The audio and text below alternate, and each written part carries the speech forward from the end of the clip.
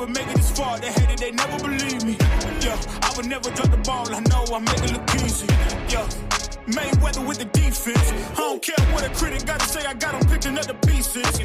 That to me, you really playing with your life. I'm about to come and run it all back. I'm the new era, about to snap back. You ain't fitting for it, cause you all cap like.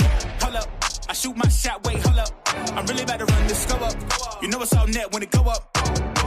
Ain't got no other plans, you don't need to understand, ayy. We on overtime, you don't need to understand, ayy. You just show them how to do it when you don't know what to say. Tell me how you plan to win if you plan to play. Moving fast, already gone, yeah, but you bringing me back. Try to double cross me, dog, just let me relax. Stop assuming what we doing. Keep it moving, what we doing. Cause it can get bigger, cause it can get bigger, cause it can get bigger. Hey, please don't play no games with me, I promise I'm too much. Hey, I can never let up even if you had enough. Hey, this ain't for the faint of heart, we always playing rough. I had enough, it ain't luck. I needed a vision, I needed ambition, I needed a mission to beat in submission with no intermission. I see the collision, the crash in the distance ain't coming off track, no. Now when they ask what's the motive, don't talk about the show them. They all about to see what I mean in the moment. I gotta keep going, I'm shaking the dice and I'm keeping it rolling. They already know. Ain't got no other plans, you don't need to understand. Hey, on overtime, you don't need to understand. Hey, you just show them how to do it when you don't know what to say. Tell me how you plan to win if you plan to play. So, moving fast, already gone, yeah, but you bringing me back. Try to double cross me, dog, just let me relax. Stop assuming what we doing. Keep it moving, what we doing. Cause it can get bigger, cause it can get bigger, cause it can get bigger.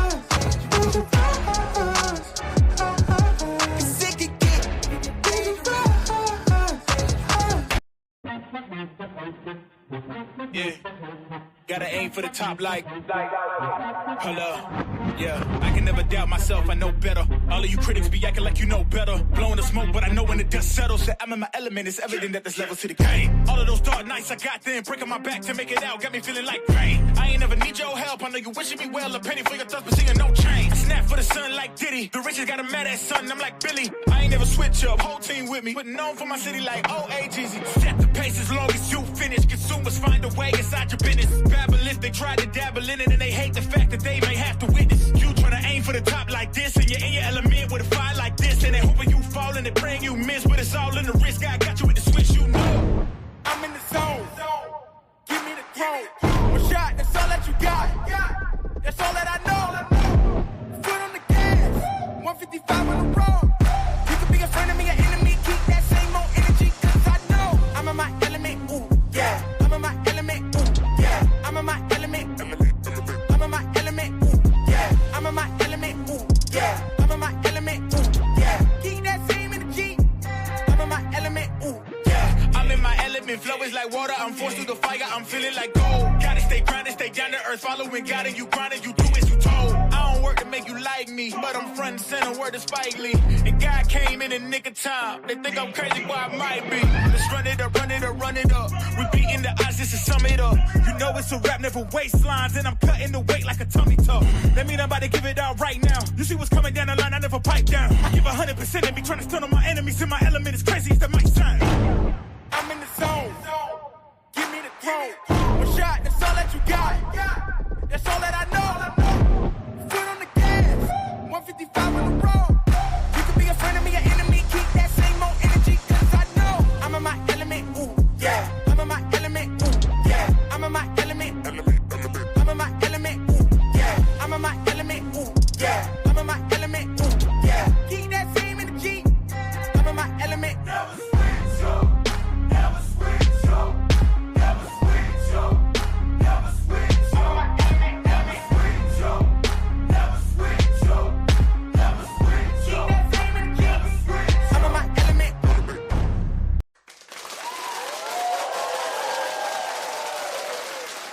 Salute, salute, salute, ATP. Am I coming in clear? Mic check, mic check, mic check. Salute, salute, salute, everybody in the building. Let me get a mic check in the building, man. Let me get a mic check. Am I coming in clear? Am I coming in clear? No echo, no weird effects, no sound effects. Are we hearing me? Am I good? Could I be better? Let me know. It's fight day. We early with it on this one. Clear. There we go, Donnie. I appreciate you, man. I appreciate you, man. Yeah, I definitely got the headphones in today so I can hear the sound. You know, I've been noticing on these fights, I'll be missing a lot on the corner work, on the sound, like, you know, even on the commentating. And I don't really like hearing the commentating, to be honest with you, but I like to hear what goes on in the corner. So today I was like, you know what? I'm going to hook up my situation so I can hear what's going on in the corner. But at the same time, I'll be tuning out the commentary so I can, you know, do what I do. But yeah, anyway, it is what it is. Hope everybody's doing great in the building today, man. Shout out to everybody who's here with me early in the morning.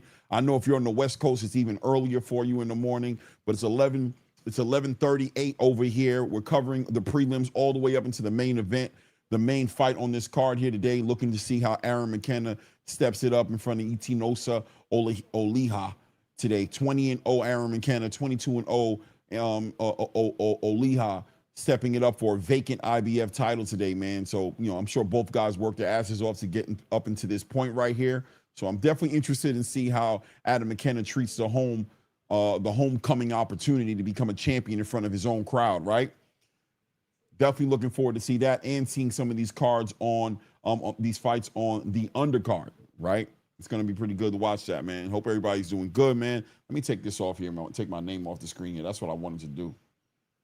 Man, I lie, man. I wanted to take this off. Hold on. Pow. Take that off right there. Hit the like buttons as we step into the building, of course. Let's make sure we do that first and foremost. Subscribe to the channel if you haven't subscribed to the channel yet.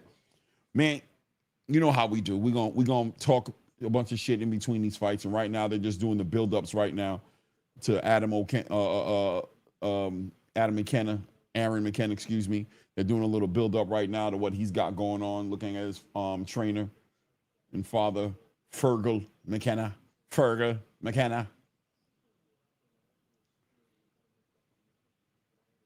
What's going on here? Let me say what's up to the people in the building here. AK Crowder 7483 in the building. Salute to you, says blessings.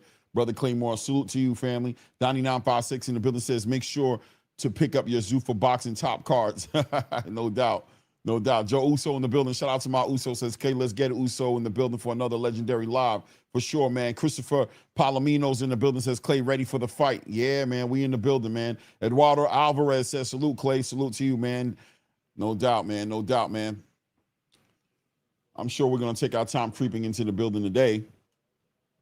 I'm not sure how many people are actually covering the live. It is what it is. Let me see here. I want to connect my mouse to my Mac here. I had to charge it up. Let me make sure it's connecting. Boom. Bluetooth. Admin mouse not connected. Let's connect the thing. There we go. There we go. There we go. Very good. 100% charge. We in the building. Oh, yeah. We locked in. We locked in. We locked in. Man, the news, I don't know if you guys saw Keyshawn Davis, I guess, is back. You know, he's just posting up little things here and there just to let everybody know that he's alive and telling them, you know, kind of just, showing that he's still outside, right? That he's not broken by the whole entire situation. Yeah, I mean, Keyshawn's going to have to learn, right? He's going to have to learn on this one. I mean, he probably has to have had learned. It's very unfortunate that he didn't take this fight, just aesthetically, the way it looks. It is what it is. It's just a bad look for boxing in general, just the whole entire glove triangle, the whole Shakur Stevenson, Keyshawn Davis, Devin Haney, just a real nasty ass, really bad look for boxing, right? Especially for almost the traditional space of boxing to a certain degree, right? Just the idea of the Wild Wild West energy of it, not a good look, man. I'm looking forward to see everybody involved in that conversation move down their own paths separately, do what they need to do. I want to see Keyshawn operate outside of the Avengers umbrella. I want to see Shakur Stevenson continue to operate outside of that realm, pursue his greatness at 135, 140, and then, organically, naturally move to 147 when he's ready to move up there. And of course, Devin Haney as well. I'm looking forward to see Devin Haney do what he needs to do at 147 as well. we'll see how that ends up turning out here, of course. Um, and it looks like I guess the whole Liam Paro Devin Haney fight isn't locked in per se. As now I'm hearing rumors and conversations about Devin Haney potentially fighting Jack Catterall, right? Which I think is a great fight as well. Either way, obviously at this point, Devin Haney's looking for the activity. You can tell just by the fact that we just switched from Liam Paro a week ago. Now we're on Jack Catterall. He's looking to get inside the ring as soon as possible, and I appreciate the urgency on the side of DHP to go ahead and coordinate that as soon as possible. I'm hoping Shakur Stevenson's team follows suit, right? That they're following suit and that they're looking for activity as well as soon as possible. I'm hearing some rumors of Rayo Venezuela still being a prime candidate for that position of taking that fight, right? It's very possible. I guess I saw an interview as well of Gary Russell Jr., who pretty much manages and trains his brother Gary Antoine Russell, saying that that's a fight for later on down the road. It does look like the Duarte fight is the fight that the Russells are looking to get involved in right now. They feel like that's the next fight. You know, they were interested in the Shakur fight. They're still interested in the Shakur fight, but it does seem like they're going to be moving in that direction. The Raymond Moritaya conversation is still up in the air on multiple fronts, right? Number one, Raymond Moritaya talking about going to 140 pounds. Obviously, Shakur Stevenson, you know, I don't think there's no rumors about it. I think it's pretty much understood that he wants to fight at 135. He wants that lineal title at 135. So is Shakur Stevenson and Raymond Moritaya's team on the same page? Is Zuffa Boxing on the same page as well? Or are they trying to push the Rayo Venezuela fight on Shakur Stevenson, a fight that he's made clear he's not interested in at all, right? It is what it is. So that is still developing. And we got to see what ends up happening with Keyshawn Davis, right? In real time, we got to see what ends up happening with Keyshawn Davis. Not only what his next fight's going to be, but how is the relationship between him and Top Rank coming together, right? Like what is that? What is that all? What's going on over there, right? I mean, clearly he has a contract that he still needs to be in compliance with Top Rank, but does Top Rank take this personal, this whole entire Devin Haney situation falling apart? I saw Bob Arum, I guess, put out a little bit of a statement, quoted, speaking on how difficult this has been with Keyshawn, right? Just the whole journey up into this point, and for it to culminate into a moment to where they once again were sold on the idea of Keyshawn Davis trying to be great, and Keyshawn drops the ball again, turning away from this Devin Haney fight. So let's see how Top Rank decides to move with Keyshawn Davis. I don't know how many fights he has left on his contract. Hopefully somebody gets an interview out of Keyshawn Davis inside the next few weeks or so, right? Whether it's maybe to Andre Ward, maybe that's where that interview needs to happen. You know, a platform that's going to be able to facilitate a safe space for him to communicate and be transparent with the boxing space of what in the hell happened with that negotiation. I don't know how receptive the space is going to be to whatever he says, right? Outside of something dramatic, you know what I mean, like death or, you know, I don't know, some sort of ailment, injuries. I have no idea, right? But I mean, I'm sure it sounds like it's going to be wrapped around more so business. And I don't think any of the boxing fans, I mean, including myself to a large degree, is really trying to hear that. And just respectfully, on the back end of all of the antics and all of that happened, including with Shakur Stevenson, I think the business should have been squared away and understood. There should have been a good forecast of what was to come. Keyshawn should have been aware that he was going to be receiving a B-side payout, that he was going to have to bend the knee in so many ways inside of the ring. But as far as, you know, dictating terms is concerned, he should have known where he was going to end up in all of those conversations before he got into all the antics, before they moved to get this fight. You know, it looks bad on the back end of all of that to be sitting there and talking about you deserve more money. That's crazy. Shout out to my brother Marcus Warren in the super chat. Salute, Marcus. What's good with you, family? I appreciate the love and the color, man. Says salute, Clay, in the chat, man. For sure, man. Shout out to everybody in the building, man. Hit that like button, subscribe to the channel. I'm excited to see what this next fight is going to be here. What this first fight is going to be here. I think I do have a schedule of fights. I don't know if this is going to be exactly the right order, but we should be looking at Lewis Green versus Daniel Busick.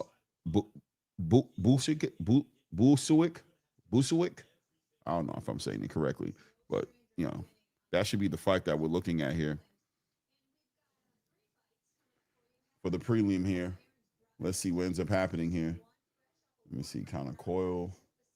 Oh, I don't know. It's a little bit different here. I don't know here. Am I missing it? Maybe that's not. Let me see here. Donnie 956 O'Connor goes first. Yeah, O'Connor. That's what I'm seeing here.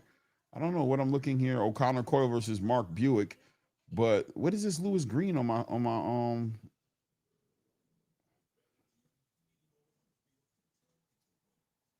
me just check something here.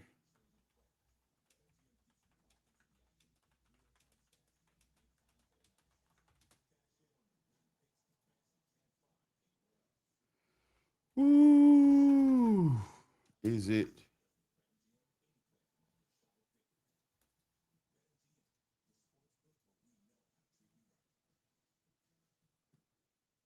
Let's see here.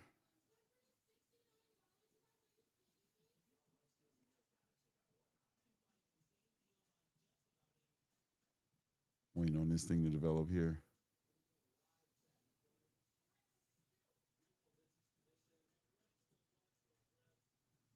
Okay. Lewis Green got moved to the opener of the main card. Okay. Donnie 956 tapped in, my Zuffa guy. You and Angelo, man, always keeping us up to speed with what's going on. What's going on Zuffa, man.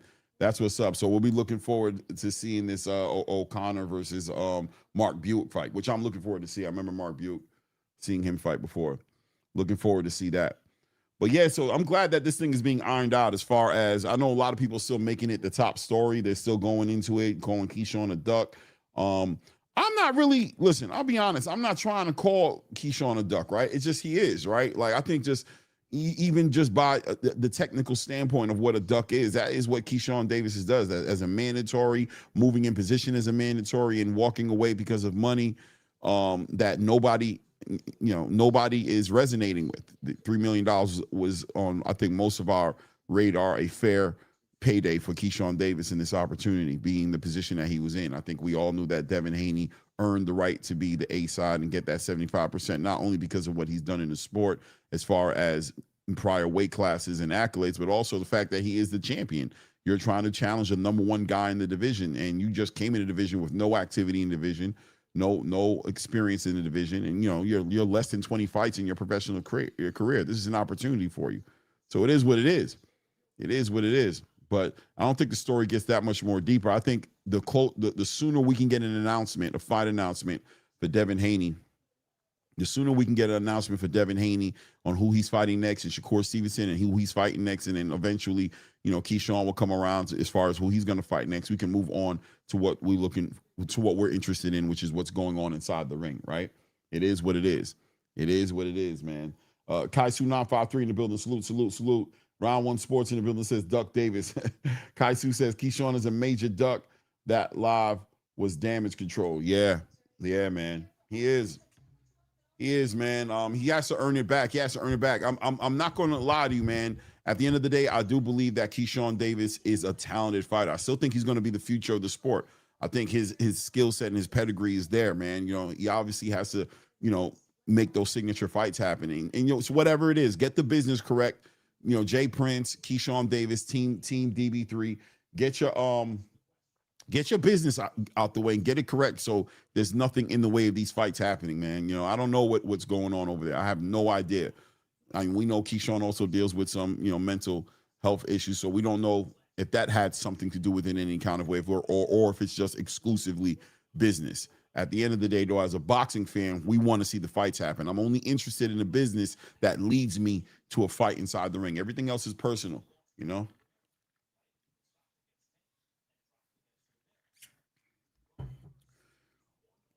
Looking forward to see that. I'm looking at Max Kellerman. Oh, let me hit the mute button on here. Oh, my goodness.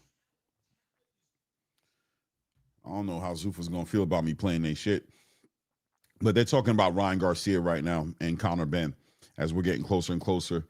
Well, a little more than a month away, right? A little more than a month away from that fight.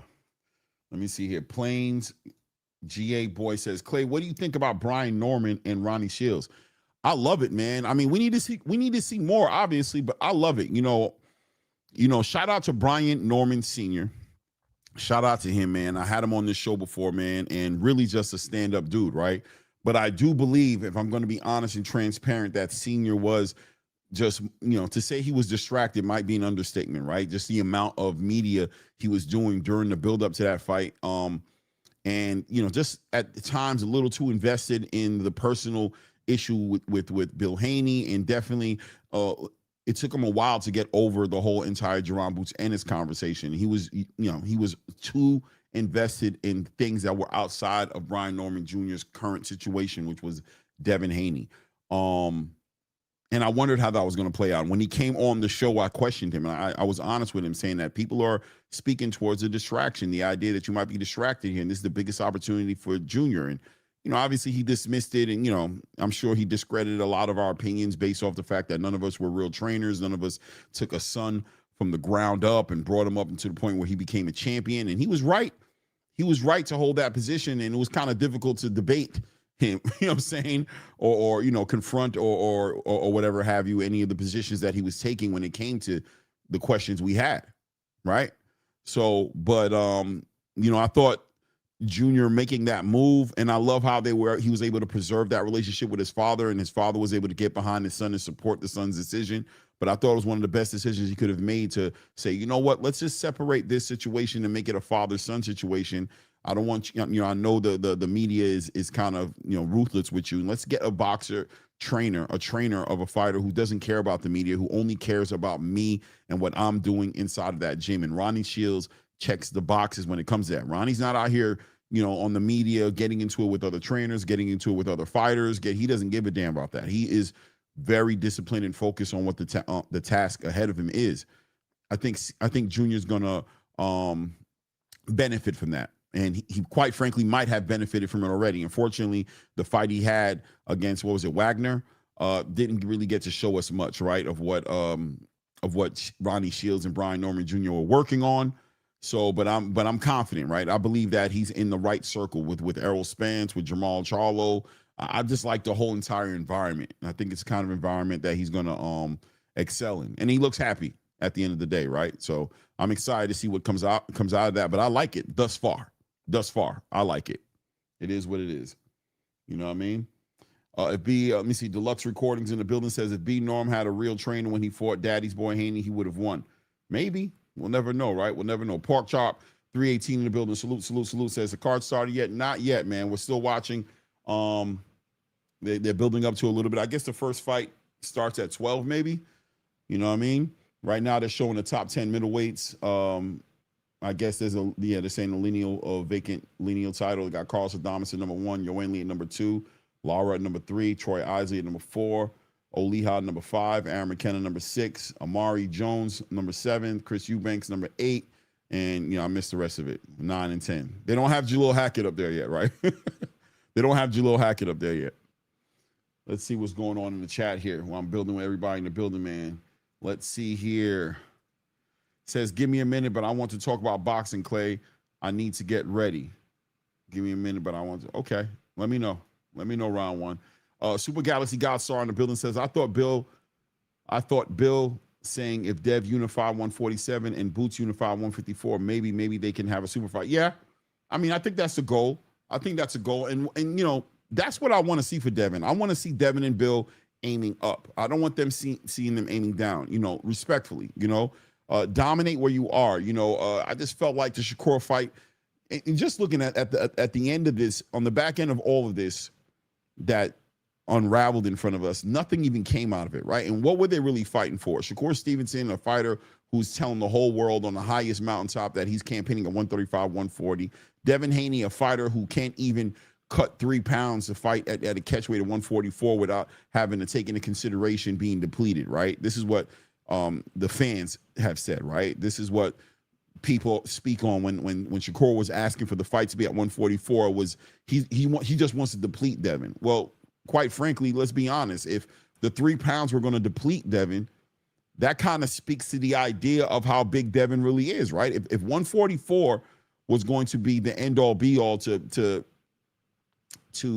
dictate the terms on what kind of Devin Haney we get inside the ring, now that speaks already a little bit towards a Shakur Stevenson point of view, as far as saying that this guy is a way bigger guy than you guys think he is. And even though people visually want to confirm that Shakur Stevenson's big enough at the end of the day, what he's doing at 135 or 140 pounds, Devin is not able to do, right? Physically, in a safe way, right? He's not able to physically campaign at those weight divisions without it being an issue. So that speaks a little bit towards the whole entire disparity between the weights, right? So why even do it?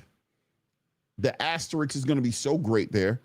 It'll be there for Shakur if he has a victory because they'll say Devin was depleted.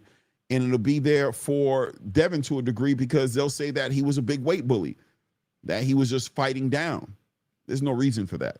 If Shakur is going to be making his way to 147 at some time in the next year or two, then there's an opportunity there for the fight to happen once he gets into your division. And if you guys never fight, it'll be because of you guys aren't in the same weight class, right? Who knows, right?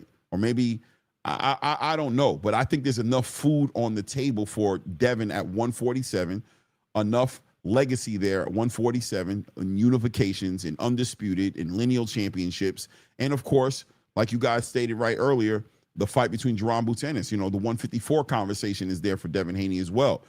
I put the video up here of Zab Judah talking about Devin's not going to even be at 147 too much longer. He's a big kid.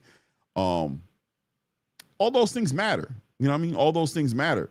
So, yeah, I think a super fight for Devin Haney in his future is probably more than likely a Jerome Butenis. I think that is a signature fight. That is a Terrence Crawford versus Canelo Alvarez type of fight. You know what I mean? If it's built up correctly, right? It can be that impactful in the game.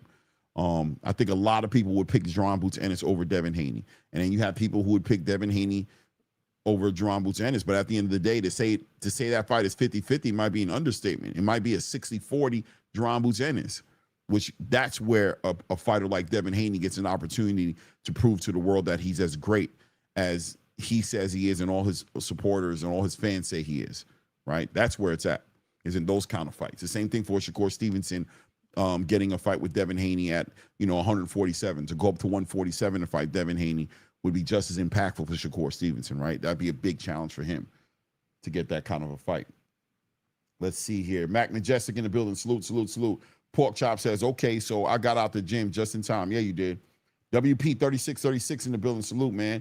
Mac Majestic says Kerr was at the top of the mountain screaming he's the best and can fight at 147. He can fight at 147, 154. Now he's screaming something else.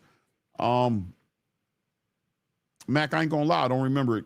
I don't remember it like that per se, but I mean, it is what it is, right?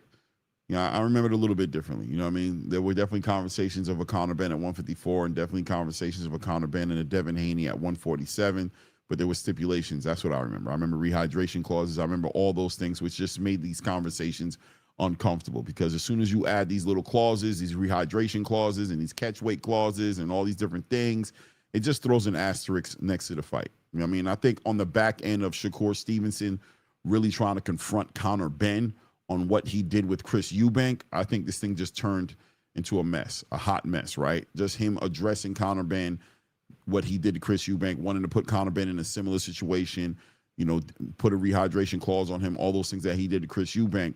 And then, good journalism by the Ariel Hawanis of the world who are automatically going to say, oh, hold on, if you could do that, then, everybody's going to automatically jump into, what about Devin? Make a fight with Devin. And I think the conversation got real at that point, and it just looked, I don't know. It would have been better if Shakur just really just allowed it to be what it was, which was, I'm not fighting Devin.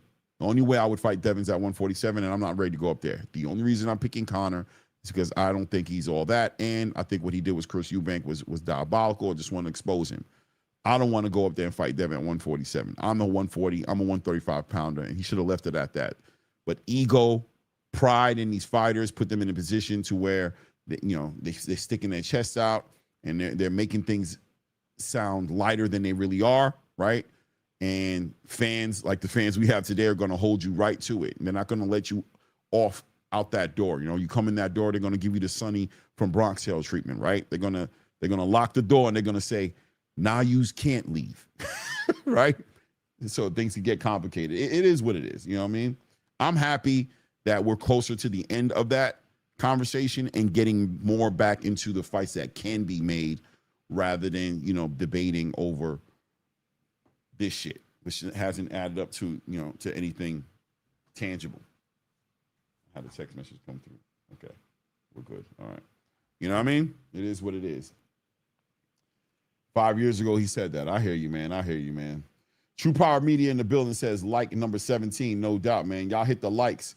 Yeah, hit the like buttons, man. We got about 40 people in the building, man. Let's get the likes up, man. Let's match that energy, man. Subscribe to the channel if you haven't done so yet. Sam from Jersey in the building says, Sue Claymore Rain. I got Oliha by stoppage. Wow, man. Wow. Let me see. Donnie says, first guy going. O'Connor is a decorated, CW Irish American amateur, should be a great prospect, no doubt, man. Mac Majestic said he said that when he was still at 130. Yeah. I guess, man. I don't know, brother. I don't know. Mac, I don't know what to tell you, brother. I'm waiting for this first fight to pop up between Patrick O'Connor and Juan Manuel Moriel. You know what I mean? Let's see what ends up happening here, man. My guy, Donnie956, says Patrick O'Connor is a decorated cruiserweight here. They're already in the ring right now. They're already in the ring. Let me go ahead and put this on. Let me hit the sound here, man. Yeah, this looks very similar to the Madison Square Garden setup as far as the size of the arena is concerned. Patrick O'Connor versus Juan Manuel Moriel. Patrick O'Connor coming in 21 years old, 6'4", 200 pounds, 200.5 pounds on the scales with a 74-inch arm reach.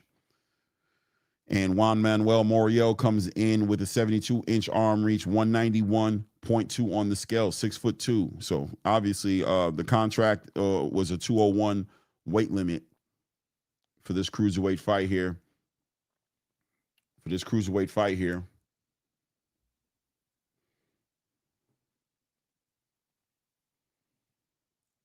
Let's see here.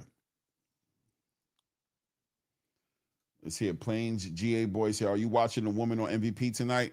Probably more than like, I don't know if it's on that if I got to do extra shit to get on that ESPN app, I ain't doing it. I'm not subscribing to no more ESPN. I have ESPN Plus. If it's on there, I'll watch it, maybe even call it. But if it's anything deeper than that, they've lost me. I'm paying out too much money for boxing right now. You're not going to put another paywall in front of me, especially when I already got the Plus account. Sorry. 9956 says, yeah, they use lower bowl and floor only, so it's about 5,500 seats. Yeah, just like the spot at Madison Square Garden. Shout out to my brother Marcus Warren with the $10, man, putting that love in that color in the chat. I appreciate you, brother. Says the fight still can be made from Zuffa Shakur away if Devin would stand on his word and go to 144 to meet halfway, which is the only right, especially for the big money. It will obviously be for both fighters.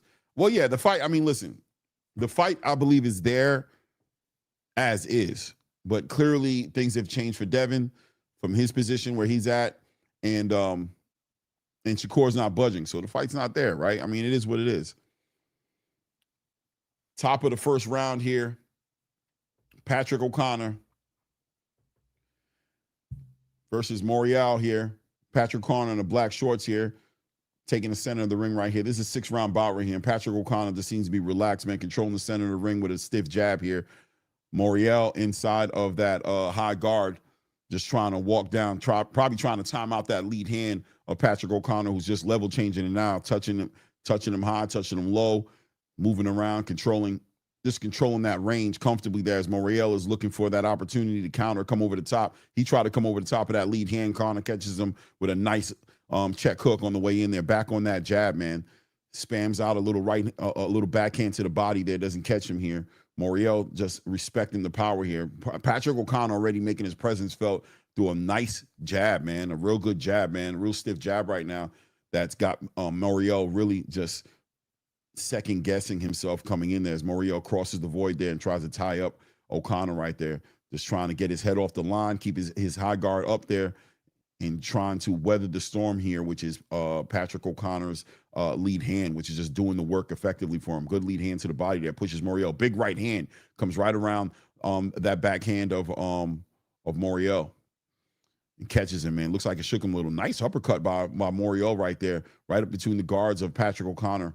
Patrick O'Connor's is still taking his time, working behind that lead hand, tries to come over the top with a right hand. Muriel gets off the line and tries to respond with his own backhand.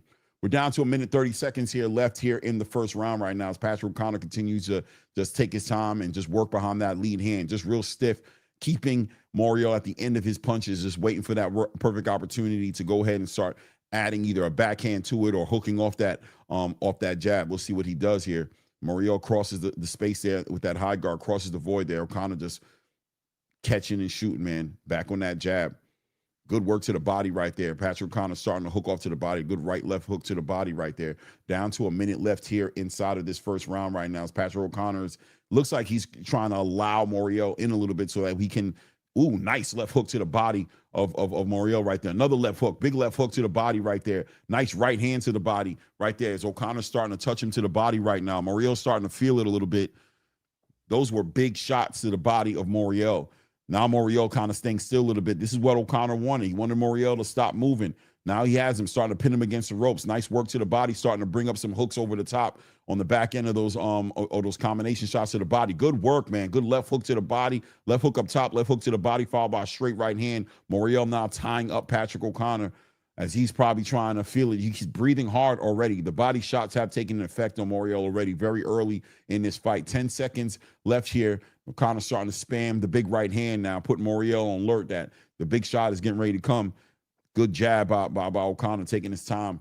2, 1, ding, ding, ding, ding. That's the end of this round right now. Patrick O'Connor working behind that jab earlier in this round, finally got himself to where he started to work that body out. He started to work that body and slow down Muriel a little bit, touching him with left and right hooks to the body. Good left hooks, to be honest, to the body, and then started to work his way and where Muriel started getting caught up on the ropes, and he started spamming the big shots over the top, man. Started catching Muriel a little bit, who started to tie him up a little bit. So let's see what Patrick O'Connor does. Muriel has to make some adjustments. He looks like he's laboring and struggling inside that corner right now as the corner's trying to get his attention and speak to him about what needs to be done. But he looks like he's complaining. What is he saying? Let me hear. I guess they're talking in Spanish right now. I can't really hear. His Muriel seems to be kind of, yeah, he's complaining about his left shoulder right now. It looks like he's complaining about the left shoulder. Oh, he's saying he can't move that left shoulder. I don't know. They're going to try to stop this fight. He's sitting in the corner. It's taking a long time. He's saying he can't fight. I think he's trying to get out of it. It looks like Muriel's trying to get out of the fight. It looks like he's trying to get out of it. It's waved off. Disgusting. Disgusting. Muriel saying he's hurt his left shoulder. Yeah, this is nasty work.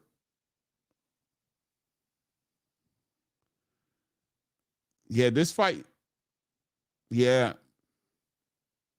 Yeah, Muriel. Maybe he's a light heavyweight. I'm sorry, man. If you ask me, I'm going to tell you, there was a big left hand to the body in that last round. I think that's what. I think Muriel, yeah, I ain't going to lie, man. I'm not co-signing what I just saw. I ain't going to lie to you. I didn't like what I saw coming from Muriel. But, I mean, O'Connor, look, man, O'Connor showed that he can put his shots together. Listen, he had a fighter in front of him that wasn't throwing back, that just wasn't exchanging with him and wasn't posing any type of real threat. So, yeah, he did what he's supposed to do, which is he started to let his hands go. I think the biggest adjustment was starting to touch that body. He was touching that body, which was a great adjustment because Muriel was sitting up in that high guard and really just getting off the line off the back end of those jabs. He couldn't get Muriel to participate in the melee that would have given an opportunity to see O'Connor kind of show and prove how much of a beast he is. So, I mean, it is what it is. It is what it is, man. Good ZUFFA opening for Patrick O'Connor. And I don't know what they're going to do with Muriel. I mean, I'm not going to say hopefully he has an injury, but it would speak to what he just did right now, which is after the first round saying he can't fight anymore. You know what I mean? It is what it is, man. Shout out to everybody in the building, man. Let me see here. Oh, Marie Dubreen in the building. Shout out to Marie, man. Says, Assalamu alaikum. Wa alaikum salam rahmatullah barakatuh, Queen. Says, my brother, how you doing, by the way? We watching this shit too, but I'm way behind you. Oh, no doubt, man. Akeem Blake in the building says, peace to the guys on the earth, Clay. What up? What up, though? Round One Sports says, good Clay, drop the link. Yeah, I'll drop the link real quick, but I'm not going to let you, until the next fight, right? I'll drop the link, no problem, man. I don't mind building with the community. Let me see here. Jessica says, Haney was going to kill Kerr, was trying to jerk him around. Okay. Stanford, Jersey says Fabio Wardley and Daniel Dubois 2 is going to make all the sense for Moses Atami. Yeah, that's what I'm hearing. I'm hearing Fabio Wardley and it looks like Daniel Dubois looking to shoot out in November. Is that when they're trying? November 17th, if I'm correct, might be the date they're looking at. Marie DeBreen, what's up, man? Yeah, as far as timestamp, well, we're right now. We're done with the fight right now. Let me see here. Curtis Robinson, salute to Curtis, man. Mark Swan says, but you're right, Clay. It is what it is. When Shakur gets 147, hopefully there won't be any more excuses, because as long as Boots is at 154, I doubt Devin will go up to that weight. Hello, it's just my opinion. Hey, man, some people would say it's wise if he doesn't, right? Some people say, oh, round one, the real round one. Okay. Not to say the real round one. I don't want to discredit nobody. We got 2 round ones, so we're talking about this round one. Round one was good. Oh, okay. Round one, the link went messed up. Come back on. I don't know, man. My guy round one tried to come up here, man. Curtis, what's up? Let me see here. Shout out to my Aki, man. Hit me with the salams, man. Walaikum salam, rahmatullahi barakatuh. My Aki fly frequency in the building, man. Salute. Let's see here. Marcus says Shakur said he wasn't trying to step on Keyshawn's toes, and at the end of the day, neither one of the fighters have a fight lined up still at this minute. I don't think either one of them are duck each other. Yeah. I mean, it's a bad look. It's definitely a bad look. It's definitely a bad look, man. It's definitely a bad look. You know what I mean? It's definitely a bad look. Definitely a bad look for Keyshawn and Shakur. I don't care how you break it down. It just is what it is, man. What's good, round one? What's good, man? What's good, man? My bag, bro. I went to click on and I pressed the button myself and I jumped. When you're like watching it on YouTube and then you finally set me in, so the double audio. So I went to turn off the YouTube one. I turned off this one. Of course, yeah, I know what you mean. You hit that X, the wrong X, and tabs. Hey, yo, my brother, I heard you talking about all these subscriptions and shit. This is crazy, right? So my wife's like, what are you gonna do today? I'm like, man, I thought I was gonna watch that Zuffa shit, but it's on Paramount Plus. Right. I'm not paying for no more subscriptions. She goes, yeah. She said, good, because our daughter been having Paramount Plus downstairs, and that's all she watches. I says, what? I went downstairs, I fucking logged in, went back upstairs, pressed it, ZUFFA Boxing. I'm already paying for it. I was like, yeah. You better watch it. You already paid for it. What the hell I said, is there any more subscriptions in the house we pay for that I don't know? Like, let me know. Like, cause I didn't want to pay for none of this. It was just funny. So I'm actually watching it live now. I watched that first one with the shoulder when he popped out. I was yelling at the screen like, Clay, the fight's over, bro. And you was talking. I was like, yo. But Clay, thank you for having me on, brother. It's always a pleasure. It's always a pleasure rocking out with you, sir. Talking boxing. Same here. Ditto, brother, ditto. I'm trying to get a little bit more familiar with Zuffa, because I'm trying to let them win me over. Like, I'm allowing, I'm not a hater or nothing. I'm just a type of guy that a bit more reserved to prove to me. They're putting on some amazing cards. So I want to see your product. I want to see what your product is. I want to see what you guys are bringing to the table. And as a fan, look, in life, Clay, right? Everybody that makes me laugh ain't my homie. Right. You know what I'm saying? Everybody that walks around that's cool on the first day, the first time I meet you, listen, it's only so far I'm willing to go with you. It's just like Zuffa. You're new. I have a lot of questions. I said a lot of things. Of course, I stand on everything I said. But if you turn out to be the entity in boxing that we need, well, then prove it. Win us over. Win the doubters over, too. Ain't that part of your job, Zuffa? As bringing out a good product? So I'm here. I want to watch the Zuffa Boxing. I want to see what they got. And I want to talk boxing. I also wanted to talk about the Keyshawn Davis situation. I typed in the text, Doug Davis, right? It is what it is. But gentlemen, I would like to bring attention to some things in the sport of boxing. I don't think we really we're paying attention to, my brothers. And please hear me out on this one. Listen, first of all, Keyshawn Davis got himself into this situation. I agree. He signed. He got all the way there to the purse bid. There's nothing to debate. But first of all, actually, we shouldn't be fighting each other. Devin Haney should not be fighting Keyshawn Davis right now. We should be competing against the rest of the countries. This is the only sport, I keep telling you guys, that we do not recognize that is truly like the Olympics. It's our flags. Every time we go in the ring, they show American flag, the Mexican flag, and so forth and so forth. And I love the rest of the countries because they're our competition. They bring us up and make us be better fighters, right? So if we were really looking at it, right, Keyshawn and Devin are on the same team. Yes, we fight against each other. I get it. But I think we need to get out there, get the gold, bring it back, then compete against each other. The problem with American fans is they're so Americanized, they want the next American to fight the next American. How programmed are we? I'll tell you how programmed are we. As soon as Keyshawn dug Devin, who they want Devin to fight? Jerron Boots Ennis, another American fighter. Rather than us compete against everyone else. It's like we watch the Celtics and the Lakers and we're always thinking in America we gotta pick and fight against each other. This is the only sport that in actuality we're competing against everyone. It's everyone, and we're destroying our own fighters. The other countries must be sitting back and saying, look at the Americans, they always attack each other. Just step back, let them destroy each other, and then we'll come in and beat one of them. That's all you got to do. So it's like, look, I'm not giving Keyshawn a way out.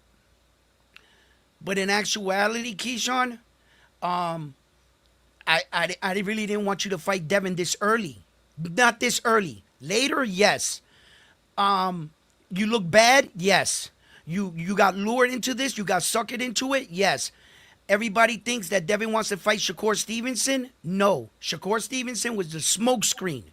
That 144-pound shit was a smoke screen to get to Keyshawn. So that they didn't say that Devin was picking on Keyshawn. Like, you know what I'm saying? And Shakur went and did his thing. And Devin now is, look, a lot of people said after this, Liam Paro, I would like that. That's Australia versus the United States for a unification, Clay. Tell me what you think about a situation like that. I love it because, remember, Australia wants a piece of Devin. Devin went to Australia not once but twice and beat George Camboza. Australians, they want Devin. So him going back, he's got some history there. We're competing for the unification. That's a way better fight than Keyshawn. Right. But we're so programmed. We're so programmed to take each other out. We're not supposed to be putting our boys against our boys. And I get it. Like, it's great to see the American boxing because secretly you're saying we're the top guys. But, bro, we need to start focusing our guys against everybody else and to prove our dominance. Here's where I'm at on it, right? And I agree with you. And where I agree with you at mainly, I mean, not necessarily that it has to be in a certain order. It doesn't have to be international first, but right. I'm okay with that. But I think more importantly, the activity. The activity is important, man. Making the biggest fights is great, you know what I'm saying? But obviously we're seeing time again that making the biggest fights can get very political, obviously, and very fine. It's easier said than done, you know what I mean, to make these huge fights. On the back end of all of that, we see Devin Haney's last time he was in the ring was in November, right? And it looks like he's not going to be in the ring again until about November again. So this year layoff situation is jipping us fans from seeing our fighters be active. And also, a fighter like Devin Haney who's growing every year, we don't know how long he even has at 147. He's a big kid. there's an opportunity there for him to be active. You got fighters like the Tiger Johnsons, you got the Jack Catteralls, you got the Rohan Polancos, you got these fighters who are looking to be active and get an opportunity to make the biggest fights. You know what I mean? Even a Brian Norman Jr. is sitting there ready to make another big fight. So Devin, make the fights. I want to see all these fighters that are in this conversation, make the fights that are there to be made in front of you. You know what I'm saying? Be active. Get back to fighting 2 to 3 times a year, man. Develop inside the ring so we're not looking at just a complete different fighter every time you get inside the ring because you've been gone so long. We don't even know who you are anymore. You know what I mean? Just boxing needs to become the big fighters. They need to just stay active, man. Get better, stay active, and the big fights will come eventually, right? Organically, the big fights will come. When it's time, it's time. But the sport needs our biggest stars to be active. We need you guys inside the ring, working, bringing in the casual fans while the Zuffa Boxings and the DAZNs and all these promotional companies are doing their job, which is promoting the sport to help the sport get bigger. We need our biggest stars inside the ring and not on Twitter, going back and forth. You know what I'm saying? Running it back and forth, having these Twitter wars. That's not what it's all about, man. Even right now, some of the channels right now that are getting a lot of views, what are they doing? They're covering the drama of Clarissa Shields. They're covering these things that are like, and the reason they're doing this is because there's nothing going on in the sport. Right. As far as inside the ring, you know what I'm saying? Right, so right. We need the stars to just be more active. Shout out to Marcus Warren with the $2. I appreciate you, man. Says, did you see Just Do video clip? He posted that, Clay? No, I haven't seen it yet, Marcus. What was he saying? I didn't see it. Let me know in the chat what he's saying. Hey, you were touching on something about our fighters, right? Getting the bigger fights. And I think that might be one of the problems right now in the sport of boxing. The problem is our fighters right now, this era, they're only thinking about the bigger fights. They're not thinking of the legends of the past. The legends of the past took those fights. They fought in those countries that you really didn't know their name and stuff for low money, but they stood the activity. They kept fighting 3 times a year and stuff like that. Not every fight is a bag fight. Our fighters are looking at it that as soon as they get a sign of a small bag, they're only wanting to fight the next big name. They're not willing to stay active. Staying active means competing against the rest of the countries that the fights are not that big of a bag, but you're getting sharper. So when the bag comes around, that's how our old fighters used to do it. What our fighters are doing today, they're skipping a part of boxing that usually was there. They're saying, no, I want the bag here. I want the next bag. I want the next bag. They only care about your name and how many tickets you sell nowadays. That seems to be the thing that we're putting into our fighters. See, Sugar Ray Leonard and all these other guys, they went out. They fought all these guys. Yeah. And Wembley Stadium and all these places and a rinky-dink place. But they did these things. It's not like when they got up to the top, they stopped fighting everybody. No, they kept fighting everybody until they got to the bag again. It was like, get to the bag, fight, get to the bag, fight, get to the bag. Here, nowadays, it's like bag, next fight, I want the bag, the next fight, I want the bag. And it's like, that's why you guys are not active enough. It takes too much to put those fights together. It is. It's too complicated, Edwin. Like it is. They're skipping parts. Yeah. It's like in the midst of all this happening, man. How many opportunities did we miss out to see Devin Haney get inside the ring with anybody? I mean, you got like I know people don't want to see it. They talk against it, but I don't care. I would watch him fight Tiger Johnson after all that shit that they went through, that whole fight and that brawl. Fight him if he's available. If he wants to fight and nobody else wants to, fight him. Fight Jack Catterall. You picked up the WBO title, fight Jack. Fight Liam Paro, unify. You know what I'm saying? If Rolly wants to be complicated, if all the champions want to make this chess not checkers, that's okay. Let's let these fights build up. You know, we didn't wait on Floyd Mayweather and Manny Pacquiao to figure it out. They fought a bunch of people in between. It was years. You know what I'm saying? They just stayed active until it came. And when it came, I mean, we didn't want to see it then when it came because we were like, it was kind of too late. But, you know, when you think of all the fights that happened in between then, could you imagine missing out on all those fights, waiting on a negotiation between Manny Pacquiao and Floyd Mayweather? Good example. Terrence Crawford and Errol Spence Jr. Right. Terrence Crawford wiped out in the division, and didn't Errol Spence Jr. do the same until there was nobody left but them two. Yeah. Then they fought. And all those fights in between that Terrence Crawford took, that he knocked all them people and made that WBO run, that's the best belt he has. We would have missed all that. Yeah, Sean Porter and all those guys. We would have missed all all those big fights. Yeah, I mean, and that's why, there's an argument there for Zuffa Boxing. This is where the Zuffa Boxing conversation comes to the surface, because on the back end of all that we just said right now, you have an organization coming in that's focused on the activity conversation. They're focused on matching up and fighting, best fighting the best, whatever have you. O's have to go. That's how they feel about it. We don't care about these undefeated records. We don't care about building up artificially, building up these fights and then sacrificing the work inside the ring being done. You know what I'm saying? And that's where it becomes exciting, because on the Zuffa Boxing level, you're watching a bunch of fighters that you don't know the name of, you're not familiar with. But as you're watching these events, you're getting familiar with them and you're building up recognition for them. So by the time we get to Zuffa, we're at Zuffa 10, and you're starting to see these fighters, and you're going to start seeing the matchmaking. Like, oh yeah, you're going to, at the end of this event, you're going to be like, you know what? I want to see that fighter against this fighter, because you're going to see him and you're going to remember this other fighter you saw from another event. And guess what's going to happen? I promise you, within the next 2 events, you're going to see it. So now the buildup is going to be there. You're going to be like, I want to see Ricardo Salas against Julian Hammer Rodriguez. You know what I'm saying?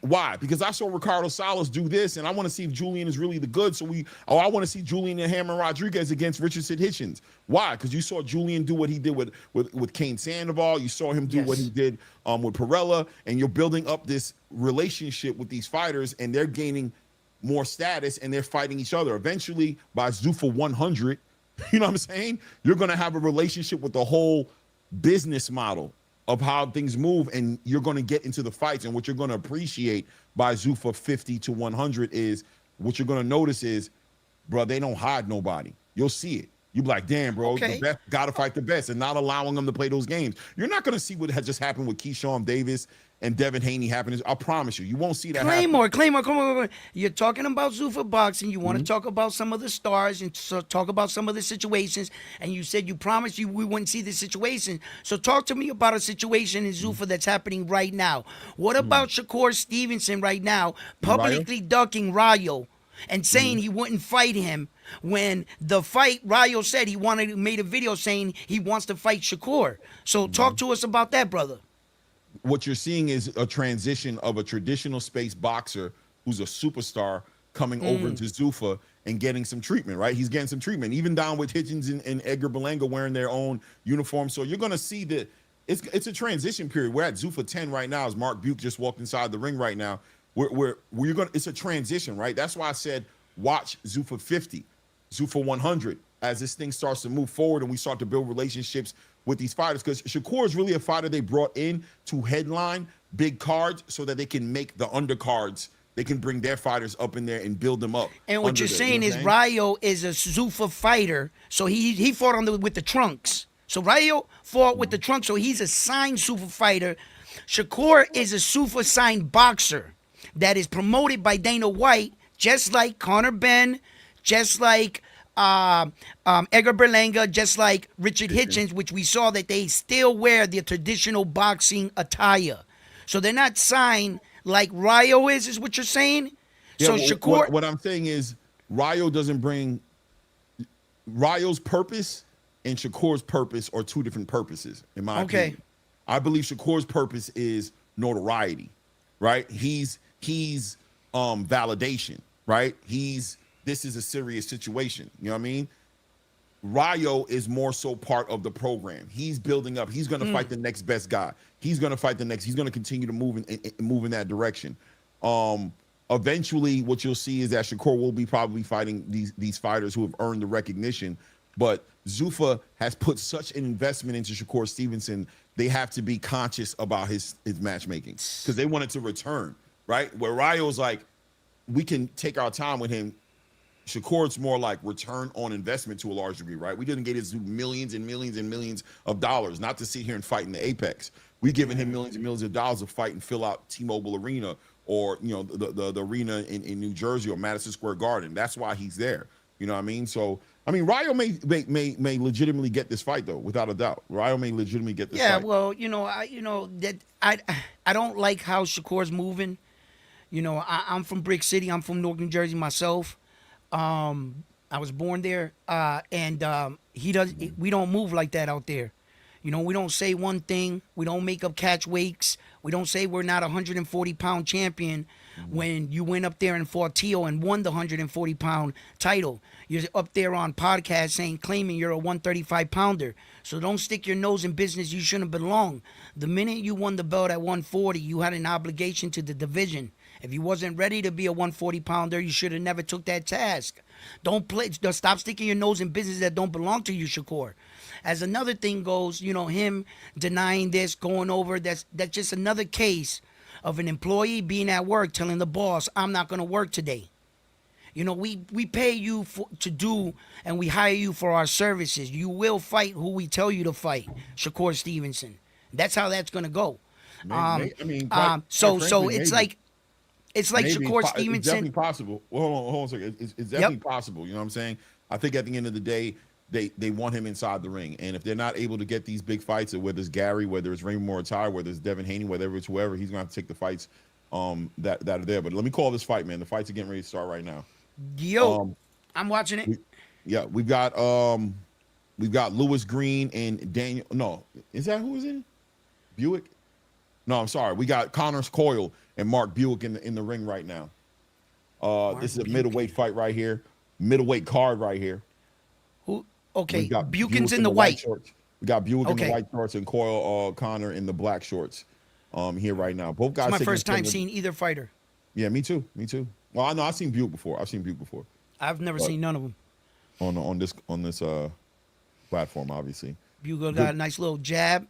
He's dipping off to the right side a little, but it's still early. Feeling out process. First round timestamp. I got 2 minutes and 22 seconds in the first round. Yeah, you're a little held, so don't call nothing. Let me call this because our time is off. All right, that's why I wanted to do. Yeah. That's exactly why I wanted to say that. Yeah, I'm at 2 minutes and 22 right now. I'm actually, to be honest with you, I'm watching on two monitors right here. I'm watching it, so I'm at the 2 minute mark right now on my clock right now, and watching Coyle just work behind that lead hand right now. Buick just controlling that range right now. Both guys just doing a lot of reading right now as Buick. Both these guys have each other's respect here.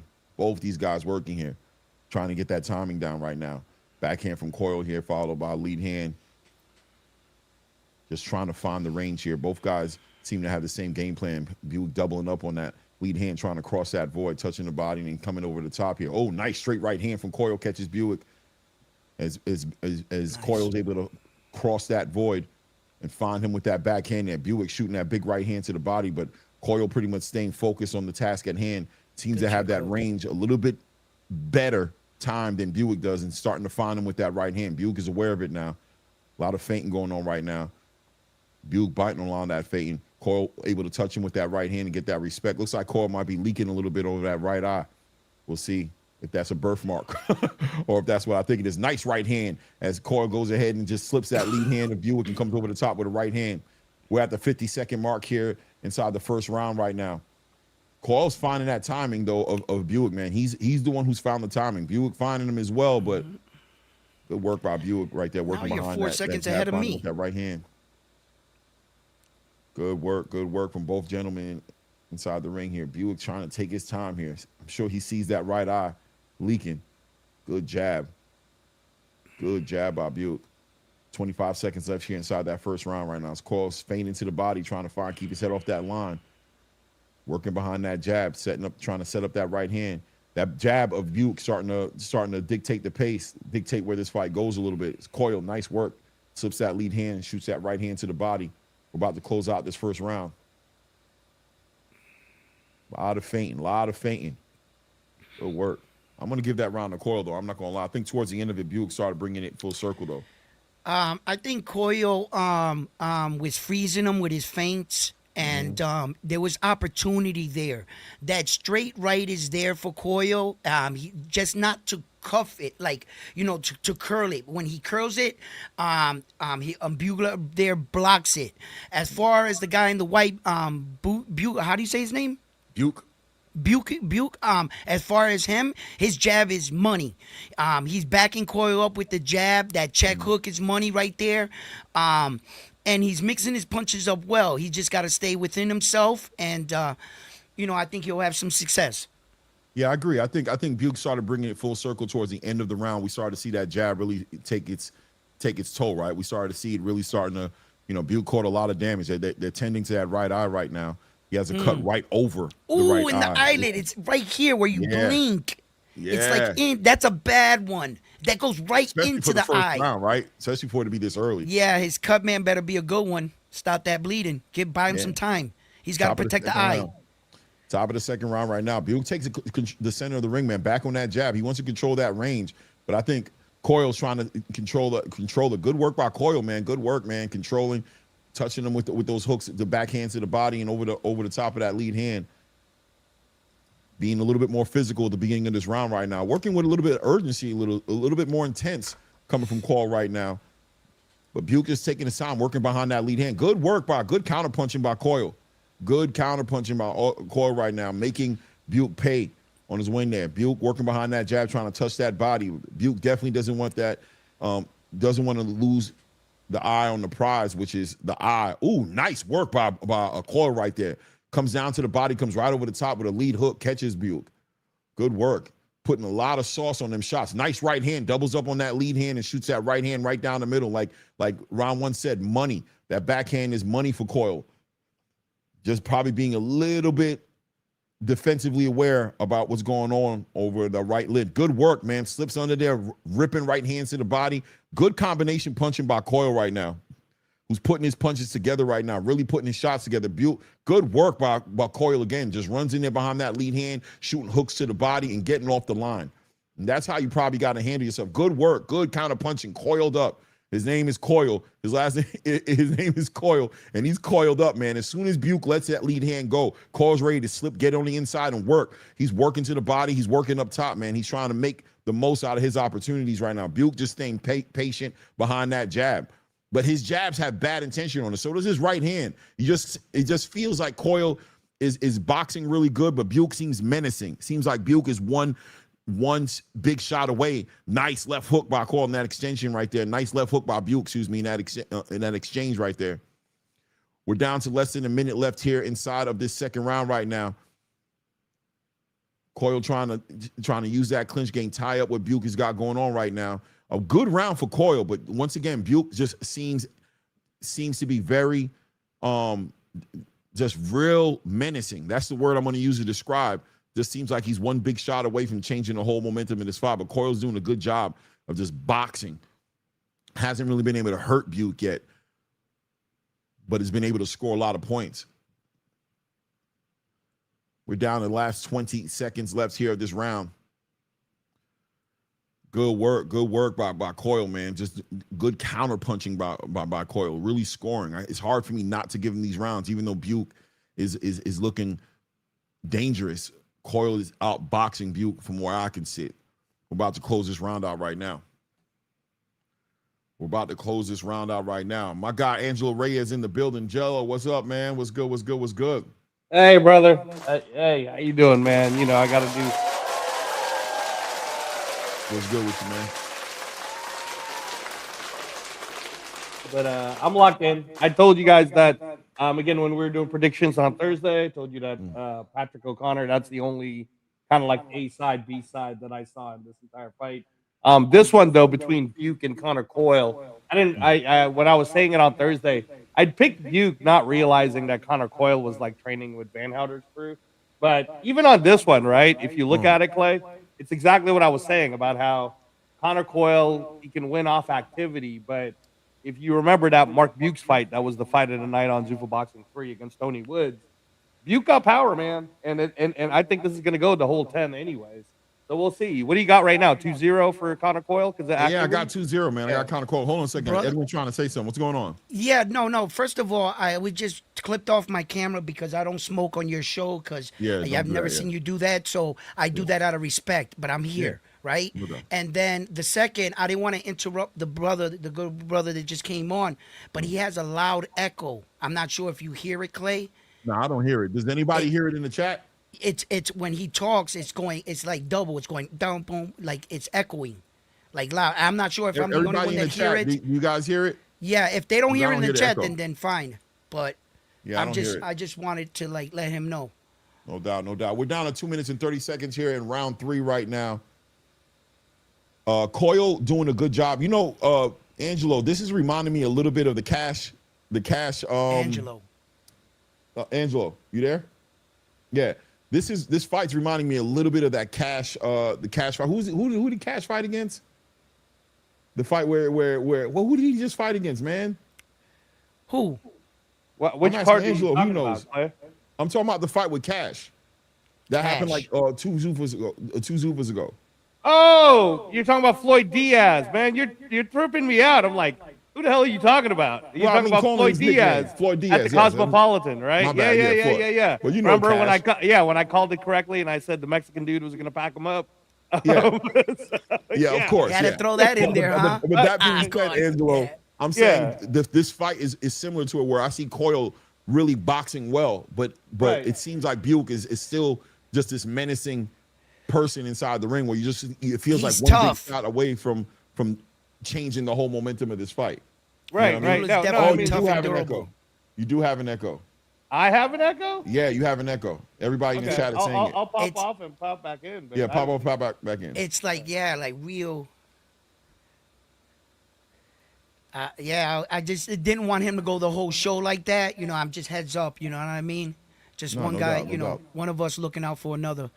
You know, because I value what he says, and I know the chat wants us to hear it. So, but yo, interesting fight, bro. This Bugler dude, he's tough, bro. He's taking some shots Coyle is from putting those Coyle. shots together, right? Like Coyle is putting it together, right? Yeah, Coyle's putting his shots together, definitely, man. And but yo, Bugler here, he's been showing his resilience, his durability.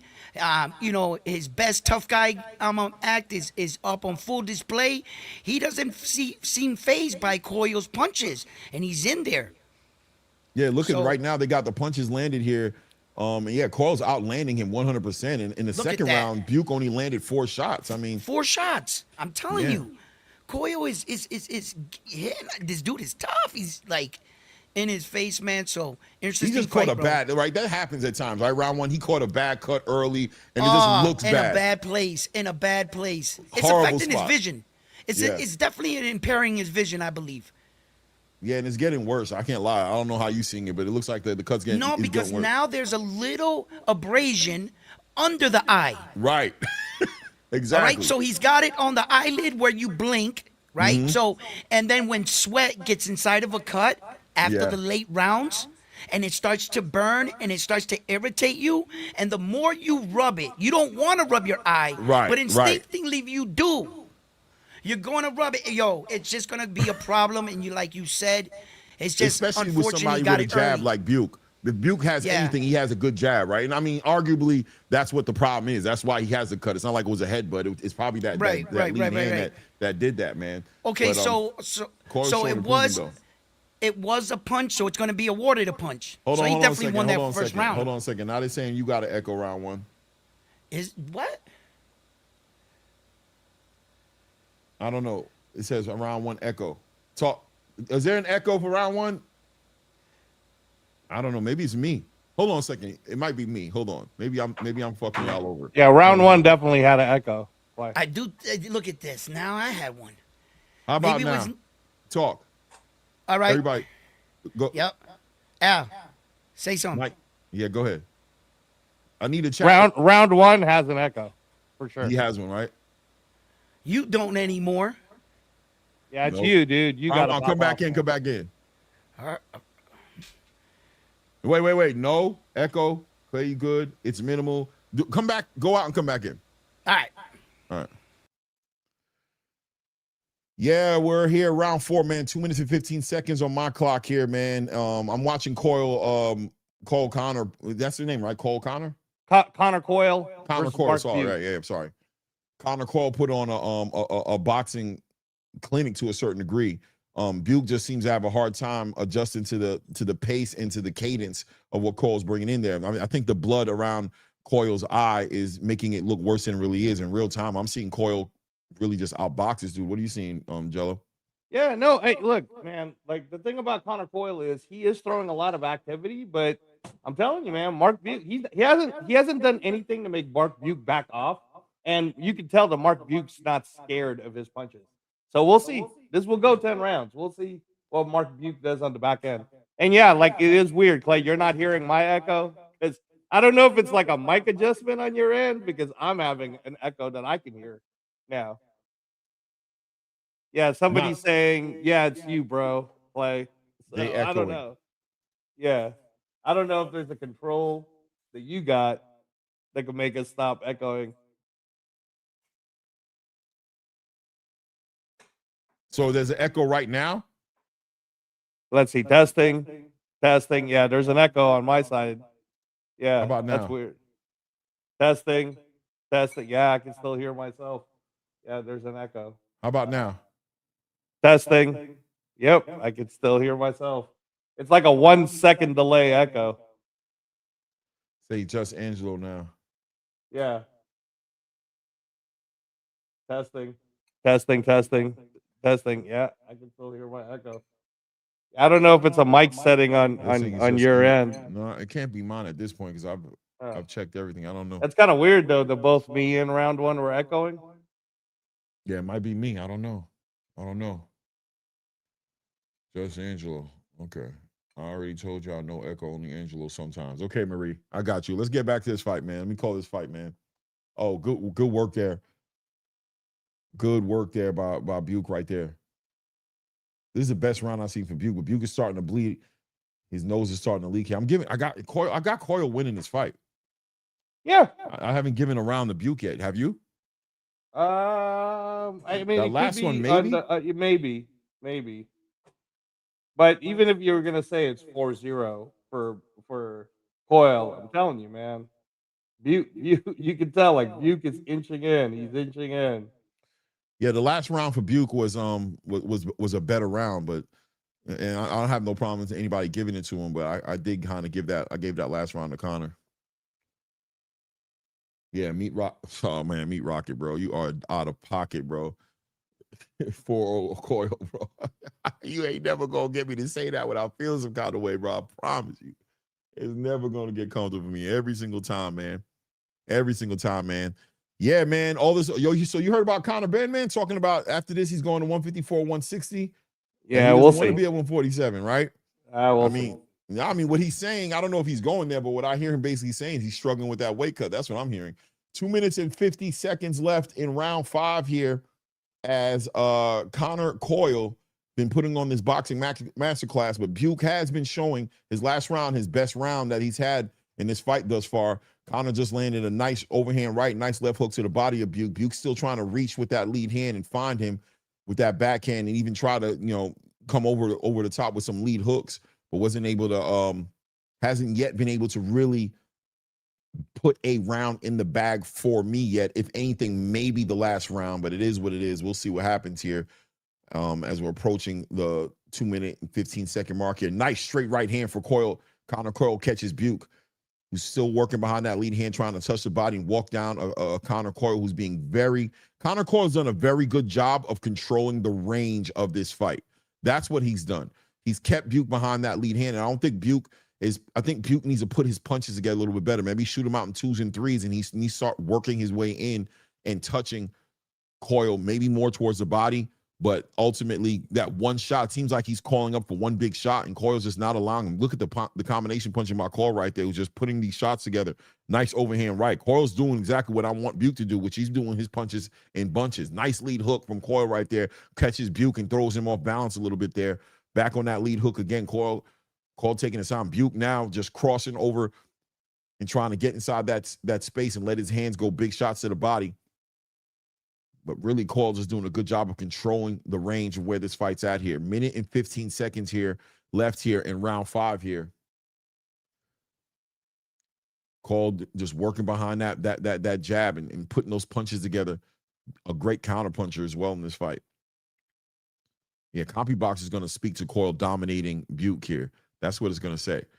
Now, Buke is, like I said, in this fight because he just menacing. You can see he's heavy-handed, but Coyle just working behind that jab, just doubling, tripling up on that jab, shooting that right hand, turning Buke. There we go. Good job by Coyle. Just nice right hand by Buke right there. Walking down Coyle, who's on his back foot, working behind that jab. Coyle kind of taking this round out a little bit right now. I can see the judges giving this round to Buke so far just off what they might call effective pressure, but I feel like Coyle's controlling where this fight is going. I feel like Coyle's just doing what he feels like doing right now. Good work. Kind of looks like Hitchens a little bit right now, the way Coyle's working. Nice work. Shoots a hard backhand to the body and a hard lead hook up top, man. Buke letting his hands go, just hitting Coyle on his elbows, trying to touch that body. Coyle just good at controlling that range. Good work right there. Shoots that 1-2, then gets right up under there and rolls out of there, man. Good round, man. I'm gonna give that round to Coyle again, man. I'm sorry. How you got it? Yeah, no, I mean it can definitely be 5-0 for Connor Coyle. Just like I said, if Connor Coyle doesn't get tired, then he'll win. But we'll see, man.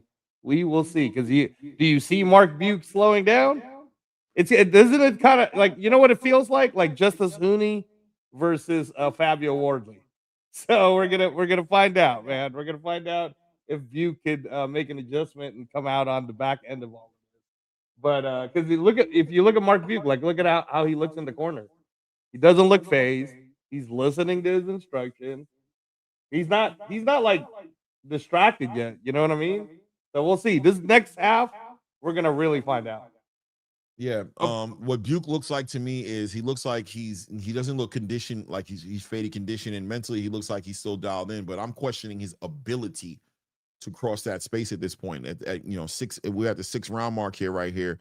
Like you said, the halfway mark we just passed. We're on the second half of this fight right now. I want to see Buke make an adjustment here. He's just been able, he's just been kind of waiting on, applying this pressure, trying to wait on Connor Coyle to just slow down. And I don't see that happening from Connor Coyle, and nor am I seeing him put the work to the body that he needs to slow him down. So I want to see what he's able to do here. Connor Coyle just real comfortable behind that jab, and he's putting those shots together. He knows how to win these rounds. He's not hurting Buke, but he's definitely putting together these shots and looking pretty doing it. We're at the 2-minute and 25-second mark here in round 6 right now. Buke is still walking down Connor Coyle, waiting for that opportunity, looking for those shots right there. Shout out to the cut man. The corner of Connor Coyle has done a great job with that cut over the right eye of Connor Coyle. Connor Coyle has that under control right now, and it's just back on really just outboxing Buke right here. Really just taking Mark Buke for a masterclass, man. Good lead hook, walks him right into that as Buke tried to cross that void, got caught with a lead hook, and he just circled right out to his left right there and got out the way. Very easy. Good work. Slip that lead hand. Boom. Shoots that right hand. Shoots that lead hand and gets out the way. Gets off the line. Buke has to reset and figure it out. Buke's just shooting one shot at a time. You know what I mean? Trying to time out. He does still hold that menacing presence inside the ring, though, for sure. He's still holding it down. Minute and 30 seconds left here in this 6th round right now. Coyle doing a great job of staying off the ropes. Buke looking like he's looking for an opportunity to just slow him down so he can let the big shots go. Big shots right there, fast. Coyle's just a faster puncher there. Nice backhand from Coyle right there. Good work by Coyle, working behind that jab, shooting that straight right hand down the middle or hooking with him. Good work. Backhand to the body. Nice lead hook up top, catches Buke. Buke's jab has been present in this fight, though. The jab has been working, but unable to really follow that jab up with some big shots. Nice work. Less than a minute left here in this round right now. Oh, nice lead hook from Buke right there. Coyle got caught up mixing it up. Mess with the rhino, you're going to get the horn. Good work there. Buke's working behind that jab, trying to find Coyle. Nice straight right hand by Buke. Good work. The lead hands are just, but once again, just picking his shots, or just one shot at a time. Not really letting those hands go unless they get, and Coyle pretty much neutralizes it by tying him up whenever he does start to let his hands go. Buke feinting, trying to work behind that jab. Good work by Coyle. Doing a good job of slipping a lot of that work coming from Buke as well. About to close the round out. Nice backhand. Oh, good jab right there. Good jabs. Doubles that jab up, man. Catches Buke coming in there. Another Connor Coyle round, man. Seems limited to me. Oh, I actually gave that round to Buke. Okay. That was the first round where I was like, nah. Connor Coyle's doing a lot of like pat, let me score here, let me score there. But in that whole round, you saw damage and power punching was all Buke. He was working it on the inside. He was cutting He was getting him with the left hook on the inside. Like so if I'm gonna score it, like I would have it 5-1 right now. But that's the first one where you can start to see Buke's jabs are starting to make Connor Coyle a lot more aware. The left hook's getting in the inside to the chin a lot more. So we'll see, man. But yeah, I give that one to Buke. Yeah. Marie Dubreen says, I'm so mad. Why did Power reject the offer? Who's going to offer him more? Somebody's going to offer him more. I think he prays for Ryan on fight if he hopes he gets something while he's not going to earn more. Power, a bitch he knows no chance against Dev. Maybe all the above, but I think what it is once again the price, man, the money. You know what I mean? Jack Catterall looks like the guy who's going to be the guy in that conversation. Let's see what ends up happening. Top of the 7th round here, 2 minutes and 45 seconds left here, man. Angelo gave Buke that last round right there. I'm not mad at that. You know, I didn't give it to him though, but I think the last 2 rounds in particular have been pretty close. You know, but I do think Coyle is just doing a little bit more. I think he's touching him a little bit more, and I think he's outscoring Buke. Buke is, there we go. Buke is having a good little round here, man. Starting to work him to the body and put his punches together, man. Starting to let those shots go on 2s and 3s right there. Working behind that jab as Coyle trying to stay out the way of that jab. 2 minutes and 15 seconds right now in the 7th round here. On my scorecard at this point, Buke is going to need a stoppage or at least a knockdown to make this fight a draw. But it doesn't look like Buke's trying to go to the judges anyway. So it is what it is. Coyle still controlling the center of that ring, working behind that jab, taking his time. Nice, sets him up, slips that lead hand. He can time. He's timing out that lead hand whenever he's able to start off. Whenever he's able to feint and get Buke to bite on that feint, and Buke shoots that lead hand, he times it, and he's able to get up under it and shoot that right hand to the body and come over the top with a lead hook, then get out the way. Coyle's doing a good job of doing that. Buke's kind of frozen a little bit, shoots that right hand out of range a little bit. Good job of catching those shots. But Coyle doubles up on that lead hand, shoots that big right hand to the body right there. Buke with the straight right hand. Coyle ties him up. Buke is starting to participate a little bit more in the boxing match. Instead of just waiting for the big shot, he's starting to understand that he needs to get into this boxing match right now and really box his way into position to land that big shot. 1:10 left here. Good work. Oh, nice big right hand lands for Buke right there. Coyle gets underneath that second try to hit the backhand and touches him to the body. We're down to less than a minute left here in this round right now. Buke trying to find him with that jab, find him with that right hand. He's out of range right now, and that's credit to Coyle, able to really control where this fight's at, slipping that lead hand and getting off the line, forcing Buke to really reset every single time. Good work, good work. Buke had Coyle up against the rope. Nice overhand right by Coyle right there. Referee warns Buke a little bit about that elbow. Good work right there by Coyle. Catches him with a lead hook on the way out as Buke was working him to the body. 20 seconds left here in this round. Buke trying to feint, find his way in there. Good work working behind that jab. Doubles up on the jab and shoots the big right hand. Coyle just gets off the line right there. Coyle just on his toes. Good work by Coyle. Good work reaching out there, touching him with that lead hand. Good jab by Coyle in that round, man. Another round for Coyle. Yeah, I'll tell you, like, I wouldn't hate anyone out there right now who already has it 4-2. Like I said, I got a 5-1, and that's one of those other rounds where I could give that to Buke also, but I can see why it would go Coyle. Apparently, Skipper Kelp, Donnie says, has it 3-3. So, like, it's a close fight. Like, one of those earlier rounds, you could have swung the other way, Clay. So I'm gonna have it. I'm gonna give it to Buke just because I do think it's kind of close. So I'll have 5-2 right now, but I wouldn't be mad at anyone if they have it like 3-3 or whatever, or however close you have it, 4-3 or either way. So still echo on my end, Bones. Yeah, I don't know what it is, man. I already got off. I got back on. Yeah, so. Shout out to H-Town in the building. Says this is the reason this social media praise that Haney's get don't add up to substantial money to pay these opponents to get their belts off fake face. Yeah, I mean, that's another conversation. That whole face. I heard people talking about Devin Haney's the face of boxing. I'm not subscribing to that. I don't see that. I get why everybody on the back end of seeing how those negotiations went. It does look like it's a good look for Devin to be, you know, that fighters are, you know, walking away from fighting him, but at the same time, those are negotiations, money, and all that stuff, right? So I don't know. What does that mean? That, you know, the zone couldn't make the fight happen with Liam Paro? That's what I'm looking at. I'm looking at it going, well, y'all couldn't make the fight happen. Y'all couldn't give Liam Paro. I know Liam Paro ain't asking for no king's ransom. So what kind of offers are you putting out there? Now, you know, the Haneys are looking at Jack Catterall, trying to knock on that door. And I think Jack will take it because Jack's going to see the opportunity for the legacy. But yeah, man, face of boxing, I think people are kind of going far with that one, but it is what it is. It is what it is. 2 minutes left here in round 8 right now. I'm watching Coyle control the center of this ring, back on that jab. Shout out to Skip, whatever his name is. I don't remember his last name is, but, you know, if he sees it 3-3, that's okay. You know what I mean? I mean, the aggression is what it is. You know, styles make fights, and that's why we got to see how the judges are going to look at this as well. I'm sure the judges are split as well if it's that close. I mean, me and Angelo split to a certain degree. He's giving them the last 2 rounds. I think Coyle's has been outboxing him. I ain't lying. I got it a shutout. Let's see here. 1 minute and 35 seconds left here in this round right now. And, you know, just Buke just seems kind of, you know, stuck behind that jab. He's just trying to work and find him with that jab. At times putting those shots together, but I think Coyle's winning 8 out of 10 of these exchanges.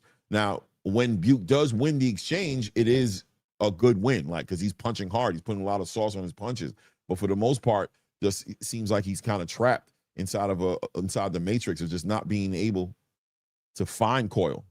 Good work by Coyle, getting up on that lead hand, touching him to the body. Good jab by Buke. Good jab. But, you know, shooting his shots out of range. There he goes, shooting that right hand, trying to find the body of Coyle, but he's out of range at this point. Coyle, and I'm going to give that credit to Coyle. He's shooting that jab out of range. Just almost using his shots as a measuring stick for the big shot. So it's almost like a weird way of looking for the big shot and not really putting his shot together. When, you know, when he's shooting that lead hand, he's shooting that backhand with kind of knowing he's not going to touch Coyle, but just hoping that he's going to get closer so he can land the big shots here. Good exchanges right there. Coyle putting those shots together, touching Buke up. Buke on top of him right now behind that jab, trying to catch and shoot right there. 20 seconds left here in this round as Conor continues to just move, work behind that jab, touch him. Good combination punching in those exchanges, hitting Buke with the cleaner shots. There we go. Buke touches into the body with that lead hand, but Conor responds very quickly back with his own lead hand, feinting to the body of Buke. You already see the setup for the right hand coming. There he goes. Good jab. I don't know. It could be close. People can call it how they want to call it. It is what it is. Yeah, I mean, it could be like for me, I'll keep it at 6-2 going into the 9th round. But yeah, there's definitely a whole Conor Coyle is scoring, but he's not really. When he, like, for example, you'll see Conor Coyle throw like a 5-punch combo, but all of them were on the shell. So am I counting that? Am I not counting? Versus maybe I'll see Mark Buke hit him with one shot, but the one shot made his head pop up. You know what I mean? So I think that's where the closeness is coming from. Is Conor Coyle has not really done anything to throw Buke out of his game. But I do understand what you're saying. Buke is kind of like stuck in the one gear. So let's see what happens. Last 2 rounds. We'll see. Mm-hmm. For sure. Let's see here. We're down the last 2 rounds here. Round number 9 right now. And at this point, I think on both our scorecards, at least Buke needs a knockout or, you know, a big knockdown. 1 or 2 knockdowns make this a draw. So Buke does need to fight with some urgency right now. Coyle arguably, you know, in position to kind of run off with this one. If Coyle wins this round right now, he could pretty much run for the 10th round and win on the scorecards. So Buke needs it. Yeah, once again, Buke shooting that lead hand out of range, trying to find Coyle to his body, having his moments. But once again, who's controlling this fight? The judges let us know soon. We're a round and a half away from seeing that. 2 minutes and 20-second mark. Get ready to be approached right now. Buke's just reaching. He's shooting that. The thing is, I see Buke shooting his shots knowing he's not going to reach. And hit their Coyle is and make it to touch him. Double up, triple up on that jab and touch him. Buke is still looking for that big shot there. I try to time that lead hand uppercut on Coyle, but Coyle just a little straighter and a little bit quicker with his shots. Good, nice short little left hand by Buke, catches Coyle coming in, but Coyle touches him twice. Good jab by Buke right there. Tries to catch him with that right hand on the back end of it. Good work by Buke here, working behind that lead hand, starting to find him with that right hand a little bit here. Cameraman got caught on the feint there. Minute and 35 seconds here. Buke jumps in with that straight right hand. Call just gets out the way and turns him out, spins out to his left. Both guys holding down the center of the ring right now. Buke shooting that lead hand out of range. He's very much out of range with that lead hand. Good jab by Buke right there. Catches Coyle. Good work. Coyle gets on the lead hand, shoots that backhand to the body, tries to shoot that lead hook over the top and misses him, just misses him. Minute and 10 seconds left here. Good combination punching by Coyle there, working him to the body, coming over the top. Buke catches him with a nice lead hook in the middle of that exchange right there. Nice work by Coyle, working behind that jab. Comes over the top with the right hand again. Buke working behind his own jab. Just still jab, and not putting enough shots together right now to win these rounds. Just still looking for that big shot right there. Shoots that lead hand. Coyle slips both of them and ties them up right before that right hand gets involved in there. There it is right there as they're showing the compy box. Coyle's has been outlanding him, man. Total 154 punches, 109 punches landed for Coyle over Buke. So the compy box is showing that Coyle is really outlanding Buke by a good line share of punches there. 20 seconds left here in this round right now. Coyle working. Nice lead hook to the body of Buke right there. Good lead hook to the body. Buke just punching out of range, man. Just stuck like he got his feet in sand. Won't step into his shots. Cross that void. Good work by Coyle, pushing Buke back with that straight right hand to the body. Coyle's starting to get active now, just really starting to use his movements and then getting Buke to biting on those feints so he can pull and shoot. Yeah, another 10-9 round. That was one of Coyle's best rounds, to be honest with you. Yeah, I'm telling you, man. Well, it makes it tough, and I have it 7-2, so I gave it to Coyle. But do you count punches that go into the gloves or into the shell, right? Like there, you can count them as activity, but you can't count them as damage. So, I'm just saying, like, I have Coyle winning, but for anyone who's listening to it, don't be surprised if the scores end up being really close. But I do have Coyle winning, just on the pure activity, just like you, Clay. So. Yeah, I mean, I agree with you. I think the judges, it depends on what you like, what you're looking for. If you're not appreciating what Coyle is doing, then you're looking at Buke, looking for the knockout, looking to make, looking to, being menacing, and you're scoring that, and there's going to be judges who score that. You know what I'm saying? But like I said, when you look at the compy box, the punch stats of landed, Coyle is really outlanding Buke. You know what I'm saying? He's really doing that in a real way. I don't, you know what I mean? I'm seeing him outland myself, but the compy box is really saying that Buke is really just not letting his hands go enough, or not touching him at a high rate enough to take these rounds. Well, my buddy Skipper Kelp has him ahead, has Buke ahead 86-85, Clay. Yeah, he has him up. He's scoring the aggression. He's scoring the aggression. Yeah. That's what I was saying, is a lot of those rounds were close. Like, it's just close. So we'll see. We'll see. Yeah, he's scoring a lot of the aggression, but like even right there, boom, boom, on that jab, big right hand. I mean, oh, nice backhand from Coyle right there. Good backhand catches Buke.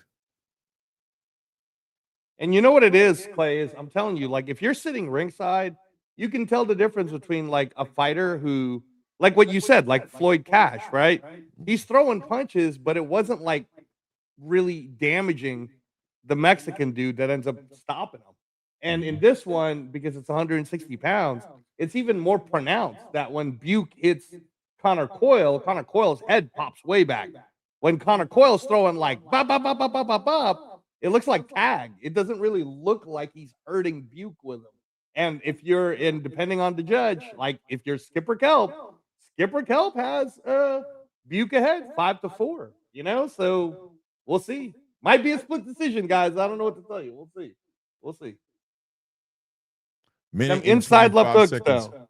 Minute and 25 seconds left here in round 10 here. Nice left hook. Nice right hand lead hook by Buke lands right there. Good shots. And his shots, got some power, but he hasn't hurt Connor Coyle tonight. Connor Coyle either got a chin on him. Got to have a good chin on him. He hasn't been hurt. He's been coming through. He's been still engaging, fighting Buke, not on his bicycle. Kelp putting on a fight right there for his not good work by Buke right there. Good Good exchange of shots right there. Buke hitting him with the big right hand. Conor Coyle holds the center of the ring, man. Doesn't back up. Buke is just shooting one shot at a time, though, man. Good work by Coyle right there. Catches Buke on the way in there. Buke shakes his head and says that there's nothing going on, but we all know that's usually a bad sign. 40 seconds left here in the round right now. Referee having to separate them, both tied up in that clinch. This is a decent round for Buke. I think Conor's also putting it on the line right now. Conor's choosing to fight a fight that he probably doesn't need to fight right now. Nice left hook to the body by Conor. Good jab by Conor Coyle. Good right hand by Buke. Coyle catches him with his own lead hook up top. Good lead hook to the body. Oh, big right hand. Big left hook. I'm sorry. Catches Coyle on the way in there right there. Kind of looked like it shook him a little bit. Coyle still letting his hands go, man. Touching into the body. Level changing. Good work. Slips that lead hand. Shoots that right hand right into the chest. Coyle just holding him down. Has Buke against the ropes. Might have stole that round. Just based off having Buke caught up on those ropes right there. But I'll give Buke that round. I'll say yeah, that. No, yeah, I mean, that's it. That's the end of the fight. And I have it 7-3. I could have even swung it 6-4 for Coyle, but I'm just saying, man, if a judge calls this a draw, don't be surprised. It's one of those where you could definitively maybe give like 2, maybe 3 rounds to Coyle, but power-wise, you could definitely give at least 3 rounds to Buke. So we'll see, man. We'll see how it swings. Yeah, I'm with Rocket 69. I got it 7-3 for Coyle. But like I said, man, we'll see. We'll see.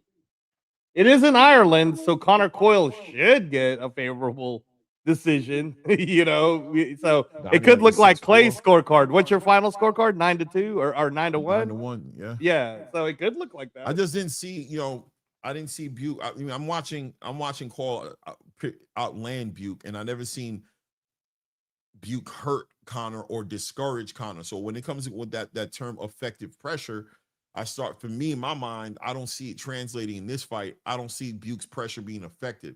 Conor never took a back step. He never got on his bike. He never got hurt. He never got staggered, and he was letting his hands go. He never even changed the way he was fighting. It seems like he was just having his fight, and although his face shows that he got touched sometimes, and Buke has some heavy hands, I didn't see no rounds that I could give to Buke because I didn't see any of the pressures being effective. Yeah, I guess shout out to the aesthetics as far as his head popping back and things of that nature. No, I mean, and you can feel it popping back. Yeah, but you can feel the punches too, Clay, because even Skipper Kelp just explained his theory. He has it 6-4 for Buke. And I wouldn't be mad if a judge had it 6-4 for Buke either. Like I said, it's really close. Donnie has it 6-4 for Coyle. It's close. It's close. We'll see. I guess it's like, what do you like? Chicken or burgers? We'll see what the judges say. I forgot I got my headset in and I could hear the sound too. I had it on mute, but I should have been listening to that as well, but I can hear him now.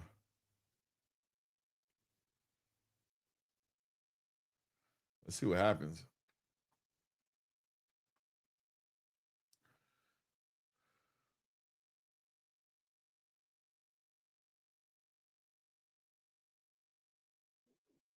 There you go, guys. Yeah, Conor Coyle, right? Hold on, I'm listening.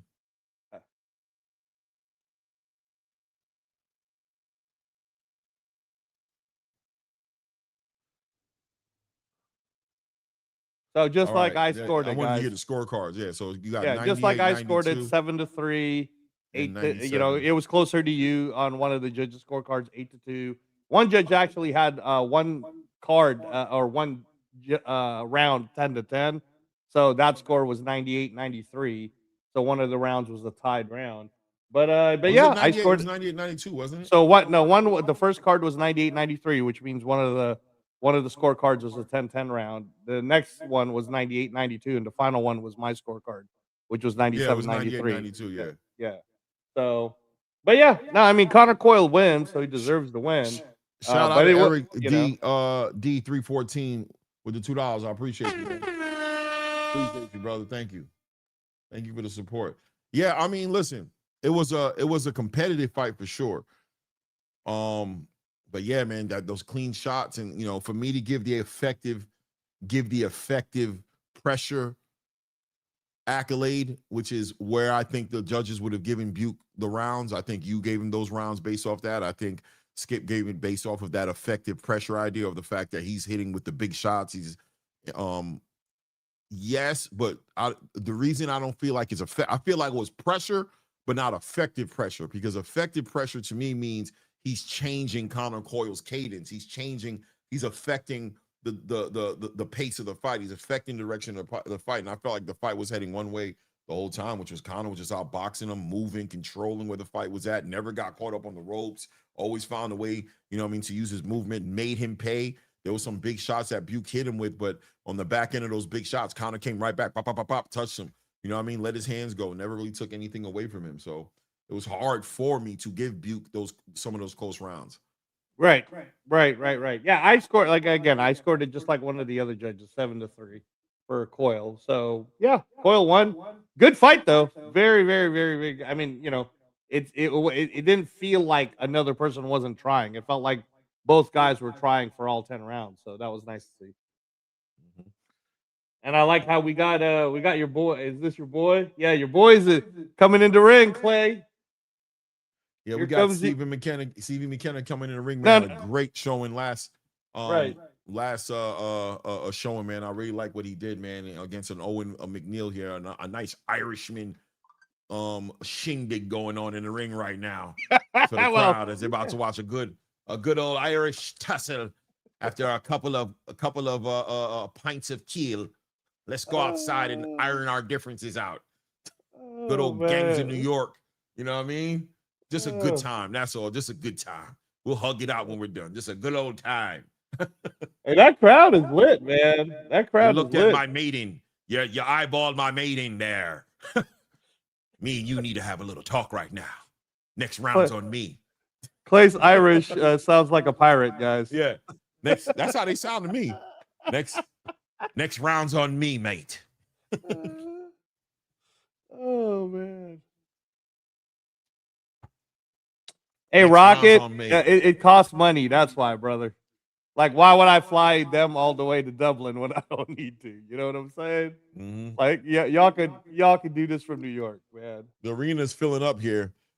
We've got an orthodox Stevie McKenna against an orthodox Owen McNeil here. Both guys come in closer to 160-pound weight limit as McKenna comes in at 159.7. O'Neal comes in at 158 and change here. Both guys seem to be pretty even keeled across the stage, except we got a Stevie McKenna coming off a great performance in his last performance here.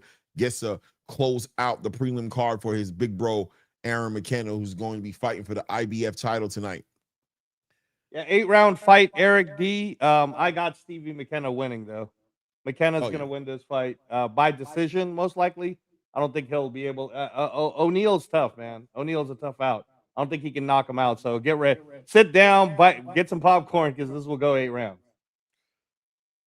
Let's see as it turns around. He has the traditional red hair of the Irishman.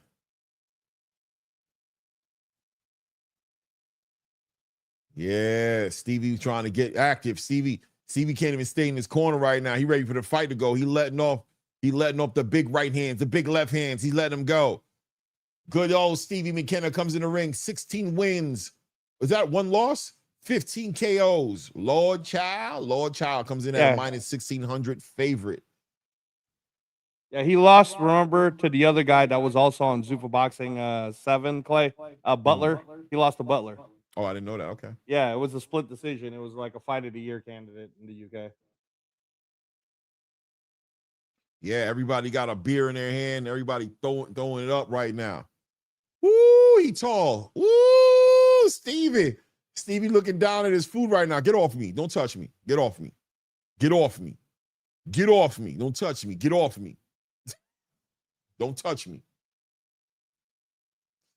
Let's go. Top of the first round. Stevie McKenna already ready to run over the referee. Let's get right to it. Walks right up to him and starts letting his hands go immediately. Oh, man, he's way bigger than this dude. He's going to knock this dude out. This ain't going 8 rounds. No way.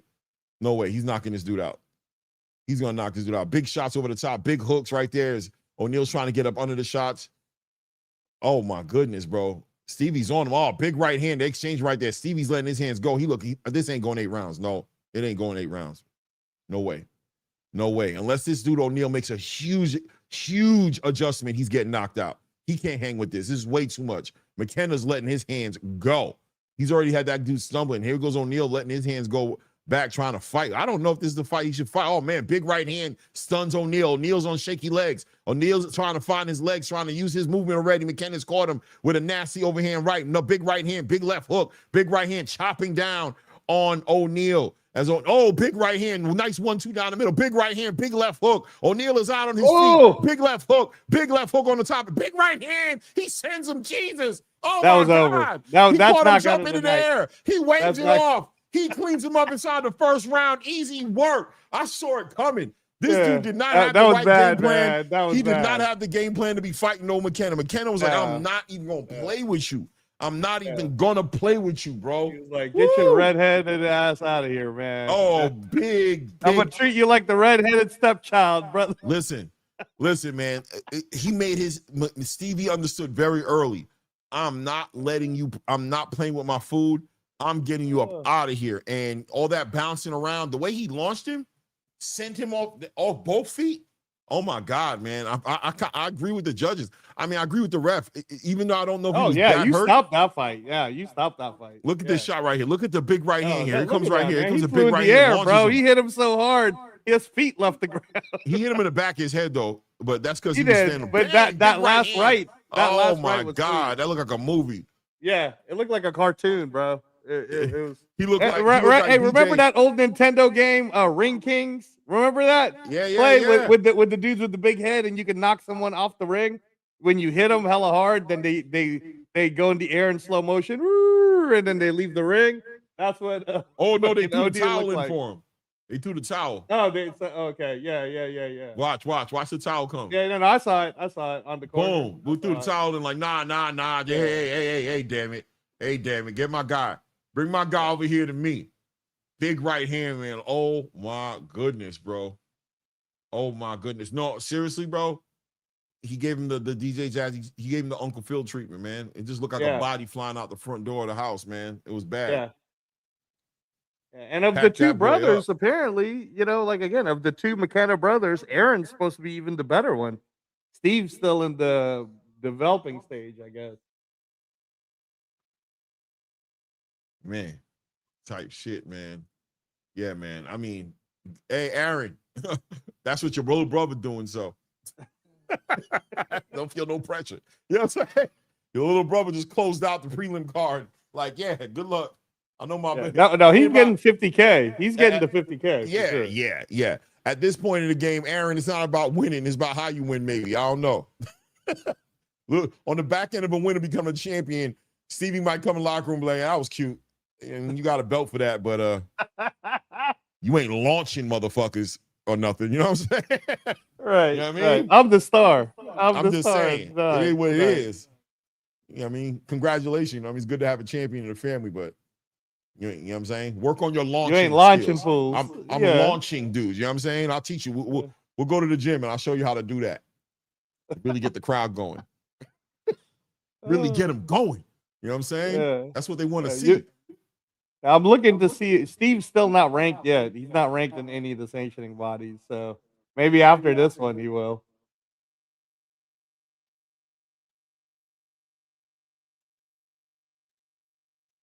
It's crazy though. Dude might have lost his Zuffa contract back to backyard boxing for him. I hope he doesn't lose his contract, but I ain't gonna lie. Getting launched like that in the first round, he wasn't even competitive. Yeah, he got packed up pretty fast though. He got packed immediately. Up. Stevie, I already saw it on Stevie's face. Like he was already like the referee's like, "Hey man, back up, bro. I ain't started the fight yet." You know what I mean? Like he was on him. Yeah, the crowd's going crazy for Steve McKenna right now, bro. Stevie ready to go get some. Let's see. Oh, they got the sound bad, the bad sound. There we go. There we go.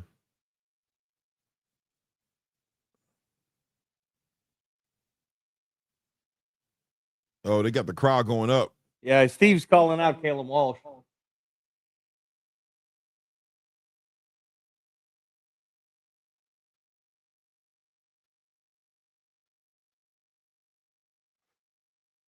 Oh, I got goosebumps. I got goosebumps on that one.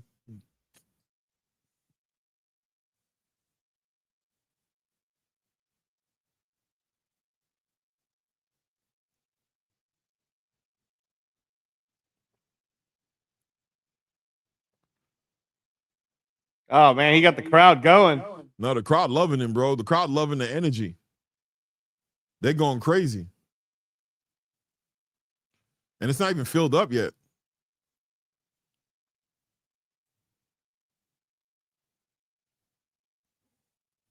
Yeah, the place wants to see Callum and Stevie.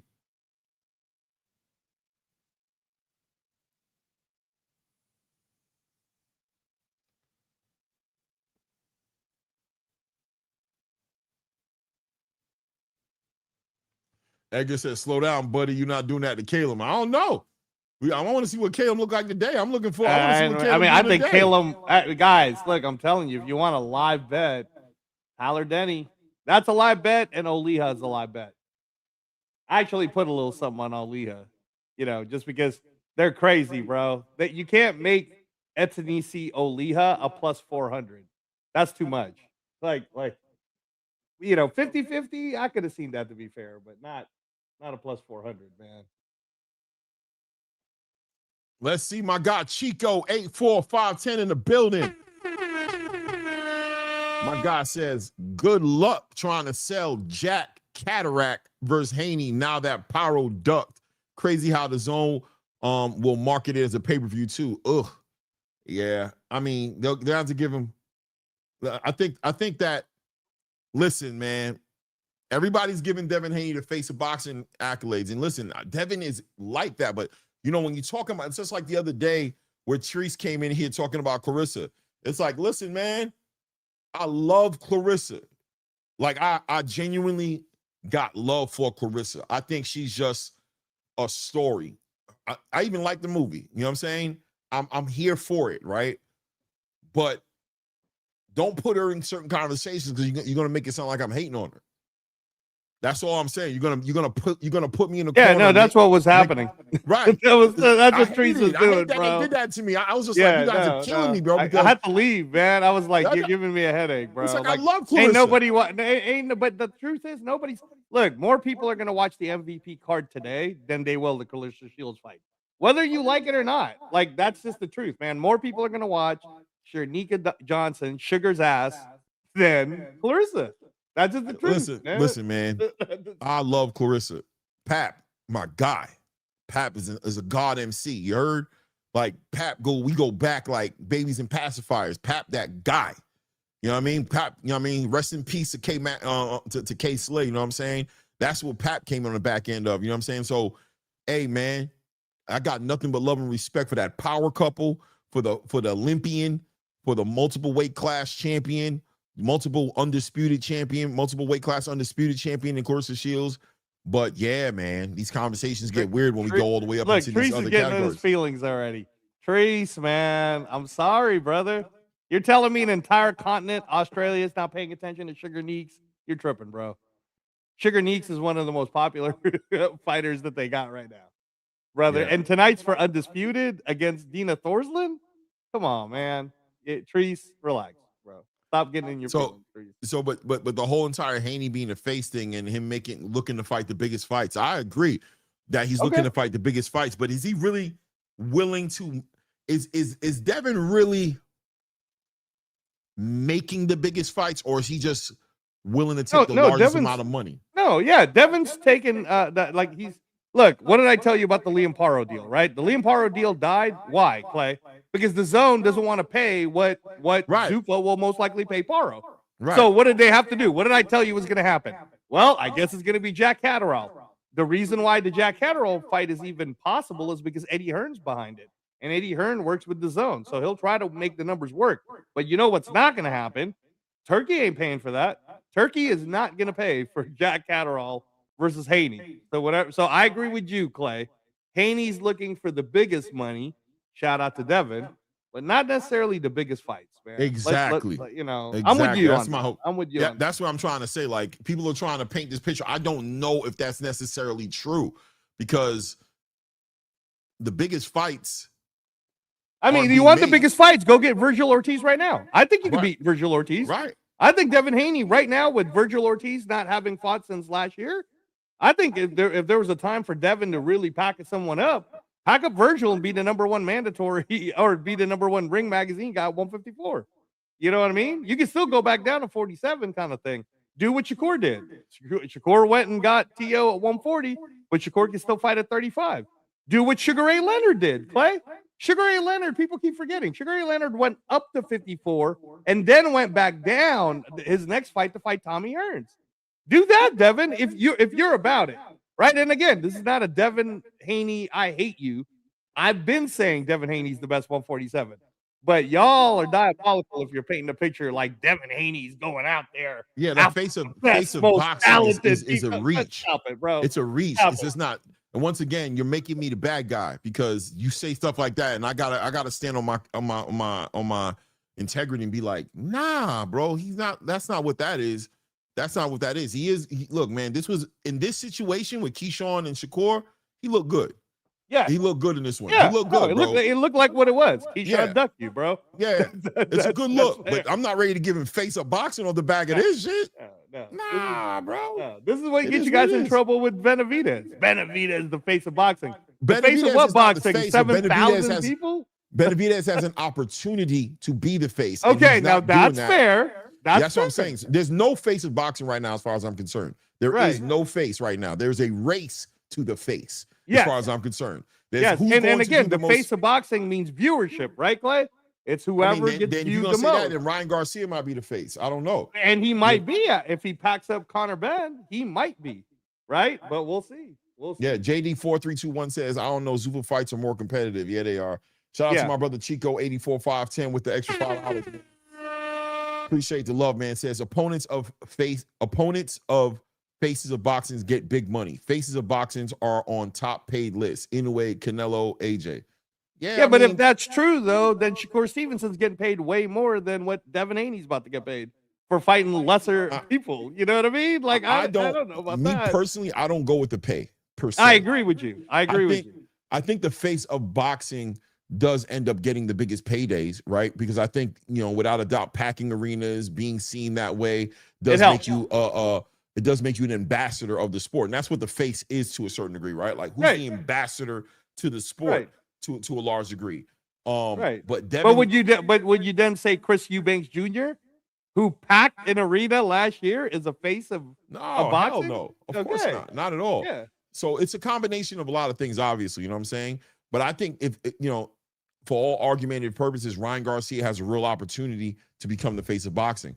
You know what I'm saying? Devin Haney can do it as well, but it's going to take risk. It's going to take some skin in the game. It's not, you can't play it safe. And I know people are going to say Devin don't play it safe, and I don't even want to argue with you. That's how you feel. That's how you feel. But there's an argument there to say that all the way from Regis up into this present point here has been strategic. You know what I mean? Yes, Brian Norman Jr. was a great outing. He was dangerous. He was knocking people out. He was doing all those things. He was an animal. But on the back end of a fight where we saw that Brian Norman Jr. just wasn't on the same level as Devin as far as boxing is concerned, great look for Devin. But a Shakur fight maybe would have put him in that conversation. The fight would have been able to get done if Devin would have just been like, F it, on the back of this Keyshawn Davis fight not coming through, let's get in at 144. But that's not what he did, right? And then he tried to make a fight with Liam Paro. That wasn't going to make him the face of boxing, but Liam walked away, didn't even take the money. Now you got to fight Jack Catterall. Him beating Jack Catterall, is that the biggest opponent on the table? It's not. It's not the fault of Devin to a large degree. I'm saying, like he's getting what he can get, but he can go and make a crazy fight if he wants to. He's just choosing not to. Exactly. I'm with you on this play. And again, man, look, this is not, a lot of people watch. They're going to attack us. You guys are hating on Haney again. We're not hating on Haney, but you guys can't make diabolical statements. We've repeatedly said Devin Haney is the best 147-pound fighter. But is he the guy that's going after the smoke? He's going after some I don't know. Maybe he's smoke alarm-ish. He's a smoke alarm. I remember somebody back in the day asked me about Tank Davis back like 3 years ago, right? I won't even say the person's name because I don't even want to give nobody no kind of attention like that. And he said, is Tank ready to go through the Hall of Fame? And I was like, God damn, what the fuck? I was like, nah, I don't see it. Nah. And he said, why? I said, because Tank's best fights are ahead of him, not behind him. Yep. So how can I give him I said, you know what I mean? And he was like, what? I said, yeah, his best fights are ahead of him. Hall of Fame means you've done your thing. Right. Tank hasn't done his thing. You know what I'm saying? Yeah. He hasn't done his thing yet. He was like, wow, who does he need to fight? I'm like, shit, Devin. Everybody. Shakur. I mean, there's a whole lot of, I said, this is unnecessary to even put this kind of pressure on Tank. Like, why are we even trying to retire him right now? Why are we even looking at his resume and having debates over, he's just now getting into a space to where he can make these signature fights. You know what I'm saying? This is when we'll find out if everything we've been looking at is what we think it is. But it's the same thing for Devin. Devin has had some good fights, but I think his best fights are ahead of him, not behind him. I think he had a great fight with Lomachenko. I think he, you know what I mean? I think he picked up a unification off of George Kambosos. Okay. But what has he really done signature-wise after that? I mean, the most signature thing, honestly, that Devin did is lose to Ryan Garcia pretty badly. It is what it is. Most, you know. Hey, Chico, I agree with you on that, by the way. Like, yeah, that's true. In a way, on his own, against Neri, packed up the Tokyo Dome. That's 60,000 people. So I'm with you on this. I agree. Like, if you're going to say global face of boxing, a lot of people know exactly who Inoue is in the UK and everywhere else around the world. And in the US, he's getting to be known. It's just, Inoue is just not Starbucks conversation is the problem, right? But I bet you if Inoue was with Zuffa, he would be. Inoue can make a good argument for himself at 126. Yes. Yeah. At 126, I agree. He can make a big conversation. He could stir the pot in a real way. Chico, let me just read. Thank you for the $5, man. It says, imagine saying that Devin or Shakur is a bigger face than Inoue, who just did a 30 million gate, sold out stadium, and 1 million pay-per-view buys. Levels. Yeah, man. These guys are just not there yet, man. And I don't find putting that kind of pressure on them is necessary. They don't need to be all that. We can celebrate them where they're at right now, and we can go all out and celebrate them, by the way. If we keep them where they're at, they can be celebrated. But if you throw them into these big conversations, it gets complicated, man. It gets complicated, man. I think it's like as a fan, make yourself a little more expensive. You know what I mean? Don't just give away your shit like that. You know what I mean? Don't give it up over a Burger King. Burger King's cool. You know what I mean? If we on the move, but yo, man, before you give up them draws, man, you know what I'm saying? Make sure you getting that motherfucking that $350 lobster and steak. You know what I'm saying? Like, make sure, you know what I mean, that wine coming out. Make sure, you know what I mean, make sure you're getting a night on the town. You know what I'm saying? Maybe rent a yacht or something. I don't know, do something spectacular. I want you to fall in love. That's all I'm saying. Damn, rent a yacht. Damn, you're expensive. Nah, listen, I just want you to go home. I want to go home and talk about the date, right? I'm like, yo, it was crazy. I think I'm in love. You know what I mean? Pause, right? I'm taking the space of a female, but just trying to say, you know what I mean? Cater to me a little bit more than just a little, you know what I mean? Y'all going out for hot fries. Y'all think the motherfucker all that because the motherfucker said, yo, make sure my fries is fresh. Oh my God, he made sure my fries is fresh? They sell fries. The fuck? Right. What are you talking about? I'm with you. By the way, guys, hit the like button, you diabolical fools. Yeah. We got like 85, 90 people in the building. Stop being greedy with your likes. Hit the like button. What's wrong with you guys? Yeah, man. Shout out to everybody in the building, man. Definitely do that, man. Subscribe to the channel if you haven't done it yet. But yeah, man, these guys' best fights are ahead of them, man. I'm just not ready to give these people all of these accolades, man. I just think I'm just not ready to do it. I'm not there with you guys, man. I agree with Chico here too, right? Like AJ, okay. Hey, man, you know what? If AJ packs up Tyson Fury, I can see that. I can see that argument of, why not a face of boxing? A face? Okay, I like a face. Yeah, you know what I'm trying to say, though, right? Like what he's saying is AJ does bring butts to seats. He brings a lot of ladies out. But what I'm trying to say is Tyson Fury and him are supposed to fight November 20th on Netflix, Madison Square Garden, right? I know Eddie Hearn's all butthurt about it, but unless AJ wants to turn down all that money and end up giving it to someone like Deontay Wilder or whoever, I'm pretty sure he's going to say yes. So let's say AJ does beat Tyson Fury. Brother, Tyson Fury's ranked number 3, I think. So is it fair to say that AJ, like Clay, where would you rank AJ if he beats Tyson Fury? Just again, I'm nowhere. I don't care. No, we didn't, but we didn't do the rankings. And I'm telling you that Tyson Fury's ranked number 3. So if Tyson Fury's ranked number 3, where do you put AJ? If AJ beats him, I don't believe Tyson Fury's ranked number 3 on my cards. I think that's hype. I think those guys. I know. I'm just telling you what's out there. Right. But you're asking me where I would do something. Right. You're not asking me where they would Right. do something. You want me to tell you what they're going to do? They're going to put it wherever, you know what I'm saying? But I want to know what you would do. Yeah, I'm not going to. I don't see Tyson Fury as number 3 personally.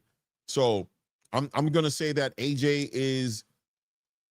I'll say AJ's back in boxing, beating Tyson Fury. I would say I'm ready to see him against these other champions, but I think AJ's cooked. AJ would have to look. So if Wardley fought AJ, Fury. You pick Wardley.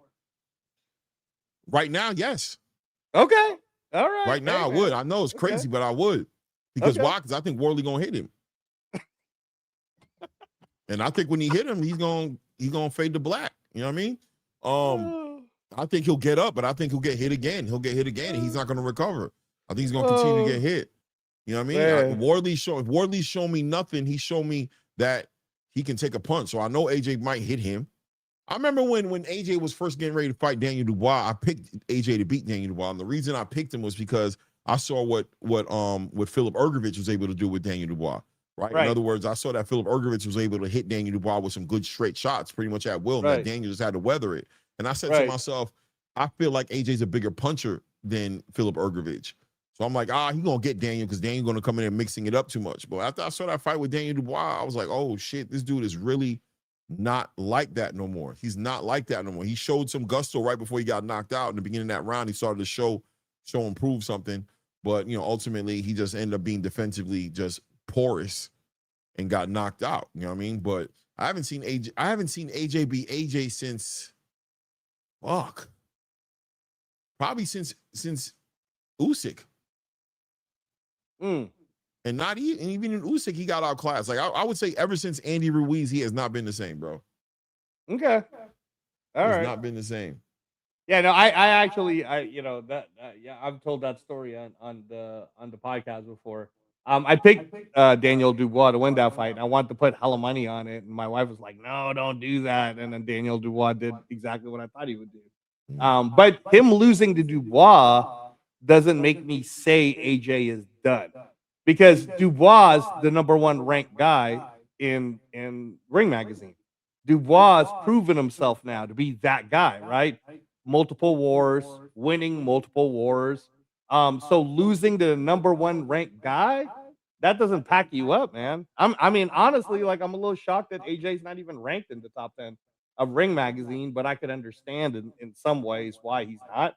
But if we're talking like accomplishments wise, leading up to here, do you believe that Justice Huni deserves to be ranked #10, Clay, but not AJ? AJ's not deserving of being ranked #10 in the Ring Magazine, but Justice Huni is.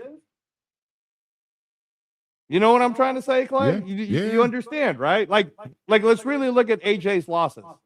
He lost to Usyk twice. Okay. Usyk's Ring Magazine champ. Right. All right. So his one mistake was Fat Boy, right? And Andy then Ruiz.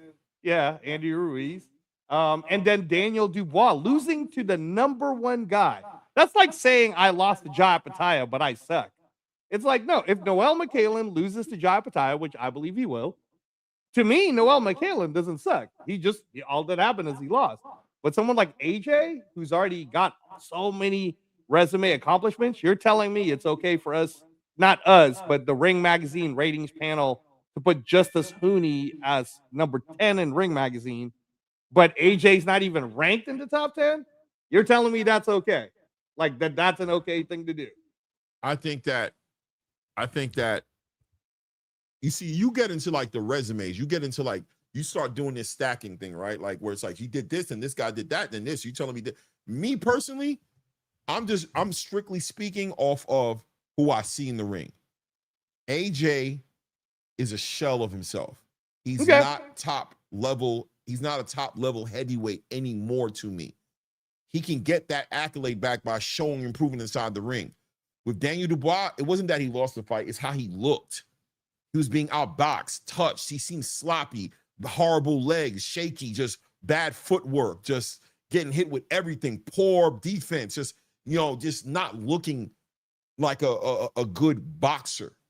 You know what I'm saying? And smile and these weird smiles in between, which was very like cringe to a certain degree, because I knew that he was embarrassed by the way he was looking inside the ring.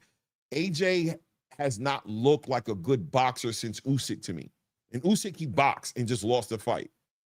Andy Ruiz, bad. He didn't look good. In the second fight with Andy Ruiz, he looked better, but Andy came in fat as hell, clearly wasn't prepared.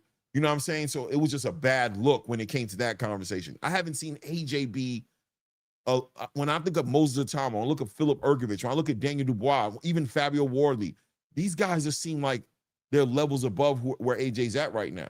He can feel free to prove it to me, though. He can move forward and show me. He can show me, and I'm willing to see him show me that he's better. But I haven't seen this guy be that guy to me. He's cooked to me. Shout out to Eric. Eric in the building, man. I think this is Chico. Is this Chico? No, this Eric. Eric D. Oh, my bad, because I saw Chico say throw the link. What's good with you, family? Yeah, what's good with you, man? I just wanted to come on, say shout out. You know what I'm saying? Appreciate you guys. This is one of the few channels where, yes, we do talk about, you know, things outside of the sport, but I rarely see content creators go live, you know, more than you as far as online analysis, live commentary. And I appreciate that, man, because a lot of times we get caught up in what's not happening in boxing. And it's definitely like that when we talk about American boxing. Every time we talk about American boxing, for the most part, we're always talking about, you know, who's not fighting, who's not, you know, what's not going on. And I really appreciate it, man. You and a few other channels that I follow faithfully, you guys are always talking about what's actually happening in the ring. And I appreciate that. What the hell is going on with my camera? I'm dark as hell.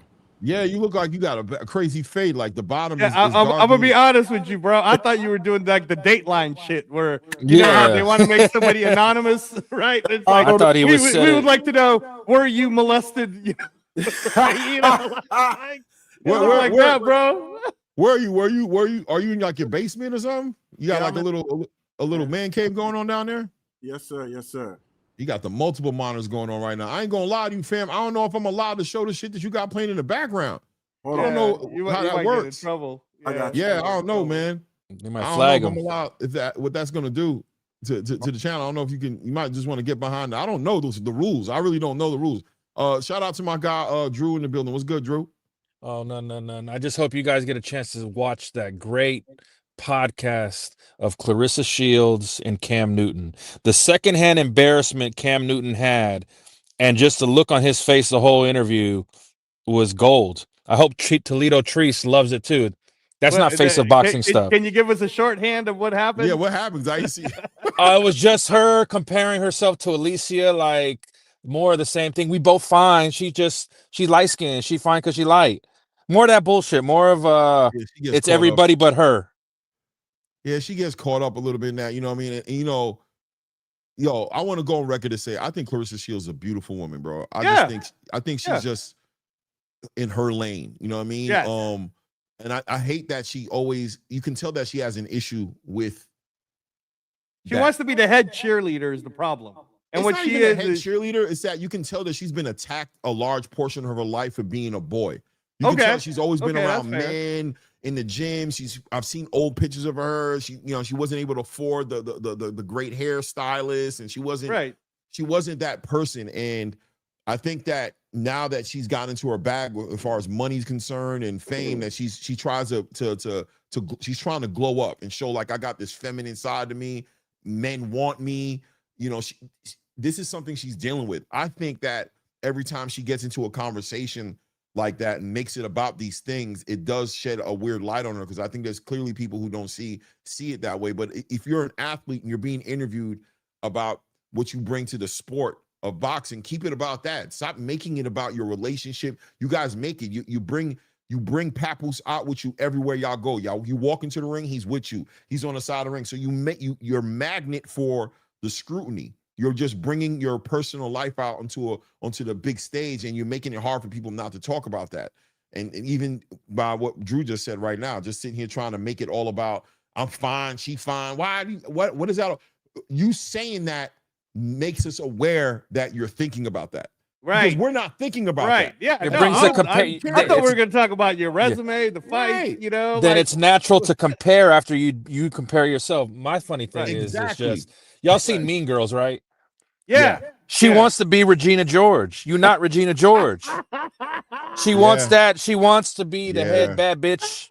Oh, she wants to cover a vote. She wants what It's Alicia gets unnecessary, man. offered, and like Alicia's doing that reality show, that Navy SEAL reality show, whatever on Fox. Yeah. That's the same one Cam Newton, I think. did. Yeah, she wants that. She wants that A-list, pretty Hollywood girl treatment. And I'm sorry, love, they're not giving it to you.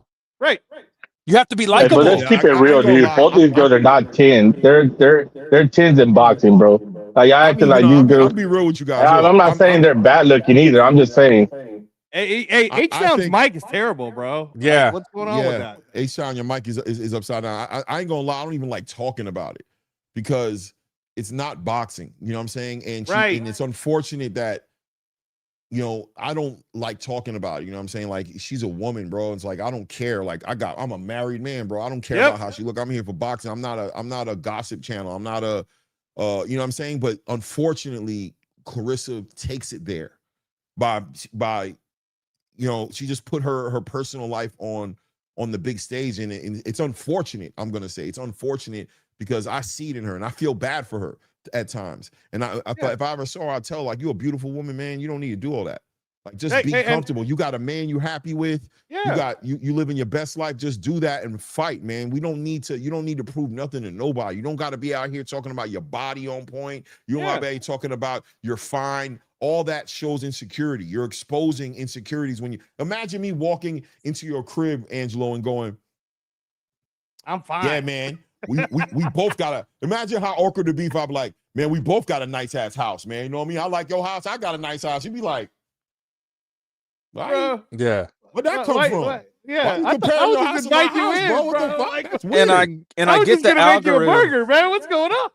I get the algorithms paying content creators. Like, I know Two Tone's getting his bag talking about her, but like the clips that go viral. Yeah, you still sound bad, but it is what it is. Yeah, you sound terrible. But like the clip of her like saying, "This is why Papoose is with me." We don't care. We don't care what your punani does. Yeah. That she said that though. Like we don't care. No, we're here for boxing. Right. He's right, bro. I've seen that before. I didn't see her do that on this show, but I've seen her do that on other shows and other places. You know, showing that live stream on her live Instagram. She feeding Pap. She out with Pap. They in love. They on the boat. They here. They're there. And you trying to act like you don't want anybody to know. And I think, honestly, Clarissa is very proud of her ability to get Pap. And I'm not saying I'm a man. You're saying like she feels in her head that she leveled up. Like she feels like she's proven to the world that by having Papoose a hip hop legend in some ways. And I know people might want to argue that, but Pap is a lyrical motherfucker. Like, he's really like that. Well, I've been listening to Pap for a long time on the K-Slay mixtapes. Yo, Pap is like that. You know what I'm saying? He's really, really like that. And I think she's taken that as a you know, a badge of honor. You know what I mean? Like, see, some people want me. I'm wanted. You know what I mean? A hip hop star who had, especially that Pap had Remy. You know what I mean? And literally looks like he's leaving Remy for her. So it's like, yeah, you know what I mean? Like, she has this, but I can tell I've seen this before in females. Like, I've seen the females who didn't get that kind of attention. And now they're getting that attention and they don't know how to act now. Right. You know what I'm saying? They don't know how to act. You can see it. It makes me feel bad, bro. I don't even want to talk about it. And that's the thing is, right? That's why, like, Treese, man, on Thursday, you're just doing too much for Clarissa, because if you really want to get down to, don't make me pull out resumes, brother, but Katie Taylor just sold 80,000 tickets to Croke Park, which is one of the most expensive stadiums. I mean, very few people have gotten a chance to fight at Croke Park. Muhammad Ali, right? Like, that's Muhammad Ali status. You keep talking about Clarissa Shields selling out Detroit. Brother, stop it.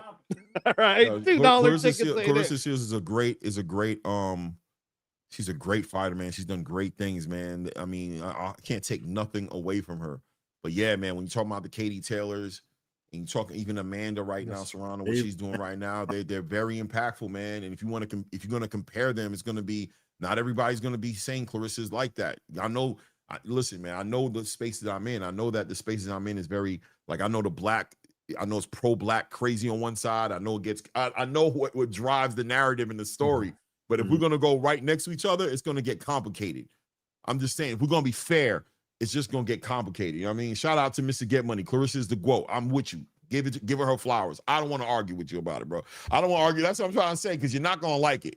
Y'all not gonna like it. Because like fellas, I'm getting my CPA. Like, so the accountant me is always like, the answer is always in the middle. When you look at all the facts, look at all the evidence, the answer is always in the middle, and no one likes the middle because it's fair, it's balanced. If you're not skewing to one way. Let me let Treese up here, because I know Treese about to go off, man. Treese, go ahead. Go bro. ahead, Come up here and tell us about go how ahead. of the shit. Treese is trying to come up here and talk about Stephen McKenna versus Callum Walsh, guys. Let's talk about Let's it. go. All right. But it does sound like guys are up here hating love, which is crazy. Oh, no. See, I'm a I knew hopeless you was going to romantic. sneak one in. I knew you was Man, here he I'm go. a hopeless romantic, guys. Let Carissa be proud of her relationship. I love love, guys. But hey, that's neither here nor there.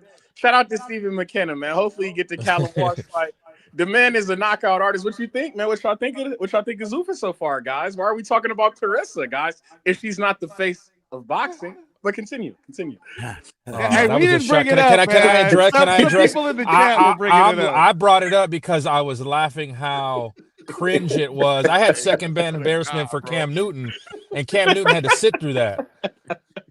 And if you're honestly, Drew, the fact that you're the only one in this entire panel right now that even watched it, I didn't even know she was on. Yeah, bro. That's how much I don't care. Like I cared more about the preseason game between the Arizona Cardinals and the Carolina Coach, Panthers, that was just a click 5-second reel that I saw. If you love, I knew about the interview. I seen the like you. I seen like the thumbnail. I know that, but I'm not interested in the fight she has coming up. Like I'm not. So I know already if she's doing an interview, it's probably going to be down the lane of what happened. You know what I'm saying? That she started talking about everything she's talking about. You know what I mean? And that's why I'm just not interested. Right. If anything, I'm more interested in under the card. I'm interested in seeing Tito Mercado, but the guy he's fighting is a nobody. You know what I'm saying? So I'm interested in seeing Troy Isley. Or Troy Isley, exactly. Right. Yeah. I'm interested in seeing those guys fight. So that part, but I'm not. Ray J, you know what I'm saying? I'm interested in seeing Caroline Vieira defending that WBC title that Alicia will not come get. But hey, man, here we go. Whoa! I can't talk about the WBC champion, Reyes. Sheesh, what are you doing? Okay, look, and you know, Treese, you know that I rarely defend Alicia Baumgartner because I believe that there are far better fighters in her division that could take her on. But having said that, that's not what happened, and you know it, bro. Alicia was the undisputed. She chose to fight 3-minute rounds, so then the WBC doesn't want to do it. So Caroline Vieira, man, shout out to you. But if you got Mauricio, if Caroline Vieira got in the ring with Alicia Baumgartner, I would pick Alicia Baumgartner 7 days out of the week and probably twice on Sunday. Can I steer this away from the ladies real quick here? I want to get my guy Eric involved in the conversation because he got the camera popping. I love when people come up here with the camera, and also you know what I'm saying it's his first time on the show, so I want to get some I want to probe a little bit over here and see how he feels about the whole entire Devin Haney being the face of boxing. And once again, salute to Devin Haney, but are you on the same page? Do you feel Devin Haney is the face of boxing right now? Absolutely not. That was easy. You know what I'm saying? He's like, nope. Beautiful. Like Steve Harvey says, good answer. Yeah, man. Price I is right. think people are. I think Devin Haney's shining in this moment, and I give him his props. And what I mean by that is, Keyshawn, you look crazy out here. Yes, absolutely. But okay, can I just throw this out though, Eric? And I want to get your take on this. A lot of people believe that it was a bad move long term for Devin Haney to not have signed with Zuffa because of the trajectory that's happening in the space, right? And the money is where the money's at. So look what just happened, right? I'm just going to use this classic example.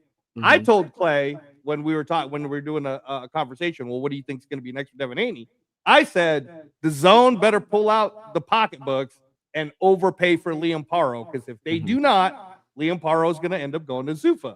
And then what are you going to do, man? Overpay Haney to fight Jack Catterall? And look what's happening now, brother. Jack Catterall is the interim WBA champ. Sorry, he is. It's wicked how see, this is one of those stories. Please, wait. Let Eric cook real quick. I want to let Eric cook. Go ahead. Well, appreciate y'all, fellas. But listen, man. Long term, to answer your question, I'll answer right off the bat. Long term, I do believe Devin Haney not signing with Zuffa was the correct decision.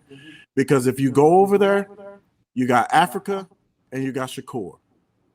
And then who the hell else you got? As opposed on the DAZN side, especially with Top Rank and the PBC now all under the same umbrella under DAZN as everybody else. You got Salida, you got No Limit, you got Misfits, you got all that big, I don't even know what the hell to call it, conglomerate over there. Even if he doesn't get the fights now, there's still options. If you go over to Zuffa, you're very limited to just 2, maybe 3 guys that can squeeze out. I'm not saying that they can't overpay and pull a Ryan Garcia and a Conor Benn like what's about to happen. That could definitely happen. But, you know, it's a lot of things going over there at PBC where he has more options to be the face. You know, let's say he goes off and he pulls out a Liam Paro. Let's say he goes out. Let's just say he runs the muck, becomes undisputed at 147, and he's got a title defense, and then he moves up. Now we're at 154. Okay, now I don't know what the hell going on over at Zuffa at 154, but I know what the hell going on over at DAZN at 154. Big facts. So here's a question for you, Eric, right? Yes, sir. I agree with you. I think Devin Haney has more options over on the DAZN side. Right. But Devin Haney has proven to me that those options mean nothing if they're not followed by the biggest dollar signs.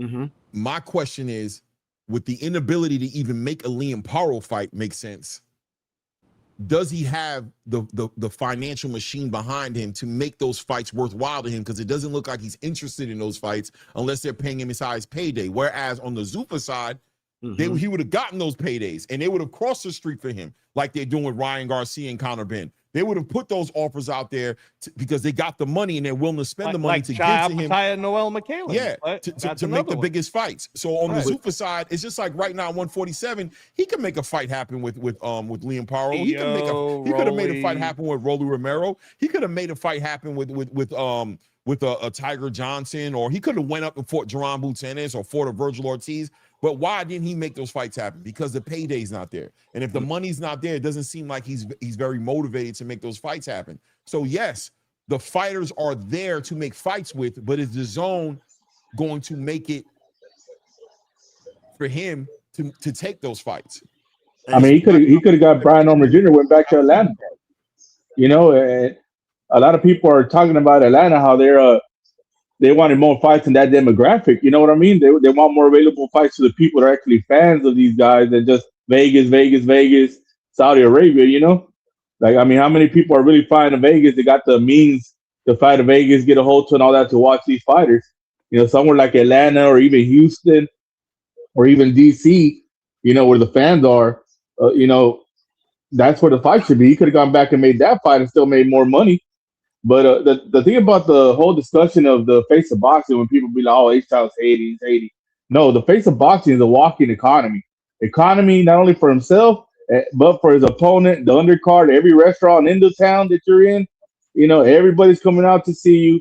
There's no question about how your guy's getting paid. That's never the argument. It's, you know, you get to other arguments like maybe the weight, maybe rehydration causes, maybe those arguments, but the money's never the argument when you're the face of boxing. Floyd never had them arguments. I mean, he got a Conor McGregor $100 million fight. You know, Conor McGregor was nobody in boxing. You know, but still $100 million fight is major. I mean, if you would have got him $40 million, $20 million is major. I mean, that's big money. You know, but you can't get these guys to get paid, and people are just going to say with the narrative, oh, they're pricing themselves out because they're scared. They're scared. No, nobody's scared. All these guys are fighters. They just want their pay. And if you got a certain demographic of a podcast and media screaming to you that Devin Haney is one of the faces, he's the big money, then these guys start expecting big money when they fight Devin Haney. So, and then when you get to the money, you're like, damn, this ain't really that big. You know, because once you cut it down between the manager, between taxes, all that, you're just like, damn, take home $900,000, and I'm risking my O or I'm risking my belt. It just don't equate right now. Now I'm saying, can it be in the future? Possibly. You know, but right now, no. The answer is no, even though the Hayniacs don't like it. Hey, it's all right. Eric, I was just gonna say, like, you know, to let you continue.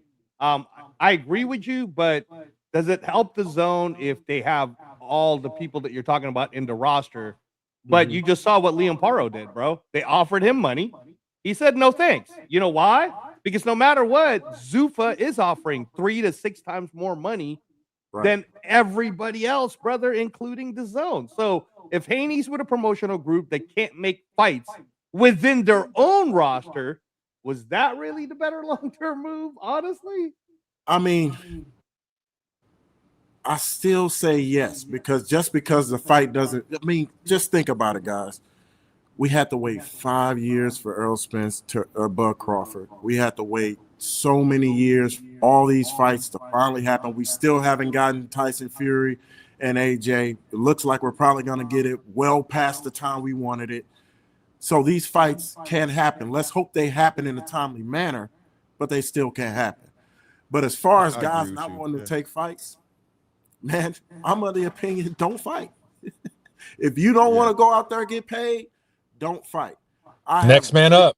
Yeah, I have really been making a pivot to just appreciate what's going inside the ring. I don't know how well y'all can see behind me, but underneath these 3 TVs behind me, I got a rule in my house.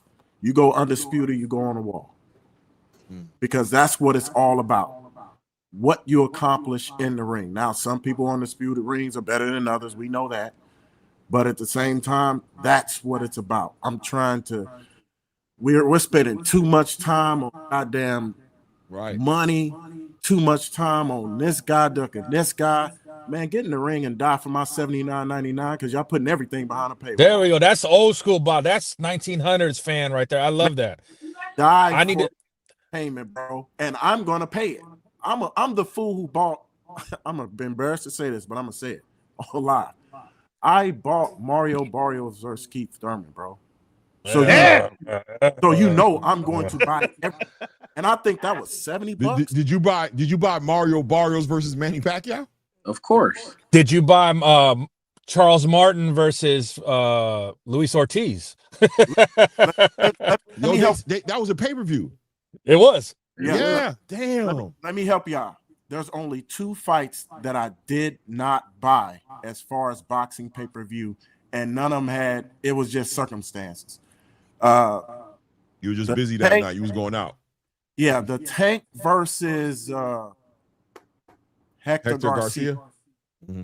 I did not buy that one because I was at my sister's birthday party. I believe it had to be in January because there was a reason why I didn't buy that one. So it was my sister's birthday party was that day.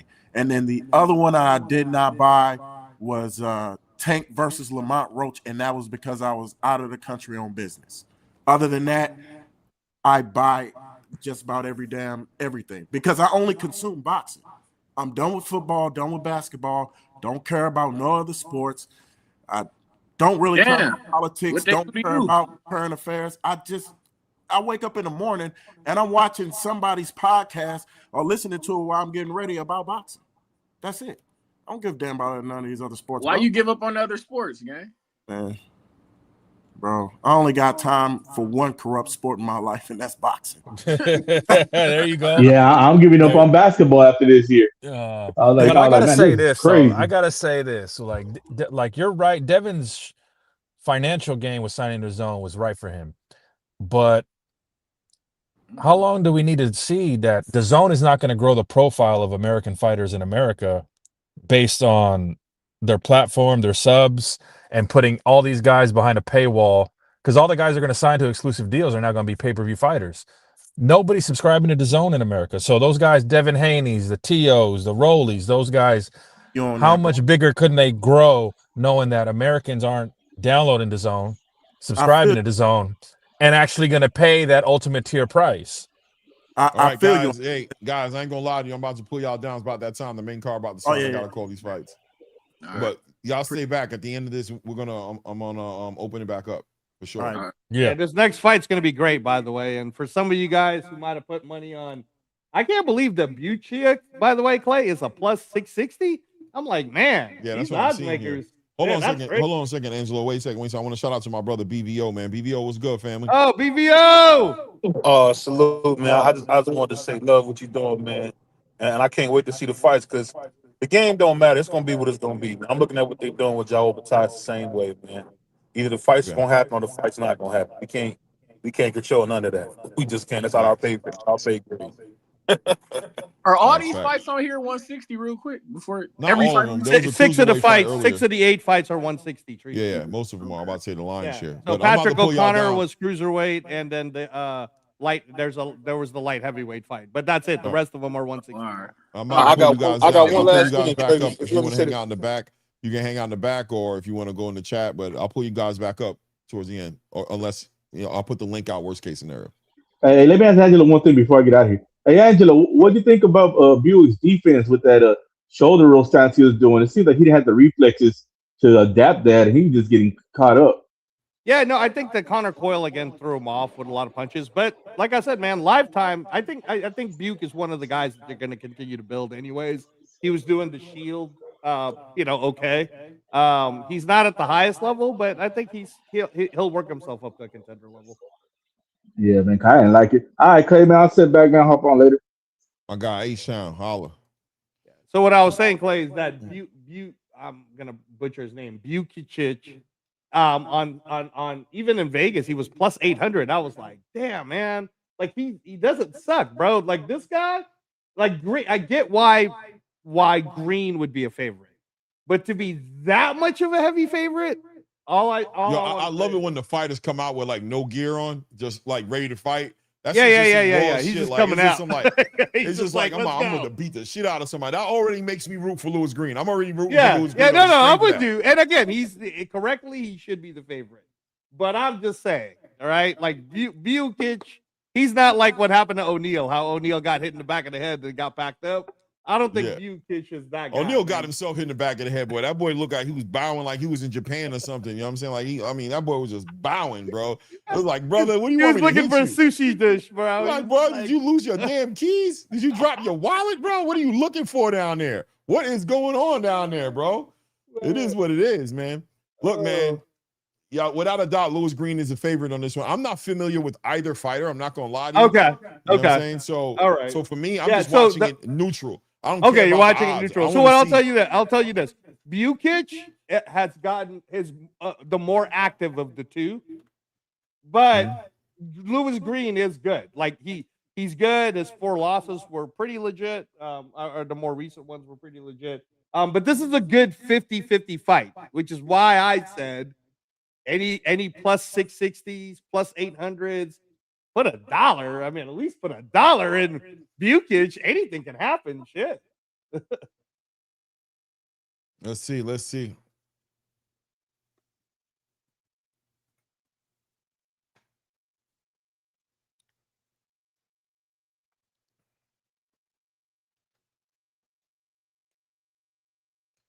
By the way, shout out to everybody in the building, man. Hit the like button if you haven't done it, man. Hit the like button, subscribe to the channel. We're on our way to 5K. So I need you guys to get active, man. Subscribe to the channel if you haven't subscribed to the channel, and hit the like button. Yeah, look at that, Clay. Lewis Green is a minus 2,000 favorite. Damn. It's like, damn. Y'all aren't going to give the Romanian a little bit of a chance? You know, like, damn. We'll see, man. We'll see how good Louis Green is. Of the two, Bukic is the smaller guy. Salute to Eric D314 in the building, man, with the membership, man. I appreciate that. Salute, man. Eric.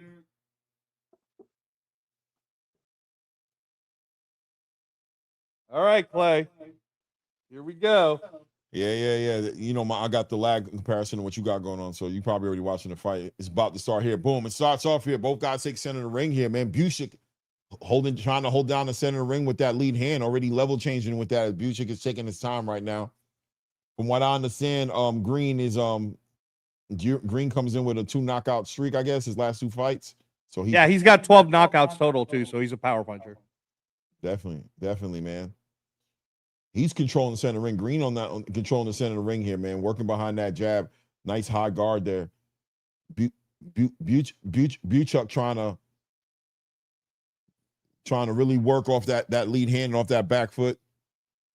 And controlling distance right now. You notice that Buchuk, who's into white, he's controlling distance right for to start. Yeah, 100%. You can see what he's trying to do. Doing a good job. Good work to the body. That's the way you got to do it, I think, with a puncher like that. I like the way the Bukic, I hope I'm saying his name right, is controlling that body. He's touching that body, and he's working behind that jab. And yeah. Green. Here's the Green other reason why I didn't like that big shot, man. He needs Oh, go ahead, Clay. Sorry. I was just going to say the reason why I was saying that why I thought that the odds are diabolical is this is only a 6-rounder. So all Bukic has to do is win 4 of these, just like what he's doing right now. Because Bukic is winning the round, in my opinion. 100%. He's letting his hands go. He's giving the coil treatment. Good work right there. Good work putting the punches together. You know what I'm saying? Good backhand. Yeah, he's touching him, man. I think Green needs to realize it's a 6-rounder, man. He needs to put a little bit more urgency on his whatever he's gonna do right now. Nice work to the body. Nice left hook up top, followed by the right hand to the body right there. We're down to 1 minute and 10 seconds left here in this round.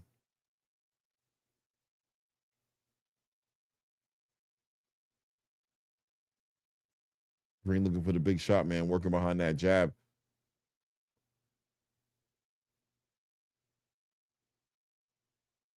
Bukic seems like he's just gonna coast and control this, man. But he's doing a good job touching him and outscoring him too. But the pressure, nice, good right hand to the body right there. Is Bukic felt that right hand to the body and ties him up.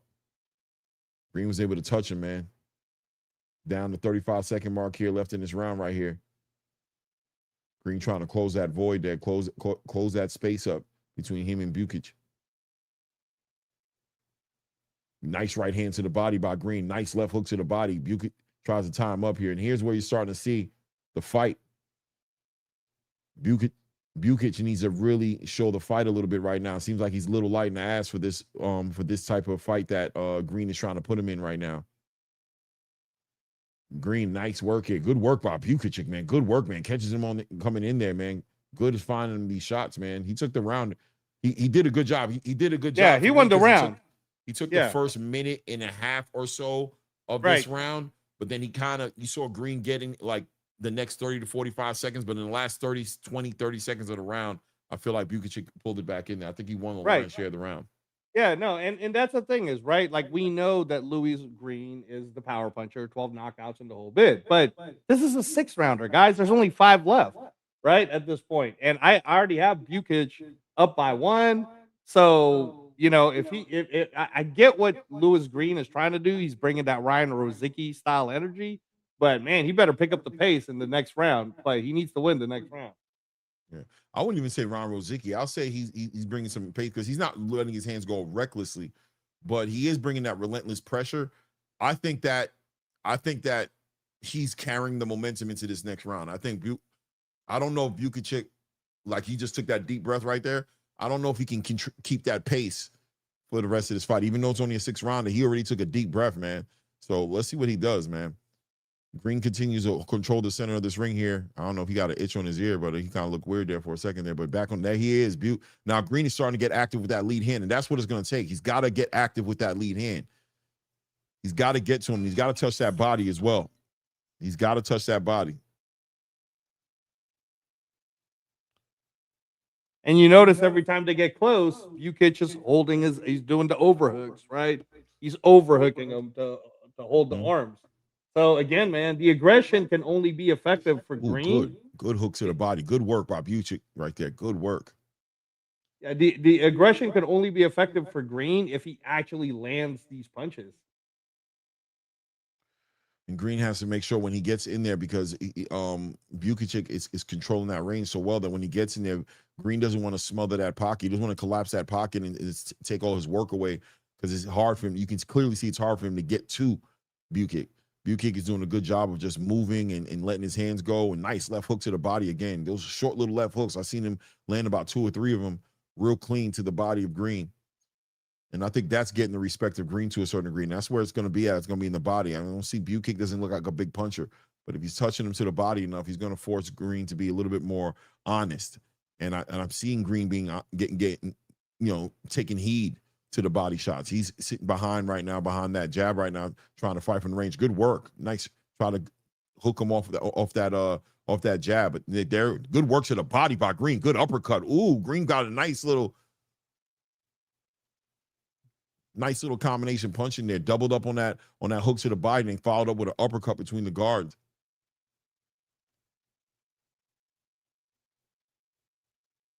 Yeah, Louis Green's trying to work him like a heavy bag, you know, like even if it's your arm, I'm gonna try Nice to hit short you right as hard hand as I by can. Green.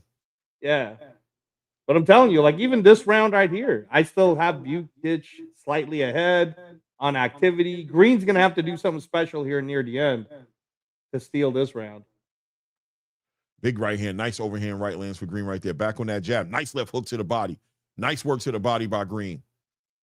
That was a nice exchange there for Green. Yeah, Bukic working it easy, taking his time. Level change. Stab him upstairs, stab him to the body. Overhand right. Back to a little left hook. Nice lead hand on work by Green. Nice hook to the body. Nice work to the body there on Bukic. Nice work right there. It's Bukic holds him. 19 seconds left in this round. Green might get the effective pressure. Oh, man, good work to the body by Green. Good left hook to the body by Green. Good left hook to the body by Green.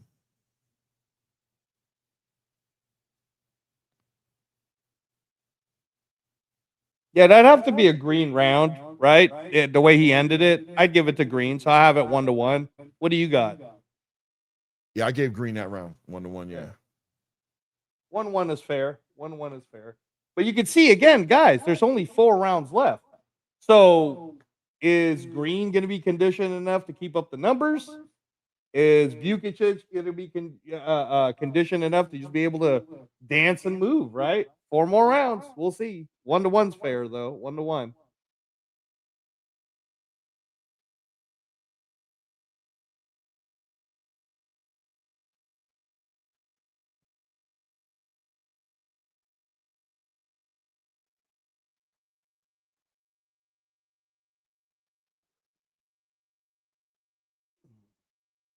Here we go.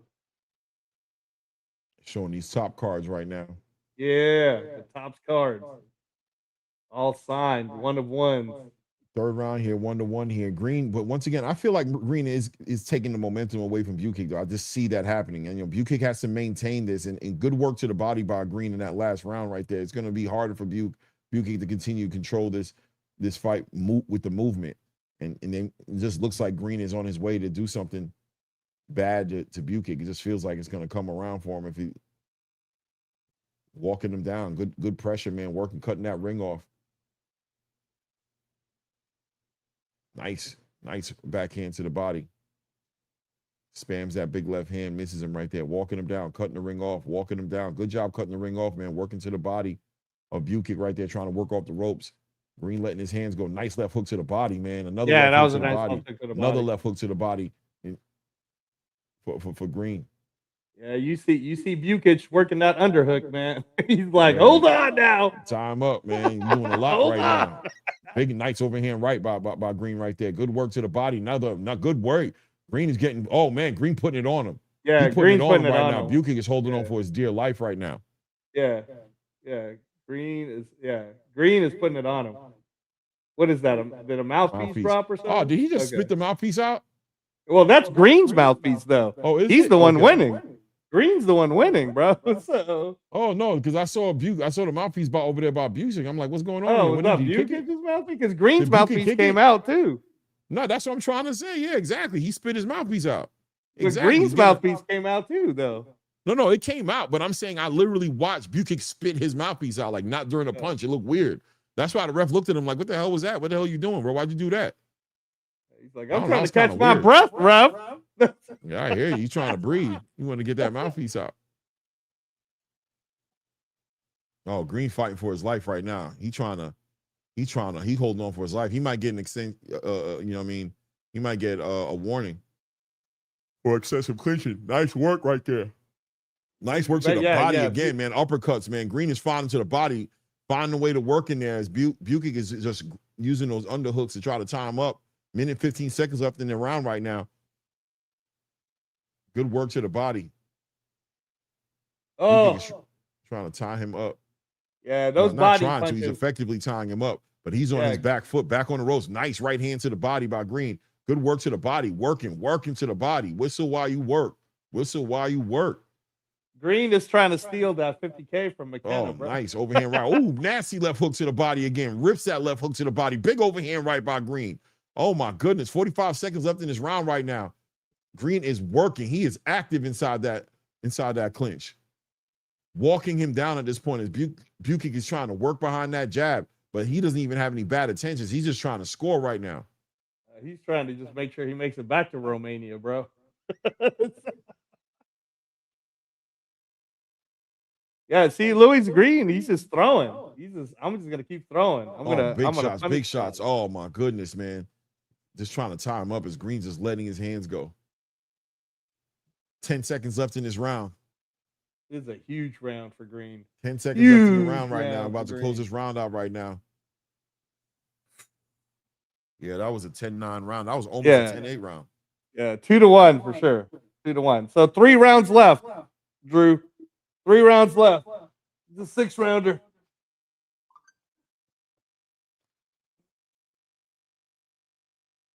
Yeah, Green is coming. Pause, Eric. 2-1 for Green. Hey, they're building up Johnny Fisher. Fighting at the Copper Bosch. At the Copper Bosch.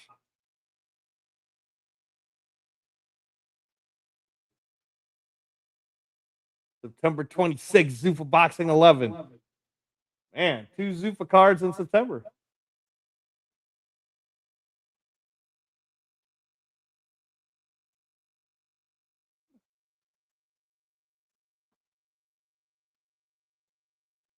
All right, guys. We're getting ready for round 4. Looks like the momentum's fully shifted to Green. As Clay is looking at some text. Uh-oh. So we're about to find out. Looks like more of the same. Green is coming forward, clearly trying to get a knockout of some sort. He wants that 50K. And Bukic is doing what Bukic was going to do, which is try to outbox this man and outscore him in a 6-rounder.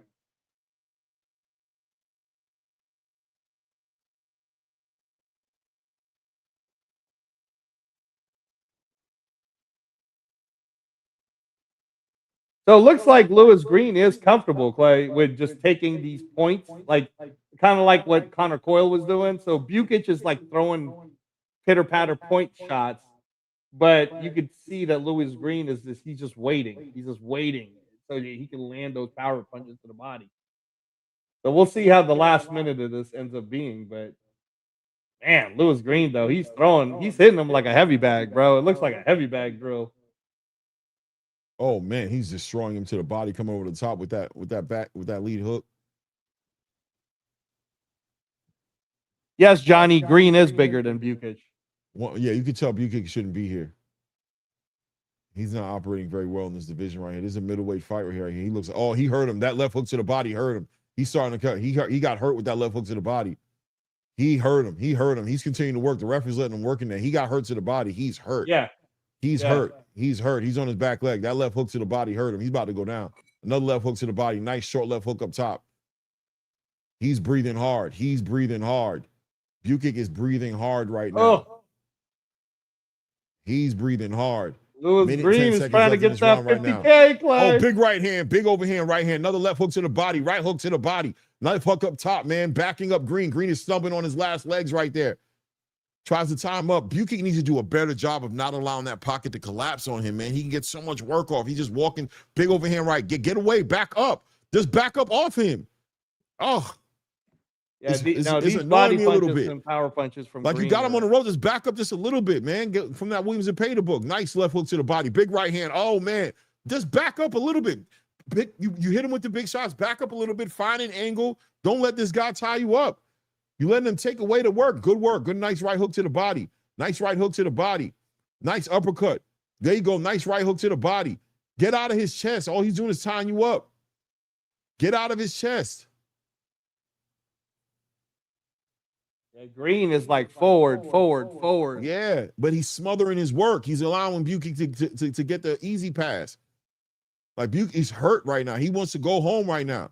He wants to go home. Yeah, Bukic is definitely gassed, guys. He wants to go home, bro. He does not want to be in that ring no more. But you're collapsing the pocket. You're sitting here in his chest trying to work, and he's just grabbing you. You see what the game plan is. So adjust. Just a little space. Touch him. You see he's on the ropes. Back up just a little bit, just enough to make him reach out. Walk him into a shot. Make him reach out and walk him into a right hand. Yeah, Drew, I know. Big shots. Big shots. Big shots by Green. That's Green's best round for sure. 3-1 for Green. It's fair. I'm trying to look and see. Yeah, Lewis Green is not ranked yet either. That's too bad.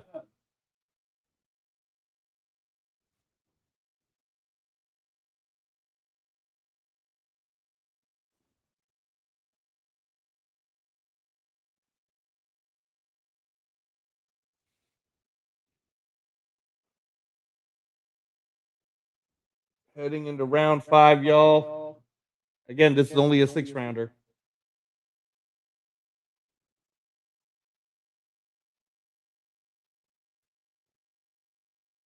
Bukic is looking to survive, everybody.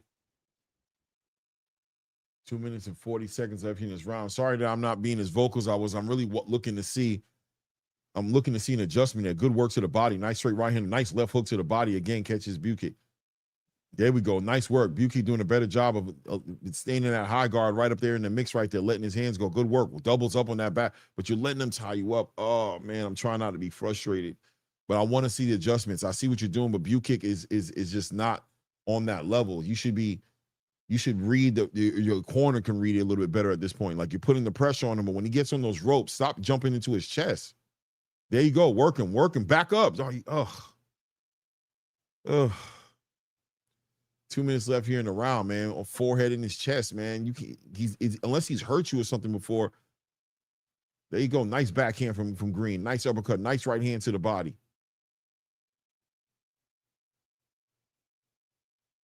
Bukic working behind that jab. Look at you in his chest. And, oh my goodness, man. Stop smothering that work, man. Please go back and fix that when you go back to the video. Please add something add just a little bit more wrinkle to your game than that. Nice work to the body. Nice uppercut from Green. Man. I want the referee to say something too. Good work. Straight right hand to the body. Bukic letting his hands go. There we go. Yeah, Green. Bukic caught him with a nice right hand on the way in there. Get your hand off the ropes. Are you tired? I think Green is tired as hell. And that's another thing, man. You letting all this high volume punching like you're Williams or Zepeda, but you can't even handle a 5-round fight at this pace. What you gonna do when it gets to 8 to 10 rounds?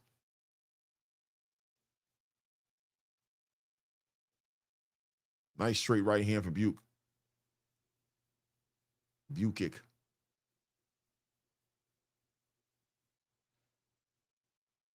Bukic having the second gear. He hitting the second gear. He's starting to let his shots go, and he's using his legs. He's moving around. He's boxing. Yeah, he might win this round. Yeah, and that's Green's fault. Green. He's tired though. Green's kind of tired from throwing all those power punches. 100%. A lot of that clinching happening now is coming from Green's side. Yeah, man. If Bukic wins this round, which I'm kind of leaning towards Bukic, unless Green does something amazing, I'm going to give this round to Bukic. I'd have it 3-2, and all Bukic has got to do is win the last round, have it a draw. I don't lose my money, by the way, on the draw, guys. I don't lose my money on the draw.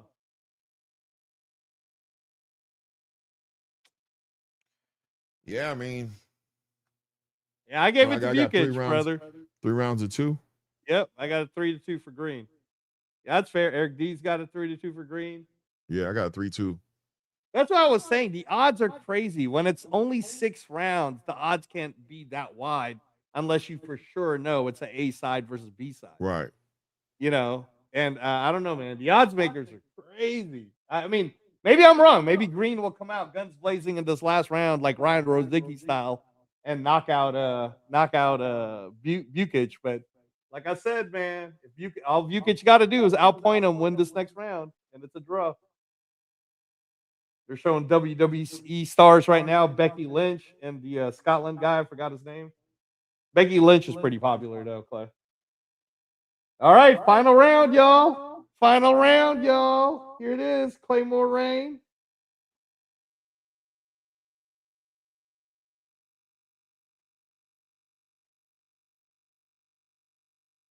Can Green get even a knockdown? Will Bukic? Nice work. There you go. Nice work. Yeah, but you letting them tie you up, man. You got to work on that, man. You got to work on that. This guy shouldn't be doing this to you like this. It's not that serious. I think Green's going for it on this round. Good, nice lead hook to the body, man. Nice uppercut catches Bukic there. Nice work. Doubling up on that right hand. He's hurt Bukic again. Bukic's hurt again. Good work to the body. Good work to the body. Good right hand to the body. Good uppercut. Hey, you letting He's going for it. I know he's going for it, but there you go. There you go. Nice work to the body, but you're letting him do that. This thing. Right. Stop that. It don't need to be. It's not even that complicated. You're just allowing it to happen. Good work. Good, nice lead hook to the body. Nice lead hook to the body by Green. Nice lead hand on top. There we go. Look at you just sitting there now. Oh, you're gonna get Yeah, Green needs to work on his underhook game, bro. Because those are just overhooks that yeah, he just letting them, and then you sit bro. up in there and you're trying to work, and the referee has to separate y'all. The round's going by. It's a 6-round fight. Sitting there with your forehead in his chest. Nice, good straight right hand to the body right there.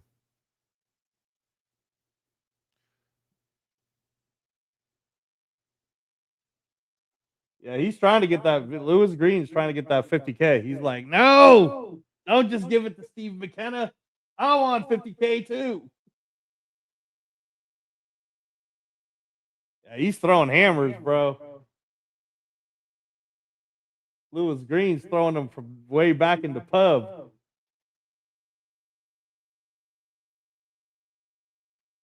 Does he have a conditioning for the final minute? I don't know, guys. He ain't getting the stoppage. He's tired. No, he's too tired. Green is tired. Green's tired. He's gonna get this round though. He's gonna win this fight. Damn, did somebody? Oh, he might get him. He might get him now. I know. He Good might work get to the him, body. right? He might get him. 30 seconds left here. Oh man, I thought he knocked something out of him. Was that a mouthpiece? Yeah, was that a tooth, bro? Was It that looked a like a tooth? What the tooth. hell was that, bro? Something flew the hell up out of his face. The crowd got to be loving this fight though. No, this is great. This is a fight of the night energy.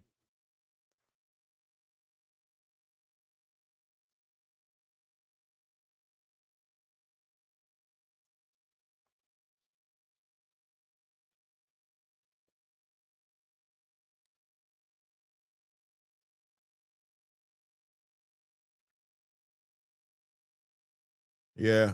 Yeah, 4-2 Green is fair. 4-2 Yeah. Green is fair. 4-2. Yeah, 4-2 Green is fair.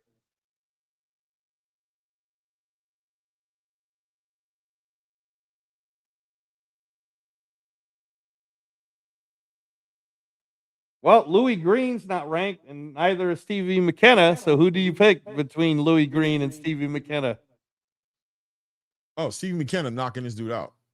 Louis Green? He'd knock out Louis Green? McKenna? Steve Yeah. McKenna? Yes. Yeah. Okay. All right. Green didn't impress me. He actually frustrated me a little bit. He didn't impress me. He frustrated me a little bit, and I feel like this guy Bukic just didn't have the power or the like I think Coyle will give him work. I think Coyle will get his dude work, man. Oh, Connor Coyle? Okay. Yeah. Okay. All right. You gotta show me. You gotta show me. I thought he was really one-dimensional. I think he just had one game plan. He was like a super poor man's Christian and Billy. You know what I mean? Okay, how about this though? How about Mark Buke versus Mark Buke lost? You know, You could knock him out. Oh, really? You're not impressed with Louis Green at all, bro? I don't know why. Are you impressed No, with him? no. I'm just asking. No. I mean, I'm he's asking not a you now. Are you impressed with him? No. I mean, he definitely he's throwing like as hard as he can, but he didn't really have a great jab game. His footwork was not really great. Like I said, you know, the overhooks are easy. If somebody's grabbing you and doing overhooks, you just underhook and bump them, right? Like, you know, you can turn them, bump them. So, you know, he has for someone who already has like 25 fights, he needs to definitely refine his game a lot more. Yeah, bro. And shout out to my brother Eric D314 in the building says all Green needed to do was take a half a step back. That's it. And I couldn't even see that adjustment come out. That's all I'm saying. Like the one adjustment he could have done, just step back a little bit. He kept walking into it, and it was almost like he was initiating it. And he had this dude hurt, bro. Green, you're a fighter, man. I can see the heart, and I know you're a fighter, bro. You need to work. You need to go back to the lab and work. You need to work. Your team need to work with you, bro. That coming forward bullshit, that shit is gonna get you clipped. Yeah, and Bukic is really a 154 guy too. So yeah, you can see it in him. Yeah, you can see it in him. Look at him breathing hard. Look at him breathing. Look at him breathing. Yeah, that's what I said earlier, Donnie, that Green has been inactive. That's why I thought it's closer to a 50-50 because it's a 6-rounder. Yeah, that's probably why, Donnie. I'm good with that. I'm good with that. I'm good with that.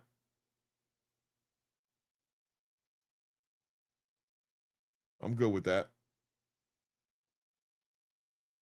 Damn, one of the judges gave it 5 rounds to 1 for Green. There it is, but the unanimous. I mean, decision, I don't think easy. that's that crazy. 5 rounds to 1. I think that sure, man. The fifth round was close. Was close. I just gave it to Bukic, but it was close.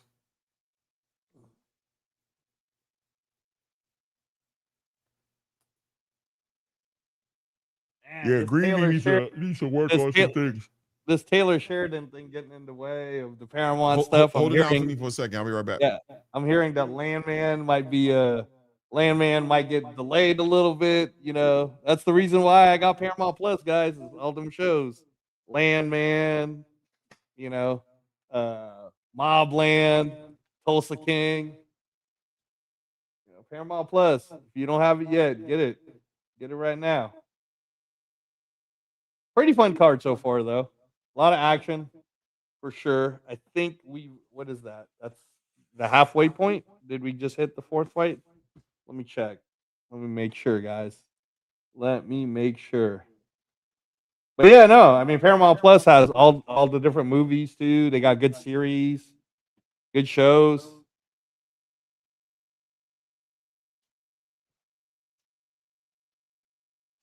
Let's see. Let me look, guys. Let me find out exactly. I think we are at the halfway point, though. I still think Steve McKenna is the one that's going to end up getting the 50K so far. But they do give 2 50K bonuses, and then they give the fight of the night bonus. So we shall see. Right now, that 50K is definitely going to Stevie McKenna. Let me see. So we had Patrick O'Connor win. I don't think that was enough because that was a shoulder hurt. Then we had the Connor Coyle Mark Buke fight, but I don't think either one of those guys are going to get a 50K. Steve McKenna is going to get it, and then Louis Green, I don't think can get it. So we'll see. This next fight is Clay's favorite guy, Sam Hickey. Sam Hickey versus Brad Axe. It's an 8-rounder at 160 pounds, but Sam Hickey's the guy who got the knockout bonus on his on Zuffa Boxing 7 in Bournemouth. So we shall see. The fight that I think is going to end up being fight of the night, guys, is the 175 fight between Joe Ward and Artjum the Tank Kasparian. If you know, you know. I'm telling you, I think that's the one that's going to get the 50K for each guy for fight of the night. I still think, man, Tyler Denny at a plus 500. I mean, put $1 in, you know what I mean? Like, that's a lot. I don't look at Callum Walsh like he's this dominant guy. And Tyler Denny's very good tested. You know, I mean, Callum Walsh will probably win, you know, especially if he goes to the decision. I just think Tyler, if Callum Walsh has a bad night, you know, then yeah. I know, Chrissy, I don't know what to do about the echo, though. Me and Clay have already tried a couple of things, and it's still like there. And then Aaron McKenna versus Etinosa Oliha.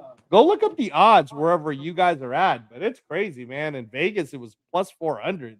And I'm like, damn, you got to put at least $1 in. You know, on Etinosa Oliha. A lot of people feel like Oliha could actually hurt Aaron McKenna. So we'll see. I don't know, guys. You know, write down your predictions for that main event between Oliha and McKenna. But I don't know. I'm with you though. Donnie 956. Yeah, Joe Ward, Arjun. For people who know who Arjun Kasparian is, and Joe Ward's got a huge amateur background. So but Joe Ward just hasn't been as active. The tank though, Kasparian, it's like I don't want to call him a Baturviev, but he kind of is like a Baturviev-ish type. And at 175, that's gonna be a fun fight. It's gonna be a fun fight between those two. So I think both of those guys will only getting 50K each. Oh, okay. Sam's got Oliha stopping McKenna. Hey man, go look at the odds, Sam, because here in Vegas it was plus 400. And I was like, damn, plus 400. Who the hell's making these odds? This is crazy.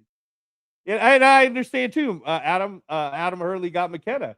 If it goes to decision, McKenna probably will get it because it's in Ireland, right? Like probably the crowd's going to be behind them. So I agree with that too. That's why the odds threw me off because it should be closer to 50-50, like, minus money for both guys or like plus 110, but not plus 400 against. Plus 400 as Oliha as the underdog, man. Y'all better look at your whatever DraftKings or whatever it is that you guys use because that's crazy. Anything that's plus 300 or above, you got to put a little money on Oliha. Oliha is good, man. If you guys have never seen Oliha can fight. Oliha is good. There's a reason why Oliha is ranked number 5, I think, in Ring Magazine. Let me look it up, guys, because I think McKenna's ranked number 6. So let me look it up. Yep. Etinosa Oliha, who's 22 wins, undefeated, is currently ranked number 5 by Ring Magazine. Aaron McKenna, who's 20 wins, undefeated, is ranked number 6. So the only people above the rankings, above Oliha, is Troy Isley, which I don't know why. Erzlandi Lara, who's the WBA champ. Yohan Lee Hernandez, which I understand he's the best guy without a title. And then Carlos Adames, who apparently is now deciding to stay at 160. And by the way, guys, he's looking for a promoter. So I'm just gonna say, Carlos, if you listen to the show, you might want to sign with Zuffa, brother. You might want to sign. If you're looking for that money and that consistency, you might want to sign with Zuffa if you're a free agent. Salute to Zero FX. Salute. All right. Hit the like buttons, everybody. Please help us get to 100 already. We've been on for 2 hours. We're halfway through the ZUFFA Boxing 10 event. Roger that. B. Reese. Oh, you're talking about the other card? I ain't watching the other card, man. I'm watching ZUFFA right now. I have it on. I didn't get to see it, but now I'll have to check the replay. You're talking about the boxer card, right? You're talking about the boxer card, Roger that? I think he's talking to. So there's a card on the zone, but this is my whole point is ZUFFA Boxing right now, if you're in the UK, because Ben Shalom's doing a card in the UK also, but the ZUFFA Boxing card in the UK is being shown all over Sky Sports. So that's the fight that everybody in the UK is watching. The boxer card just kind of fell into a bad time slot. So I don't even think a lot of people knew about Simpson versus Williamson, the rematch today.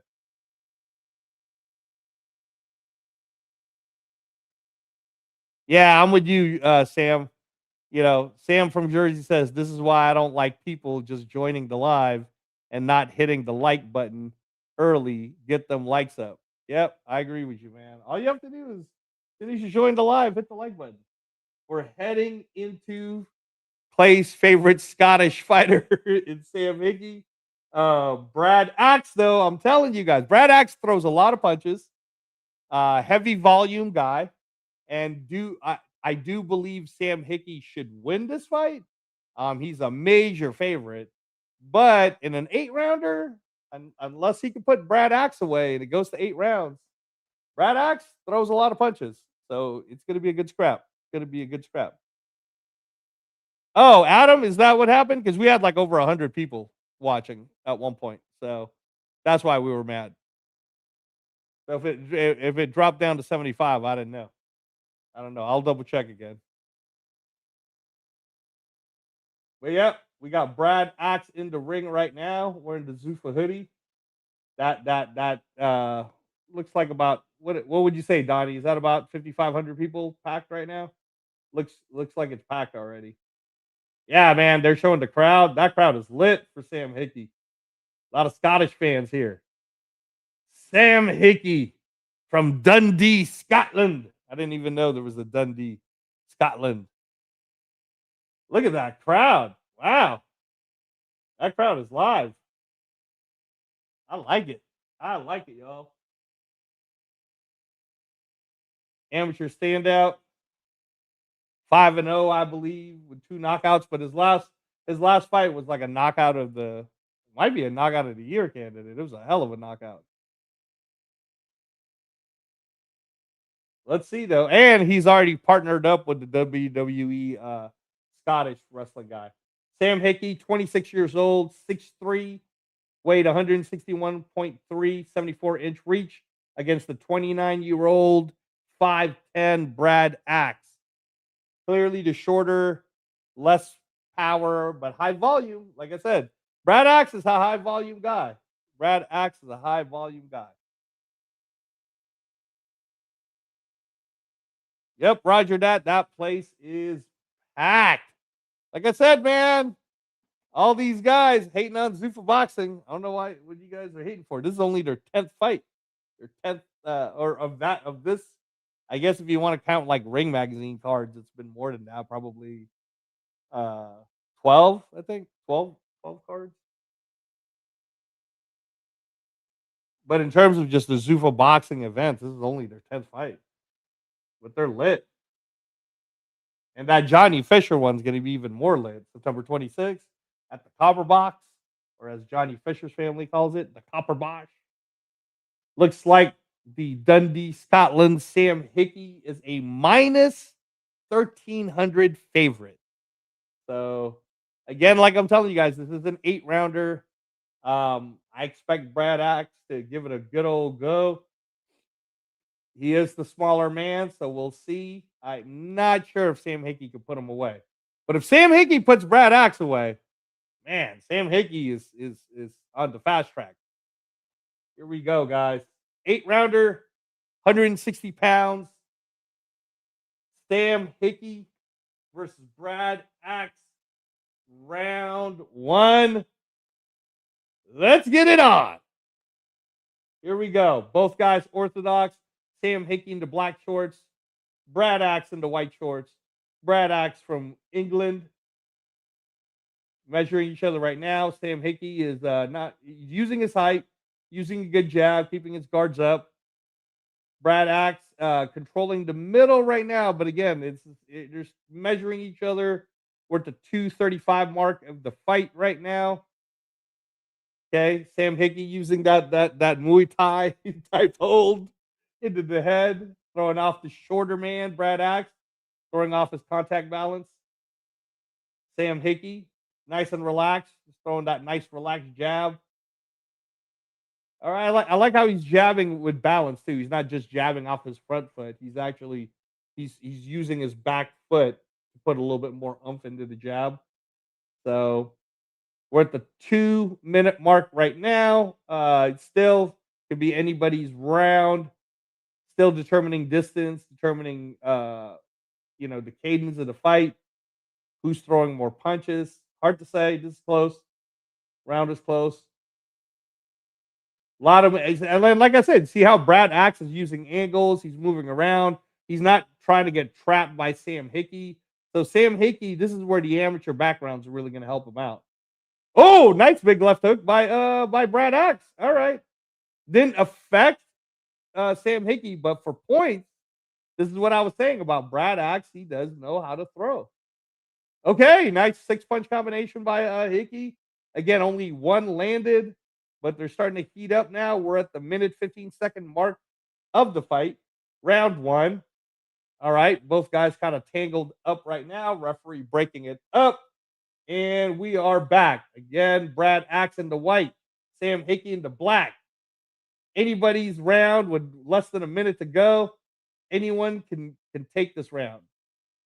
It'll all depend on who lands the best shot, who shows the most activity. A little bit of grabbing happening now. Sam Hickey, again, definitely the stronger, taller man. Brad Axe is definitely in shape for this. Oh, big left hook by Sam Hickey. All right. I think Sam Hickey is taking the round with that big left hook. Huge left hook. Brad Axe tried to take a gamble, and that was not a good gamble. Not a good return on the investment of trying to gamble going in there. So Sam Hickey, knowing he's ahead now. Another big left hook by Sam Hickey. Oh! Big right hand by Sam Hickey. Oh my God. Yeah. 10 seconds left. And Sam Hickey is definitely taking this round one. The redness on Brad Axe's face is starting to show. Yes, sir. Sam Hickey is cool as a cucumber. What was Mel Gibson's character in Braveheart? Someone help me out, y'all. Because I'm forgetting that guy's name from Braveheart, but all of Scotland's probably pretty proud of that round one for Sam Hickey. So Sam Hickey, I got it 1-0. Put down on the chat what your score is. I got it 1-0 for Sam Hickey so far. When he started throwing those combos and really letting him go in the last minute of that round, that was great. That was great. Mel Gibson's the actor, but what was the character name? I'm forgetting. Is it William Wallace? I think it's William Wallace. That's what I was gonna say. Is William Wallace would be proud of Hickey right now after round one. They may take our lives.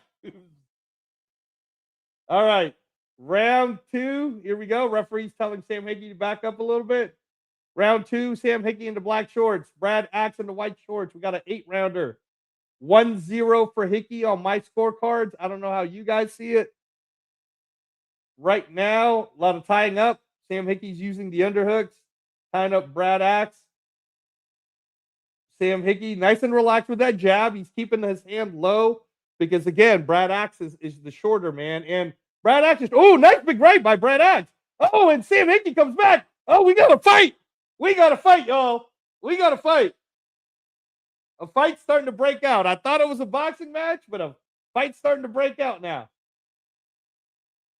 All right, Sam Hickey again. 2 minutes, 10 seconds in the second round. Sam Hickey controlling. Brad Axe is moving a lot. Like I said, he's using angles. He's trying to establish himself. Nice slip movements by Brad Axe there. So this is what's tricky for Sam Hickey, right? Is he can't get careless. He's throwing his punches, he's throwing his jabs, but he's keeping his defensive guards up because he doesn't want to get careless against someone who can throw from a lot of different angles like Brad Axe is doing.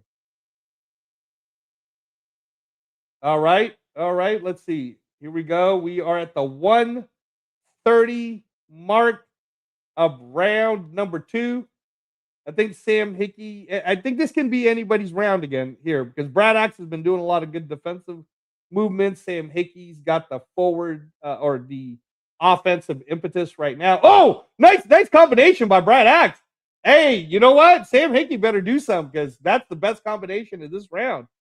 Brad Axe might actually steal this round. Let's see what happens. We are at the 1 minute mark of round number 2. Let's see who wins the final minute. All right. Hey, Brad Axe doing a lot of this. Close. This round is very close. Sam Hickey's gonna have to do something. You got to do Hickey, Sam Hickey. Got to do something. Okay, big, nice right. Like a scoring right, not really like a big. All right, he's coming in with combos. We got 30. Back of the head hits, though, by Sam Hickey. That's never good. Rabbit punches. Less than 30 seconds left. We got about 25 seconds left in the round. This is going to be a hard round to judge because Sam Hickey's throwing. Brad Axe is scoring. Sam Hickey's like trying to steal it on aggression. Oh, another nice left hook by Brad Axe. Sam Hickey tried to gamble with an uppercut, but Brad Axe's left hook got there first. Okay, Hickey throwing the jab. All right. I mean, again, I'm not going to be mad at any of you guys if you scored out 1-1. Again, Brad Axe had the cleaner combos in that whole round. So you have to just judge it that way too. I'm not going to be mad at you either if you have it Hickey 2-0. I gave But Hickey that round. Okay, so that last round was really close. So Hickey's is basically seeing this aggressive fighter in front of him, and Brad Axe really trying to press him, and he's getting that timing down. What I saw in that round was Hickey was starting to find him with some nice straight right hands and some decent right hands, but he was basically. We'll see what he does in the third round, because what I saw him really doing that round is really like, let me see where this is going here. Like, this guy's really getting confident and coming in, and he feels like he's going to bully me, and I know I got the power to hurt this dude. So I'm seeing him getting that timing out. He's slipping those shots, but big right hands he was finding with in this round. So I just think that we're going to start seeing him. He was catching him with some straight right hands, some clean straight right hands, good timing. He's got his hands low a little bit, almost like he's baiting Axe into the fire. I want to see what his third round looks like. I think we should see some separation. I think Hickey processed a lot of data in that second round. Let's see what happens though. Top of the second round right here. Both guys really just feeling each other out a little bit, but Hickey was finding a lot of clean right hands, and Hickey right there finding him with a nice check lead hook right there, back on that jab, starting to apply that pressure a little bit more to Axe now as Axe is trying to feint. There goes that straight right hand again for Hickey, ties up Brad Axe as the referee separates them. 2 minutes and 30 seconds left here in round 3. Hickey takes control of the center ring right now on that high guard now. Had his hands a lot lower in that last round. I really think he was processing a lot of information, trying to see what he can get from Brad Axe as far as commitment. And I think he's seen enough, man. Great jab. Good. There he goes. And Hickey's starting to look for that lead hook. He's jumping in. Good jab by Hickey. Touching him with that lead hand. Just taking his time, controlling the center of that ring right now. Brad Axe is having a hard time getting that cadence of Hickey. And Hickey's baiting him in there with that low guard, just keeping his hands low. Just there we go. Nice right hand by Brad Axe right there. Good jab by Hickey. Brad Axe wants to jump in there, but I think he realizes that he's gonna pay coming in there. It's gonna be expensive. Gets tied up right there. Hickey ties him up, gets some instructions from his corner. The referee separates him, brings him back to the center of the ring here. 1:35 seconds left here in this third round here. Hickey working behind that jab with a Brad Axe who I think has been domesticated a little bit, just a little bit humble right now behind the punishment he's received from Hickey. Good jab by Hickey, catches Brad coming in there and then ties him up.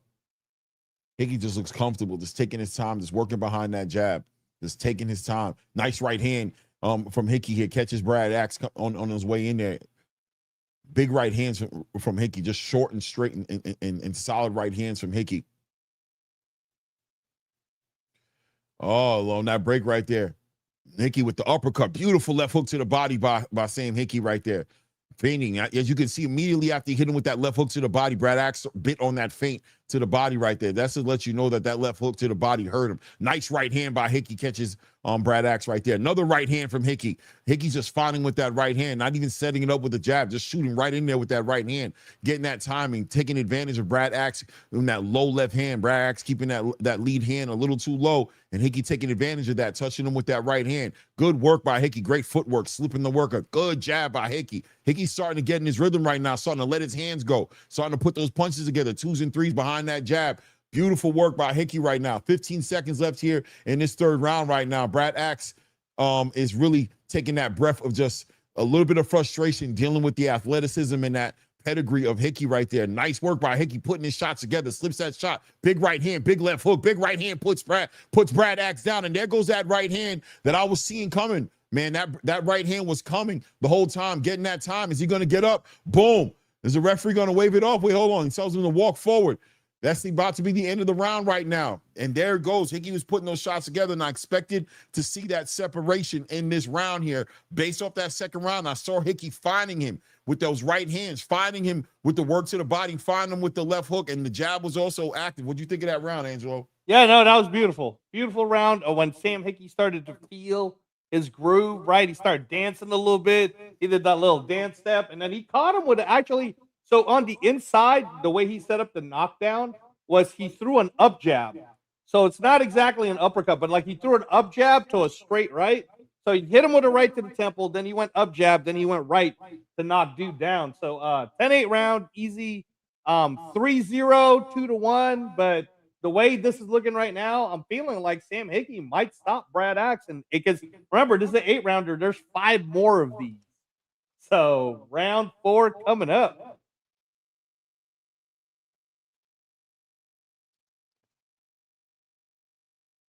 Let's see here. Hickey once again just taking his time right there. Just you can really see how relaxed he is. He's really just really in the moment right now. Just has that cadence of Brad Axe down to a science right now. And there he goes. Oh, nice shot lands for Brad Axe right there. Coaches Hickey coming in there. Hickey needs to make sure he doesn't get too complacent in there, man. He'll get hit with something. But he's using his feet right now, moving, controlling where this fight's at right now. Brad trying to slip. Good slip right there by Brad, but didn't come back with that left hand. Good jab, good up jab by Hickey right there. Brad punching out of range right now. Really hasn't been able to find his range too much. Nice straight right hand by Hickey, taking his time right there behind that jab. Hickey's been able to just shoot that right hand straight off the hip, right from the shoulder, man. And been able to connect with Axe pretty easily. Good jab by Hickey, good jab.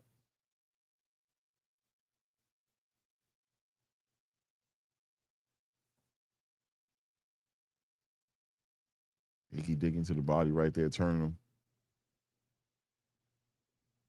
Minute and 40 seconds left here in this round. Good jab, stops Brad Axe right in his tracks. Nice short right hand from Hickey, catches Axe on the way in. Axe is a little wide with his punches. A little wide at times with his punches, and Hickey's straight punches are just getting there before Axe can really. Oh, nice uppercut. Nice lead hand uppercut from Hickey, followed by a straight right hand. Nice jab by Hickey, taking advantage of the slower Brad Axe. Brad just can't really hang with the speed of Hickey. Hickey ties him up, waiting on the ref to separate him. Minute left in this round. This one, an 8-rounder here. Sam Hickey's starting to put on a bit of a masterclass, really putting his punches together.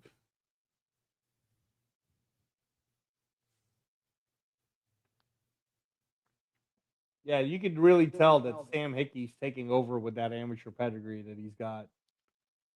100%. You see that straight right hand, too. He's been able to just shoot that right hand right from the shoulder and touch him.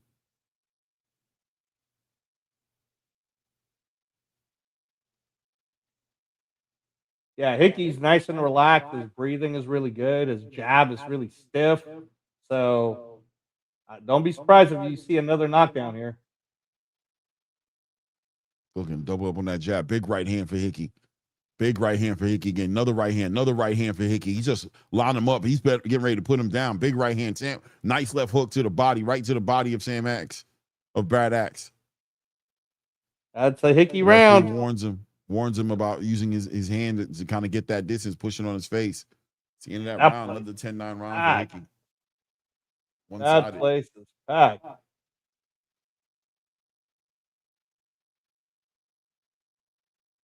Oh, Christian William Smith is in the house. Jose Enrique. Footballer, or soccer as we call it in America. Ooh, that's his name, Finn Balor. That's the Scotland guy. There's Becky Lynch. Becky Lynch.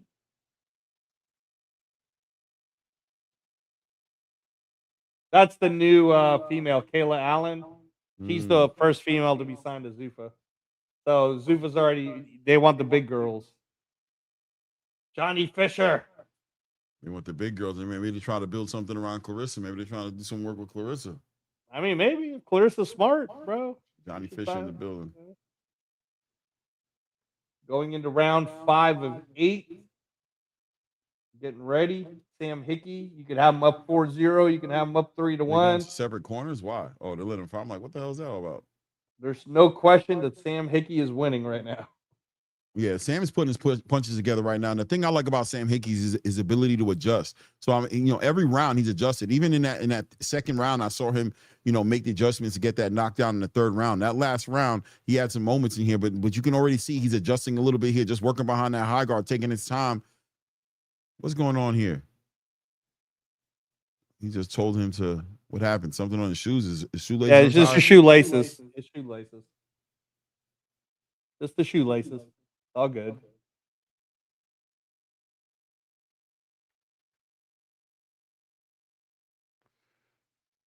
Here we go. We back at it. 2 minutes and 27 seconds left here in this round here.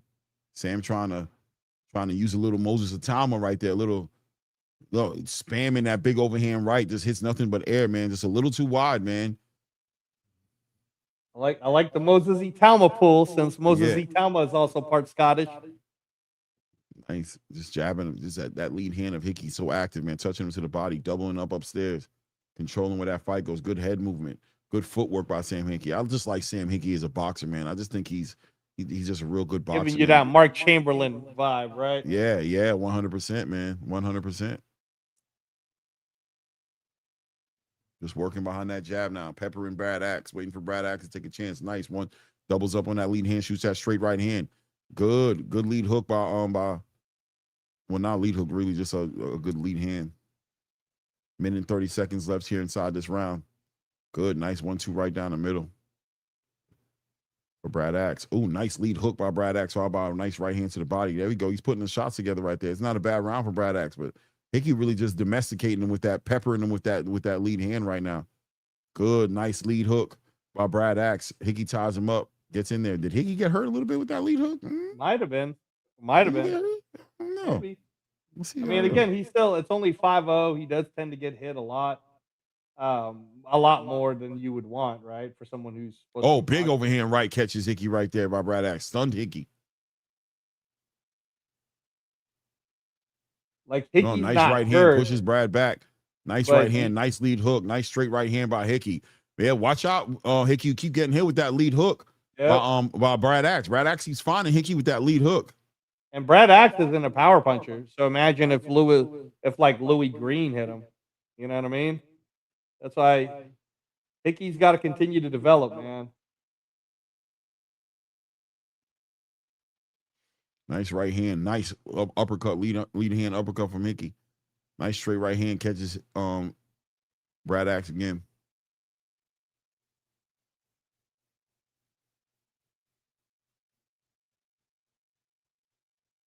Ooh, nasty left hook to the body by Hickey. Nice right hand.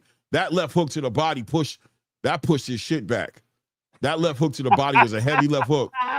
That was a hard left hook to the body. That left hook was serious. Oh, man. For Hickey. That was a nice left hook to the body, bro. Little training day reference for you guys. Yeah. Push your shit back. You know what I mean? You really get your shit pushed. No, it wasn't push your shit back. It's get your shit pushed in. Oh, yeah, that's what it is. Yeah.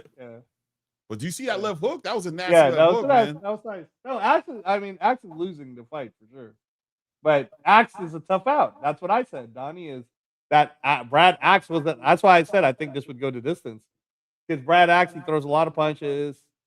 He knows what he's doing in there. And that's why it's a good step up for Sam Hickey. But I don't know. Like if Sam Hickey was stepped up to someone like Louis Green hits harder. So I don't know. They might want to just keep him in this domestic level still.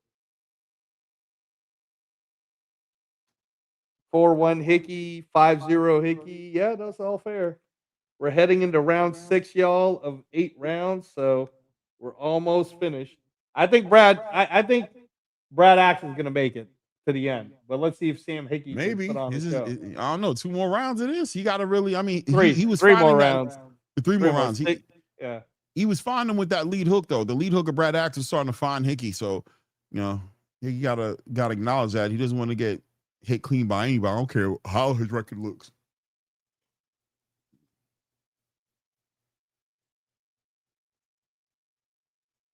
Yeah, Hickey just working behind that jab.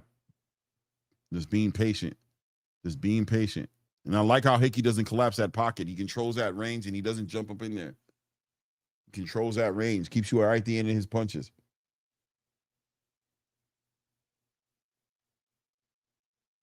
Good work behind that jab. Give me a little bit of an Andy Lee back in the day vibe too. Andy used to kind of box like this. Andy Lee definitely used to box like Sam Hickey. Yeah. Oh, nice jab, man. That just frustrated. Brad Axe just got hit with that jab and just kind of like looked down at the ground like, damn it, man. Got that mouthpiece. That mouthpiece came out. Yeah, he just got frustrated like, damn, bro. This boot knocked this mouthpiece out my damn mouth, bro. That's nasty work. Put in there. That's it. There you go. Hickey looking like a man with a mission right now. Ooh, nice left hook. There goes that left hook again, man. Hickey needs to be careful of that left hook. Oh, nice right hand, but he's jumping in there. Ooh, nice lead uppercut.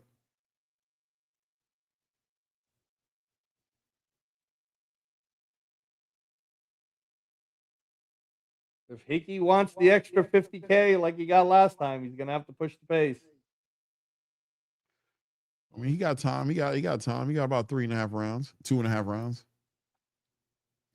Just needs I think he needs to touch Brad Axe to the body a little bit, man. Just a little bit more. That left hook to the body, man, was a big left hook, man. I'd work on that. Nice right hand by Hickey.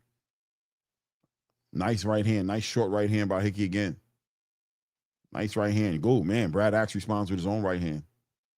Nice jab by Hickey.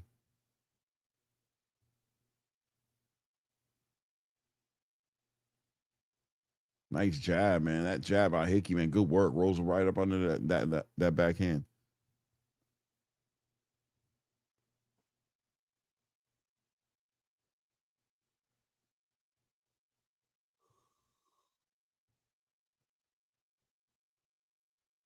Brad Axe is punching out of range. Hickey just coming over the top with that right hand at will, working behind that jab.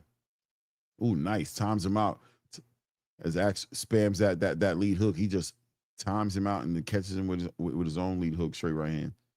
Boom, nice. Doubles up on that lead hand, big right hand, lands on Axe. Axe is just frustrated. Yeah. This is that amateur Nice right hand. Again. Another right hand, another left hook, right hand. Oh, end of that round. Axe was catching work. Yeah. On the ropes. Yeah. No, I mean, again, this is the amateur pedigree showing up for Hickey. He's throwing a ton of punches. He's using the angles, using range, right? Like, he's chopping them up, man. He's winning for sure.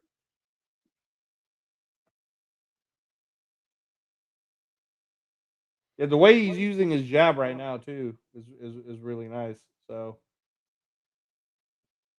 again, I'm not overly excited over Sam Hickey. This is his 6th fight, so we got to pump the brakes a little bit. If he ends up winning this fight by decision, he'll be 6-0 with 2 knockouts. So, you know, nice little step up pace. You know, if he wants that 50K though, that Steve McKenna's already getting.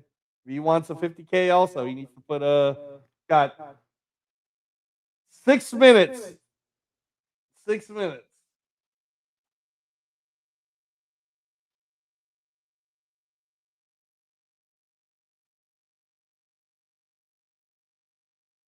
Sam Hickey back at the center of the ring behind that jab.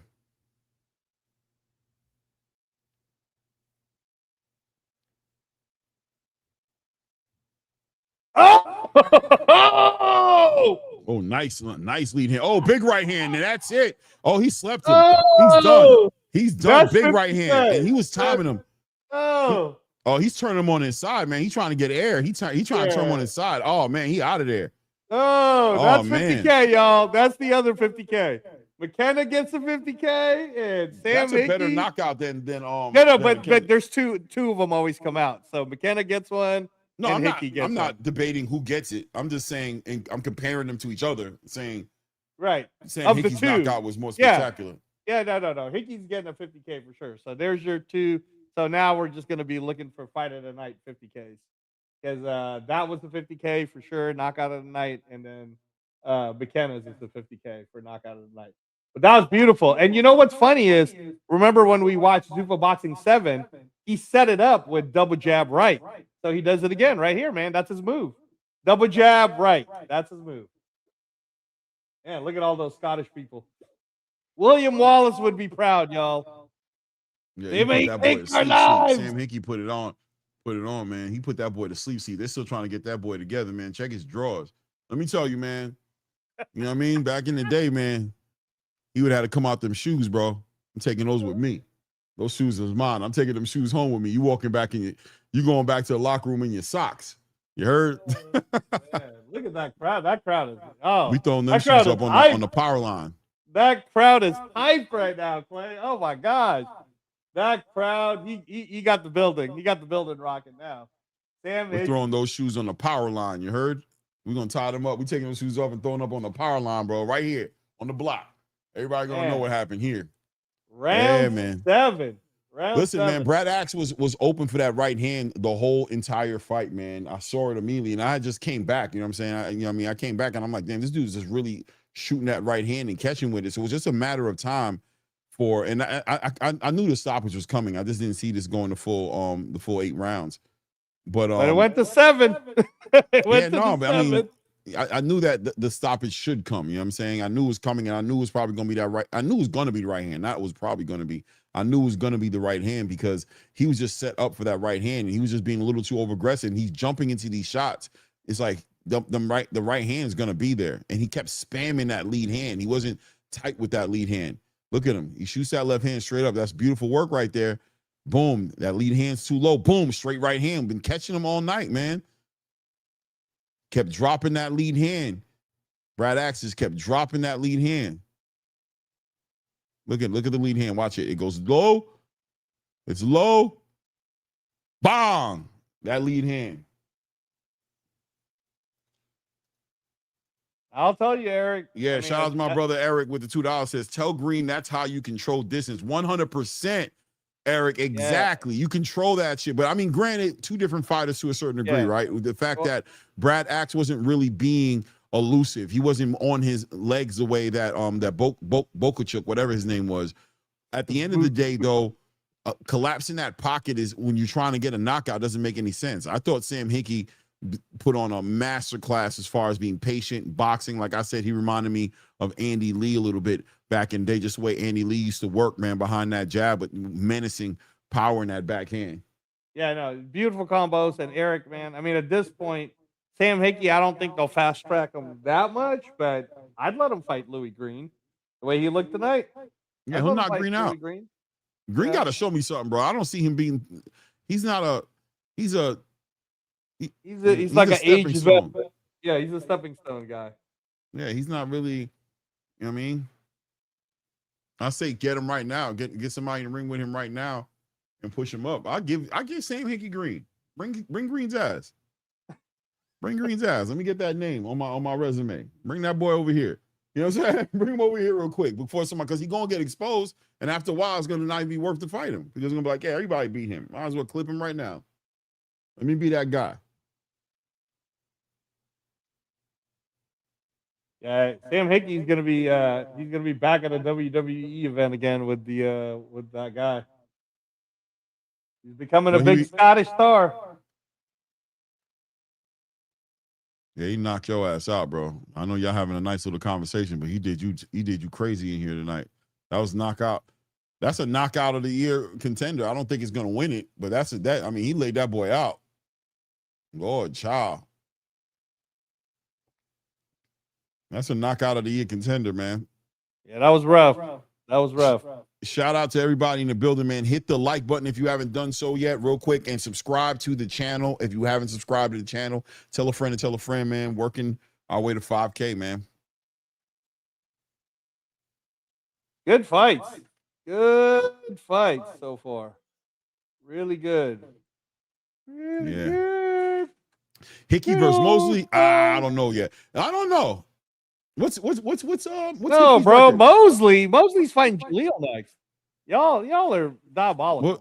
Yeah, but I mean, they're just trying to make match. They're just trying to say good matches they'd like to see. But Shane Mosley Jr.'s ranked number 3 by the WBA, y'all. Sam Hickey just won his 6th fight. That's what I was gonna say. What's his record? He's only 6 fights into his career. 6-0 with two knockouts, man. Pump the brakes, y'all. Pump the brakes. Damn. Talking about, damn, what's wrong with you guys? Damn.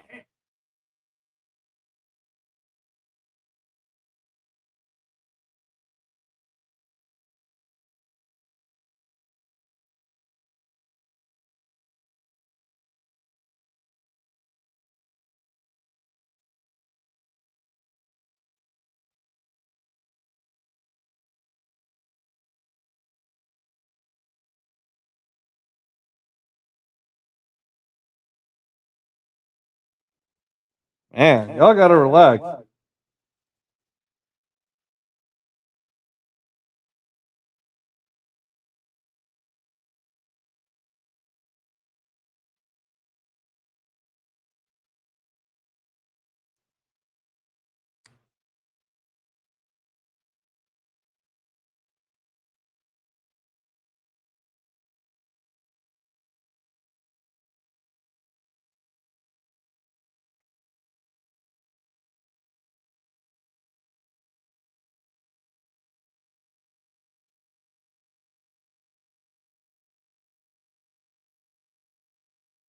Hey, I'm down with Zuffa Scotland, y'all. I like what he was saying. Sam Hickey's like, let's bring Zuffa to Scotland. Hell yeah, bring Zuffa to Scotland. That'd be fun. That crowd is wild. I love it. And you know, the thing I like about Sam, man, is the adjustments. I love the adjustments. I love the fundamentals. I love the patience. I mean, he's a fighter I really like, man. I'm not gonna lie, man. I like Sam Hickey, man. He just had this is second or third time I've seen him, and he's just really delivering, man. On the performances. Once again, it's not the wins, it's how he's winning. It's how he's doing it. You know what I'm saying? Right. Real so remember, real patient. Yeah. So this next fight, Clay, I need you to really lock in. I promise you, this is gonna be the fight of the night, bro. 14-0, 12 knockouts. Artjum the Tank Kasparian versus the very, very good, highly rated from the amateurs. He's had some ups and downs, but Joe Ward, who's I believe 12-1 with 8 knockouts, but Joe Ward could fight, bro, and he got popped too. So this to me is gonna be the fight. This is the fight right here. This is the one I've been waiting for. Donnie, is Peters in with Zuffa? I don't think he signed a Zuffa, brother. I don't think they can make that fight. That'd be a good fight, though. Hickey Peters, that'd be a good fight, but I don't think he signed a Zuffa, man. Yeah, Sam really put on that clear, man. I really like what he brings to the table, man. I'm keeping a close eye on him, man. Very patient. You're gonna have to really bring something special to kind of get him off his game, and he has the power to get the respect. That's the problem. The problem with a fighter like him, and the intangibles with him is he's patient. He boxes, right? He boxes, but he has the power. So what people are gonna try to do to him is he's gonna be very hard to outbox because how he carries. Yeah, you don't want to try to outbox him. That'd be a bad idea. Well, that's what I'm saying, right? You don't want to. It's going to be hard to outbox. I'm not going to say you can't. You can unbox him. But it's going to be very difficult. That being we're said, talking about at his level too. We're not talking about like the contender status. I'm just saying what I see in the ring, what he brings. He's a guy who's 6-0, and he brings those fundamentals. He's very hard to outbox. I'm not saying I'm not saying put this guy in a title fight or nothing like that. But I'm saying that when you fight him, if you can't box him, what you're going to do is you're going to try to overwhelm him. You're going to try to pressure him. And that's bad because he has that kind of power to where he can get your timing down and walk you into some bad shots. He has a big right hand. So you got to really be patient with this guy. You got to really approach this guy in a very, defensively responsible way. You can't just, there's a lot of times the boxers aren't the punchers or the punchers aren't the boxers. This guy is that combination. He's a puncher who boxes. He's a puncher boxer. And that's a problem for anybody who doesn't know how to manage that, because he's going to be setting you up. He's fast. He has great feet. He has a great jab, and he's got menacing power in his hands. Right. Yeah, no, Drew, I mean, they just got to keep building up Sam Hickey. I like the Louis Green. We just watched Louis Green get a win tonight.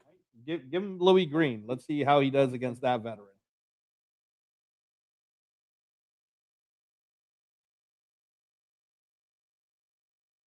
Here we go. Remember what I said, Clay. Joe Ward versus the Tank Kasparian. This is going to be the fight of the night. Fight of the night. I don't know who's going to win. If you're going to ask me to lean, I'll lean Kasparian because he's been more active. But honestly, man, Joe Ward's fighting in front on his backyard. Anything can happen. Shout out to Chico 84-510 in the building. Both of them are actually going to get it. Both of them are going to get $50K. Because they give out so far. We don't know. We got more fights. You don't know. Come on, man. Callum Walsh ain't getting shit. What about this one right here? You talking about okay. I see what you're saying. The night's not over. I'm saying. I don't think this will get KO tonight. I think it's going to get fight of the night. I think they're going to kill each other. Okay. You never know. Never know, man. You thought Adam McKenna and that dude was going to go 8 rounds. That shit lasted 67 seconds. You know what I'm saying? You never know, bro. People get motivated on the big stage. McKenna lifting him off the rig, bro. Yeah, bro. Bounce that boy off the ring. That boy bouncing her. Look like he got shot out of cannon. Chico 84-510 in the building says, who's KO of the night? Hickey or McKenna? That's what we're talking about right now, Chico. I mean, now, if Probably Well, Hickey. yep, Angelo's saying two of them, Yeah, right? So they get right two. now They they're give up both two. eligible to get it, but I'm picking Hickey. If it had to be, if it was a conversation If between one of Hickey and them, McKenna, I'm going with Hickey. Now I Yeah. know McKenna's was more like Like animated. what? Right. You know But what I'm the saying? way He Hickey got caught did the it right is hand, got classic. shot off. You know what I mean? Look, Right. he looked like he got shot out of cannon, bro. Like straight up, looked like somebody threw him. Like threw him literally. It didn't even look like he got punched in his face. It looked like somebody threw him. But yo, Hickey put that boy to sleep. They had that boy on his side, waking him up slow. You know what I mean? I gotta give it to Hickey. Yeah. Now Hickey would. Yeah. If it had to be one or the other, Hickey would win it. You know what I'm saying? Exactly. Donnie says Hickey's a higher level KO. McKenna was out of a cartoon, 100%. That shit looked like comedy. It was. I like they said, God, the McKenna knockout was comedy. Like, damn, bro. Like, that boy got launched. Even the referee I think the referee stopped it because it was just like, boy, hell no. Hell no, boy. You know what I mean? Like, man, hell no, bro. The way you just got skipped off the he skipped him off the canvas like a rock off the lake, bro. Skipped him. He skipped him into the corner. Hey, look at Arjun, bro. Look at Arjun Kasparian. Yeah, he looks Like, serious. he's like a little Baturbia. Where's he from? Is he from? He's from Russia. He lives in the UK, but he's from Russia. Yeah, he looked like he's from the same bloodline of Khabib. Yeah, Caucasus, I think Russia. Caucasus, Russia. Yeah, Caucasus Mountain. That's what it is. 86% knockout ratio. 14-0, 12 knockouts. Again, man, this guy could bang. This guy's a forward-moving banger. That's what he is. I want to see what he brings to the table, man. I want to see the pedigree. You know, a lot of these fighters come from their backgrounds, and I don't know where they come from. So even though their records look a certain way, I don't know what opponents they fought. You know what I mean? Yeah. So the whole thing with Joe Ward is he loses his first fight with Matchroom, but he was the great Irish Olympian going into the 2016 Olympics. And Joe Ward's got a huge like UK British amateur background. Again, other than that one loss, he's won all his other fights, but he's had injury here, injury there, so the inactivities kind of kept him out the loop. But you can see the fans love this guy. So he's not gonna like just because Kasparian hits hard, Joe Ward's not just gonna sit there and take it. You know what I mean? So that's why I think this is gonna be fight of the night. I think Joe Ward is gonna do his best for that Irish crowd, but Kasparian gives you that Baturbiev energy. So Joe Ward's bigger. Keep that in mind, Clay. Joe Ward is the bigger guy, but Joe Ward, I believe, is also the older gentleman in this scenario. So yeah, like I was saying before, just to say that one thing I love about Zuffa Boxing is, you know, these guys come from different backgrounds, and I'm not familiar with them, so I get to build relationships with them off of what they do. You know, I like going into fights sometimes not knowing the fighters, because, you know, I scratch the table clean. I don't care. This guy got a bunch of knockouts. This guy doesn't. I don't know who's who. Show me. And I'll build my relationship and get to know who you are. And that's one of the reasons why I like Sam Hickey so much. I don't know about all his fights, but the fights I've seen him in, he's staying true to what I know about him, which is the pedigree and the punching. And I'm interested in seeing what this is going to be. I know that what's his name again? What's my guy's name again? Artem Kasparian comes in. Artem, the Tank. Just call him the Tank. That's his nickname. Kasparian, the the Tank. Artem Kasparian, the Tank, comes in with this reputation for stopping people. And I know Joe Ward comes in with this Olympian background. And but at the end of the day, styles make fights, man. Let me see what you guys got. Show me so I can know. Show me so I can know. Shout out to my brother Chico 84510 in the building with a 5-piece. These KOs are what boxing needs in the algorithm to build excitement. We can debate the level of fighters, but the entertainment value is what builds buzz. Yeah, listen. That's called motherfucking buzz, nigga. You know nothing about that. For sure.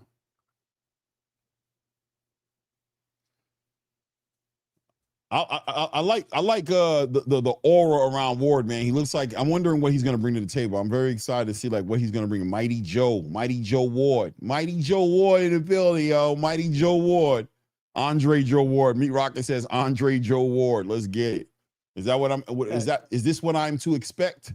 Yeah, he's got the height advantage. Again, he's got the amateur pedigree, but like I said, man, the inactivity kills. And Art Gym, there's a reason why a lot of people don't like fighting this guy.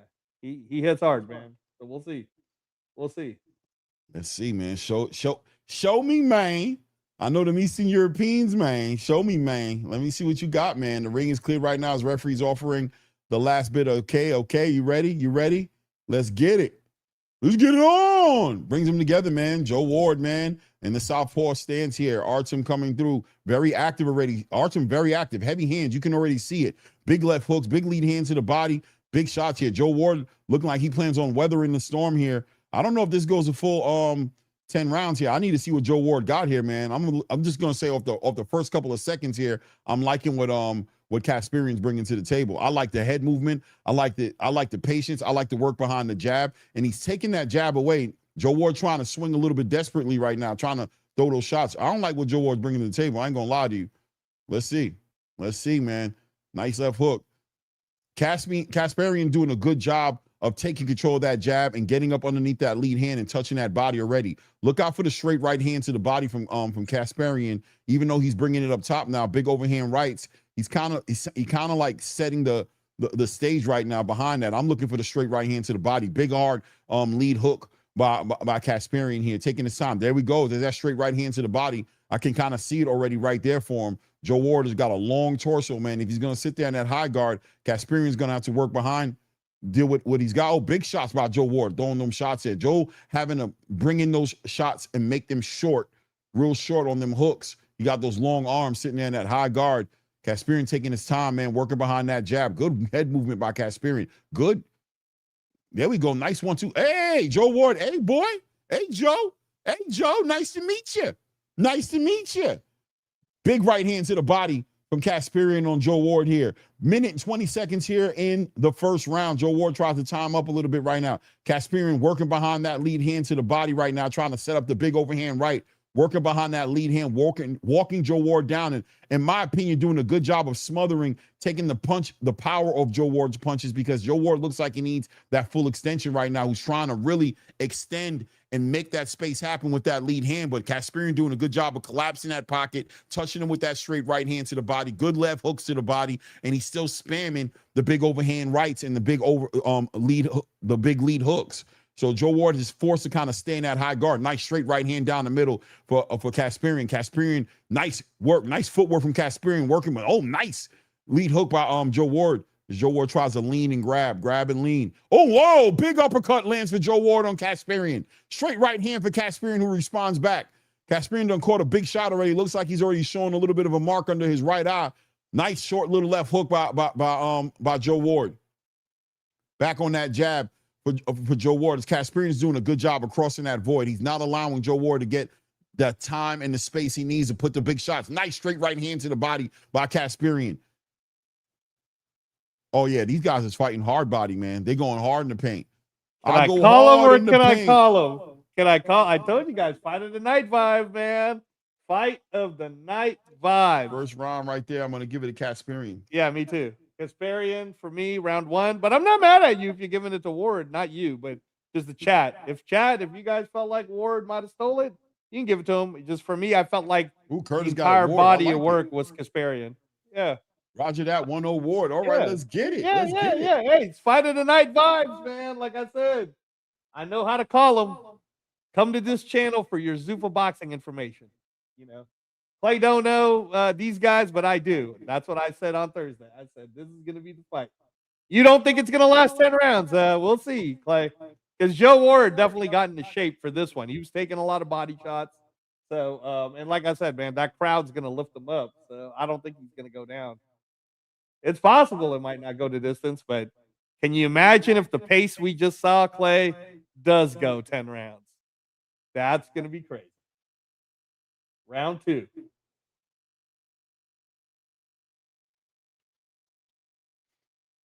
Round two right now. 2 minutes and 45 seconds pretty much on the clock right now. Kasperian finding him with that straight right hand to the body, been able to touch the body of Joe Ward. Joe Ward looks like he wants that distance, trying to control that distance. Nice work behind that jab, doubling up on that jab, following up with that right hand. Nice lead hook by Joe Ward. Joe Ward's finding his cadence here in this round, man, but he's trying to control that range. He's holding that lead hand out there. Nice straight right hand to the body by Kasperian. Joe better watch how he keeps that lead hand out there. There's opportunities in there for Kasperian to take advantage of that. Good work to the body right there. Good work by Kasperian, man. Good uppercut. Good overhand right by Kasperian right there. Nice hard right hand to the body. He's touching him. He's bullying him. He's effectively pressuring Joe Ward. Very effective on the pressure here. Is Joe Ward trying to, and he's very good at making the space inside. Good work to the body. Good work up top. Kasperian is very good at working on the inside. He's not allowing Joe Ward to tie him up and slow him down. And Joe wants to tie him up because Joe wants that space. You can see Joe fighting for the space, pushing up on Kasperian there. There's a nice lead hook by Joe Ward right there.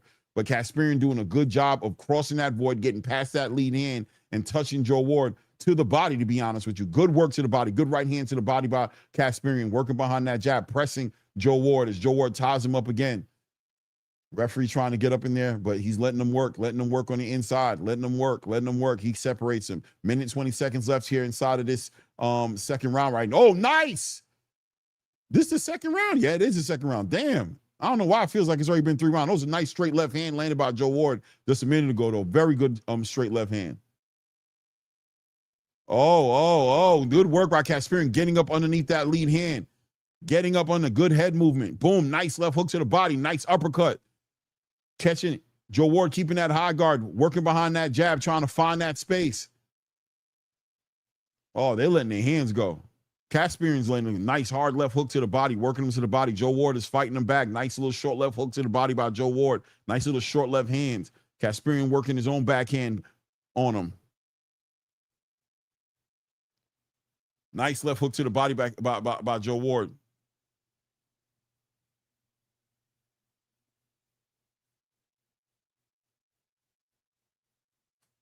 Oh, 20 seconds left in this round right now. Kasperian trying to lean on him. Joe's starting to work him, though. He's starting to get that respect from him. He's slowing him down a little bit. I wonder if Kasperian has the engine to keep going this way. Joe Ward, oh, nice work by Joe Ward to the body. Comes over the top with a left hook. Looks like we're about to close this round out. Very close round. Very close round. Again, another one of the. I gave it to Kasperian just because of the body work, but if you gave it to Ward, I'm not going to be mad at you. I got a 2-0 for Kasperian. Some people could have a 2-0 for Ward. It could be 1-1. It could be anything. What do you got, Clay? The people who scoring at 1-1, y'all should just go back and make it 2-0 because that was some of what was going on in the first round. You just believe in it in the second. That's all. You just believe in it. That's all that's happening. You just believe in it. Trust me. You have it like me. You got a 2-0. Yeah, 2-0. Yeah. The body work is what is winning it for me for Kasperian. Yeah, it's the body work, and it's also what we talk about effective pressure. That's effective pressure, right? Because Joe Ward is trying to get that space, pushing him off, he try to stretch out with that lead hand and control the range. And Kasperian is debunking that. He's making Joe Ward have to adjust. And I got to see what Joe Ward's going to do in this second round, in this third round. He's in shape, bro. He came in shape. Joe Ward's taking a lot of fun, but he has to adjust. That game plan is not effective right now, as far as I'm concerned. I want to see him adjust. I don't know if you want to use your feet, but it seems like he needs the distance in order to do what he wants to do, and Kasperian's taking that away from him. So there he goes again, sitting there with that lead hand, holding it out front like he's Tung Po from Bloodsport. You know what I'm saying? Good jab by Joe Ward. Good jab and a nice little lead hook, but there goes Kasperian crossing that void. Look how he slips off to the left, and he's going to start shooting that right hand to the body. He does a good job of just keeping his head off the line. Shoots that straight right hand, gets caught in the glove of Joe Ward. Joe Ward ties him up a little bit right now. The referee might have to get in there and separate him. Boom. Joe's starting to use his legs a little bit. There goes the adjustment. Big right hand lands. The other right hand lands for Kasperian. Joe Ward ties him up. The referee may have to get up in there. The referee's trying to allow them to work, but Joe Ward is tying him up. Kasperian does a good job of breaking that. Oh, nice left hook to the body. Big left hook to the body. Big overhand left. Oh, nice uppercut by Joe Ward. Back on that jab for Kasperian. Stepping in. Oh, nice work with Kasperian. Just stepping stepping in, leaning off, getting that head off that line and shooting that right hand right down the middle. Minute 50 seconds left here in this third round.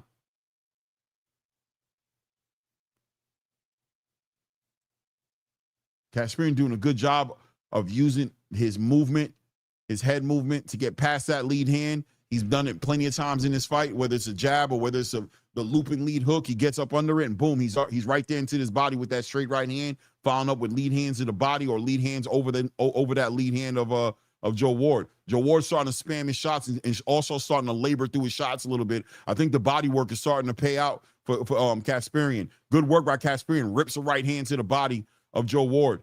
Joe Ward trying to step forward. Kasperian just closes that space, ties him up. There goes Joe Ward trying to tie him up. And the referee's allowing it to happen. So I know that's frustrating Joe Ward. Nice straight left hand from Kasperian. Joe Ward starting to spam big, heavy left hand, trying to really get some respect. But Kasperian wearing him down. Joe Ward seems out on his legs a little bit. Big right hand on Joe Ward, who's leaning on him right now. Leaning on him. Joe Ward seems to be a little tired. I don't know about that conditioning. That conditioning seems to be getting under question a little bit. Ripping big left hooks to the body, big left and right hooks to the body. But Kasperian in there, nice short left hook from Kasperian. Joe Ward just grabbing on the Kasperian. Kasperian's been investing into that body. Walsh, short right hand to the body. Kasperian's been touching him in the body since round 1. It's round 3. Joe Ward is looking like he's slowing down. Looks like the condition. Joe Ward's is spamming, throwing those shots, laboring those left hooks, trying to get that jab going. Kasperian's just leaning on him, pushing him back, shooting those short right hands to the body. Nice, short, big 2 right hooks land for Kasperian. Oh, big left hook lands for Kasperian. Kasperian is on him. Joe Ward is holding on for dear life. End of that round right there. Joe Ward walking back to his corner, looking a little defeated. I think that was the most dominant round for Kasperian right there. Yeah, 3-0 for Kasperian. But like I said, man, see, Joe Ward, what's holding him up, guys, is he definitely conditioned himself for this fight, so that helps him. And his heart, he's got a lot of heart. That helps him. But the Joe crowd, Ward don't man, look conditioned, bro. He look like he's getting. No. He's conditioned. He's just getting punched on a lot. Oh, What I'm saying though is, if he wasn't conditioned, Clay, he would have already been put down. The reason why he hasn't been put down yet is because his conditioning is good. And 3 that crowd rounds? is holding him up. Yeah. No, Looking man, like that but- after 3 Hey, rounds? we've seen this before, bro. Ryan Rozicki made it all the way to round 8. I think it was. Yeah, right? but he looks tired. He looks beat. He looks tired. Yeah, I don't know. I mean, We'll see. hey, man, anything can happen. We'll see. But anything can happen for sure. But I don't know if the fight of the conditioning. night vibes for this now. This is fight of the night vibes. I don't know if the conditioning is going to be what gets highlighted in this fight. I think the conditions is going to get talked about bad. They're going to say that his conditioning wasn't there. You know what I'm saying? That he wasn't well conditioned for this fight. If he gets stopped, if there he goes on that jab. Now Ward trying to work behind that jab. Nice lead hand to the body from Kasperian. Ward trying to catch him with that lead hook on the way in. He's trying to catch him in there, trying to get that respect from Kasperian. Kasperian steps over. Great footwork by Kasperian. Look at the feet. Look how Kasperian steps out to his left of Joe Ward and lands that and working that body. Look at that. Steps out, boom, shoots the right hand right down the middle, whether it's to the head or it's to the body. Nice short left hook by Kasperian.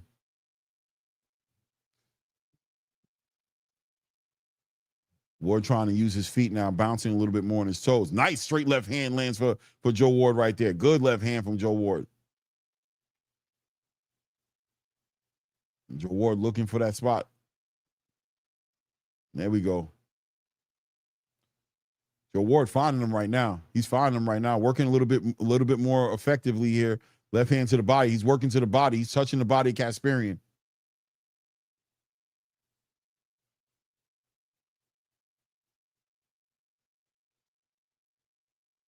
On that jab, walking down Joe Ward. Joe Ward on the rope. Straight right hand to the body by Kasperian. Ooh, nice. Rips, spams a nice 2-piece to the body of Joe Ward. Nice left hook to the body of Joe Ward right there. Nice work. Another right hand to the body of Joe Ward. Joe Ward trying to work him back with his own body work. Kasperian with the short left hook. They're working on the inside right now. Nice left hook to the body right there. Nice uppercut. Doubles up on the uppercut. Hits him with a left hook, with a lead hook. Works to the body. Continues to chop at the body. Nice right hand lands for Kasperian again. Joe Ward laboring his shots. Laboring the big shots. Joe Ward is tired as hell, bro. He's tired. Big left hook. Big right hook. Joe Ward is tired. Minute left here in this round. Nice uppercut, nice left hook by Kasparian. Kasparian ripping another left hook, makes Joe Ward stumble back a little bit. Nice left hook to the body. Hard left hook to the body. Hard. Doubles up on the right hook up top, man. Doubles up to the left hook up top. Look at the work. Right hook, left hook, big right hook. He's hurting Joe Ward and stumbling back into the ropes right now. Rips the right hand to the body, rips the left hand to the body. Right uppercut, left hook. Oh, my goodness. Oh, my goodness. Joe Ward is getting that work right now. He is getting work right now. Working behind that jab, leaning on the ropes. Joe Ward is getting worked out right now. The conditioning is on display right now. He has got hardly anything left in the tank right now as Kasparian is putting together these punches, touching them with big hooks, touching them to the body, short left hooks up to the top of the head. The round's about to end right now, but Joe Ward is taking some deep breaths, walking very slowly, laboring back to the corner, looking for a swig of water and a touch of some oxygen right now. Yeah, I got a 4-0 for Kasparian, but Joe Ward had his early moments in that round. And again, CompuBox isn't lying to you, Clay. Throughout the first 3 rounds, Joe Ward's the one that's landed more punches. It said it on the CompuBox. Joe Ward landed 80 versus Kasparian's only landed like 53. But Kasparian's punches is what's taking. That's why I feel like Joe Ward actually, even though he's been so inactive over the last 3 years, he came into this fight in shape, bro. Like this, any fighter who look at Errol Spence, you know, he was in shape. He's got beat up on. So, you know, this one, man, you never know. But Kasparian, I got a 4-0 Kasparian so far. Heading into round 5. I'm sure you have round 5 right now. Kasparian back down, working to the body behind that lead hand.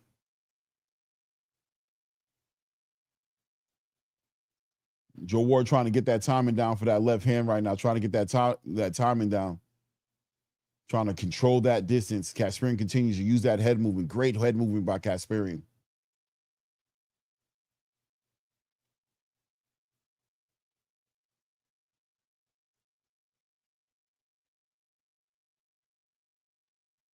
Yep. Me and my buddy Skipper Kelp got the same scorecard. 4-0 for Art Jim the Tank Kasparian. Fun fight though. Fight of the night vibes.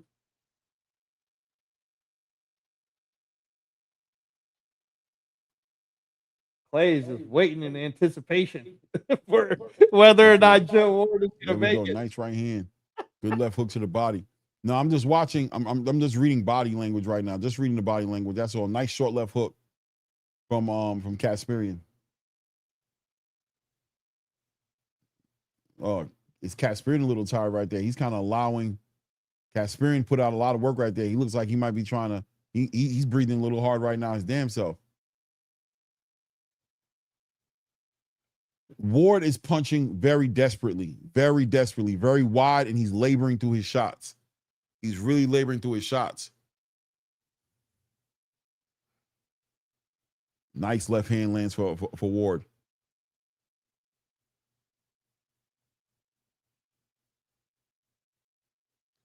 Are they going to catch Ward for the excessive clinching? I don't know.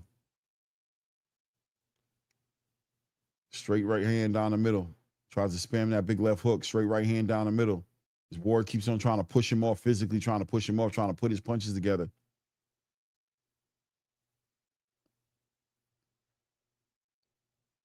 Trying to win this off of punch volume, I guess.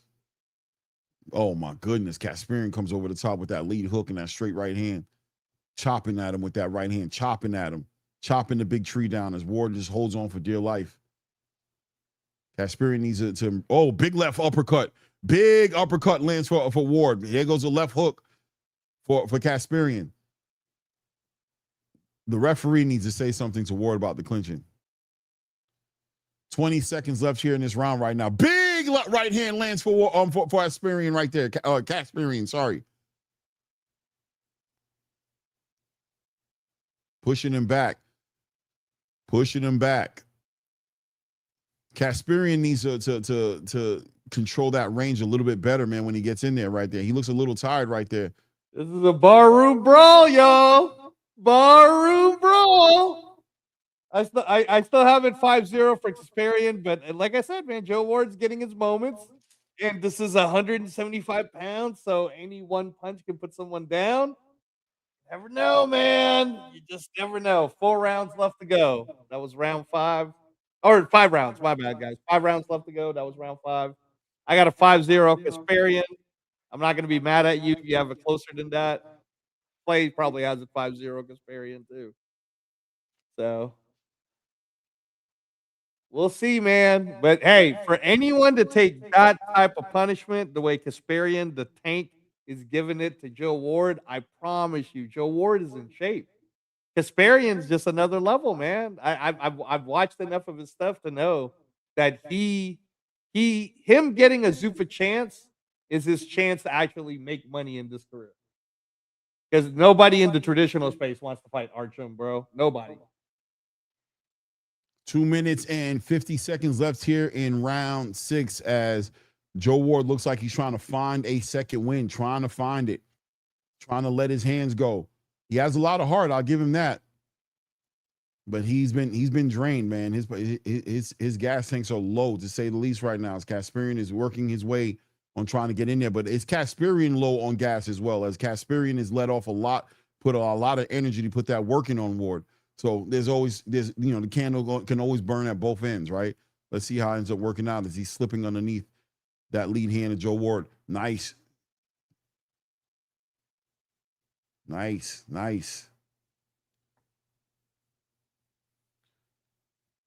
A little too much tying up, man. I don't know if the ref wanted to say anything, but I understand what Kasparian is doing, though. He's not allowing him to walk forward. He wants him to walk backwards. But that tying up is a little too much. A little bit too much tying up right there.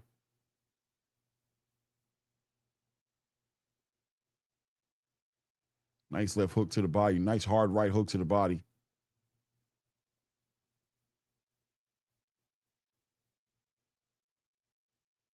Good work. Nice right uppercut by Kasparian, followed by a left hook. Joe Ward is just really laboring. He just seems like he's there. If Kasparian would just, there we go. Good work. Kasparian with the short left hand, short right hand, moving his head off the line. Joe Ward pressing him back, physically leaning on him. Minute and 10 seconds left here in this round right now. Nice straight left hand by Joe Ward. Joe Ward reaching out, putting his punches together. I think Kasparian is hurt a little bit. I think he's slowing down.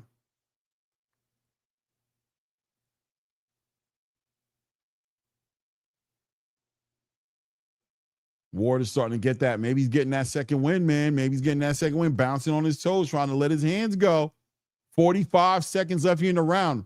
Kasparian ripping some left hooks to the body, trying to spam the big shots over the top of his head. But physically, he's allowing Joe Ward to lean on him. And I think the size and the height of Joe Ward is starting to lean on Kasparian a little bit. Nice backhand from Kasparian right there. There we go, behind that jab.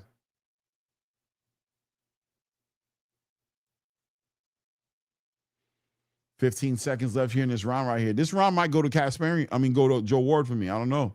I might give it to him. Nice left uppercut to the body. Nice short little right hook. Oh, man, he been pushing Kasparian all night, man. Eventually, that was going to happen.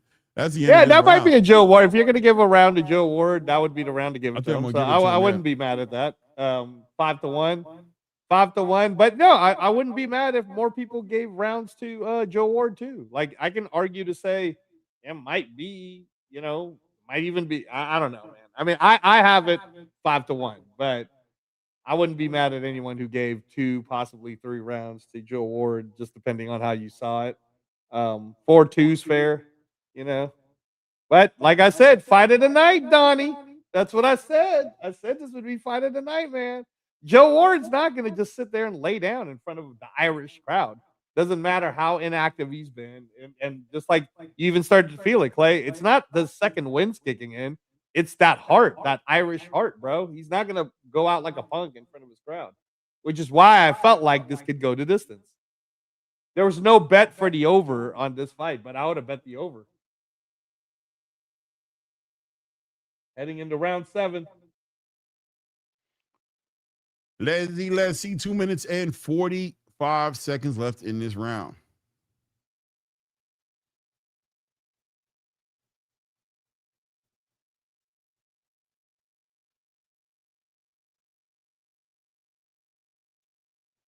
Big shots behind the head. Relax now. Calm down. He's chopping. He's trying to chop at some big shots, man. Nice hard lead hook to the body by Joe Ward. Joe Ward trying to get that distance and let his hands go. Watch out for the punches in the back of the head. Got to watch out for those punches in the back of the head. Joe Ward starting to put those shots together. Nice uppercut. There we go. Oh, big lead uppercut by Joe Ward. Joe Ward starting to put it on him right now. Oh, boy. Leaning on him. Ripping some lead hooks to the body. Leaning on the shorter, smaller fighter and Kasperian. Kasperian needs to realize, and that's what I'm talking about, man, that pedigree. He's been leaning on you all night. Good left hook to the body. He's been leaning on you all night. Right hook to the body, I mean. Why are you sitting there continuing to operate up under that situation where you're letting him lean on you? He's taking away your gas now. Look at him leaning on you. Find the angles. Joe Ward doubling up on that left hand. Nice left uppercut lands with Joe Ward. Joe Ward times him out nice with a nice lead hook on the way in there. Kasperian looking a little frustrated. Nice work. Nice right uppercut lands for Joe Ward. Minute mark getting ready to be approached. This round's going by fast. Nice lead hook for Joe Ward.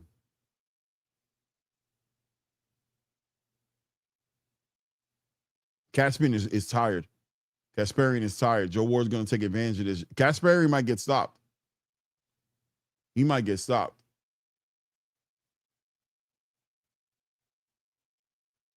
He might get stopped.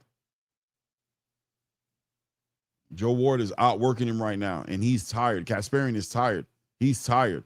And Joe Ward's getting his second win. Nice left hook to the body. Nice right hook. Oh, man. Oh, man. Nice right hook to the body. Coming over the top with that right hand. Nice straight left hand down the middle. Woo! Another left hand lands down the middle for Ward. 15 seconds left in this round. Kasperian is fading, baby. He's fading like some old navy blue jeans, man. Can't put him in the wash. But oh, big shots landing. Big shots landing for Joe Ward. Big overhand right. Big left hooks. Big work to the body. Kasperian trying, man. Oh no. This crowd is fired up. Momentum I told you guys, shift. whatever you want to know about the Zuffa info, man, just come listen to Uncle Reyes. Because I told you. Fight of the night. I told you, man. Kasperian ain't going to go down either, Clay. That rush of blood, bro, he ain't going down. Nobody's going down in this fight. They're just going to keep slobber knocking each other.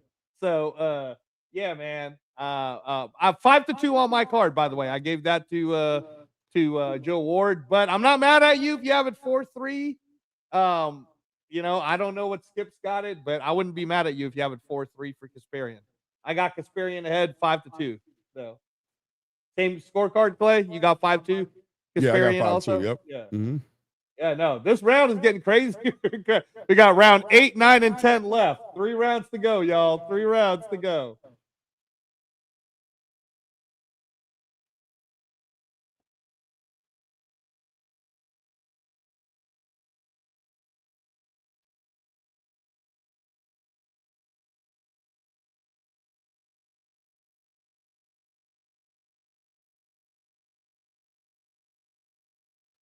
Ward putting those shots together right now, man. He's wide with him, but Kasperian is just too tired to punch with him. He's just too tired. Even though they're wide shots, and Kasperian could probably shorten up his shots and hit him with some big shots, but Kasperian don't got too much. A big left hand right there stops Kasperian, man, makes him stumble back, man.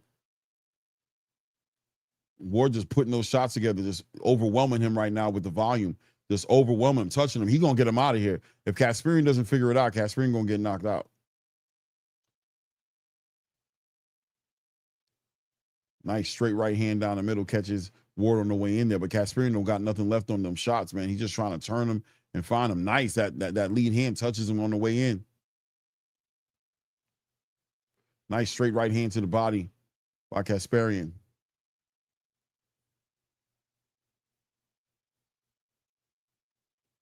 Artem gonna get Artem gonna get KO'd if you don't figure something out, get a second win or something. He is on his last legs. Joe Ward just walking him down now. Joe Ward just walking him down. Artem don't even have that energy anymore. He's not even closing the range anymore. A lot of this came from Artem allowing Joe Ward to lean on him like that, allowing that pocket to collapse, and allowing the height, the towering Joe Ward just leaning on him. Oh man, what a left hook to the body right there by Joe Ward. 1-2 right down the middle. And he's just, there he goes, just leaning on him. We're about to hit the minute mark here inside this 8th round as Artem takes a deep breath. Nice right uppercut lands for Joe Ward again, leaning on Artem, man, as Artem is just looking for some space to breathe at this point. He wants the space. He don't want it to be this close range anymore. Look at him, hands down to his knees. Pushing him back. Joe Ward pushing him back, working him. Short little left hooks to the body. Short little left hooks up top. Oh, he is exhausted. He is definitely exhausted. And look at the Pompey box. Lord child. In round 7, 42-8. Kasparian is literally taking the back seat to this. Oh, he put him through the ropes. Is that a knockdown? Oh, they're not calling it a knockdown. Okay, I don't know. It kind of might have been a knockdown. 20 seconds left.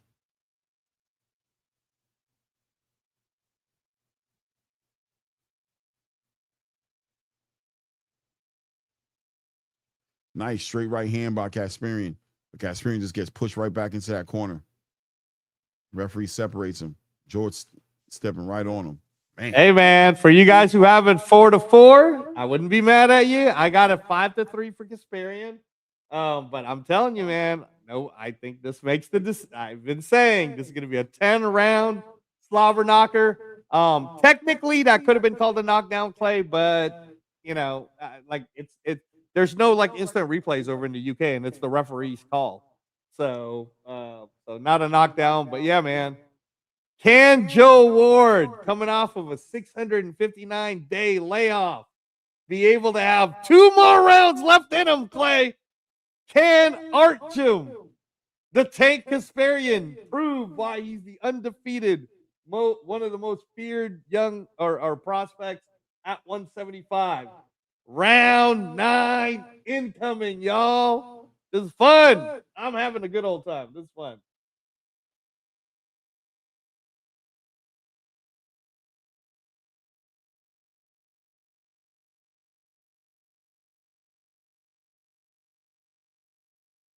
Joe Ward working on that jab, walking him into these lead hooks. Artem is still in this fight if he can turn it up, but other than that, this might end up in the draw too, though, for sure.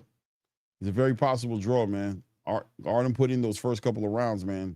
Those first 5 rounds, he put those rounds in. So there's an argument there to say that if he wins 1 round, he might win a close split decision, but you're not in your hometown. So that part, 2 minutes and 20 seconds being approached here in round number 9 here. Joe Ward continues to time up.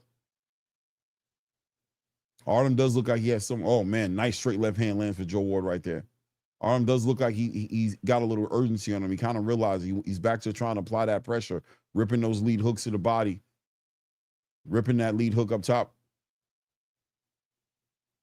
There goes Joe Ward, just keeping that pressure on him, doubling up on that jab. Catching him with these clean shots as Artem tries to lean on Joe Ward and push him back. He's pushing him back here, not allowing Joe Ward to push him back like he was in that last round. They're just pushing on each other. Nice left hook to the body, followed by a short lead hook to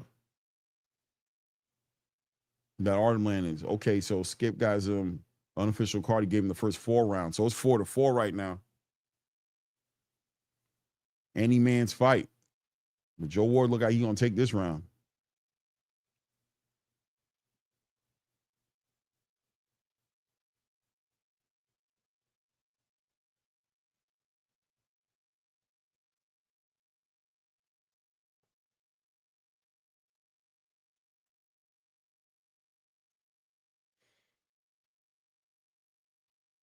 Minute left here in round number 9 right now. These guys just laying all over each other. You guys got to let your hands go. There we go. Nice lead hook over the top. Good jab by Joe Ward. Pushes Artem back. Putting his shots together. But they got the ref, man. I wish the ref would say something about the clinching. Nice straight left hand stops Artem in his tracks. They just stay tied up. Watch out for that head. The referee warns Artem right there. As Artem leans off to the line, tries to shoot that right here. Oh, nice timing on that lead hook by Ward. But they're tied up again, man. 15 seconds left in this round. Both these guys are tired as hell. Nice 1-2 down the middle, doubling up with that left hand. Good work to the body. Joe Ward. There we go. Joe Ward putting those shots together, man. Nice 1-2 down the middle. And they end up tied up again. Lord child. So again, if you guys now have it 5-4 for Ward, I wouldn't be mad at you. I now have it 5-4 for Kasparian. I'm sure Skipper Kelps probably has it 5-4 for Ward. I think Claymore has it 5-4 for Kasparian. At the end of the day, what did I tell you, Clay? Listen. What did I tell you, Clay? I told you 10 rounds. You said with the $2. Okay. Hold on. It took Dana W. or Dana White, okay, to bring KO. And FOTN Fight Night bonus. What is that? Fight of the Night bonus? Yeah, Fight of the Night boxing. bonus. No doubt. Go ahead. Tell me what you told me, Ray. Yeah, what did I tell you? How many times? Joe Ward's tired. Joe Ward's not going to make it. I told you, bro. Joe Ward wasn't going to go out like that, man. He's an Olympian. So going into round 10, he might possibly win this. If Joe Ward wins the last round, I'm going to have it as a draw. Kasparian really needs it now, though.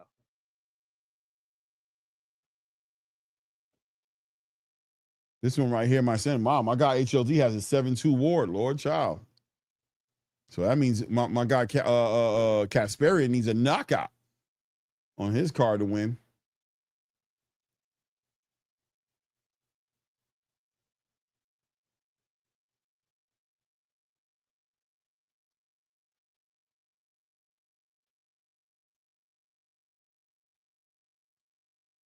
There we go. Nice straight right hand for Karen. I said Karen. Ha ha. Artem. 2 minutes and 25 seconds left here in round 10 here. Joe Ward is definitely leaning on Artem right now, man. Artem just hardly has any gas in his tank, man. Neither one of these guys, both these guys look like the right shot. No, really, it looks like Artem's the right shot could get him out of here. Joe got a second win for sure. Oh man, when he hit him right in the back of the head with that lead hook, Jesus. Nice short little left hook right there, or lead hook, right hook. Nice jab. Nice work by Joe Ward, working behind that jab, finally getting the fight he wants. He slowed down Artem enough to where he can fight his fight now. And now he's really shining.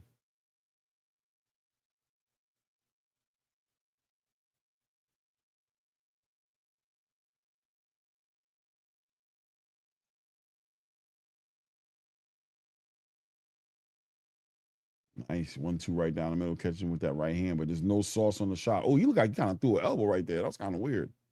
I like to see that. That looked like a short little elbow. Nice straight left hand. Ooh, nice left hand. Ward trying to find him with the big shots.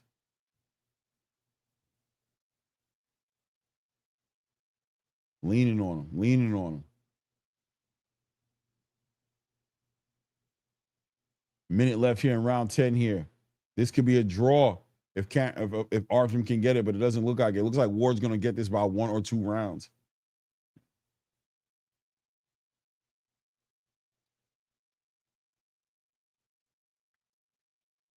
Yeah, these little moments right here. Joe Ward putting them shots together on that lead hand, on that left hand, but he tired holding on to the ropes. Both these guys are exhausted, left it all. Nice left hook to the body. Nice left hook to the body again. Oh, Joe Ward goes for it and slips.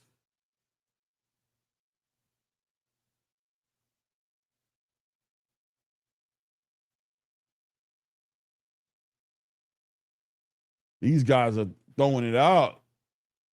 10 seconds left here in the round. Straight right hand, straight left hook. Straight right hand lands for Kasperian. Oh, these guys are going. Lord Chalk, come here. Come here. Oh man. Oh man, I'm sorry. There you go. Hey, I got it as a draw. Kasperian, that was a good round, but I'm gonna give that to Joe, man. I think Joe took this one, man. Well, I got it as a draw on my card. So I had it 5-4 hitting into this one. So 5-5 for me. You should have the same score as me. Yeah. So it'd be a draw. But I'm not mad at any of you guys if you think Ward won 6-4. But honestly, on the flip side, I'm not gonna be mad if somebody got 6-4. I think they're gonna give it to Ward though. Yeah, it's in Ireland, bro. It's in Ireland. You know, they'll go Ward. They'll find a round in there to give it to him. But that was a good fight. Yeah, that was fun. I told you, fight of the night, 50K, 50K each, 50K each. Unless Callum Walsh want to start, showing out. So there it is. Another one low key for your Zuffa insiders. Boom. King Callum Walsh. Better look good tonight. Callum got to show up tonight, man. I need to see you be special tonight, man.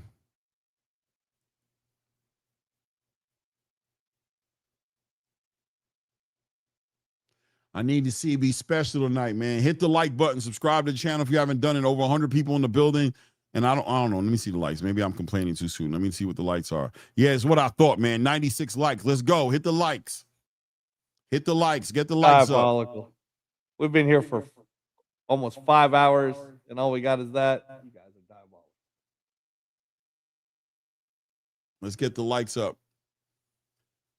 Let's see what Callum Walsh can show up and show out tonight, man. Let's see what happens here. Let me see what's going on here in the with the decision.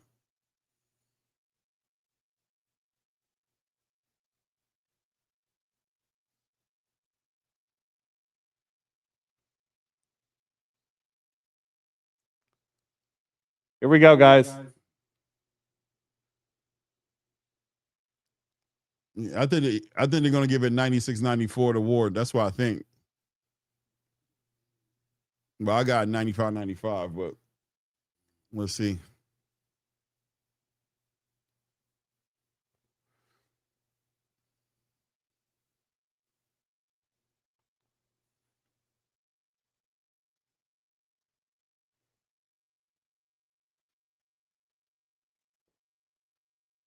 Ooh, 97-93. Yeah, that was crazy. 96-94 Ward. Yeah, twice. 96-94 twice. So it's unanimous decision for Joe Ward. There you go, Ireland. Yeah, I saw that coming though, and I don't think it's unfair. Yeah, I don't think it's unfair. I think 6-4 is fine. Yeah, 97-93 was. That's a little crazy. That's a little crazy, but it is what it is. The right guy won, sure.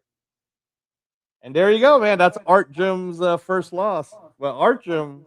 HL, what you had at 97-90? HL had it 97-93, I think. Oh, was it? All right. I think he had it 97-93. Even the dog's ass got to get shine in the sun sometimes. He said my shit was on point. Oh, sure. Good job. Good job. But yeah, man, I told you. See, we went from Clay going, Joe Ward is too tired. I don't know. I told you, man. No, listen, man. He was tired when I was saying he was tired, but he caught that second win for sure. He caught that second win, but he was Irish people that gave him that win, bro. Yeah, I think what it was Artem staying on the inside like that really allowed him to tie him up and lay on him. And he did a combination of two things. Number one, he had time to get his win back. Number two, he took the air out of Artem's tires, you know what I'm saying, or out of his sails, you know what I'm saying, by leaning on him like that. You know what I mean? But man, good, fair play. Good work, man. Let me see what they're gonna say here.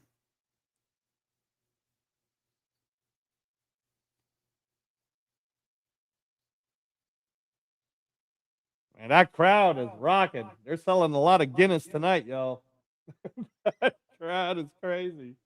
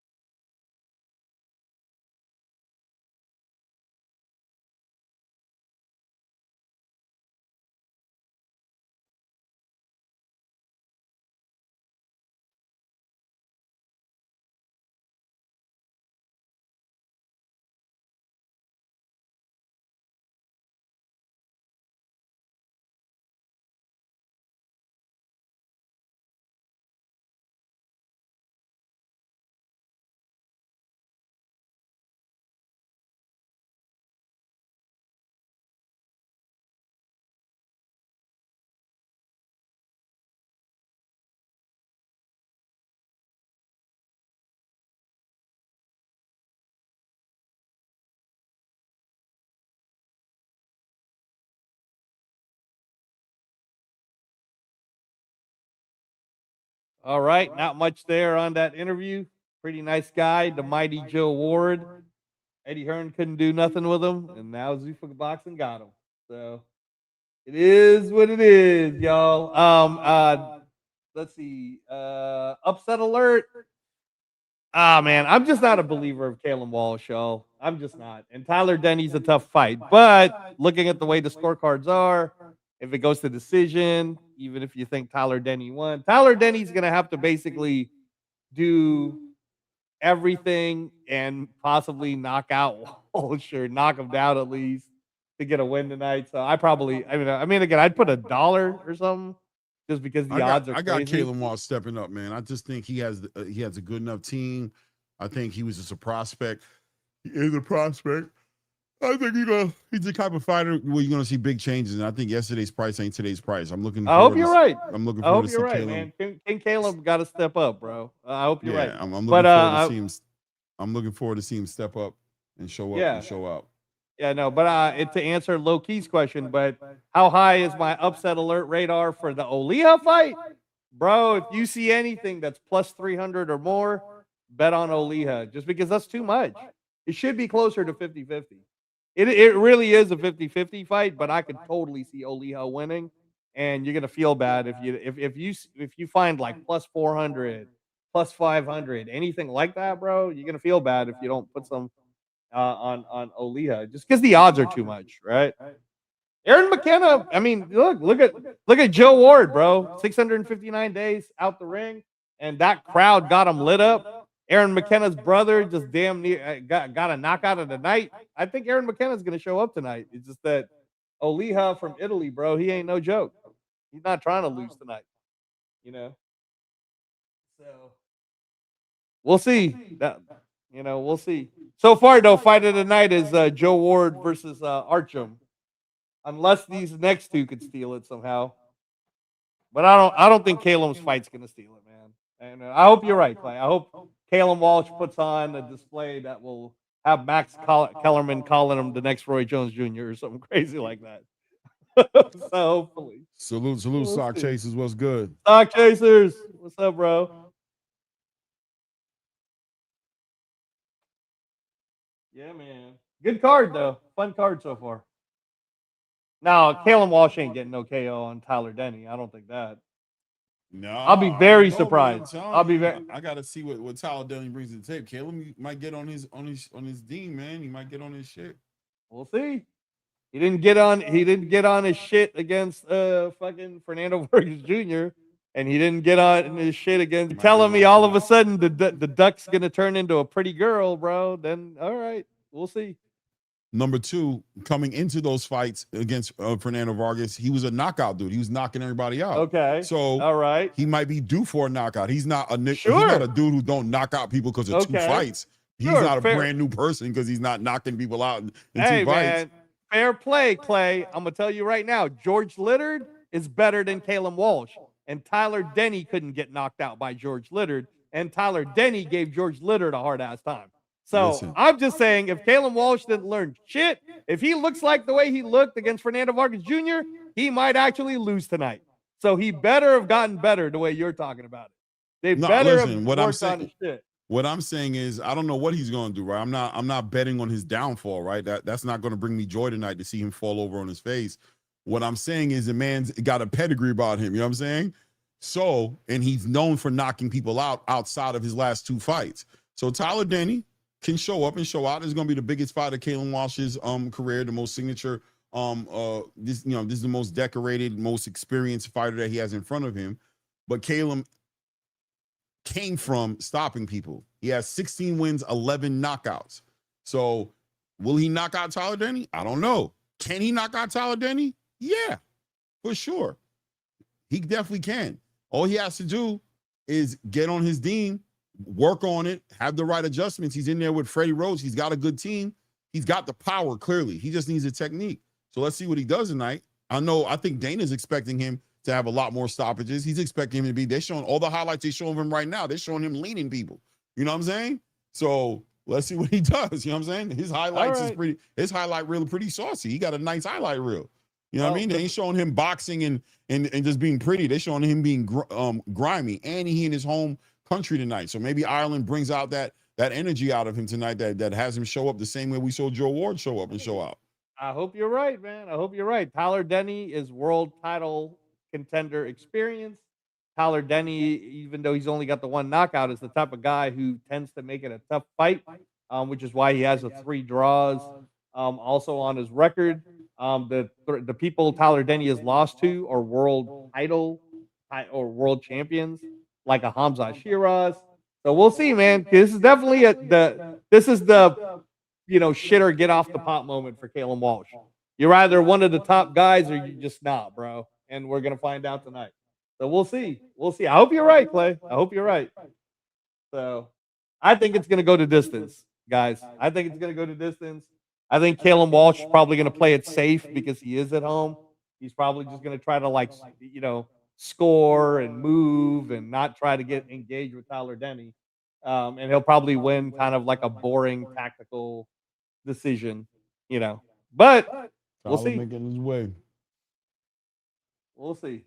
Can't hear what? Can't hear what?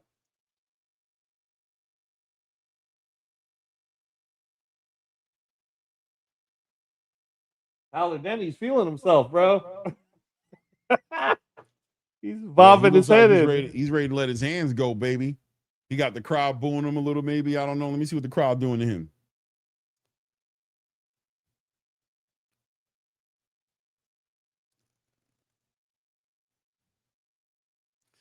Infiltrate.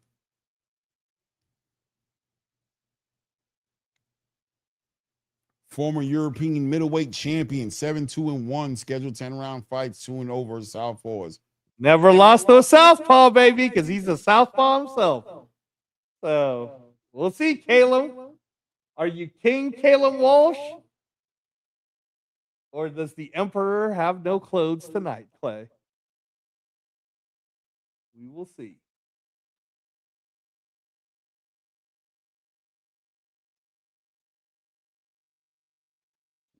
Oh, he got a very. I never heard the Irishman with the high pace, high energy music. Their music usually like war cries and shit, howling and yodeling and shit into the mic. KL Chapo in the building. What's good with you though? Sound is bad, guys.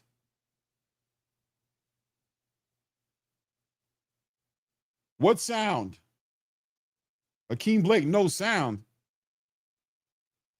Who can't you hear? No sound. Akeem, elaborate. No sound panel? Sakshi say you good. Low key says sound is good. Akeem, you need to reset your phone, bro. Messed up. Restart your app. Something going on.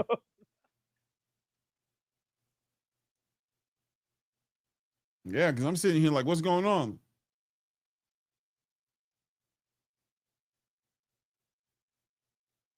No, Callum Walsh is walking into that Irish jig, bro. Yeah, that's what it sounds like. They all singing, so they all know what it is.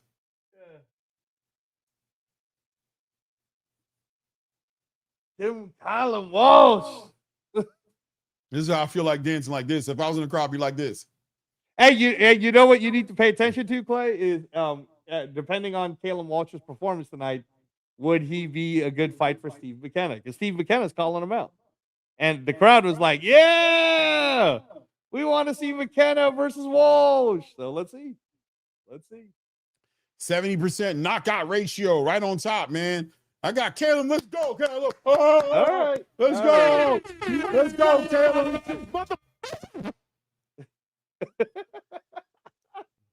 Yeah, listen. That's called motherfucking bars, nigga. You know nothing about that. He's got the. He definitely has the height advantage. Chapo, I got Callum by win. I think that he can knock. Yeah, that's what I said. I think he can win this. I think he can win this by a knockout. But I'm just looking for him to win this fight. I think he is going to win this fight. I'm not going to lie to you. I believe he's going to win the fight. I think if Callum tries to press Tyler Denny, it's going to be a hard fight for him. If he makes it into a boring fight, he'll probably just win because it's in Ireland and the whole bit. But don't get it twisted, man. Tyler Denny, he's a tough out. Tough out. Put a No, it's gonna be dollar a at competitive least. fight. This is a real good. This is a hard touch for Callum Walsh. This is a moment. You know, they gave him some time. He fought on ZUFFA 1, hasn't fought since ZUFFA 1. So that's what, 10 events. This is the 10th event. So what is that, like every month? So it's like been almost a year, right? Like 11 months. No. It's only gonna been 5.5 months, bro. Relax. ZUFFA 1 was on January 24th. It's only August 8th right now, bro. January 24th to August 8th. So Come on, months, relax. 7-8 months. 7 months. It's like 6.5 months, I think. But he hasn't fought, you know what I'm saying, since ZUFFA 1. So they're giving him some time to work on some things, to work on his craft, get his team together. Let's find out. We'll see, man. We'll see. Stevie McKenna's calling him out. Stevie McKenna's like, let me take on the king. He got a lot of fans. I'll give him that. He's home, man. He's home, man. All right. He's home, baby. Look at Tyler Denny. Tyler Denny's looking him down. All right, let's see. Southpaw versus Southpaw. Coming to pillage. Shout out to everybody in the room. Hit the like button. Subscribe to the channel. Let's see what these guys got. Callum Walsh in the black shorts. Tyler Denny in the white shorts. Referee brings him to the center of the ring. Let's go. Tyler already level changing. Tyler Denny, very, very twitchy. Nice. That jab. I'm looking for Callum Walsh's jab to be a difference maker in this fight tonight. He has a great jab without him. Nice work to the body by Callum Walsh, man. Good work already. Back on that jab, touching him to the body. Tyler Denny trying to reach. Callum Walsh trying to teach. Callum got that jab, man. He's gonna have to be careful for when that void gets crossed. It's Callum coming down the middle, man. Straight punches. Watch out for that lead hook. But that jab of Callum should be the difference maker. There we go. Nice overhand left, followed up with some short little lead hooks. Tyler Denny ties him up here. 2 minutes and 20 seconds here left in the first round. Nice left hook to the body. Woo! Nice left hook to the body by Callum Walsh, followed by a lead hook up top. Nice left hook to the body again. Another lead hook. He's catching Tyler Denny. Tyler Denny trying to work behind that jab and trying to find his way in. But I think Callum Walsh knows the assignment. Control the range and walk him into the big shots. Big shots for Callum Walsh. 2 minutes left here in round one. Here as Callum Walsh is putting his shots together. Big overhand left for Callum Walsh as Tyler Denny tries to tie him up here. Referee gets in there to separate him. Tyler Walsh is working so well behind that jab. Big check left lead hook lands for Callum Walsh. Callum Walsh is hitting him with everything he's thrown at him. He's hitting him with everything. Back on that jab. Tyler Denny's trying to apply that pressure and walk down Callum Walsh. Callum Walsh taking his time, man. Reading the room. Tries to time him with that lead hook. Needs to watch out. Don't get too wide with that lead hook because here comes that big overhand left. Nice work right there. Behind that lead hook. Shoots and spams that left hook. Back on that jab. Trying to control that range. Tyler Denny closes the void here. Callum Walsh ties him up. Referee gets in there to separate him. As Callum Walsh tries to get off the rope. I don't like how the referee kind of pushed Callum Walsh into the ropes. So it's kind of weird. Back on that jab. Good work. Nice left hand lands for Callum Walsh again on Tyler Denny. Tyler Denny just trying to work behind that high guard, trying to close that void right there. There we go. Overhand left for Tyler Denny right there. As they both get tied up again, the referee separates them. We just passed the minute mark here in round one. As Tyler Denny's getting underneath some of these shots, but Callum taking his time, kind of picking him off there with that jab and finding him with that left hand at times. Ooh, nice. Nice work with the lead hand by Callum Walsh. Letting his hands go. Good work behind that jab, controlling that range. There we go. Nice backhand foul. Good work by Walsh letting his hands go. Doing that Roy Jones shit. What the hell? He hit him in the back of the head. What? Is the ref sick? The ref counted that? Oh, come on. That was a horrible, I don't know what that was. That was weird looking to me. That was weird. There's a knockdown in the first round. I don't know what that was. That was kind of crazy. That's a knockdown, technically. But he punched him with like a 3-4 punch combo to the back of the head, literally with no breaks. Right? He just boom, boom, boom. Well, you know what it was, though? What caused the knockdown was that right hook to the temple. Look at this. Look at this. Look at No, this. I know, Look at but this. no, Look no, at this. Look at this. look at the right hand, though, Clay. Look at the right hand. So he misses twice to the back of the head, and then he hits him with the right hand. Clean. That's a knockdown, bro. That's a knockdown. Stop trying to protect your boy, Clay. What are they saying? Ain't Caleb no Walsh protection? got knocked down. In the slow motion, it shows Tyler Denny missing twice. So he didn't hit him in the back of the head. He missed twice with the left hand, and then he hit him clean with the right hand. Plus, Caleb Walsh acting like a little baby, like ducking like that, bro. You can't do that. You can't do that in MMA. You sure as hell can't do that in boxing. Come on. That's a knockdown. 10-8 for Tyler Denny. Let's see the great King Caleb Walsh, guys.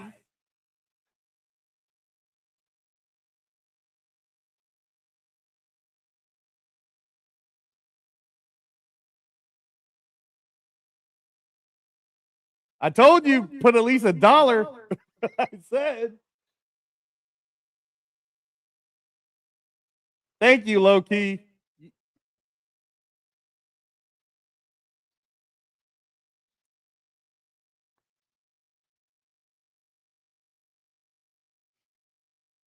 Two minutes and 20 seconds left here in round 2 here. Let's see what Callum can do. Come on, Callum. Don't let your boy down, man. I got faith in you, brother.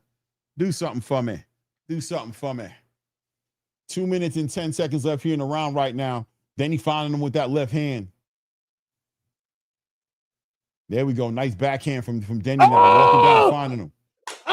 There we go. Big shots from Caleb Walsh right there. Good work from Caleb Walsh showing the power. Tyler Denny kind of out on his legs a little bit, looking for it. Is the referee going to wave it off, timing him? There we go. He says, I'm good. Are you good? A lot of time left here in the round right now. Caleb is taking his time. He was hitting him clean, man. Big shots right there. Now, Caleb, don't collapse the pocket. This is where that professional level comes from, man. I need to see you step it up. Tyler Denny got a little too overzealous. He got a headbutt, a nice headbutt over there as Tyler's trying to cross that void. Tyler's still out on his legs a little bit. Big left hand, big right hand. Lands for Caleb Walsh, taking his time, working behind that lead hand. Nope, nice straight left hand from Caleb Walsh. Big left hand, big left hand, big left hands, big right hands. Caleb Walsh working behind that jab. Take your time. You might have to slow it down. We got 10 rounds, 10 rounds, 10 rounds, Caleb. It don't got to be this round.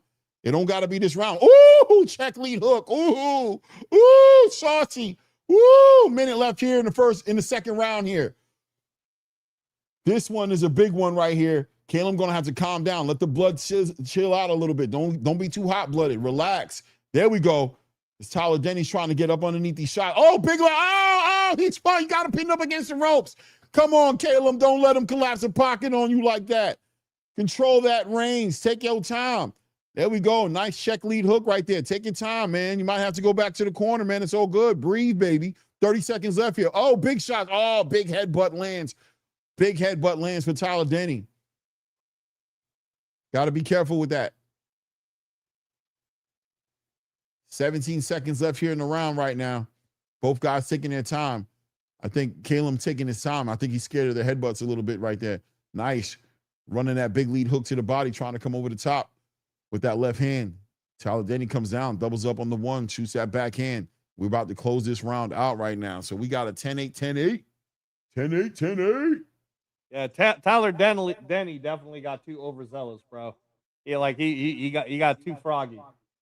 So he leaped and he got knocked down. So now we got it as a tie. 100%. 10-8. Shout out to my guy, Coach Hector Bermudez in the building. My guy says that was entitlement, thinking someone was going to save him, looking for help. Nah, son, you got to fight. Now showing character to drop his opponent. I agree.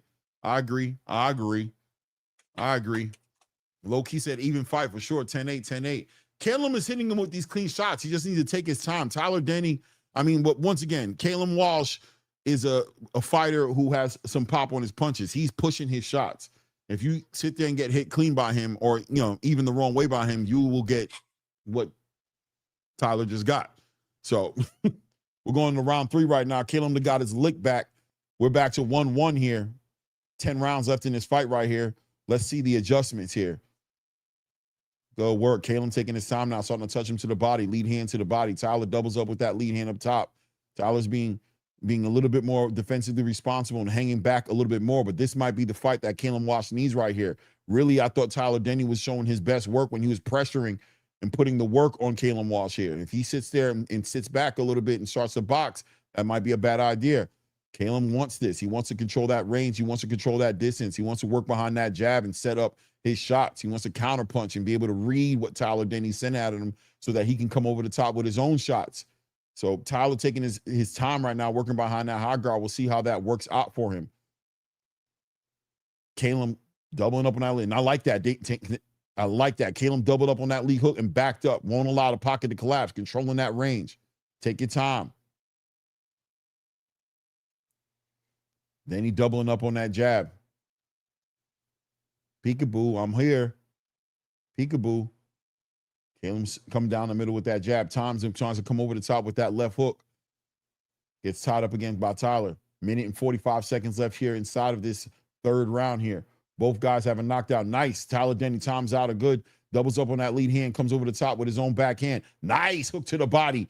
Nice left hook to the body by Callum Walsh on Tyler Denny, who pulls back just a little bit on the back end of that shot to the body. He pulled back on that shot. He's back in the corner. I think that left hook to the body hurt him a little bit. Tyler Denny ties him up a little bit. A minute and 20 seconds left here in round 3 as Tyler Denny looks like he got hurt a little bit with that left hook to the body. It was a big left hook to the body by Callum Walsh. Callum Walsh working behind. Nice left hand lands for Callum Walsh right there. Crumbles Tyler Denny a little bit in that corner right there. Gets held up by the ropes. The referee separates him on that tie-up right there. We're down about to hit about another minute here left in this round as Callum Walsh has found success with that left hook. Getting some words of encouragement from his corner there. Let him know to be patient. Take your time. Good work by that jab. Working behind that jab by Callum Walsh. Callum Walsh is working behind that jab, trying to control that range, just being patient here, shooting his shots. Comes over the top with the left hand. Tyler stands his ground and ties him up. Referee separates him back to the center of the ring. About to hit the 35-second mark here in round 3. Tyler Denny comes over the top 1-2. I think Tyler Denny's jaw might be in some bad condition. He got something dribbling out his mouth. He spit something out of his mouth nasty. I don't know. Your jaw okay? Is your jaw good? Nice check lead hook right there. Nice left hook to the body from Callum Walsh. 15 seconds left here in the round. Back on that jab for Callum.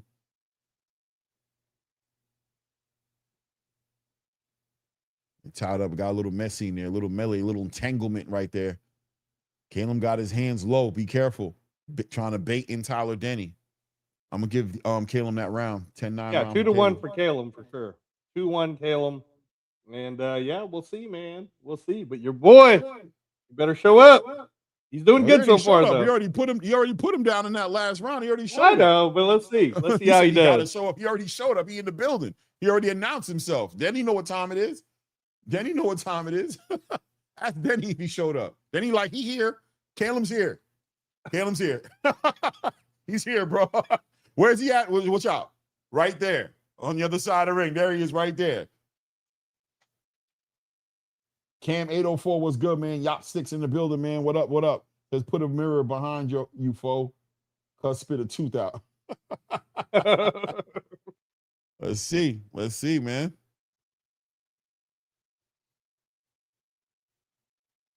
Round 4 coming up. There we go. Tyler Denny tries to cross the void immediately, man. Immediately gets met with some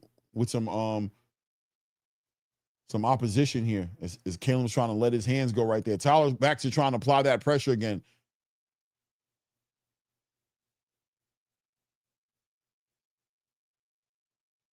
Back on that jab. Back on that jab.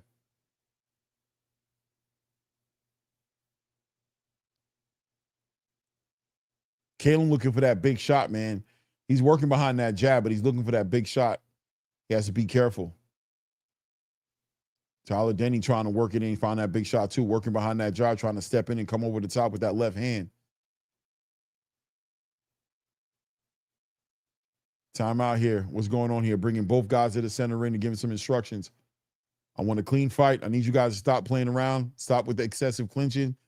Stop with the dirty tactics. Let's go. 2 minutes and 10 seconds left here in the round right now. And Callum doing an awesome job behind jab, man. His jab has been really the better jab in this fight. His jab's really been separating himself from Denny. When in doubt, throw out the jab. Minute 50 seconds left here in the fourth round here. Callum putting on a good boxing class here. Ooh, nice work to the body. Kind of got low on Tyler Denny a little bit right there. Callum Walsh stands on integrity and says, my bad, you right, you right.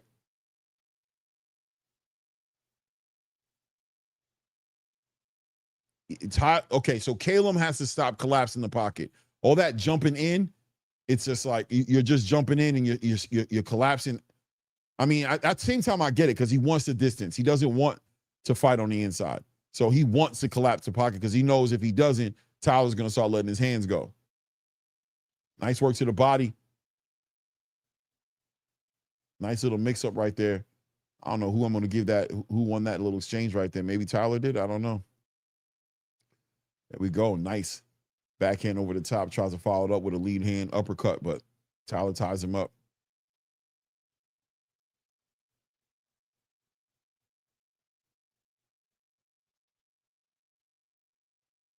Back on that jab. Tied up. Shot for the hit. Punches behind the head.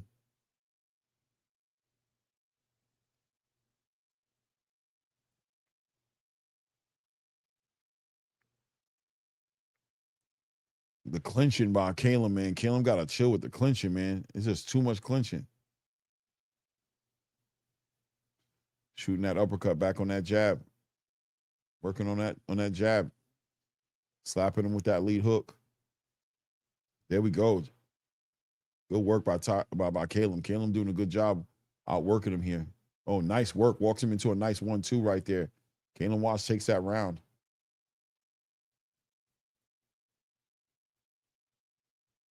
Yeah, 3-1. 3-1. 3-1 for Callum. I'm going to give like every 50-50 round, even if it's close. I got to give it to Callum because it's in Ireland.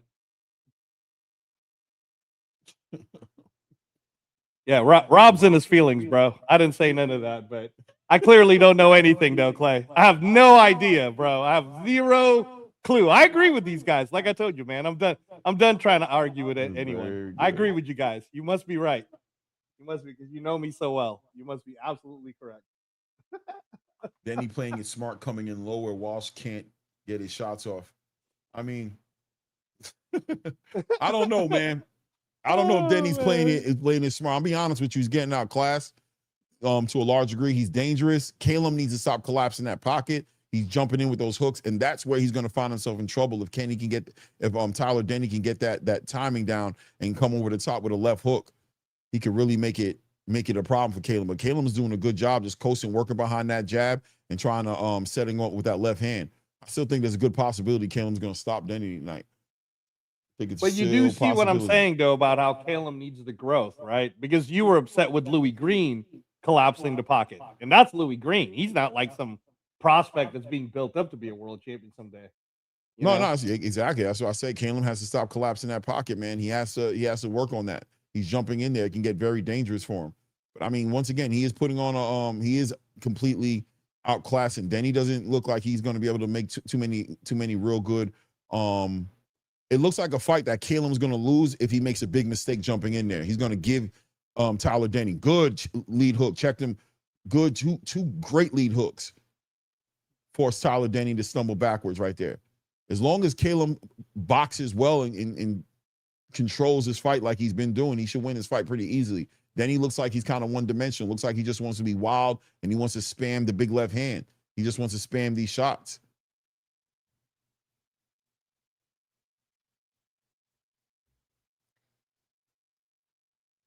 Round 5, 1 minute 40 seconds left in the round right now as Callum continues to just control this fight with that jab. That jab is what's controlled, but there it is, that jumping in there. Come on now, Callum.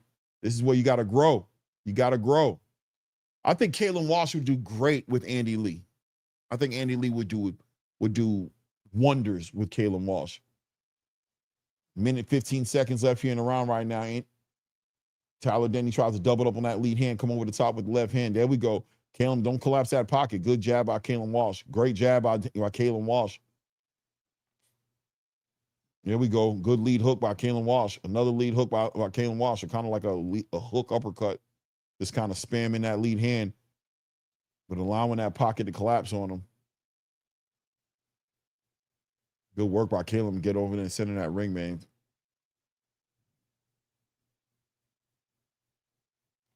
Way too much grabbing, man. Way too much.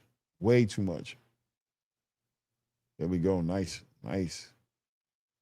Good straight punches down the middle. There we go. Nice left hook, man. And they tied up again.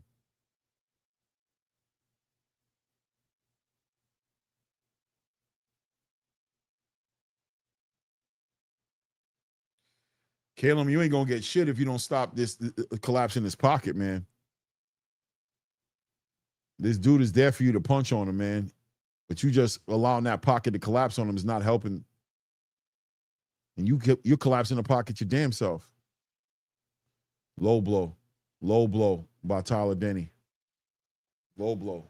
Yeah, no, Caleb's up 4-1, but it just, again, man, I mean, even people on Twitter are writing things like, there's just nothing that special about Callum Walsh, you know? So it just, I mean, I think he just needs to get away with the win. Like I said, get away with this win and, you know, just keep building you up. But even like right now, we just watched, this isn't a fair comparison, Clay, but look at how much more technically sound Sam Hickey looks versus what we would expect from Callum Walsh going into his 17th fight. So if you're still giving us that Louis Green energy of, oh, hey, man, you still got to do this. Hey, you still got to do that. How many motherfucking fights does it take for you to get better at your craft, man? Jaleel only got 14 fights, and he already beat Derevchenko. When are we going to get a chance to say Callum Walsh is good enough to beat a Derevchenko? You know what I mean? So we'll see. We'll see. Round 6 incoming. Callum stops him immediately with that jab. Back on that jab. Callum with that jab. There we go, putting those shots together.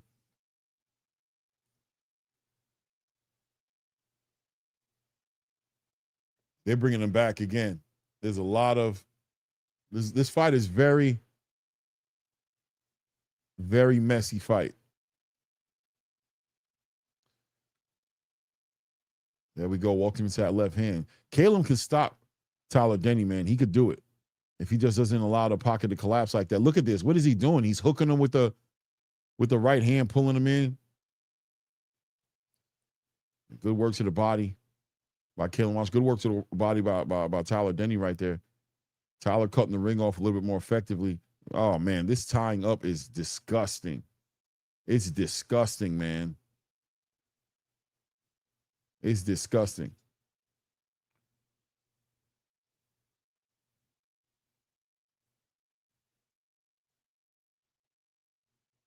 Oh, my goodness. Oh, my goodness.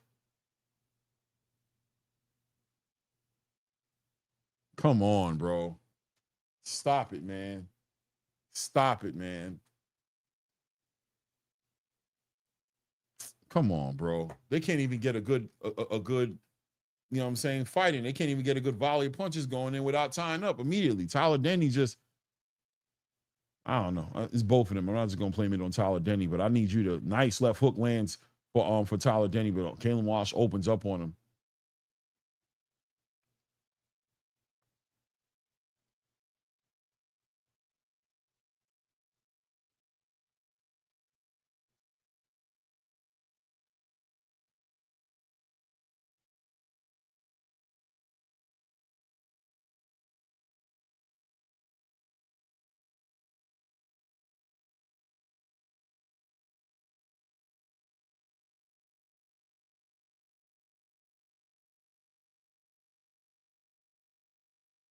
Minute left. It's kind of hard to even call it. It's just a big wrestling match.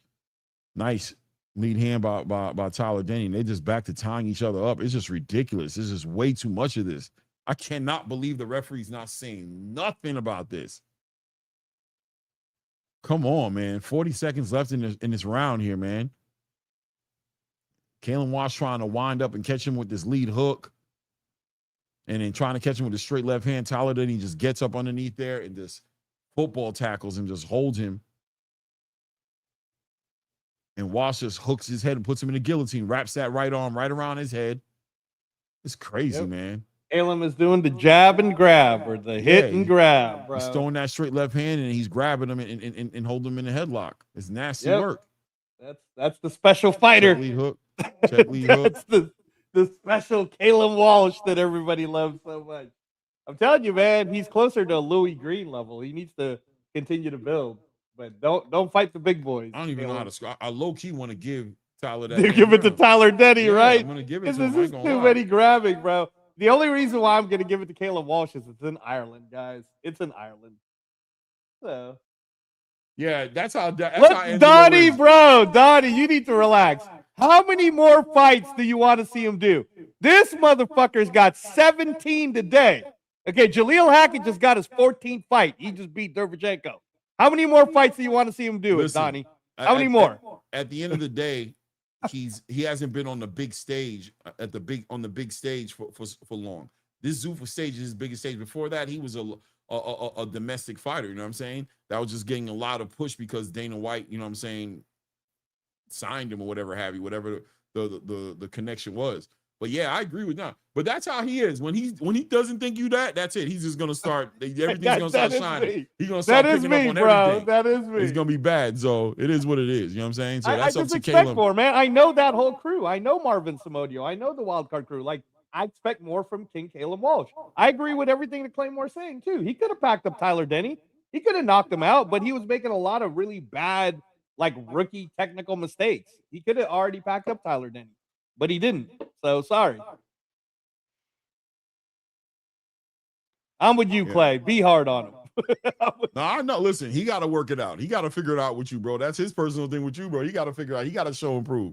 But me personally, I ain't gonna lie. I want to see he got to make a lot of improvements. I think in this fight right here, you know, he was jumping in. He's collapsing the pocket a lot.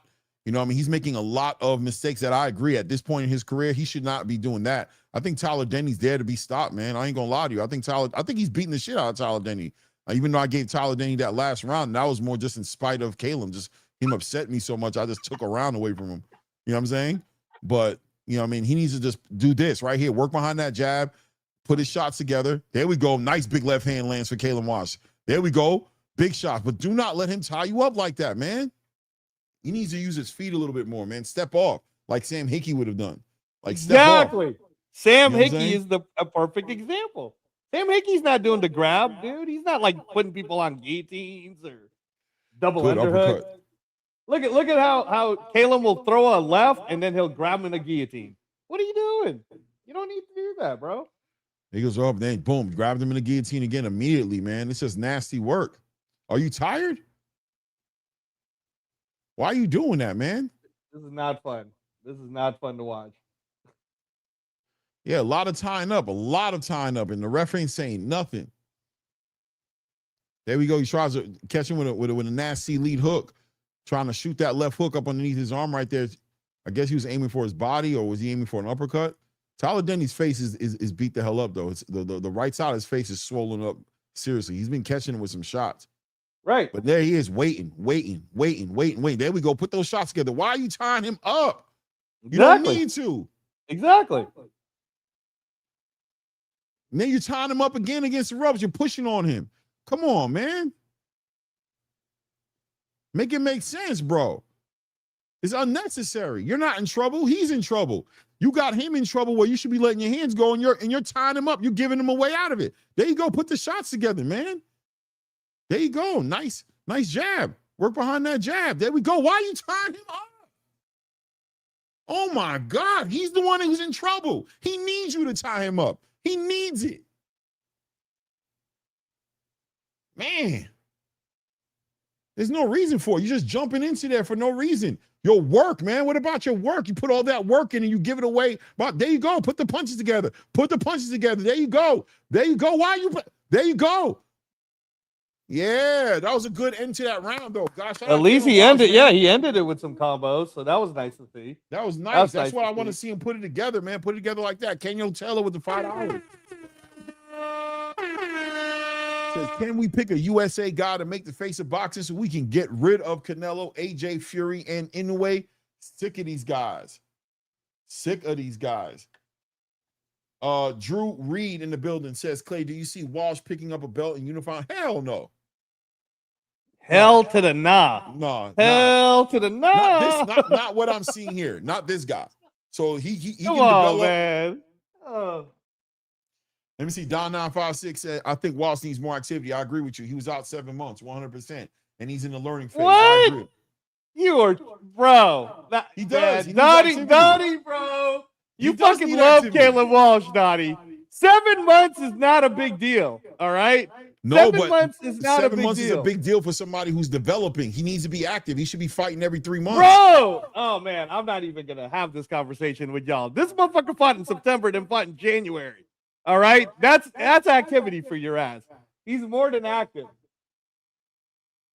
No, he needs activity. He needs it. I'm not saying he's suffering from inactivity, but I'm saying for him to get better, he needs to be inside that ring. He's not going to get better just inside that gym. He needs to be in that ring. What he's doing right now shows you somebody who's suffering from lack of inactivity. For him, he's not getting better. He would get packed up by Derevchenko, bro. He's him undefeated. And Jaleel fought on the same timeline. Jaleel just fought Derevchenko. Listen, you keep on comparing them to Jaleel and Lomachenko and Derevchenko. You want to make this comparison.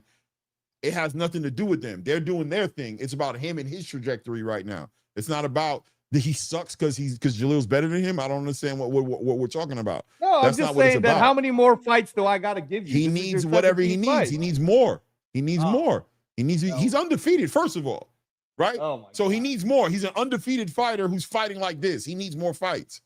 You know what I'm saying? How do you think he'd do against Xander Zayas at 160? Who's never even bro, fought why did you bring up somebody who's a unified champion, bro, at 154? So why did you bring that up? That didn't make no sense. Here, I'm gonna look up brought up Xander. Caleb that was Walsh, crazy. Let me see where he's ranked, bro. I need to see where Caleb Walsh is ranked. Because I think it's diabolical the Dottie's trying to listen, he's winning. He's winning. What the kid has, I see what Donnie's saying. Like, he has fundamentals. He's sound, but he's making mistakes that's taking away his work. You know why I'm frustrated with him? Because he's doing good work and then he smothers his own work. He's hurting his dude. He's doing all this. So that's a good thing. What I'm saying, if I didn't think he could be better, I wouldn't be so frustrated. But I know he could do better than this because he has so many. What is this going on? What's going on right here? That's crazy. That was wild. What was going on in that mix-up right there? Referee definitely had to say something. A minute left here. I mean, it is what it is. He has to improve, and he improves in the ring. That's where it happens, in the ring. Right. Experience. But like we were talking about Louis Green earlier today. That's what inactivity looks like, Donnie. What they did with Louis Green. But at this point, I'd rather see. Oh, they done took a point away from Callum. They took a point away from him. Oh, because he's hitting him in the back of the head, or no? Tyler Denny's getting a point taken away from him for hitting it in the back of the head, I think. Oh, no, he got him, but they both lost a point. That's stupid. So they're both hitting each other in the back of the head. If you're gonna take a point from both of them, like, you might as well have warned both of them, because what you just do right now, make it a 9. What is it? I don't even. He's trying to impose his will as a referee. Oh, Callum, there we go. I guess he's just trying to make a statement. Step it up, Caleb. Why did he take the point away from Caleb? I don't know, bro. Good left hook. Too much grabbing. It might have been grabbing. Might have been grabbing and Tyler Denny hitting him in the back of the head. Maybe. I don't know.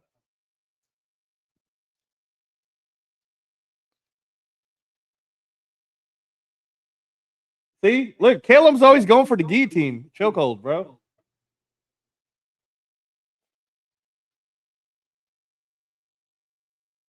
This for the choke?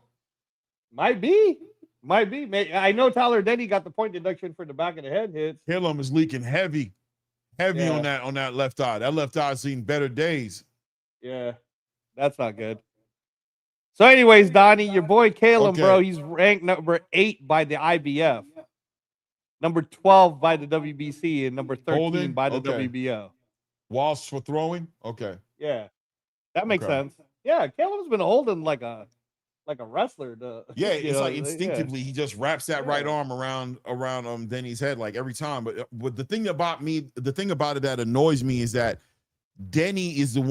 Tyler Denny's the one who benefits from them holds. It's not Callum.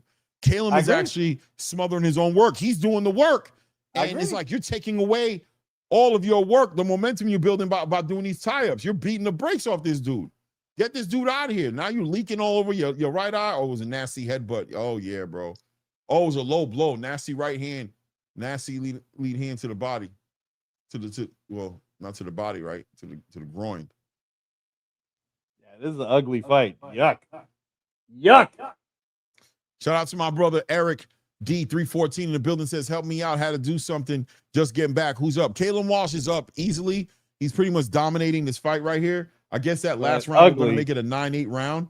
But is it a 9? Yeah. But it's an ugly fight, Eric. It's an ugly fight. Callum is not looking good. Yeah. It's a good thing you were doing something else. You made it on time for the main event, bro. You know what I mean?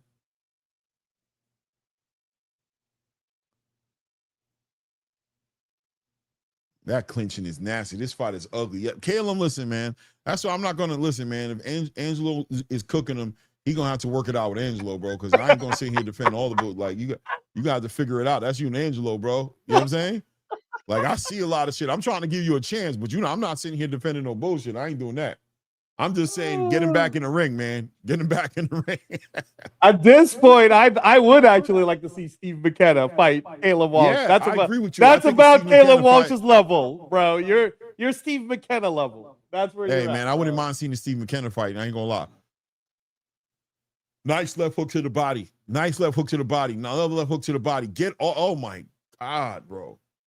The clinching in this fight has been disgusting, man. Yeah. Disgusting, man. 1, 2, 3, 4, 5, 6, 7. You counting the clinches? Are you counting the clinches, bro? Grant says, just where the link at. I got you, coach. Say less. No, don't do that, Grant. Because Callum Walsh is winning the fight. There you go, coach. I don't want to take away the win from Callum Walsh. You know what I mean? It's just that link is for Coach, by the way. Everybody don't be popping up here, bro. You're not getting up here. Clay was like building up, like he was expecting the best from Callum, and I was very already like, I don't know, man. He has not impressed me at all. I wasn't. You always juicing shit up, man. Adding salt and pepper and garlic powder. No, you weren't. You were like you said you were hoping. You said you would like to see. Exactly. You're not gonna. That's what I just said, bro. That's what I just said. I said I was expecting the best from him. Yes, that's what I just said. I was saying what you said. No, you said I didn't. You said I was expecting. Yes, you were expecting the best of him. That's what I said. I said you were expecting more, and I've been. It's like I was calling for this dude to put on a clinic. Well, I didn't know what to expect from him. He put on a grappling clinic. Yeah, he is. That's what I'm saying. Kenyo, man, that link ain't for you, bro. I see you in the back, man. I ain't pulling you up right now, bro. Literally, I told you I wasn't pulling nobody up except for Coach, man. That link is for Coach. And this is in Ireland, too, bro. This is in Ireland. This is in his hometown. Look at Joe Ward. Joe Ward was out 659 days. Look how he showed out for the crowd, bro. Yeah. Even when he looked like he was getting his ass beat, he still was like, nah, I'm going to stay with my Olympic background, and he ended up pulling up off a victory. So, nah, bro. And Tyler Denny's, he's done. He's there to be a gatekeeper, bro. Like I expected what you were saying, which is you were hoping for the best of Callum, and I was very reserved because he doesn't look that good against Fernando Vargas Jr. and he didn't look that good against Ocampo. So,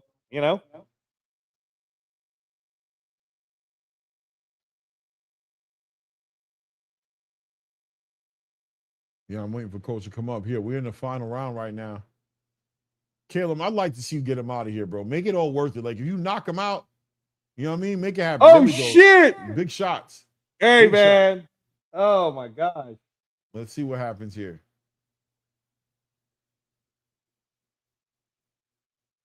Well, Tyler Denny's won at least 2 of these rounds. So I'll give Tyler Denny at least 2 of the rounds. No, I gave Tyler Denny that last round. Oh, did you? Okay. Yeah. All right. It was just so ugly, bro. It was. That's why I gave it to him. It was really rough. It was like, oh my God. This is terrible. Coach. Coach. What's up, Coach? What's going, Coach? What's going on, man? Hey, man, we enjoying this fight right here, man. I know, oh my God, Coach! Don't mess around, man. Don't mess around. You know we ain't enjoying shit.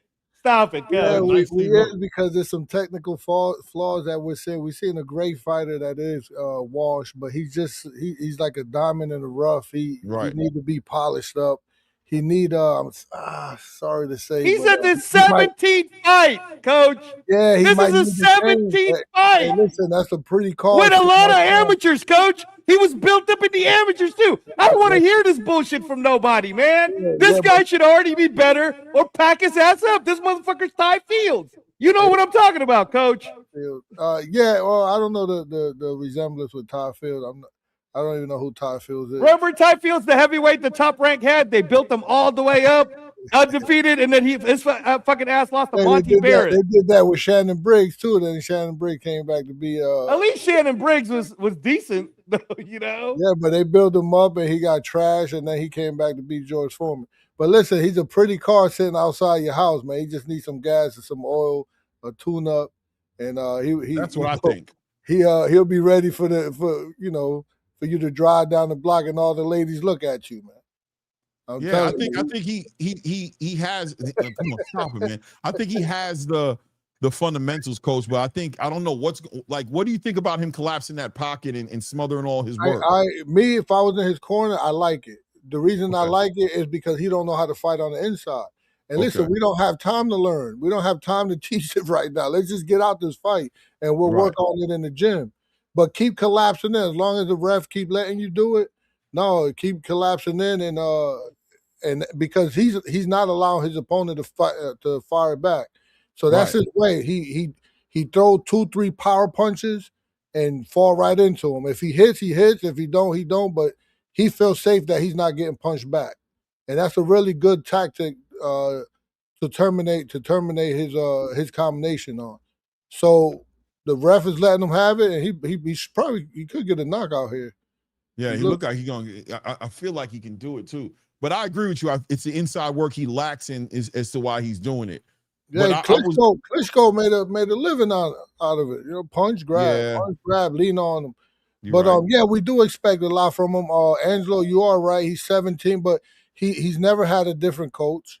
I just don't, I don't know if that's the right fit for him where he's at, because he keeps doing the same thing. The crazy thing is even what you're saying, Coach. Right? You're saying, oh well, he doesn't know how to fight on the inside. Motherfucker, you're a wild card, bro. That's what they teach. All right, like.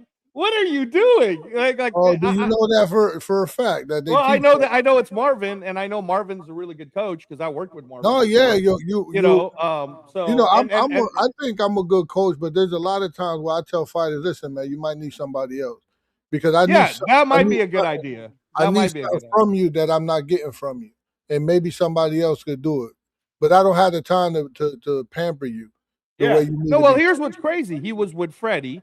And then he asked to not have Freddie to go down to Marvin. But I agree with you. Maybe at a certain point, Callum just needs to say, or Marvin needs to say. Yeah, but how are you going to go from Freddie to Marvin? Marvin's Freddie's protege. Like, I know, but I don't know. It's happened a few times in the gym in the past when I was there too. So, but no, at the end of the day, I agree with you. I think that Callum's at the Steve McKenna level, and Steve McKenna is not even ranked yet. But they already got Callum ranked number 8 by the IBF, number 12 by the WBC, number 13 by the WBL. Come on, Coach. Come on. And I Callum think ain't ready, man. Clay mentioned somebody like Andy Lee. That's what I like. Yeah, that might be good. Andy Lee he does really good with especially with people that know how to keep their range. Listen, hey Angelo, you got good eyes here. Give me something good on Callum. Instead of when he really wants to use what he's good at, which is kind of like using his footwork to distance, he'll throw combos, which I really like. Like when you have a fighter who's not afraid to throw, let's say, a 4 or a 6 from a medium to long range distance, that's good. That's a good thing. It's just that then he'll do something it's out of pocket to do it, but like straight left, grab on the guillotine. Come on, Coach. Come on, man. Hey, remember, you're supposed to give me something good. No. I know. I just told you the good thing, right? But you know what I'm trying to say, right? Like you could go straight left, up jab, right? Straight left, up jab, turn them, right? Straight left, just turn them, right? Like do something else. But check this, Angelo. Check this out, right? The thing about Walsh is he's physical, right? He looks strong, right? He's very well put together. He got real power. He got good timing because every time the guy was coming in on him, he's catching with an overhand right or hook uppercut type of thing. He got plenty of explosiveness. So now everything that you said could be taught probably in one training camp. So you got all this stuff. The timing, the explosiveness, him being physically strong. Now somebody come in and teach, hey man, my man, instead of collapsing in like that, why don't you get under your opponent, pick him up, you have a better position on the inside. Or if he ducks under, why don't you just get an angle, something like Lomachenko. And now he's not smothering his work, right? So now we look at what type of fighter we got now. No, you're right. I understand a rose-colored glasses viewpoint on the kid. It's just that again, I'm not gonna gas him up. Hold on. For 1 second, I don't like him at all. Like personally. No, I know. Yeah. I think he's a sleazeball. He left his father. I got a whole bunch of stories on him. He's a sleazeball. But hey, I'm not here personally. I'm here. Yeah, we're talking about the actual like you said, he's a pretty car. Yeah, I don't know him personally like that, but I definitely don't got no reason to like him. That's for sure. He's definitely not a fighter who I'm like I'm trying to, not at all. But I do see the possibilities and the potential in this kid. I could understand what a Dana White thought about when he made him a big deal, like I want to pick him up. But the kid is not evolving, and it's either the corner, or I'm not even saying change the corner. I'm saying add something. I wouldn't mind you changing it completely. I wouldn't mind you completely going somewhere else, but add something to the corner because he's doing the same thing fight after fight after fight. And I'll be real with you. You look at that big ass gash over his left eye. That's a lot of that collapse in the pocket nonsense. You know what I'm saying? Jumping in. He's jumping in with these lead hooks. He's jumping in, you know what I'm saying, with these straight left hands. And he's doing that because he wants to throw his shot and he wants to stop Tyler from letting go of his hands. Coach could say better than me. I'm not a coach, but I know what I'd like to see, what would make more sense. I think him stepping off a little bit. When that dude does that, step off to the left and the right and counter punch him with a straight right hand or a straight left hand or a lead hook. You know what I'm saying? Use that, control that range and keep the range because it looks like Callum is way more effective as a rangy fighter. If I can hold you outside where I can extend my shots start to build up some sauce on them, and I could see him making those adjustments. I don't think this kid is far gone at all. Somebody asked me earlier, do I see him becoming a champion, unifying, shit like that? No, bro, I don't. But I see him being better than that. And he's undefeated being that for 17 fights. But those things that you mentioned, if those things could be fixed within 2 fights, you could see a whole different. He doesn't know how to come forward with offense and defense. That's why he always needs to step back, and then lunge in. And once he lunge in, falls in, grab, then it's a wrap. He don't know what to do after that. Yeah. He's a talented John Ruiz, coach. John Ruiz. Remember John Ruiz? Yeah.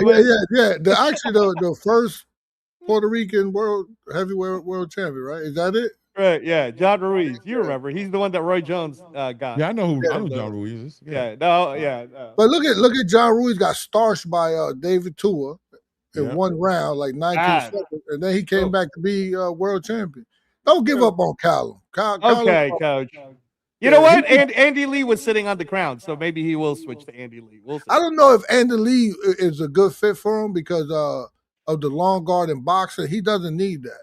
He needs someone like Kevin Rooney, like my man. Go forward, look to counter punch.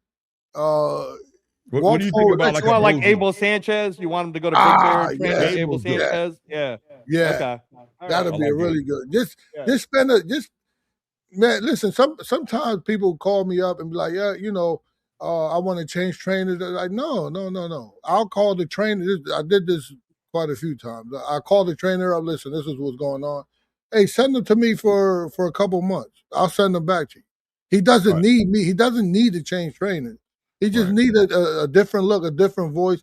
So many fathers always come to me and be like, I tell him the same thing you tell him, but he listens to you.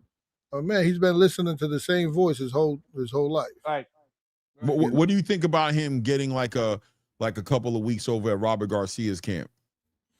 What do you think about that? Because he's just gonna get rough sparring. You're just gonna see that more and more. He needs someone like Abel Sanchez who's more of a scholar, and he will teach you step by step how to come forward. Yeah, the other person I would have picked was Ben Davidson because he's young. So Ben Davidson tends to do good relating to younger guys like Callum. Yeah, but these people like Lee and Davidson. They have boxers mentality, so they're gonna keep boxing. They're gonna keep. You want him to get gritty. You want him to get gritty. Yeah, he has it in him. His mean intentions when he's punching, he just have to feel comfortable and have confidence in himself that after you punch, you could do something else but falling in and grabbing and things like that. Right. Hey, coach. So he did say on the interview that he broke his orbital and he hurt his hand. So if it's true, then I'll give him that. Wait, did he go to the doctors and see that? Well, he was saying he was hearing his orbital crunching. He has a DEC to do the little X-ray thing. I saw it. You just missed it. You got to rewind it. You'll see where they saw it was broken. Okay. All right, Clay. It's 2026. That's Clay's guy, man. Hey, that's Clay's guy. Technology, baby. You know what I'm saying? Coach is old school, man. He don't know about that. When you get one of those guys in your corner, bro. You know what I'm saying? You got to catch up with the times, man. You've been like an old man up here, bro. We missed that. We missed it, man. Coach looking like an old man up here. You know what I mean? He found out it was broken in the car. Of course he did. It's 2026. They've been doing that. Kenyo Taylor in the building with the $5 says Peeps mad. How you bring Tank up? How did Tank come up here?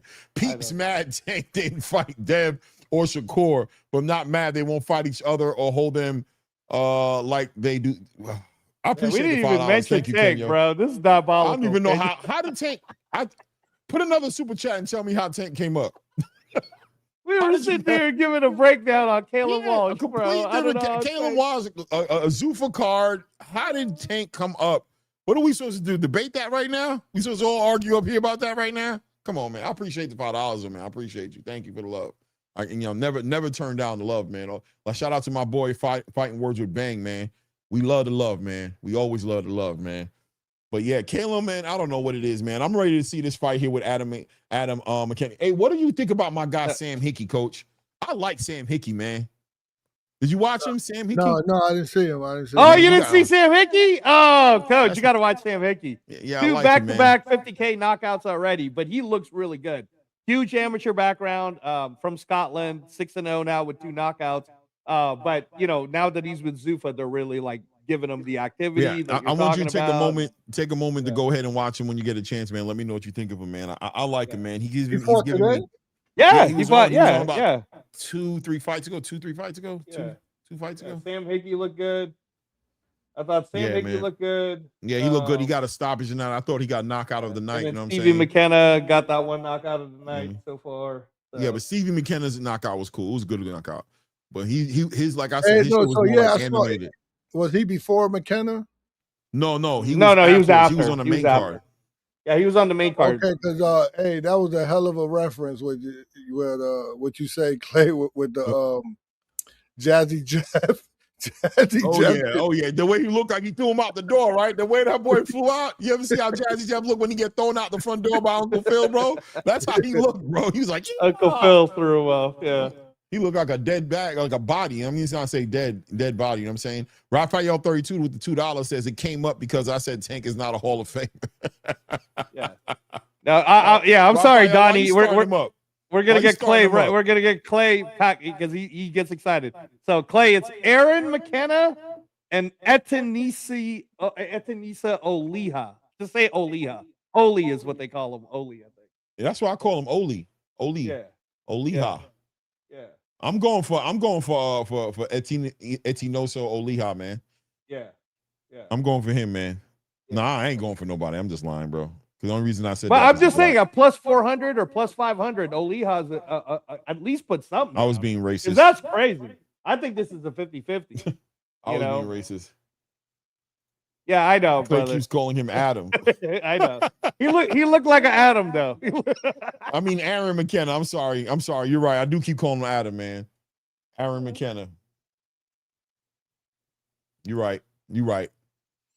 Oh, you talking about Joseph Hicks, the guy that lost his first? No. Sam Hickey from Scotland. From okay. Yeah. He put on a masterclass, man. Twice. He's done it twice now. Yeah. He looks good. He looks really good. He fought in June, and then he fought again today. You know what it is that I like about him, Coach? He's real smart in the ring. Like, he knows how to set up his shots. Like, he knows, like, he sees the holes in the games, and he's picking his opponents apart. Like, he was catching this dude, Brad Axe, from like round 2 on with these straight right hands. Like, he knew immediately that this dude's lead hand was a little low, and he's skilled enough and fast enough to take advantage of it. When he sees the hole, he's like, I don't need to set this up behind the jab. I'm just gonna shoot that right hand. And then he's getting in and out, man. He's turning his opponents. He's not allowing Brad Axe to time up. He's not allowing that to happen. He's using those angles. He's turning him and touching him with these shots, using that lead hand to touch the body, control that range, and Brad Axe is being aggressive. I think he's a serious boxer puncher. I think he is. For a fighter who's 6-0 right now, I'm talking about a 6-0 and that's the development that I'm talking about. See how he's already developed at 6-0? He's just going to continue to get better. Callum Walsh is past that, man. Yeah. I wouldn't let Callum Walsh fight Sam Hickey right now. I shouldn't even be saying that, but it's true. Yeah, I ain't gonna lie. If I was coaching, if I was like matchmaking for him, like if I was on Callum Walsh's side, I would keep him away from Sam Hickey because he don't mess around and look bad against somebody who's 6-0. You know what I'm saying? Like he could look bad with somebody who's like 12-0. You know what I mean? But 6-0 is gonna be like, damn, bro.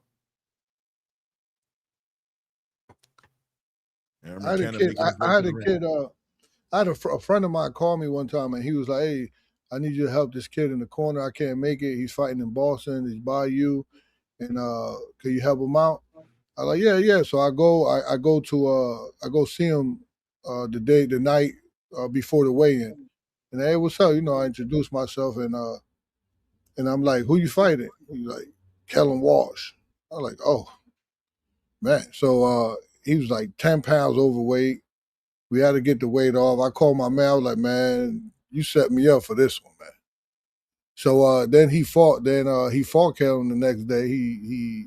I think he came in a little overweight anyway. He was an opponent, and I seen Walsh knocked him out, but there was a lot that I saw in Walsh with that type of opponent. And I was like, yeah, I don't think if he don't fix these things now, and he was like 5-0 at the time. Like, if he don't fix these things now, he's not really gonna go nowhere. And he still is the same shit. He don't know how to come forward without offense. Now, every time he comes forward, it got to be offense. It's never no defensive move to come forward to get in position to fire away.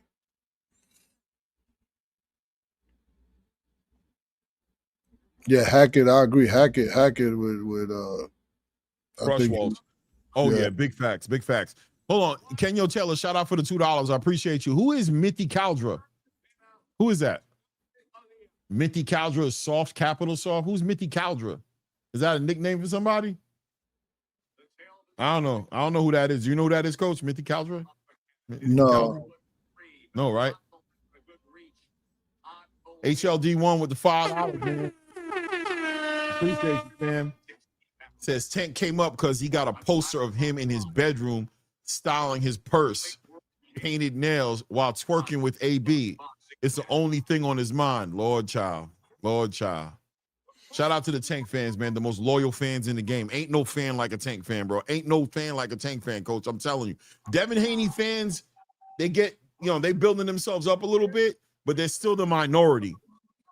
Those Tank fans, them dudes is the best, bro. If I had fans like that, Coach, you need fans like that. You need fans like that.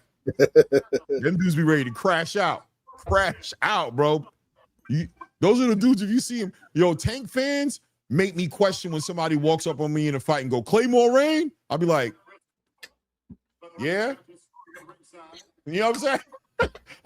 I be caught off guard a little bit. I always got my water canteen with me, you know what I mean? It's heavy, it's metal, and it's full of water. And I'll be like, yeah? No, man, I seen you on The Voice. Oh, all right. That's what's up. Only Tank fans make me feel like that. No other fans make me feel like that, Coach. How do you think it got like that? I think that a lot of street dudes, street casuals, got in on boxing on the back of the PBC. And I think they started to idolize the Errol Spences, the Tank Davises, and things of that nature. And I think it really got bad when Errol took that loss against Bud. Because it was split at that point. There was always Tank fans, but from what I noticed, there was a lot of them that was Errol Spence fans.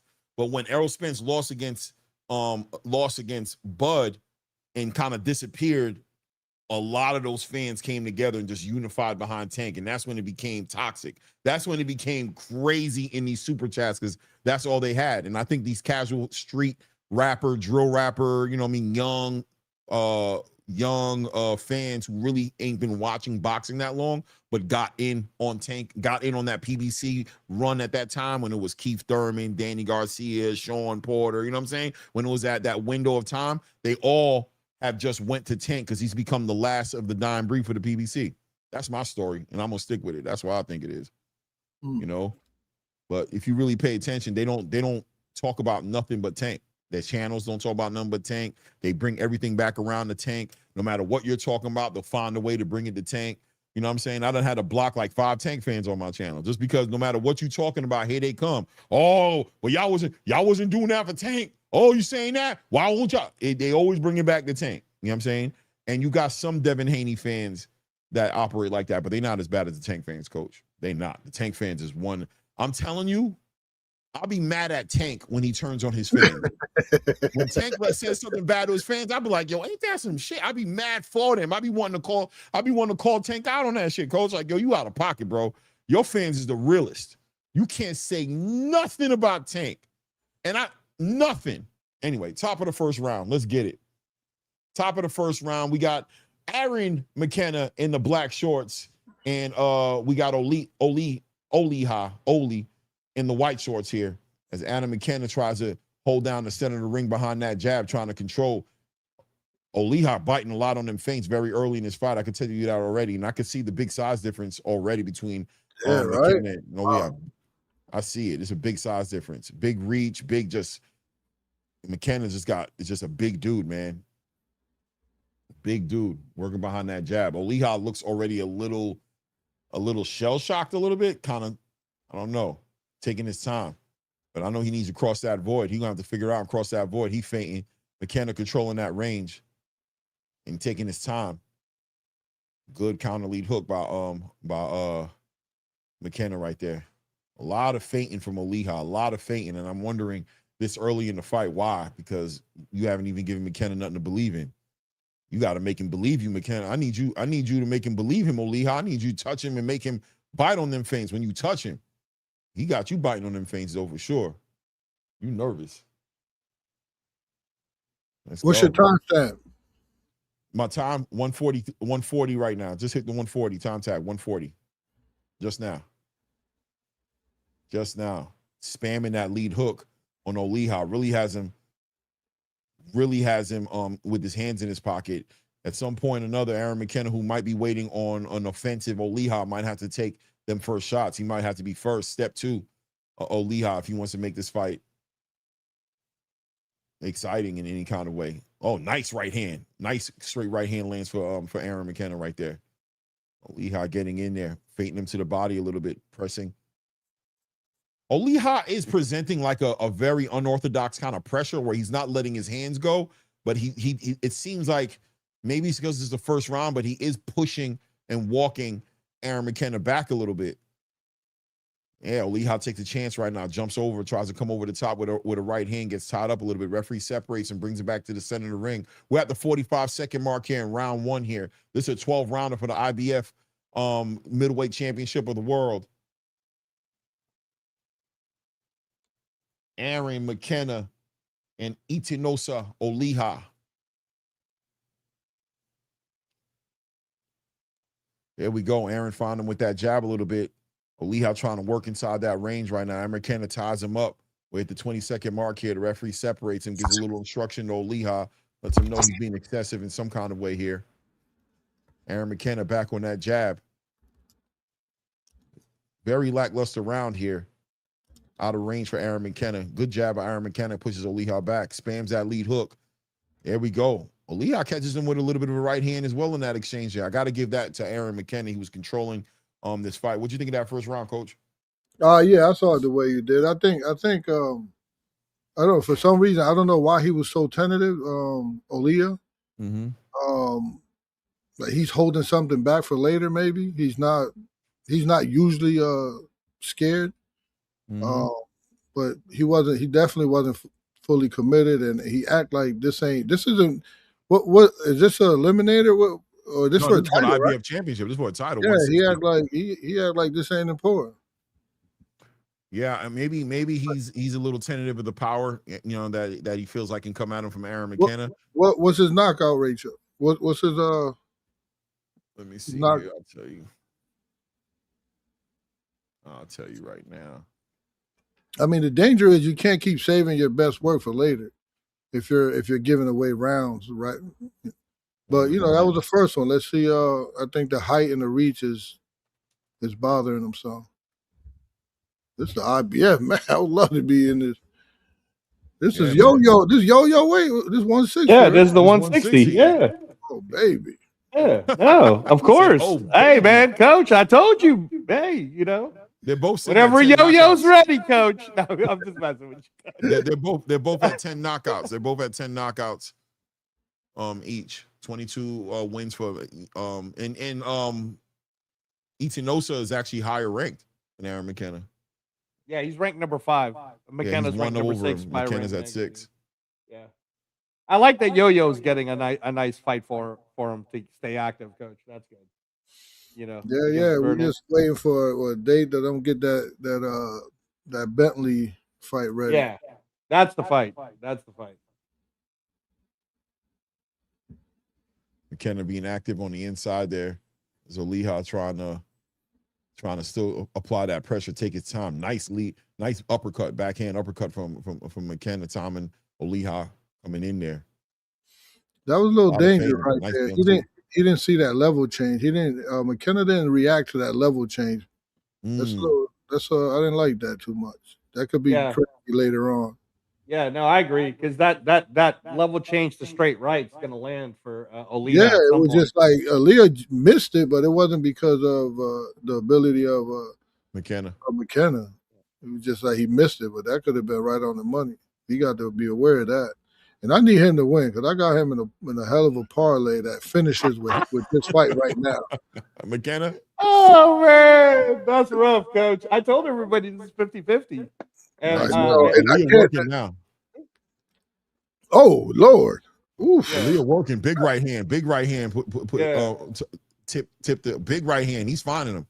McKenna got confident in that first round and decided that he's going to stand in the paint. And this is what it was, right? When I said it in the first round, when I said Aaron McKenna might decide, the pressure on him from his hometown to make this fight a fight gets him involved in a fight with Oliha that he probably shouldn't be in, that he should just be controlling and working behind that jab. And here it is, Oliha getting that opportunity as McKenna's being first here, stepping to him, letting his shots go. Good work. Nice uppercut by Oliha right there. Turning McKenna right there. Big shots by Oliha. Oliha's finding McKenna. I mean, listen, he's strong. Oliha's strong. He's turning and moving and moving Aaron McKenna around. Nice backhand to the body from Aaron McKenna right there. Yeah, no, when I was giving the scouting report to the chat on Thursday, I was telling them Oliha at plus 400 and plus 500 is ridiculous. It should be a 50-50 fight because Oliha is no joke, man. He's ranked number 5 for a reason. It's extremely hard. He's actually got 1 inch longer reach because he's kind of like Keyshawn Davis. He's got long arms, right? So even though he's shorter, I'm giving Oliha that round, by the way. Yeah, no, that's an Oliha round for sure. Power punching wise. That's an Oliha round, but this is now we got 10 more of these rounds, so it's 1-1 now. You got 10 more of these rounds, and as Coach Hector Bermuda says, this for the IBF world title, man. Don't fuck around. This is for the championship. So we'll see. We'll see what Aaron McKenna can do. 115 people in the building. I hope you guys are hitting the like button. Shout out to Kenyo Taylor with the $2. Says the green, the white, the orange, RIP, GMA. Who's GMA? I don't know. I don't know. Grandma? Oh, RIP grandma. He said his grandma's Irish. Okay. Yeah. Yeah, RIP to your grandmother, family. Yeah, you see what made us nervous about that level change in overhand right? He just got caught with 2 overhand rights there. Yep. Yeah. So he's not seeing that. He's not seeing that shot there, which could be dangerous. That boy looks strong thus far. Oliha, right? Yeah, I see what you're saying about the level change, coach. Yeah. Oliha taking his time now, kind of. He's not as reserved as he was before, working behind that jab, but he is taking his time. I think he's putting that pressure on Aaron McKenna to kind of be the first. He's saying, yeah, you're home, man. You're supposed to win this fight. I ain't supposed to win, right? I'm the plus whatever. So you need to make this fight a fight. And I think he's going to capitalize off that, have him walk into something. Let's see what Aaron's able to do here. Aaron working well behind that jab right now, trying to set up these uppercuts. Oliha working real good on the inside here, touching him to the body. Aaron trying to find something in between the guard, trying to work inside that clinch and push Oliha back. Leaning on Oliha right now. The referee separates him. 2 minutes and 10 seconds getting ready to be hit here in round 3 right now. And Aaron McKenna collapsed in the pocket, trying to apply this pressure. Doesn't want to go backwards with Oliha. Doesn't want to go backwards. He wants to keep coming forward. Good jab by Aaron McKenna. Oliha spamming that lead hook.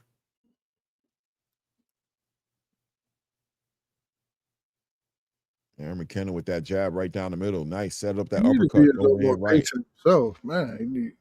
McKenna needed a little bit. You know, you mentioned about that hometown thing. That's real, man.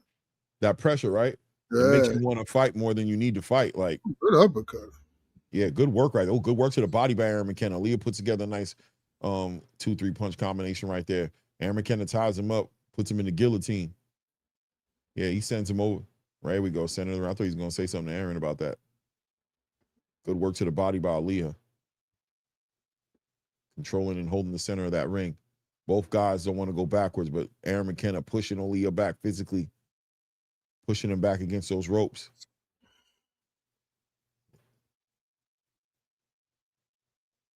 You're doing a good job of turning them. Yeah, he need to be more patient, but he's fighting too much. Aaron, right? Yeah.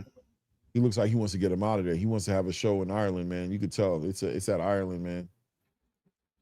I seen I don't know where I saw it, YouTube somewhere. I don't know who shared it, but they showed his house. Him and his brother trained at. It was in the backyard. They had a really nice gym in their backyard. Who, Aaron? Yeah. Yeah, I seen it. Yeah, I seen it. You saw that? You know what I'm talking about? Yeah. They showed the drone view of it, how the whole property looked and everything like that. Yeah, it looked crazy. At first I didn't realize what that was. I didn't know they were living there. Ooh, big right hand from Oliha. Nice short left hook from Oliha. McKenna's giving Oliha all the chances he needs, man. He's making this fight a lot easier for him. He comes in the bigger fighter, the longer reach, but he keeps on making it a close range fight. And Oliha's like, all right, man, I'm gonna ride this out, man. It's rough, but this is where I want to be. This is where I know I need to be to win this fight. I don't plan on controlling it from outside. So let's see what you're able to do. He's like 6'3" too, right? Who, Aaron? No, he's only. I think he's only 6 foot tall, Coach. I'll double check though. I think because his brother's only 6 foot tall. I don't think he's that much taller than his brother. Yeah, I know reach wise, Oliha has a 1-inch reach advantage, even though he's shorter. Oh, they show the replay of Jazzy Jeff going out the house. Oh yeah, bro. Boom. They already let you know where they're gonna pass that money to. He about to get like $50K. He's 6'1", Coach. 6'1". Yeah. But Oliha is 6 foot tall. So no, Oliha is 6 foot tall. So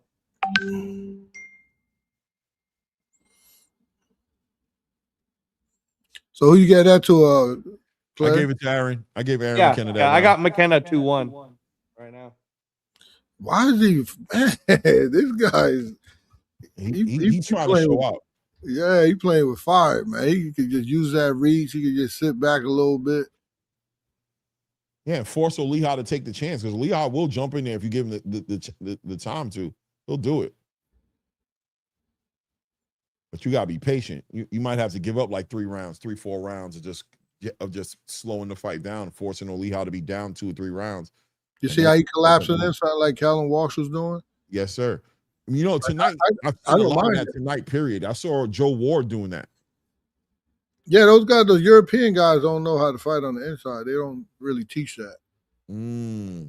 That makes sense because it's been consistent tonight. I've been seeing that a lot.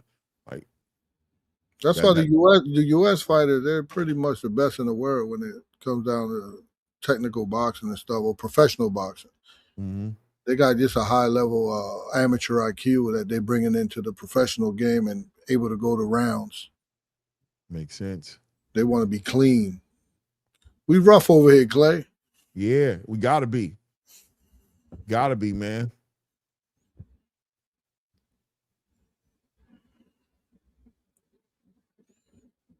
McKenna taking his time though. I mean, look, McKenna outboxing him, man. He is. He's winning on the inside. He's doing that, but it does feel like it's a dangerous place for him to be in. He's choosing to be there, but it just feels like Oliha would have no chance if there was a more of a range. Yeah, look, big right hand, nice overhand right comes over for Oliha in that mix-up right there. And he goes with that headlock with the Irish necktie. That's what I'm gonna start calling it. I'm gonna start calling the Irish necktie, man. Good work to the body by Aaron McKenna. Good work. Good work hey Clay, I don't mind it. When you're in a fight like this and the world title fight, we just gotta win. If we could just hold and hit whatever, I know it looks bad. Yeah. But if the ref gonna let us get away with it and we get the winner, hey, we'll work on it next time. Yeah, the title holds that much leverage, right? Like once you have it, it just gives you so many different options. Oscar de la Hoya, just win this one and look good the next one. That's what he used to say when he used to fight. Yeah, I agree. But he's not really doing Callum Walsh tie up. He's letting his hands go. Yeah, he's still letting room to get hit back. He needed Tyler because he wants to be active. He's not tying him up just to tie him up. Yeah, he's trying to win. Yeah, he's trying to knock this dude out. There we go. Good work. Yeah, he working them. 3-1 for McKenna. And again, the only way for Oliha to start turning this around is he's got to start like really throwing more punches. He is doing some crafty shit though on the inside. Like when he holds his guards, like it looks like he's letting McKenna throw hard, but he's actually kind of catching him. He's catching the strike. So I don't know if that's his like overall long-term game plan to make him tired on the back end, but we'll see. We'll see. McKenna looks like he's game. Yeah, McKenna's leaving enough room for him to sneak something in there. Yeah, he has a couple times. Yep. Yeah, that place is packed out. Yeah, the Irish, those guys are different out there. They'll do that shit for a dude that's not even a star. He just as long as he's Irish. Yeah, I've been out there. I trained TJ Doheny, who's a world champion, and they just like they had a parade for him. It's just they do their thing out there. Like he's jabbing, but he's also a little square, and he's stepping in with the jab where he's in the attack zone of Oliha, and that's a dangerous jab. He's just stepping in hard with it, and he's not fully bladed, so he don't have his full range of motion on it. So he could get countered. He's wide open, leaning in. I'm telling you, bro. Hey Clay, boy, I'm telling you, something gonna happen here, man. It seems like it's dangerous, right? It feels like it's just a matter of time before he pays for it. Yeah, if Oliha stays confident like he could do this, all right, fuck it, I'm losing these rounds, but I believe in my power. It looked like he got horsehair. Oof, man, it looks like he got horsehair gloves on. Oh, yeah, Oliha putting his shots together nice right there, man. Oliha, nice hard right hand to the body. Yeah, Oliha coming up right now. Hey, who was that cruiserweight fight? A couple of Zuffa's back, black dude. I can't remember I know his name's on the tip of my tongue, bro. Pause. What's his name? Cruiserweight, man. He caught the stoppage late.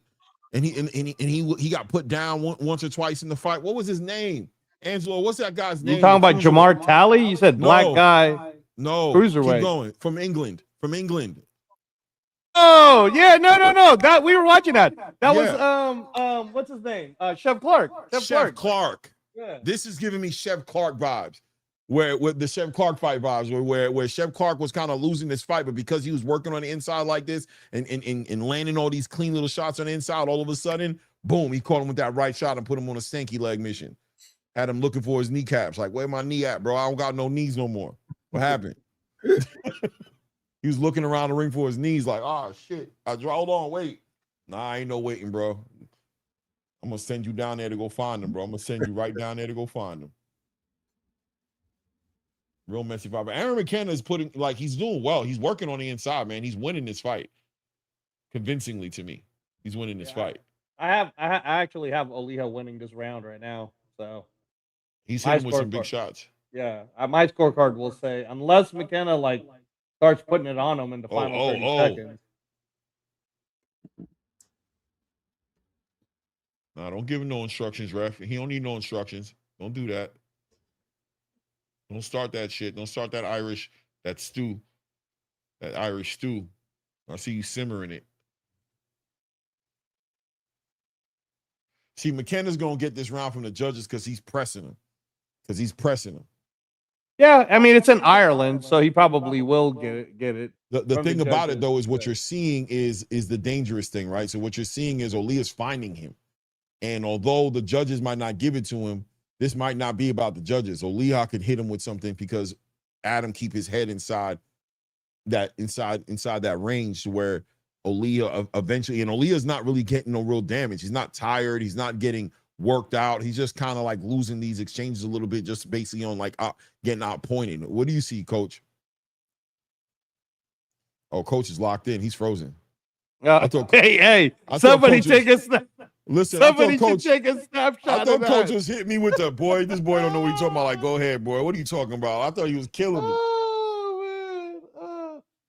No, look, I'm just gonna keep it real for me. I know what the judges are gonna do, but I'm gonna say it's 3-2 because I think Oliha deserved that last round. He hit him with bigger power punches. But I understand what you're saying. I thought McKenna won the round. I ain't gonna lie. I gave it sure, man. Sure. I got McKenna winning the round, but I see Oliha doing some significant things. Shout out to Chico 510. The building says that hit and hold is why American boxing has networks running from it. Screw that style. That's not what boxing was founded on. Yeah. That hit and hold is diabolical, man. I definitely gave McKenna that last round though for sure. 2 minutes in. I don't know if Coach needs. Coach, if you're in the building, I'll throw that link back out for you.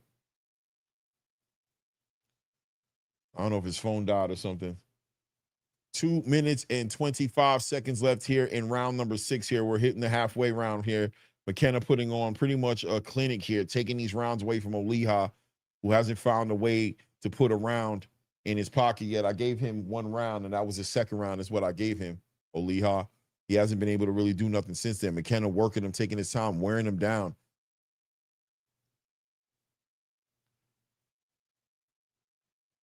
Good work by McKenna, just leaning on him. Oliha's condition is being tested right now. His grit is being tested right now. Good, nice right hand lands to Oliha right there. But it's a dirty fight. Good work from McKenna, getting that separation, letting his hands go. Nice, 1-2 down the middle, catches Oliha, who shakes his head, which usually is not a good thing. Turns McKenna around, puts him on the ropes. Short little right hand to the body by Oliha.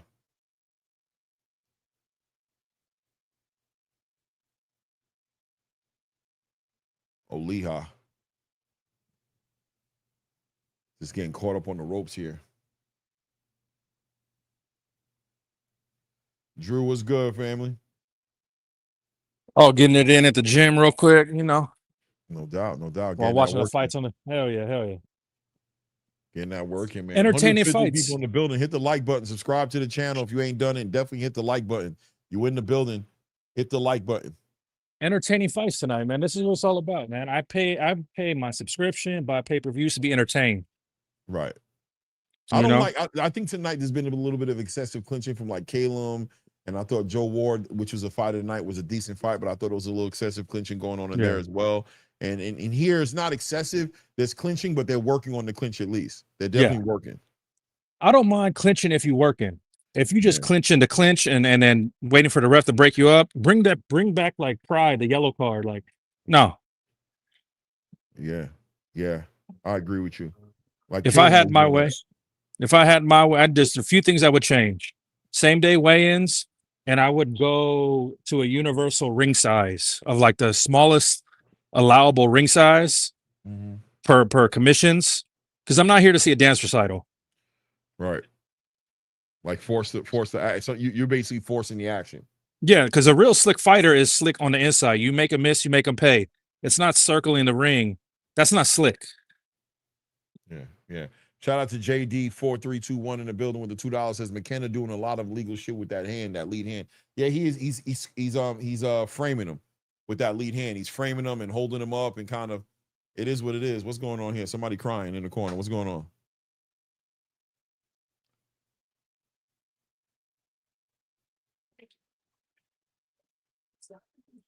But them knockouts, that McKenna knockout and then the Hickey knockout, it was great. He literally flew across the ring.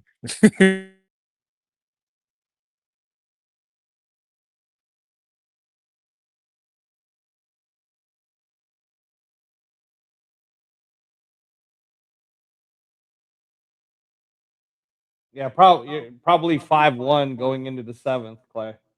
I mean, you gotta the hometown judging, right? Probably 5-1. 7th round.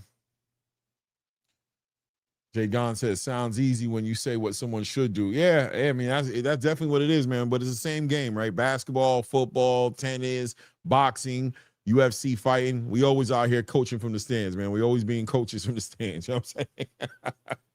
It is what it is. That's what we paid to have the right to do, man. 2 minutes and 30 seconds left here in this 7th round. Oliha trying to let his hands go a lot more now, trying to frame him with his forearm. Referee warns him about framing him with the forearm, but man, if you go, come on, man. Aaron been framing him with that. There's Aaron framing him with his forearm and his lead hand. Listen, man, they both fighting dirty, man. Let them dudes just figure it out, bro.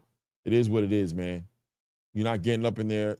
Hold them both accountable or step away and let the fight happen. Good work to the body by Aaron McKenna, letting his hands go. Oliha just letting off these fast flurries, but not hurting McKenna. McKenna doing a good job of just moving, finding the angles, and letting his shots go, touching him to the body, touching him up top. There he goes, rushing him, pushing him backwards, man, in his chest. As Oliha's trying to find space to let his hands go. Trying to find that space, man. And Aaron kind of framing him, and he is kind of working kind of grimy. He's framing him and then swatting him with the other hand. So he's kind of holding his head up high and then coming over the top when they're on the ropes. But if the ref ain't calling it, man, it's only legal if you get caught. It's only illegal if they call it. Thank you. And that's what annoys me about certain fans, like complain, like the ref should do. I'm like, he's the hometown fighter. Right. Your coach is supposed to tell you to get away with that shit so you can't get away with it. That's part of the game. Facts. You're 100% right, man. You know what I mean? I mean, we could scream for the ref to do his job in a certain way, but if he's not doing it, what's Oliha going to do to make the adjustment? That's what's important here. How are you going to adjust to it? You can't just lay there on the ropes and just allow this guy to do that. So he needs to get off, and he's allowing McKenna to dictate the pace of this fight in a physical way. Allowing McKenna to cross that board and touch him. A good friend of mine is Coach Rudy Hernandez, Junto's coach, Anthony Olasquaga. He's like, if the other guy's doing dirty shit and the ref ain't doing nothing, you got to do dirty shit back. Right. It's a fight. By then, it's a fight. It's not a boxing match anymore.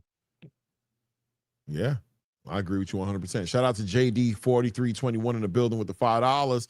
Said, I wish we had a universal clinching rule. Excessive clinching has ruined a lot of main events. This is Zuffa, baby. We have exciting fights here. No doubt, no doubt, no doubt. I agree, man. I think the excessive clinching, if the ref, but once again, like just like Drew said, man, if the ref ain't going to call it, you got to make some adjustments, man. You can't just sit here. Ooh, nice. Oliha finding some hooks in there, man. Holding this fight in the center of the ring. But he's losing. He needs a knockout to win. Facts. So. He's lost that round. Absolutely. Right I mean, you can't expect to get the judges to give you anything, you know, especially now. But nah, Oliha, bro, you better step it up. Make me look good, Oliha. If you were the commissioner of boxing, what would you guys change? Like 3 things across the board, uniform. I would not have the dumbass the way they do the sanctioning belts. I would have it more like how the UFC has it. Like everybody's got to fight everybody. Number 5 versus number 6, number 3 versus number 4. Let me correct it. What would you do about the actual fighting, the in-fight, the actual product? The rules of the game. The rules of the game. Yeah, I would like to have a standard ring. It's hard though because for heavyweights, you're really gonna put them on an 18 by 18. You know what I'm saying, right? Like, yeah, if you make it across the board, like some people get away with that 24 by 24 or 22 by 22, and then I've heard stories about how in Montreal they'll have it even smaller. So I guess if you just make it like 20 by 20 across everywhere in the world, that won't throw people off, so they'll know the landscape. You know, kind of like a football field, right? It's 100 yards, so it's 100 yards no matter how big or small you are. You could be Tyreek Hill or you could be Justin Jefferson. It's still a 100-yard field. So I agree with you on that. Probably, I mean, again, I don't know, man, because referees are it's I know what you guys are saying about the clinching, but depending on the ref, man, and I mean, you know, it just depends on who's who, unfortunately, right? So it's all subjective. It's like yellow cards, Drew. It's like yellow cards in soccer, right? Like some referees throw it more than others. Yeah, I mean, listen, man. What the refs allowing to happen is what's gonna happen, and you being the fighter, you gotta adjust regardless. You can't cry. You got to make it happen. So you got to be held accountable if you're letting it happen too much. It's one thing if it happens real quick in a flash, but if you're just allowing it to happen, then that's on you. It is what it is. It is what it is. Oliha's having moments right now, though. He's putting his shots together right now this round. I'm giving Oliha this round so far. It's a close round, but what's your timestamp now, Clay? 135 right now. Yeah, Aaron putting those shots together right there. I don't know. I don't even know. I think I might give this round to Aaron. I ain't gonna lie. Aaron McKenna's just like Oliha's having moments like right there. Like there was a nice little moment right there, but Aaron's just consistently.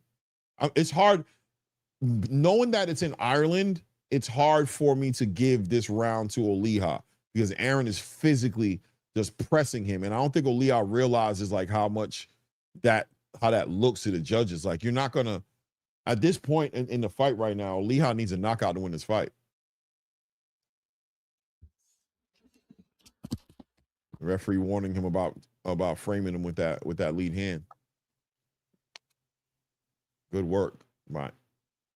And Aaron's showing he got feet that he can box when he wants to. He can move. He's not going to get pressed by Oliha. He's actually boxing right now. He's actually doing the thing we wanted to see him do in the beginning. He's moving, controlling, turning. Yeah, McKenna's kind of like a dog a little bit here, right? He's like, it kind of like he's not going to be denied this title. He's fighting for it, and he's open to being cornered too. So he's no chump, man. He wants this title. It looks like he wants it more than Oliha. Yeah, and he looks like he doesn't respect Oliha's power. Looks like he's made up his mind that you're not punching like me. I'm not worried about what you're sending back at me. Look at that beautiful work. Steps back, hits him with that 1-2. I don't know if he should think like that though, because I know. 4 rounds left, man. I'm just saying what he's doing. I'm not saying he should be doing it. I'm just saying it looks like that's what he's doing. 12 minutes is a long ass time to get caught, you know. So, but you know, again, McKenna's feeling himself. He started already doing those little movements. You know, I'm surprised Max didn't say something like he's Roy Jones Jr. Max Callum like hit him with that Roy. He looking like Roy tonight. Aaron looking like Roy tonight, huh? Yeah. I will say though, like I know that he's ranked number 5 right now, but because he's the only one of the middleweights that would have fought another person in the ring top 10. Don't be surprised if Aaron McKenna all of a sudden gets ranked like, I don't know, like Yoan Lee wins his next fight, they'll probably move Yoan Lee up to 1 if Adames doesn't stay at 160, and then they'll move McKenna They might move McKenna above Lara. Well, Honestly. we got the mandatory. Oh, for the IBF, right? Yeah, you guys. Oh no. Right. Amari has the mandatory. You have the mandatory for the WBO, I think, right? Yeah. Yeah. So it's the Bentley fight. That's the one you got to get. The Bentley fight. I don't think. I think Bentley will give it to you, Coach, because that's Misfits. Like they're not gonna say no as long as it makes money. Amari Jones probably gonna beat either one of these guys, though. I ain't gonna lie to you. JD 4321 with the $2 says, what's the latest with Polanco coach fight date? Oh, so yeah, we're looking good. Polanco starts sparring within like 2 to 3 weeks. Finally got the hand surgery. Everything's good. That's good. And we're looking for very, very early October. Okay, cool. Well, he's still getting ducked by everybody though. Yeah, they asked me if will he be ready for? They asked me will he be ready for October. And I said the one-legged duck swim in a circle. Yeah, I mean everybody's ducking. That's an interesting metaphor, Coach.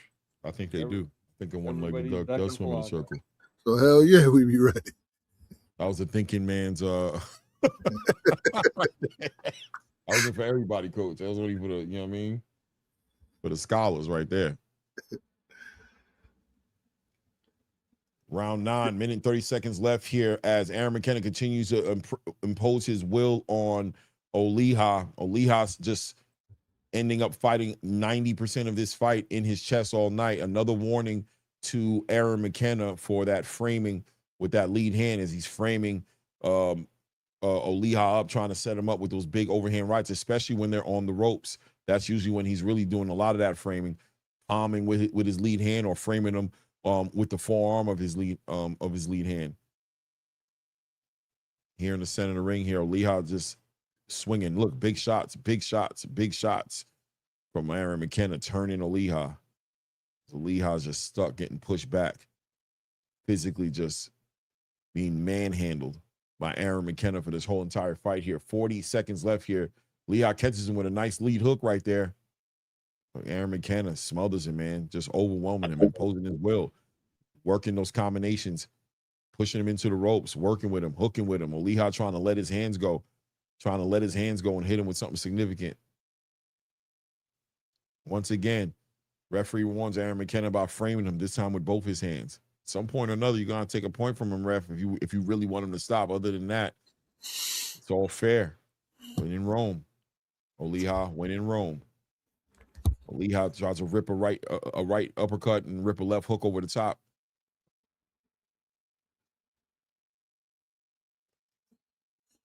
That's the end of that round. Yeah, man. Oliha, man, I don't know what to tell you, brother. This is a championship fight, man. You might want to throw something to the wind. Go a little caution to the wind and make it happen. Go for yours. Yeah, Amari Jones' last fight was impressive. But what people forget about boxing, you're judging McKenna today against, this type of guy. But there's something to say about when a fighter becomes a world champion. That could change you a little bit. Everybody said it makes you a little bit better. I witnessed that. So that'll be a really good fight with Amari Jones and Aaron McKenna. If he gets by, assuming he gets by today. Yeah, I think Aaron McKenna, I think it'd be a good fight, but I just think Amari's just a little too quick and athletic. I just think Aaron is a little, Aaron's good at using his feet to a certain degree, but I think a good body campaign by Amari Jones will slow him down real quick. I think by round 5, between 3 and 5, you'll start seeing him slow down, and you'll start seeing I think that fight has a good chance of looking like a Xander Jerome Boots Ennis fight, where it looks on paper like it's supposed to be something, but I just think there's just some strength and athleticism and just slave bloodline energy that comes from Amari Jones that's just not being factored into this, where McKenna's just not built. He's just not built like that. You know what I mean? I just think he gets in a bad situation. Especially if he ever tried to fight Amari Jones like this, he'd get put in a blender. Yeah. I don't think he would. I think he's just going with what he got in front of him. First title fight, fighting at home. Mm-hmm. He's a little overeager. I think he got better tools than what we see though. I think if he get on the back foot box, he's probably harder to hit, and I think that'll pose a little bit of problems with Amari. If Amari got to go get him. I think he's in the home, obviously being in front of all them people in the building in Ireland, but also, he's rating Oliha as a fighter he can do this with. He's, he sees it as a fighter he can do this. I've seen him be better than this, box more. You know what I mean? Okay, yeah, all right. I haven't seen him much. I've seen him once, but yeah, it just looks like he got better tools. It's just like I like the fact that it looks like he won't be denied. I'm winning this. Like he shows the boxing, steps off, the way he pivoted off, stepped off, touched him to the body, moved him around. Yeah, and his corner got to drive him. They got to drive him a little better. Like a young talent like this, you have to know how to drive him to be a boxer and to just win the fight, be safe, and you don't have to go overboard. You don't have to win it by a mile. You just win it. Just win the rounds. He's winning the rounds, then keep trying to win and keep trying to win. He's trying to win every exchange, and that's when something could happen to him. Coach, you want to explain what framing is? I can give my explanation, but I don't know if you can see me, but think about a picture within the frame, right? You put it in the frame, so think about the fighter being the picture and you framing him. That's the hence frame, right? Right. Like I look at it like almost like holding him in place without wrapping him up, like kind of. Yeah, exactly. Right? Usually you use this part of your body and put the shoulder within the center line of your opponent, and then this part here try to feel for the back arm, and yeah. So no, it's perfect. Yeah, it's being on the inside, kind of like holding your ground on the inside, but without clinching. Right. And especially when you're on the ropes, what you're gonna see Aaron McKenna doing is he'll use his forearm, right, and he'll kind of like hold him against the ropes, kind of hold him square, and then you'll see him rip these right hands, and he'll come right back with the other forearm, and then he'll rip these uppercuts with these right hands. He's holding him in place. He's forcing him to be a big target, like a frame. Instead of giving him an ability to turn and use angles and kind of slip, he's forcing his shoulders to sit square a little bit, and that's making it easier for him to rip those big shots where Oliha has to either catch him, by being defensively responsible, or catch him with his chin. So he's putting a little clinic together. I think he's a little novice in doing it, but this is how you will fight somebody that you're better than them. If you're better than them on the inside, you're like your craft. You gonna hone your craft a little bit more. Like that's a frame right there. So you hone your craft a lot better than this guy. So you let's put it in a shootout. I should win because I'm better. It's like if you're 50-50 with a chess player, like it's hard to win, right? But if you're just a little bit better, then let's trade pieces and let's get to the end game. Right. And let's put our queens online. Let's take the good chess players who know they're gonna win.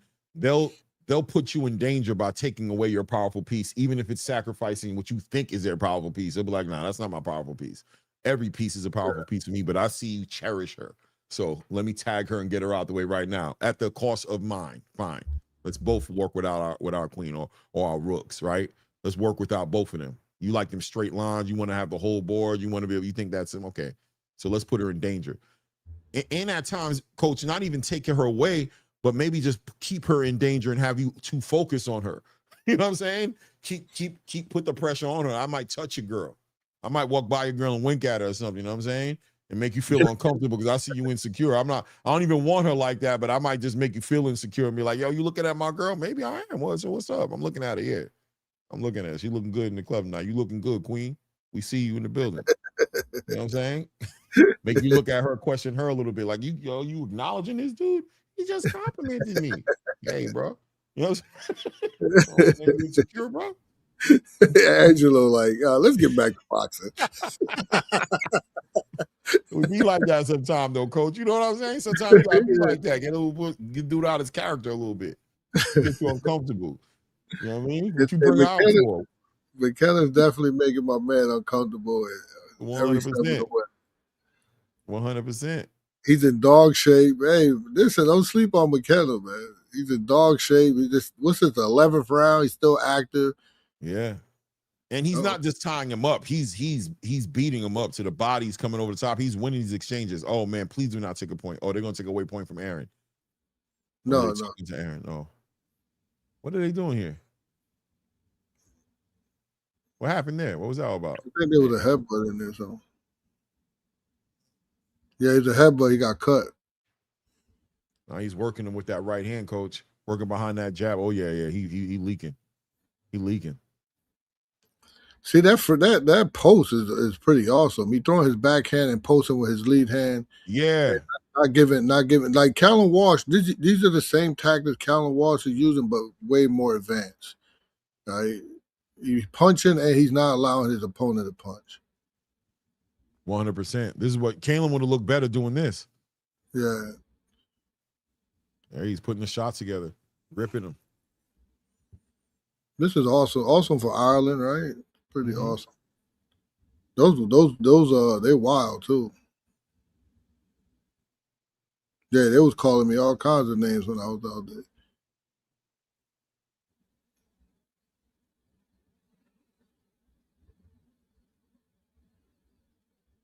For sure. Nice. Yeah, that's a nice one. I like it. That's pretty much what McKenna's been doing.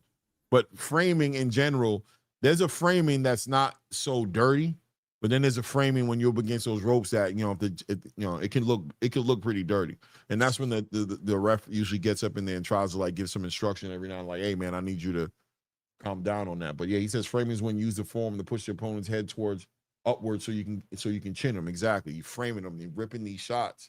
You know what I'm saying? He even does. I hate to like disagree with him. It's not to push the head forward. Then you're using your forearm. But it's just it's not that you the way to teach it. You're not going to teach it. Hey, put your forearm on his throat, because now you have to tell him like, listen, you have to do a sneaky because the ref will warn you this. But the ref won't warn you just for you smothering the guy's work with a frame, with your shoulder and your forearm and your biceps. But then, that's another move that comes off the frame to push his head up. Mm-hmm. It's like a byproduct of it, right? Yeah, It comes with it at times. And then, hey, let's test the ref. Let's see if we could get away with it. Some ref, I know a couple of refs that don't really call low blows, and I'm like, hey, I know him. He's hit him low. He he's not gonna say nothing, right? Coach is diabolical. He's like, hey man, let's go low on you. This guy different. Go ahead and do that. And then you get your warning. Then you warn you a couple of times. Don't do it for a little bit. So you frame him. You put that elbow right through his throat, pick his head up, like he said, chin his ass. And then if you get away with it once, you do it twice. And then when the ref stop you to like the 5th or 6th time, right? And then you're like, all right, I'll stop now after I done chinned him like 4 times. Yeah, but it's just like in life. Like everybody got I'm sorry. I didn't mean to do that the first 100%, time. 100%. You right, ref. You right. Yeah, my bad. I'm sorry. I didn't mean to. You're right. Did I do that? I'm sorry. I didn't mean to do that. You might even tell the opponent, my bad, bro. Hey, my bad, bro. Yeah. Like, don't dap me, bro. You know what you was doing. Come on, man. What you trying to say, man? I meant to do it. What you saying now? Now you know what I mean? What you saying?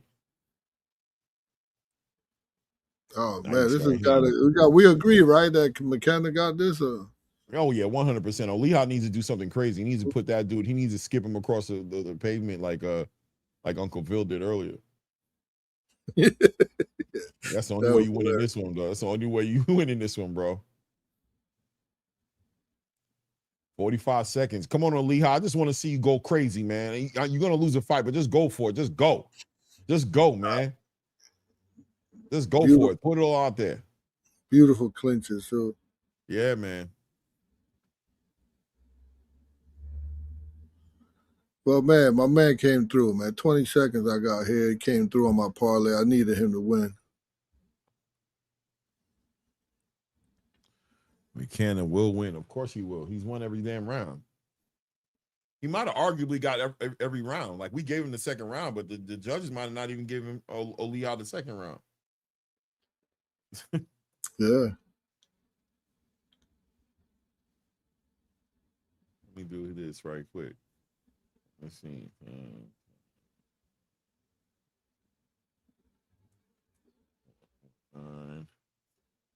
Yeah, easy work, man. Yeah, 119, 109, maybe even a 120, 108. Easy scorecard, man. Easy scorecard.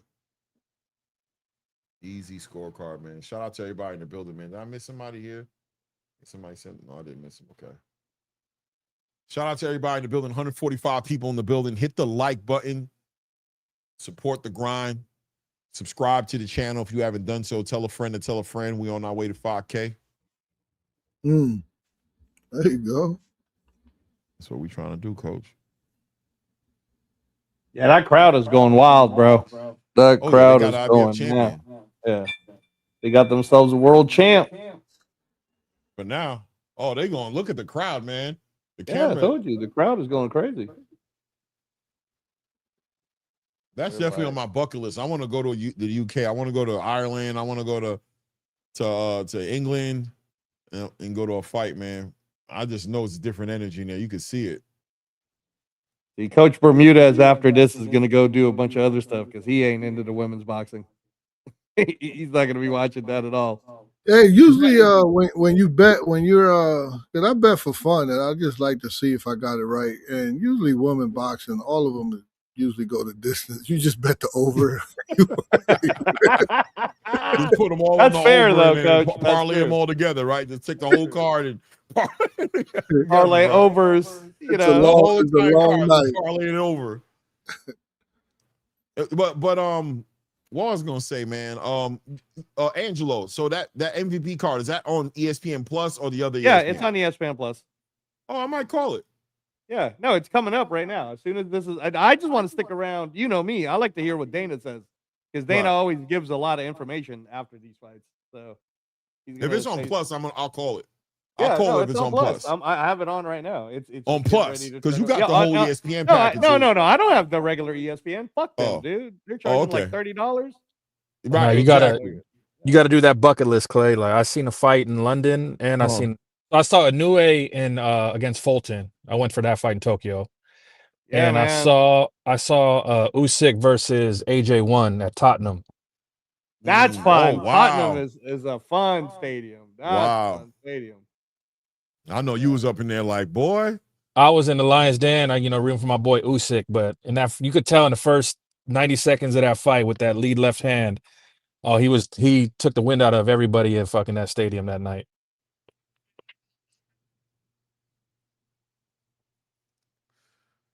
I'm getting smart now. Now I got the headphone in so I can hear the sound. So I used to have to put everybody on mute and listen to the sound and come back. Now I put the, you know what I mean? We locked in now all the way.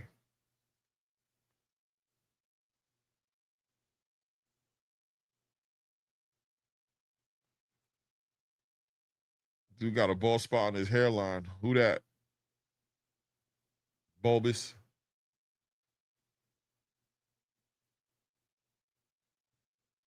Yeah, 120.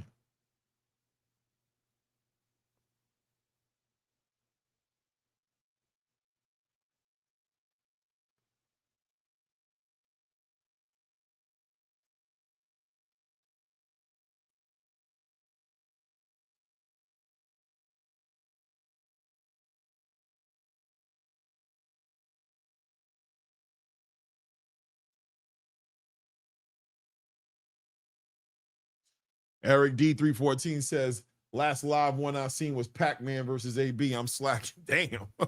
Yeah, that was a while ago, bro. A little while back, man. But the whole hood know he won that fight, though. The whole hood. Everybody knew I fight. The whole hood knew I won that fight. I whooped that boy. Everybody know I whooped that boy. Like, AB, if you don't sit your ass down somewhere.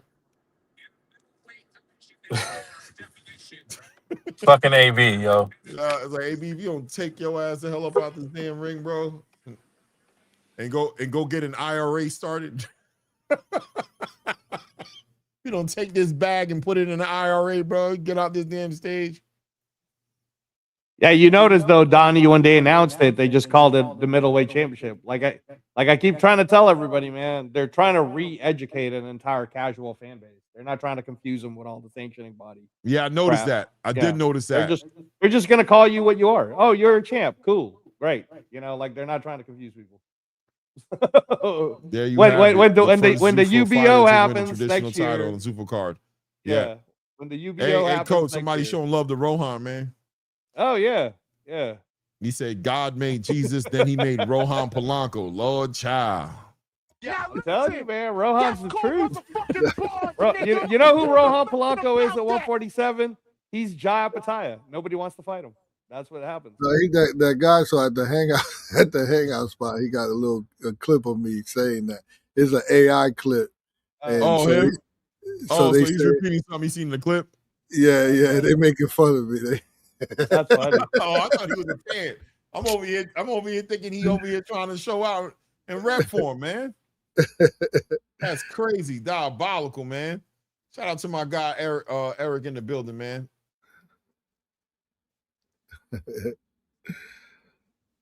Yeah, hold it down for a second. I'm about to go tinkle, man. I'll be back. But somebody asked about Avius Griffin. He's doing good. He got a fight coming up. And he actually worked the corner with me yesterday. Kurt Scooby fought yesterday. And he helped me in the corner. And he actually had to tell him to be quiet because he over there yelling out instructions. I was like, you ain't here for that, man. You here to carry this motherfucking bucket. Pass me the water. That's what you here for. You want to scream out shit, dumbass shit. You might want to shut the fuck up. I'll be right back, y'all. He's probably getting excited too, huh, Coach? He's probably getting all excited. Yeah. Like, He thought he was I'm trying to be calm here. So you here to pass me the water. That's all. And carry the bucket. That's all you here for. Oh man, that's funny. That's funny. How'd you feel about the event, Eric? I loved it, man. Last two fights. Well, I missed the second to last fight, but the last fight kind of drew out for me. Wasn't really a big fan, but everything else was excellent. That's cool. That's cool. Yeah, I'm trying to listen to see what Aaron McKenna ends up saying. Yeah, they definitely did a good job on this event, though, for sure. Yeah. People need to think more. People need to give Zuffa a chance, man. I think if you're a fan of the sport, it shouldn't matter.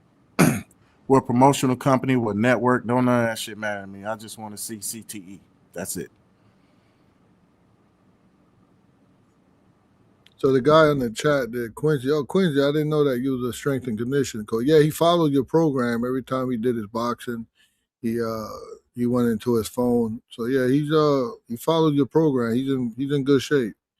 So yeah, I'm gonna need you out there because I got Yo-Yo Hernandez fighting. So I'm gonna need you to go with Avius, and I'm gonna stay back with Yo-Yo, and then I'll meet you at the fight. So Avius Griffin fight Friday, and Yo-Yo fight Saturday. One of them is on TikTok, right? Amanda Soriano. Yeah, it's that TikTok thing. Yep. Yeah. So that's on a Friday, and then Yo-Yo fights on the Teofimo card, right? Yep. Am I gonna get a chance to see you in Vegas this time, or are you gonna be too busy for me, Hollywood? Oh, let's do it. Hector Bermudez. Oh, let's do it. I'm going out there for a long time too. I'm actually leaving Monday, so I'll be out there for 2 weeks. All right, cool, man. Don't be all being Hollywood on me. No. Hector. Hollywood Hector, man. Make some time. Make some time for your boy. Yeah. Hey, Sam, man, we need you to keep Rohan alive, man. Keep him alive, man. 'Cause we need fans. Rohan Polanco need fans. he should be, everybody should be a fan of him. He comes forward, he comes to fight. He's not trying to hold, he's not trying to run. That's what boxing's about, what people want to see. Or the casuals. It's tough to match Rohan. It honestly is, just because nobody wants to give up that. No, I mean, people are just scared. I'm just gonna call it what it is, Coach. They're gonna say, it's not enough money to fight Rohan. You're gonna have to, it's all that bullshit. It says Rohan's the type of guy that'll take less money to go fight Liam Paro right now in Australia, and they still won't give him a chance. I'll guarantee you, Liam Paro's people aren't calling Rohan Polanco. They're like, leave him off the list. They're doing. Yeah. Yeah. I think Drew was talking about that a little bit earlier when he hopped on about, what would you change if you were in charge of boxing and tournaments for these damn champions, and making sure these sanctioning bodies stick to their mandatory. If a guy's paying these sanctioning fees, he's working his way up through the ranks, man, you got to give these guys a shot. You have to give them their shot. I wholeheartedly believe in that. And I think that's what comes with like organizing the sport in a structure where you get more of a corporate entity running things. You can fine guys, you can penalize guys, next man up, Yeah, because some of this stuff is just insane. I mean, who is that? Shakram Giasov got passed over how many damn times? Like why would you even be in their rankings, bro? Just go and move on with your time, dog. Yeah, sometimes it's weird. I would like to I would like to see like a structured plan or their rules so I could follow them and go up the rankings. But it's like you're so vague with your rules. You're always saying that he got to fight this type of fighter, and Rohan fought some good fighters. He didn't really move up, and what's like mind-boggling. He fought like a little tune-up fight with a dude that's like nowhere near. He had like almost a 500 record, and then they moved him up. And I'm like, I don't understand. You fight good fighters, you don't move up. You fight terrible fighters, you move up. It's like it's no. I just wish I knew the rules so I could, we could just abide by the rules and just. Coach, man, they're vague on purpose, Coach. They're vague on purpose where they say it's at our discretion. Case in point, Jarrell Big Baby Miller fought in April, and they advertised it as a title eliminator. Mm-hmm. And he won the fight, became the WBA mandatory, and now they just said, oh, we made a mistake. Moses Zatama is now the #1 WBA mandatory, knowing damn well he's fighting in the IBF vacant title coming up next week. They do dumb shit like that, and they're like, "Oh, we're sorry, he's not really the mandatory," but they don't explain why. Yeah, some are better than others. WBO and IBF, I feel like they're the two that are the most consistent. Not saying that they perfect and they don't have flaws, because we just saw this. Jesus Christ, this Jairo Pataya situation, how they did him. The IBF did him, but they're at least more consistent than others. But the WBA and the WBC, man, they just making that shit up as they go. I don't know what the hell they got going. Everybody pretty much makes it up, man. I mean, unfortunately for people like Coach Hector Bermudez, who's in the game currently, that's just the bullshit that it is. Like it's confusing. You fight a guy who doesn't have as good as a record, then you move up. You fight dudes that are killers, then they move you down.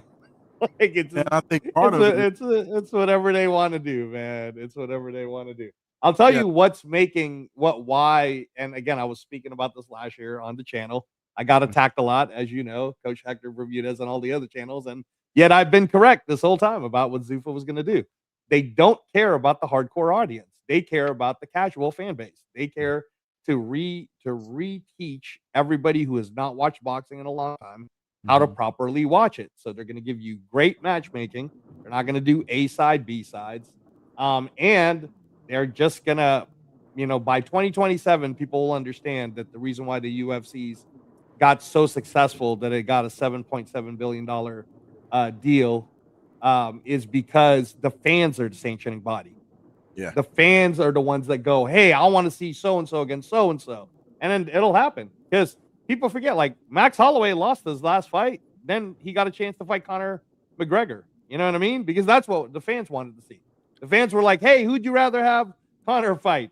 Charles Oliveira, the grappler, or Max Holloway? And everybody was like, we want to see Max Holloway.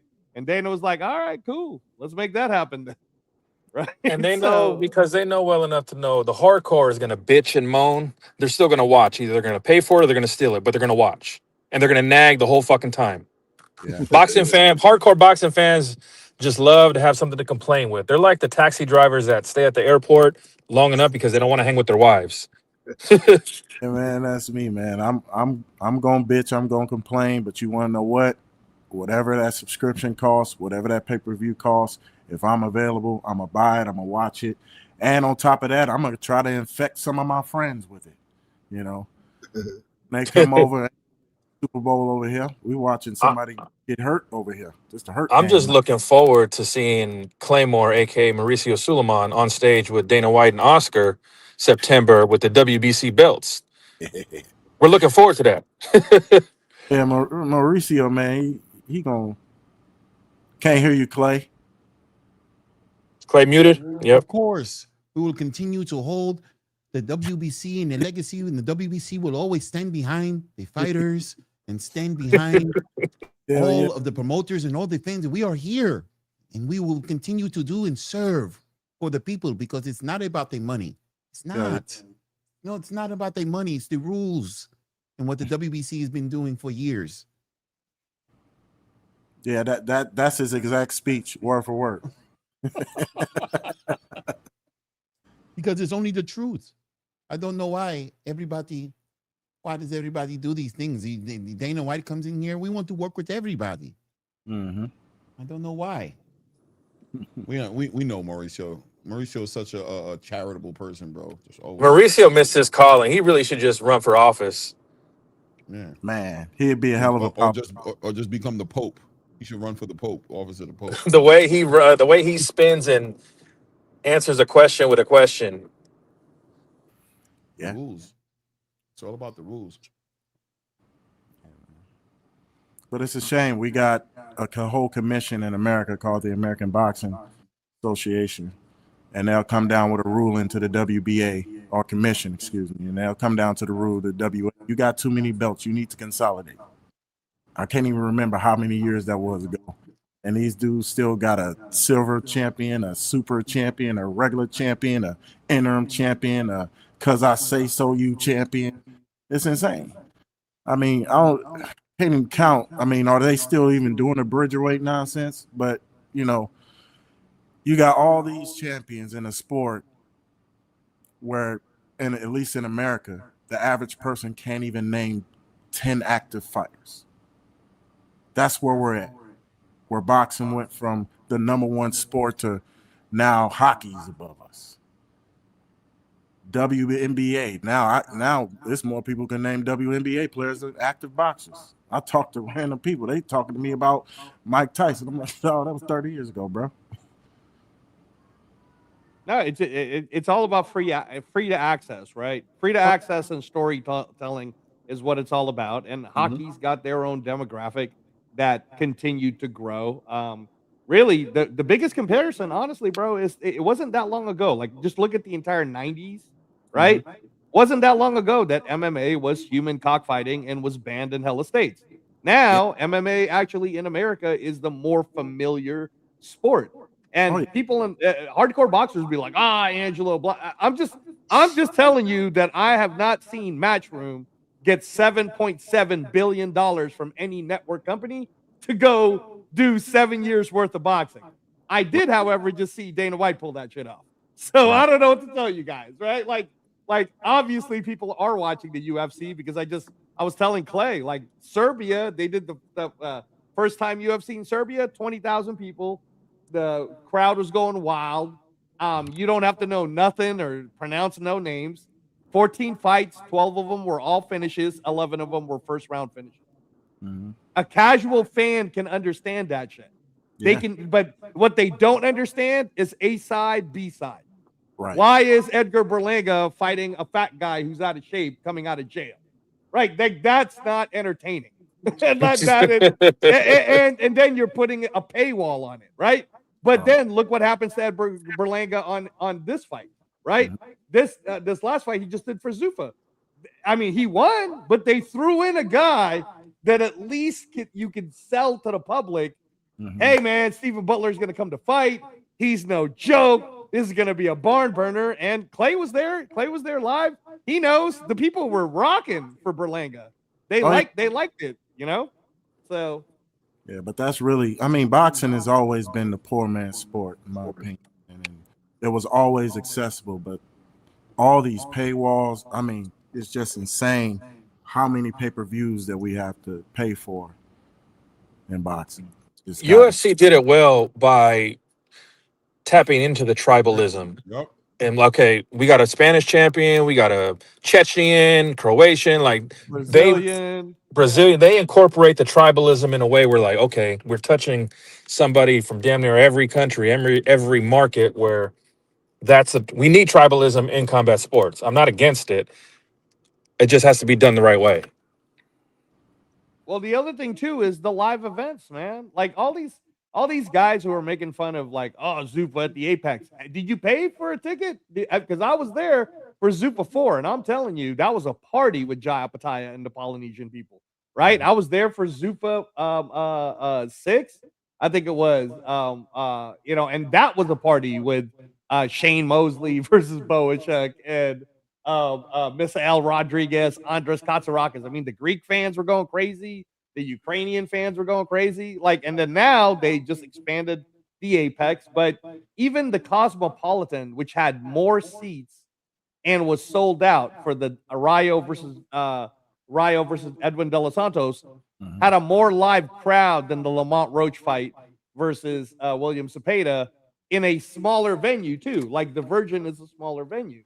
So, you know, casual fans are just going to care about the product, man. Watch now going forward. You match all the McKenna brothers on another card in Ireland, they're going to sell another 15,000 tickets. Easy, bro. And again, it's about providing a live event, man. Like, tickets aren't cheap, bro. Tickets are not cheap. So if I'm going to pay for something, I want to feel like I'm in a concert if I'm going to go to a live event. And these I don't know. I mean, like, I hope, Coach, because he's going to be here for that the Tio versus Rolly. I hope they do a good job of promoting it here, because the Benavides fight, man, they're begging people to come into that arena just to make it look full. You know, and that's the thing is, it's like, at what point does I know you're watching the MVP card, right, Clay? This kid in the blue. He's beating the shit out of the guy in the red. He beat the shit out of that kid. Lord have mercy, bro. So he got hit with like everything he threw at him. Like there was nothing he wasn't getting hit with. It was ridiculous. He just kept coming forward. Right. The other thing too, guys, is and I agree with you, Eric and Drew. It's the storytelling. The Ultimate Fighter is on right now. If you guys haven't even caught it, you can watch every event and catch up, or just watch the one from Tuesday. And you're going to be like, damn, man, I don't know why I'm into this, but it's kind of cool, right? It's because they're giving you the story. And eventually, don't be surprised if Zuffa has their own version of the Ultimate Fighter. You know, throw some boxers in some houses, you know, some young up-and-coming talent, right? You know, I think Zuffa really got a thing with this WWE, because that's a big thing, too. And bringing over Ryan into that, I mean, he could cross over. Wrestling's always been a part of boxing, from Muhammad Ali and Bruno Sammartino, all that shit, to when Tyson came. Floyd Mayweather. Hell, Muhammad Ali don't forget about Thunder Lips and Rocky, bro. Yeah, Muhammad Ali was the first, was the guest referee at WrestleMania 1. Yep, that's right. Wow, I didn't know that. Awesome. Yeah, man. Yeah. No, and like Sam Hickey, 6-0, but he's so popular, and the WWE fans already know who he is because he's connected to the Scottish WWE guy that they have, you know? So. Who was it, Sheamus? That big guy Sheamus, huh? Yeah, it's the guy that was there today. I keep forgetting his name, but he's there definitely pushing Sam Hickey. I mean, they're basically pushing it. Like Becky Lynch was there. You know, I mean, Clay was there. I don't think he got to meet her, though. Liv Morgan was there in New York. And Liv Morgan's probably the most popular of the female. How's that butter popcorn, man? Yeah, he turned that thing up. He's just enjoying himself right now. He's just enjoying himself. So,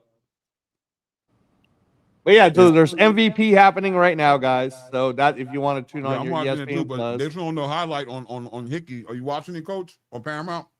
You watching the highlight with Hickey? Sam Hickey? and he dropped this dude. Oh my gosh, yeah, that's a Is knockout of the year MVP on candidate too. ESPN only? Yeah, ESPN Plus. Yeah, if you have the Disney package, you're fine. Just go to your Disney Plus and then type in MVP or most valuable promotion. Are they going to show this all the way through the main event though? Yeah, it will. It will, Clay. I checked already. All right. Because you know, sometimes they play with you, they give you the prelims, and all of a sudden they be like, "Oh, now I'll go to the other shit." I'm like, what? I know, man. I think he's learning his lesson. That don't play around. People aren't gonna watch it. It's like all the crazy people that think people are paying a subscription to go watch Clarissa Shields. I'm talking to you, Toledo Trees.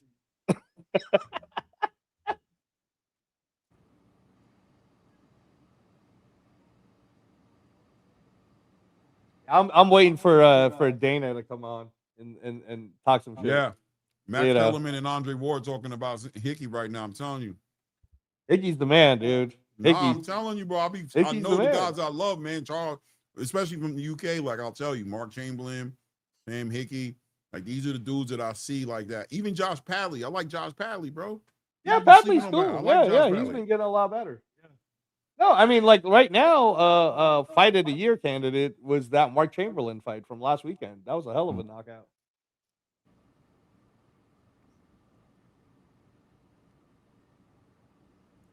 Here we go.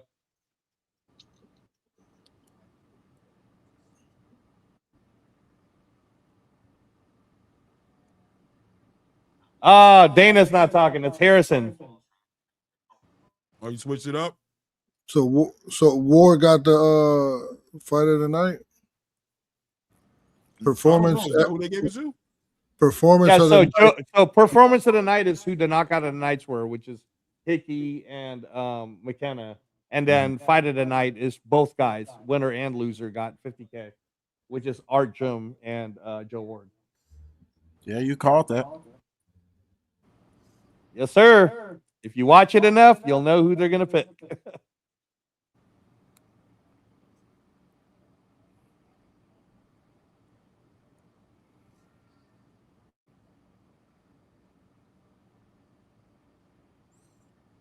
So the Williamson and Simpson fight happened too, right? I think Williamson lost.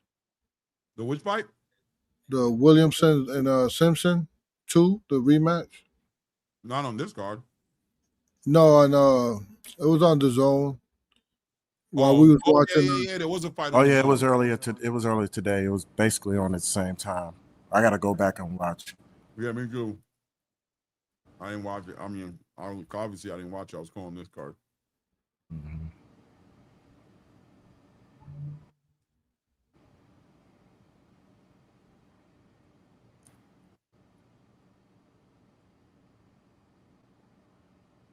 I wonder why Dana ain't doing the presser. Because he was in the building. Yeah, he might have left already, bro. He might have left already dealing with bigger shit. You on here for the whole card, Clay? Yeah, I was on here for. Am I on here? You talking about the MVP card? Yeah. Yeah. Why you gonna come back? Yeah, I'm gonna come back. Yeah, he doesn't want to see the women. No, I'm just messing with you, coach. No, but listen, it's very easy to bet on these women, man. Just bet the over. I'm telling you, everybody, no one knocks no one out. But that what's her name? Tam Tebow? She's the tall one. She's fighting tonight. Yeah. She's one of my fighter's ex-girlfriend, and she fights like at 175, 168 something. She's big. She's big as shit, and my guy fight at 130, 135. Right. It looks ridiculous. What? That's funny. Yeah. No, I know people like that, man. I know people who get down like that. Yeah. All right, I'll see you in a few. All right. Peace.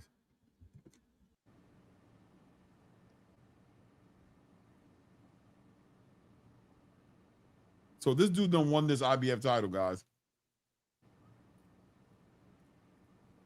How does the IBF feel about this? You got a champion. You got an IBF champion who is a Zuffa fighter, officially. Just won the belt. So ain't no stripping him. Ain't no, you know what I mean? He's going to have a defense, and when he has a defense, it's going to be a Zuffa event because he's a Zuffa fighter. So what does this space say now? Because today, that's what to me this was a big deal today for this title, and it's going to be a real big deal on September 12th, I believe, as well. You know what I'm saying? But, and we still haven't heard the word, right? Like, by the way, it's Mauricio Sulaiman has not drawn a line in the sand about this WBC title, right? He still hasn't drawn a line in the sand about the WBC Lost title. your sound. Lost my sound? No. I think they were talking about me. Or was it Drew? I don't know. I don't know what Eric. Eric, do you hear me? But I can't hear Clay. Oh, you can't hear that's Clay your now? connection. You got to go out and come yeah, back in. you might That's have to us. drop off and come back on. Okay. That's your StreamYard shit right there. Yeah, that's StreamYard doing. Shout out to my guy, that guy, man, with the is that 10 euros? Yeah, that's Outside 10 of pounds. Yeah, 10 pounds. Says outside of title holders, who do I guess you think Zuffa Turkey should go after for the stable? I'm gonna give you the Dana White answer to that guy. Anything We're gonna possible? sign everyone. Everybody. We're gonna sign everybody. Everybody. You know what I mean? Let me see. Honestly, the way it's looking, you said outside of the title holders. I mean, look, okay, let's take a look at tonight's example, right? So that's the IBF champion. The mandatory is Amari Jones. Okay, so if Amari Jones pushes it like how Keyshawn did, who do you think is going to bid on the purse bid? Yeah. Who do you think is going to bid on the purse bid? The person that's going to bid on the purse bid is Zuffa, which means they're just going to say, well, too bad, Oscar. You'll be involved by name, I guess, unless you advise your fighter to skip fighting the champ. Then that's how Zuffa's going to win it. I mean, like, there is no play. Look, man, all these other guys, they're not playing the game correctly. You have not heard Dana White once say, oh, I can't work with that person because he's working with another promoter. Dana says he will work with everyone. He just wants to put the best fights together. So go talk to everyone else about the problem, like David Benavidez. Don't talk to Dana about it. Dana is willing to make every fight happen, you know? So it is what it is, man. Yo, this 7 foot tall announcer with the Magnum PI. Are you sure it's that he's tall or the girls are short? Because the girls might be like 4'11", bro. Maybe, but every time I see him in the ring, man, that dude is a solid 6'5", 6'7". No, he's not 6'7", I'm telling you, bro. We got to see if he's taller than the fighters. Let's see. Yeah, he's tall. He is. I've seen him in the ring before. He's taller than everybody. Ain't nobody in the ring taller as him ever. Nobody's ever as tall as him. Look at this dude, bro. Man, look at catch him. Oh yeah, he's pretty tall. Look at look at the corner, man. They got the Bruce Lee jumpsuit on. Bro, look at him. The camera can't even catch him, bro. The camera trying to catch him, and they can't even catch him. They can't get him. Yeah. Look at him. I think is that Lou DiBella? I don't know. Who's in there? Listen, that guy, 1067. I think they're looking at the usual suspects. I think they're looking at Keyshawn Davis. I think they're looking at any of the big fighters, man. They're looking at them. I don't know who's next. Who's next? Liam Paro, but he's a title holder. I think he's on the list. I don't know, man. I don't know. Everybody's on the list. Everybody's on the list. Everybody's on the list. If you're a free agent, Zuffa is willing to talk to you. If I was a gambling man, which I'm not, Ryan Garcia is on his last fight with Golden Boy. I could see it. Facts. Actually, what happened, Eric, is he had to say this too. So in order for him to make the Conor Ben fight, he had to sign Ryan Garcia Promotions had to sign one more agreement. Yeah. To have to deal with Oscar De La Hoya. So even though his next fight could still be bought by Turkey and Zuffa could promote it, there's still this Oscar bullshit still gonna happen. So yeah, he's gonna fight the winner of Rolling Theo. Why? Yeah. That's what he's gonna fight. That makes sense. That's fine. Well, yeah, it makes sense. Unification. Yeah, that's why I was saying the Devin Haney problem, and I know we catch a lot of strays for saying these things. I do, Clay does. We're not acting like we're Haney haters. We're just telling you the truth. If Haney had the money the way Zuffa sets it up, then why did Liam Paro just go, nah, I'm good. No thanks, right? Like you would think that would be Liam Paro's biggest payday, but he was like, no, I'm good. I don't need to unify with you. We're cool. Good luck. That drags into question, well, what was the deal that Haney signed with DAZN? You know, is that even official? Because I just saw tweets about it. I don't think even DAZN has even announced it officially. Do you know if that's official or not? The Haney DAZN? I mean, it's official according to Dan Raphael and his sources, and he's usually right. You know, so. But they haven't announced it. Consensus from the chat and everybody saying that they haven't announced it because they're waiting for who his opponent's going to be. So we'll see, man. We'll see. Yeah. At the end of the day, man, it ain't hurting Shakur none. Shakur's gonna. I mean, people in the hardcore space will hate this fact, but it'll just be a fact. Shakur's going to be shown on Paramount Plus in front of a whole bunch of people. He's going to have a whole new audience. Shakur's probably going to be on some WWE event and a few more UFC before his fight comes up in October. His October fight will be probably in Madison Square Garden. And then Devin Haney's fight's going to be behind a paywall. You know, so it's like, I don't know what to tell you. I don't know what to tell you guys, man. You know? All Devin stuff going to be behind a paywall. Ooh, nice right hook.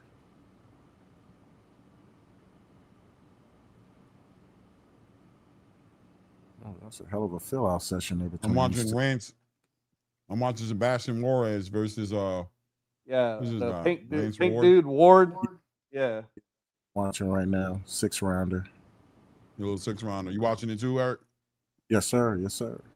Yeah, I got the UFC fight night on the other TV too. I got the because you know UFC, man, it's just all I. You know what? That's what I'm putting on. Fuck that.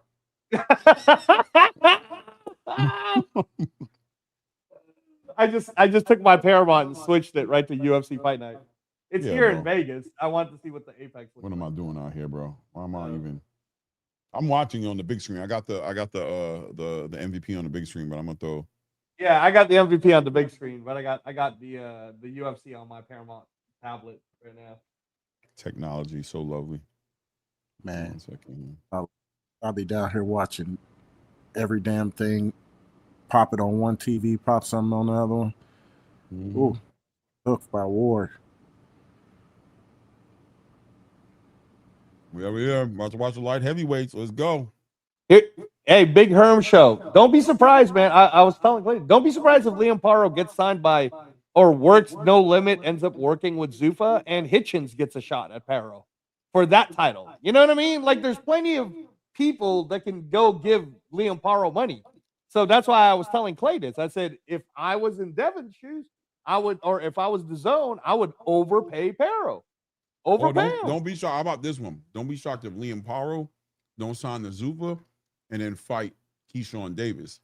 Hey, there's that too. I remember I said that also. I said, hey, why not? Why not? Because, you know, and don't be shocked at this one. What if Keyshawn versus Liam Paro is promoted by Dana White on the undercard of Shakur's fight in October, bro? Knowing that Keyshawn's down to his last 2 fights. And then bringing another champion in Keyshawn Davis over to Zuffa when he's done with the contract. It's everybody off. Man. That's why I was saying before, Eric, like long term, I don't know if that was the best move for Devin. Because at the end of the day, all the opponents he's going to want to fight for the biggest money that he wants, it's going to end up at Zuffa anyway.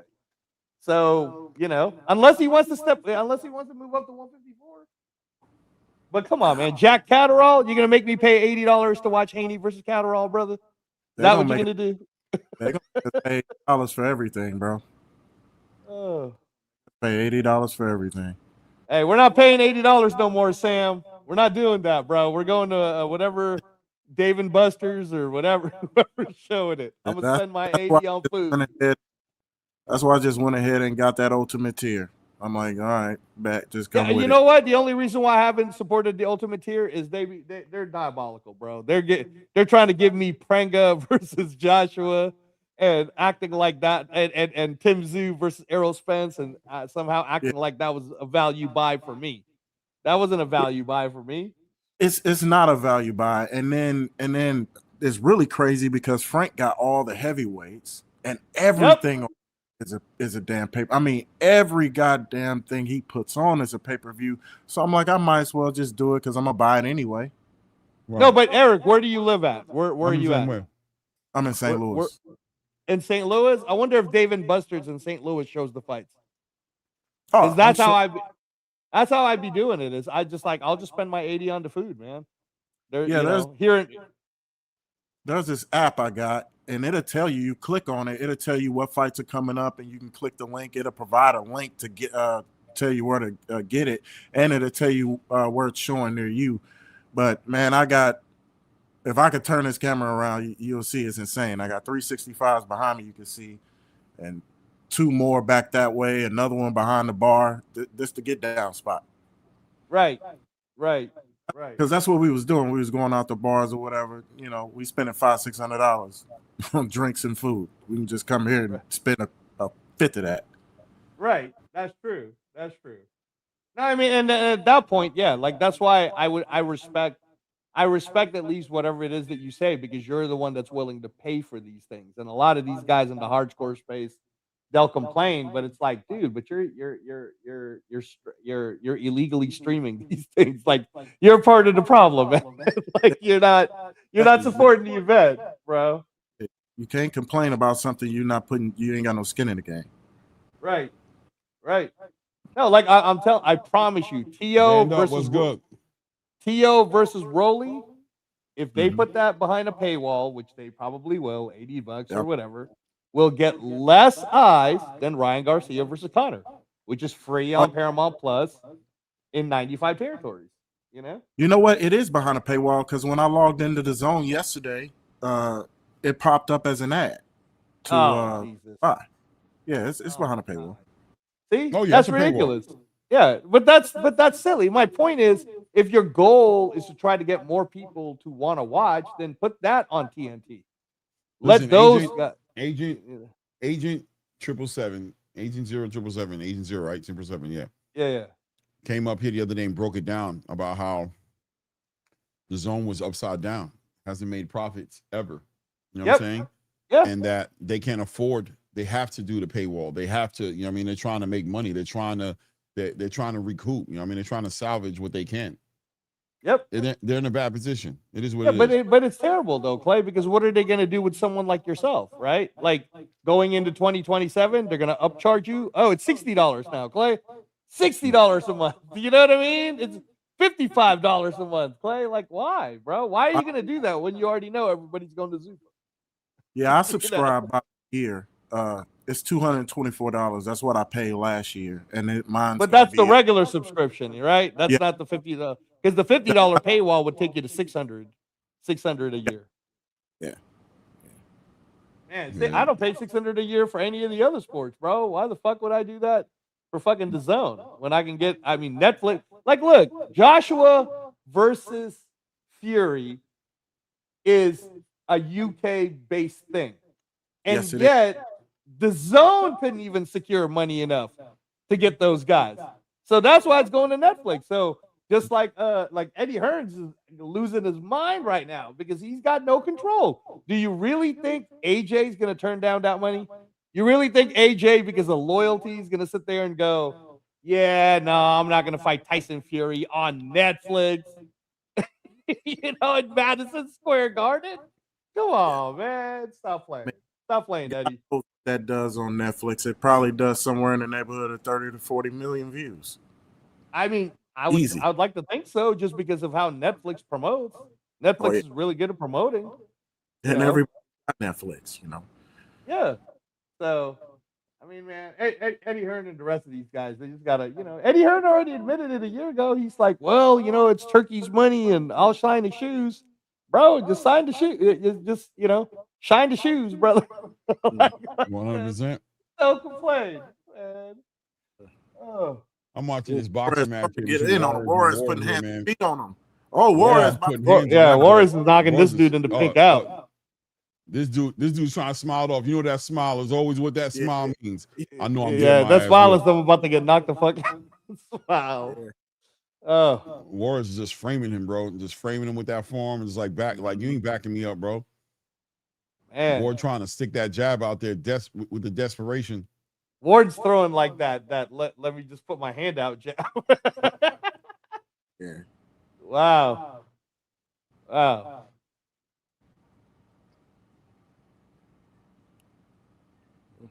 Nice left hook. Yeah, Warriors good with that lead hand, man.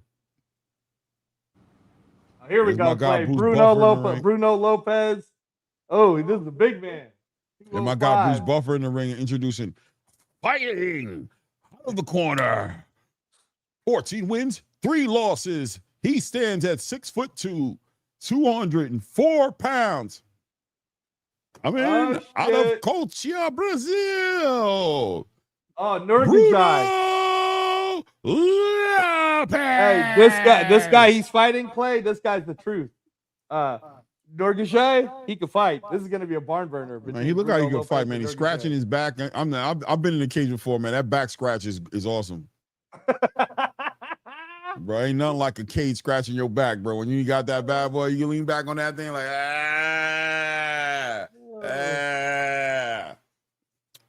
Here we go. Hey, Apex looks good. It's got more seats. I think it's got like 2,000 seats or something like that now. It's a lot more seats. I like it. Here we go. Round one. See this match here, Warriors Award, man. Warriors just setting him up. Bob just walked him into a right hand. Lord child. Let's go. Top of the first round here. Let's see. I can already see what's coming. Yeah, somebody's getting knocked the fuck out here, Clay. Lopez. Okay, nice front kick. Nice front kick. Front kick right to the lip. And we go to southpaw. You got that southpaw orthodox clash already. We go. It works. It works better like this for martial arts though, Clay, because it's open stance, right? Exactly. Like Taekwondo does it, karate does it, judo does it. So that front leg is just right there to get caught by that kick. Oh, yeah.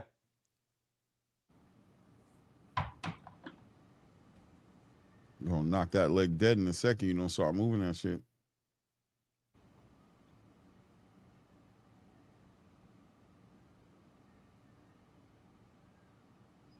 Every virtue signal, he knows that shit is going to the UK. He's doing the Bill Haney on Twitter. And he heard his virtue signal, and he knows that shit is going to the UK. He's doing the Bill Haney on Twitter. Yeah, I think that fight's going to be in the UK. I think it is. Eye poke. Damn.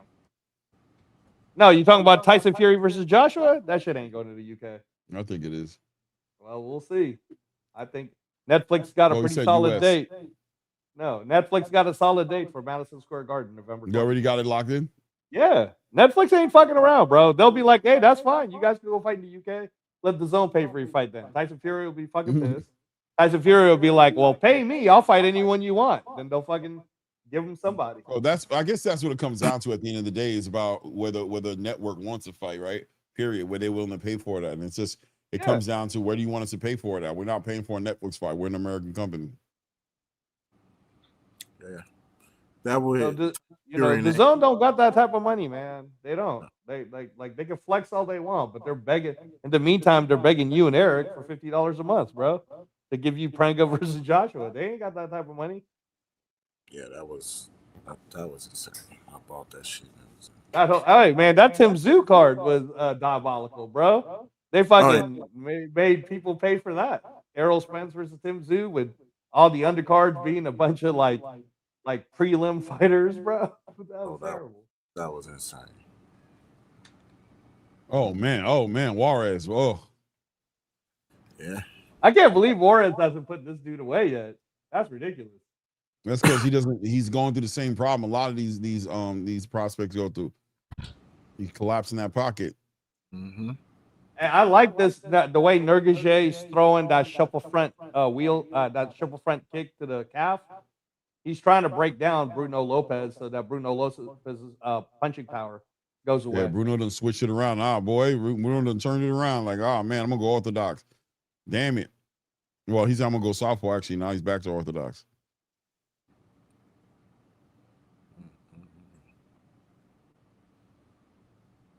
Yeah, this is gonna end in a knockout. Watch, because they're doing a lot of setups.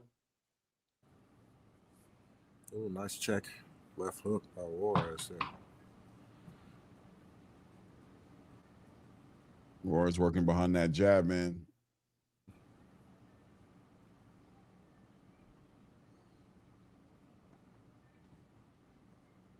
Oh, that's the second time we got an eye poke, Clay. Bruno Lopez poked Nurkic in the eye again. Damn. Oh, that's going to stop the whole. Oh, no. That was a clean thumb poke, too, to the eye. Oh. Yeah, that's an eye poke. Oh, that's terrible. That's terrible. I think less of that is going to happen once the UFC is able to make that deal with Justin Gaethje's glove company. Because have you seen those? Have you seen those gloves that they invented? Yeah, that eye poke, man. Ugh.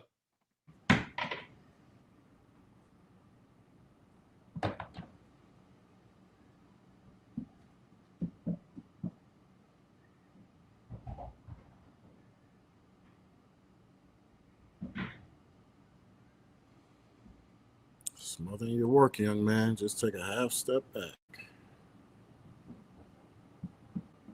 Ooh, that was nice. I like that little rear kick that Nurkic just threw. Ooh, oh, here we go, Clay. Here we go, Clay. What I tell you, baby? What I tell you? Oh, shit. Oh, I can't believe Bruno Lopez survived that shit. Oh, my gosh. Oh, nice takedown, Clay. Nice takedown by Lopez.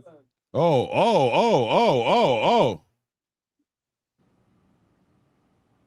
Man, I can't believe Bruno got up, Lopez. bro. He covering up that right eye, though. That right eye can he's caught it getting again. knocked out, He though, took right him here, down. bro. Bring your He's ass getting here. knocked out. Bring your Kakistani ass over here.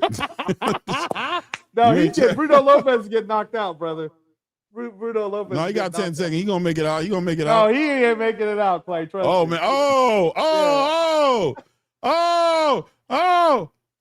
He waved it up. Nah, that stop. No, he was out, bro. He was done. But he was in the game, man. He was going for his legs, bro. And he got right back up on his feet.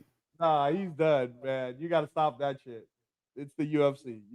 You can still fight this year. But he got. I was surprised he survived the first time he got rocked.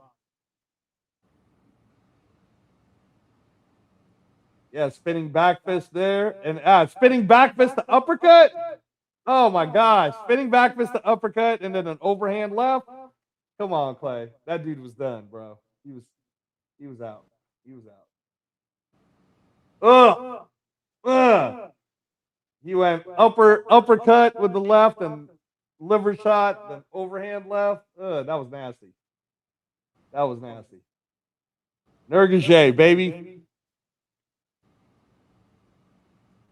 For you guys who are on the chat, round one. Yeah, we're watching UFC Fight Night along with MVP's boxing card. Yeah, Donnie, you should come down, man. The new Apex looks cool. That whole event was sold out already. Otherwise, I would have went there. I wanted to see what the new Apex looks like too. Oof, nice overhand right by Juarez.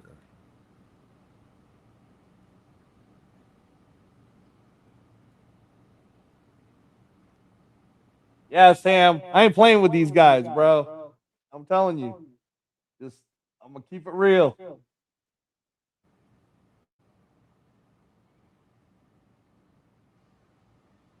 Yeah, man, the Apex looks good, Clay. With all those seats now, it looks like an arena. That looks cool. I'm going to have to go grab my iPad so I can watch both of them with you. Yeah. No, UFC fights are always fun, man, just because you don't got to know the names. You don't got to know how to pronounce the names. You're just going to see action. That's what you're going to see. Yeah, as soon as this one This one in the 5th round. As soon as it's up, I'm gonna go grab it. Come right back. Oof.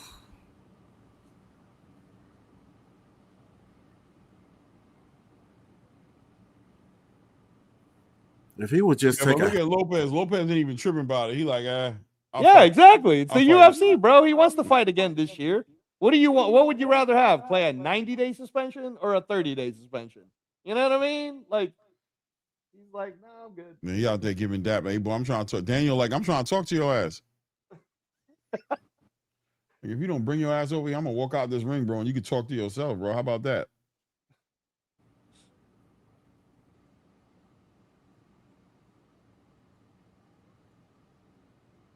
Yeah, this MVP fight is just really not.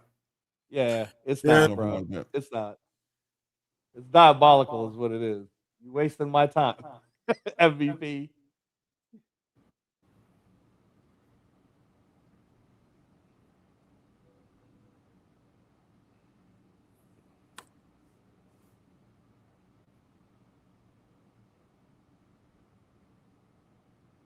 Oof. There we go. That's the 5th round. Let me go grab this iPad, fellas. Yeah.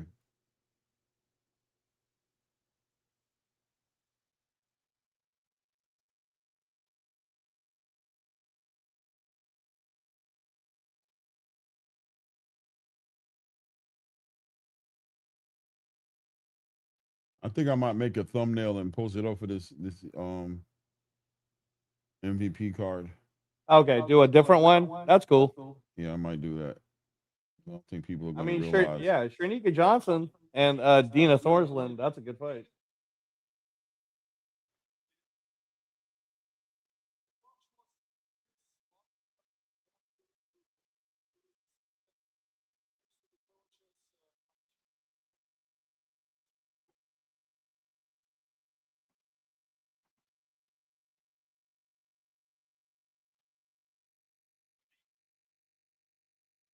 That's how you pronounce his name, Nurgajan. Badir Nurgajan.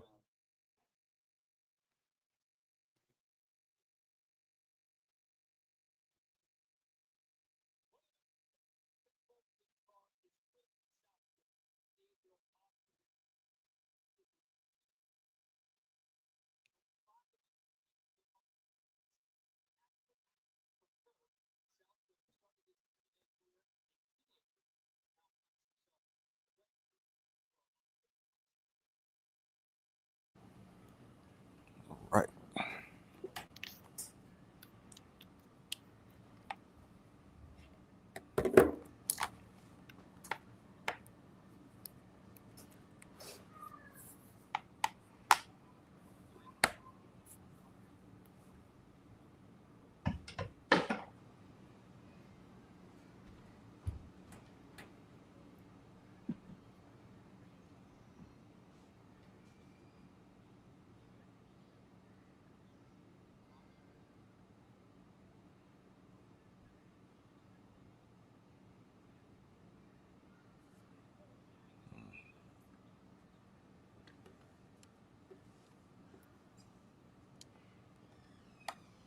Hey Sam, you should since you got Paramount Plus anyways, you should tune into the UFC Fight Night.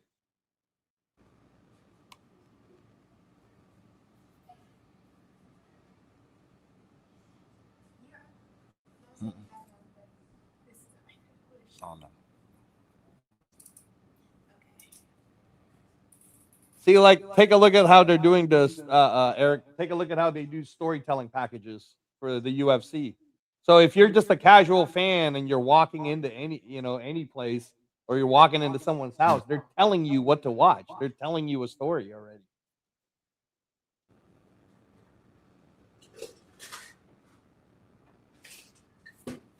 All right, Sam, you're tuned in. Oh, sorry. Let me turn that down.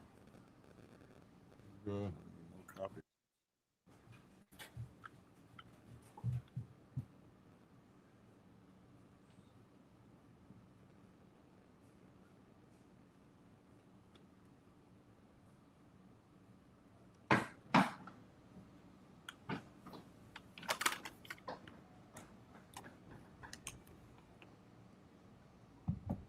There we go.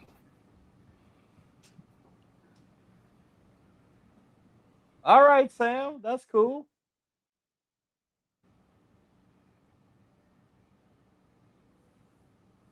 Quillen Salkild.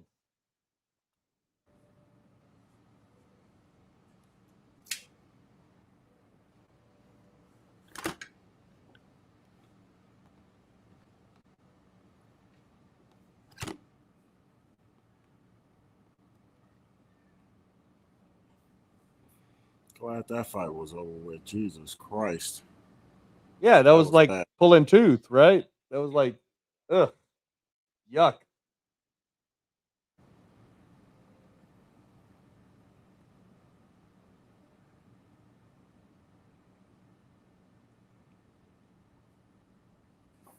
So you're a UFC fan? You know about these guys coming up next? I know nothing about the UFC. Absolutely. Well, the main event is Quillen Salkild against Gamrot. Gamrot's probably one of the best fighters out there right now. At lightweight is 155 pounds, so kind of like one of the glamour divisions. It's the one that Conor McGregor won his second championship in.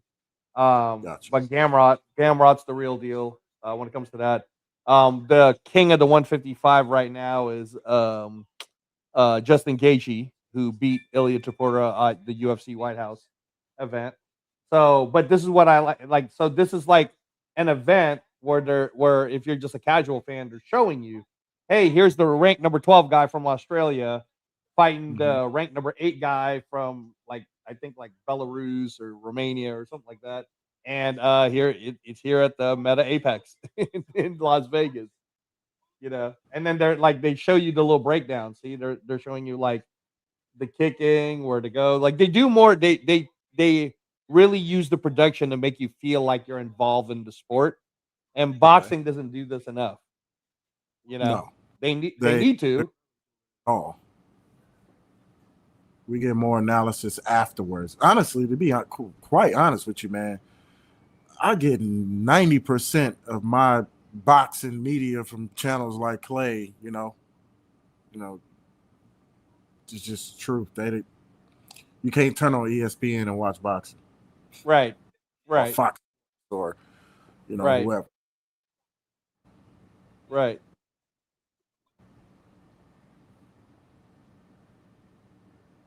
Yeah, no, every time I go on the channel, Eric, I try to be as informative as I can in terms of actual facts and not confuse people.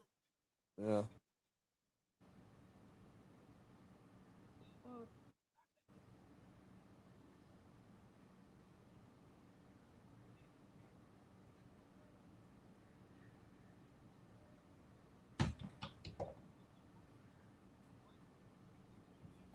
Oh, Sheldon's watching it too. Damn, Sheldon. All right. You watching UFC?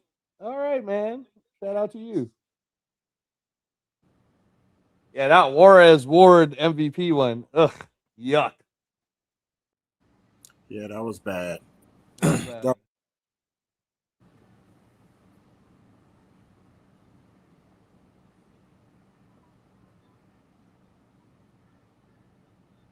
Shout out to Sibley Scully though, because she's the Raiders, or she's one of the Raider voices.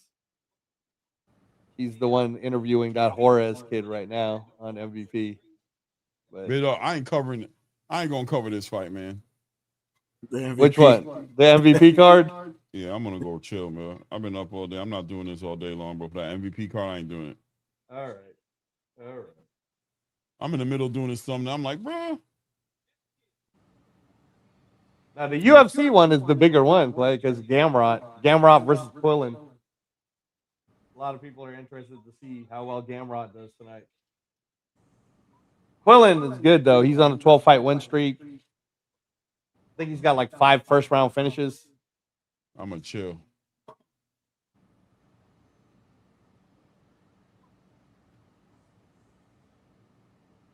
I'm actually about to close it up, guys. All right. All right, man. Shout out to everybody in the building, man. I appreciate you guys, man. Thank you for stopping through the building. Hit the like button. Subscribe to the channel if you haven't done it, man. It was a great night, a great day of fights. I'm gonna go ahead and chill, man, and go vibe out. Go check up on my wife. She ain't here. Go see what the hell she's doing. Appreciate And, you. see what else she's doing. She's doing her homegirl's hair today. Oh, is that what it taking is? her ass so long. All right. Yeah, no, it was good. It's good to have you on, Eric. Yeah, Eric, man, nice to meet you, bro. I appreciate you, bro, man. Absolutely. Hopefully, I get another chance, brother. Yeah. Tuesday. For sure. Bet. I'll be here. I'm saying. Salute to all you guys, man, in the building, man. Salute. Hit the like button, subscribe. Until the next one, guys. You already know what it is, man. It's that ATP. It's your boy Clay. It's your boy Reyes. And at this point, aim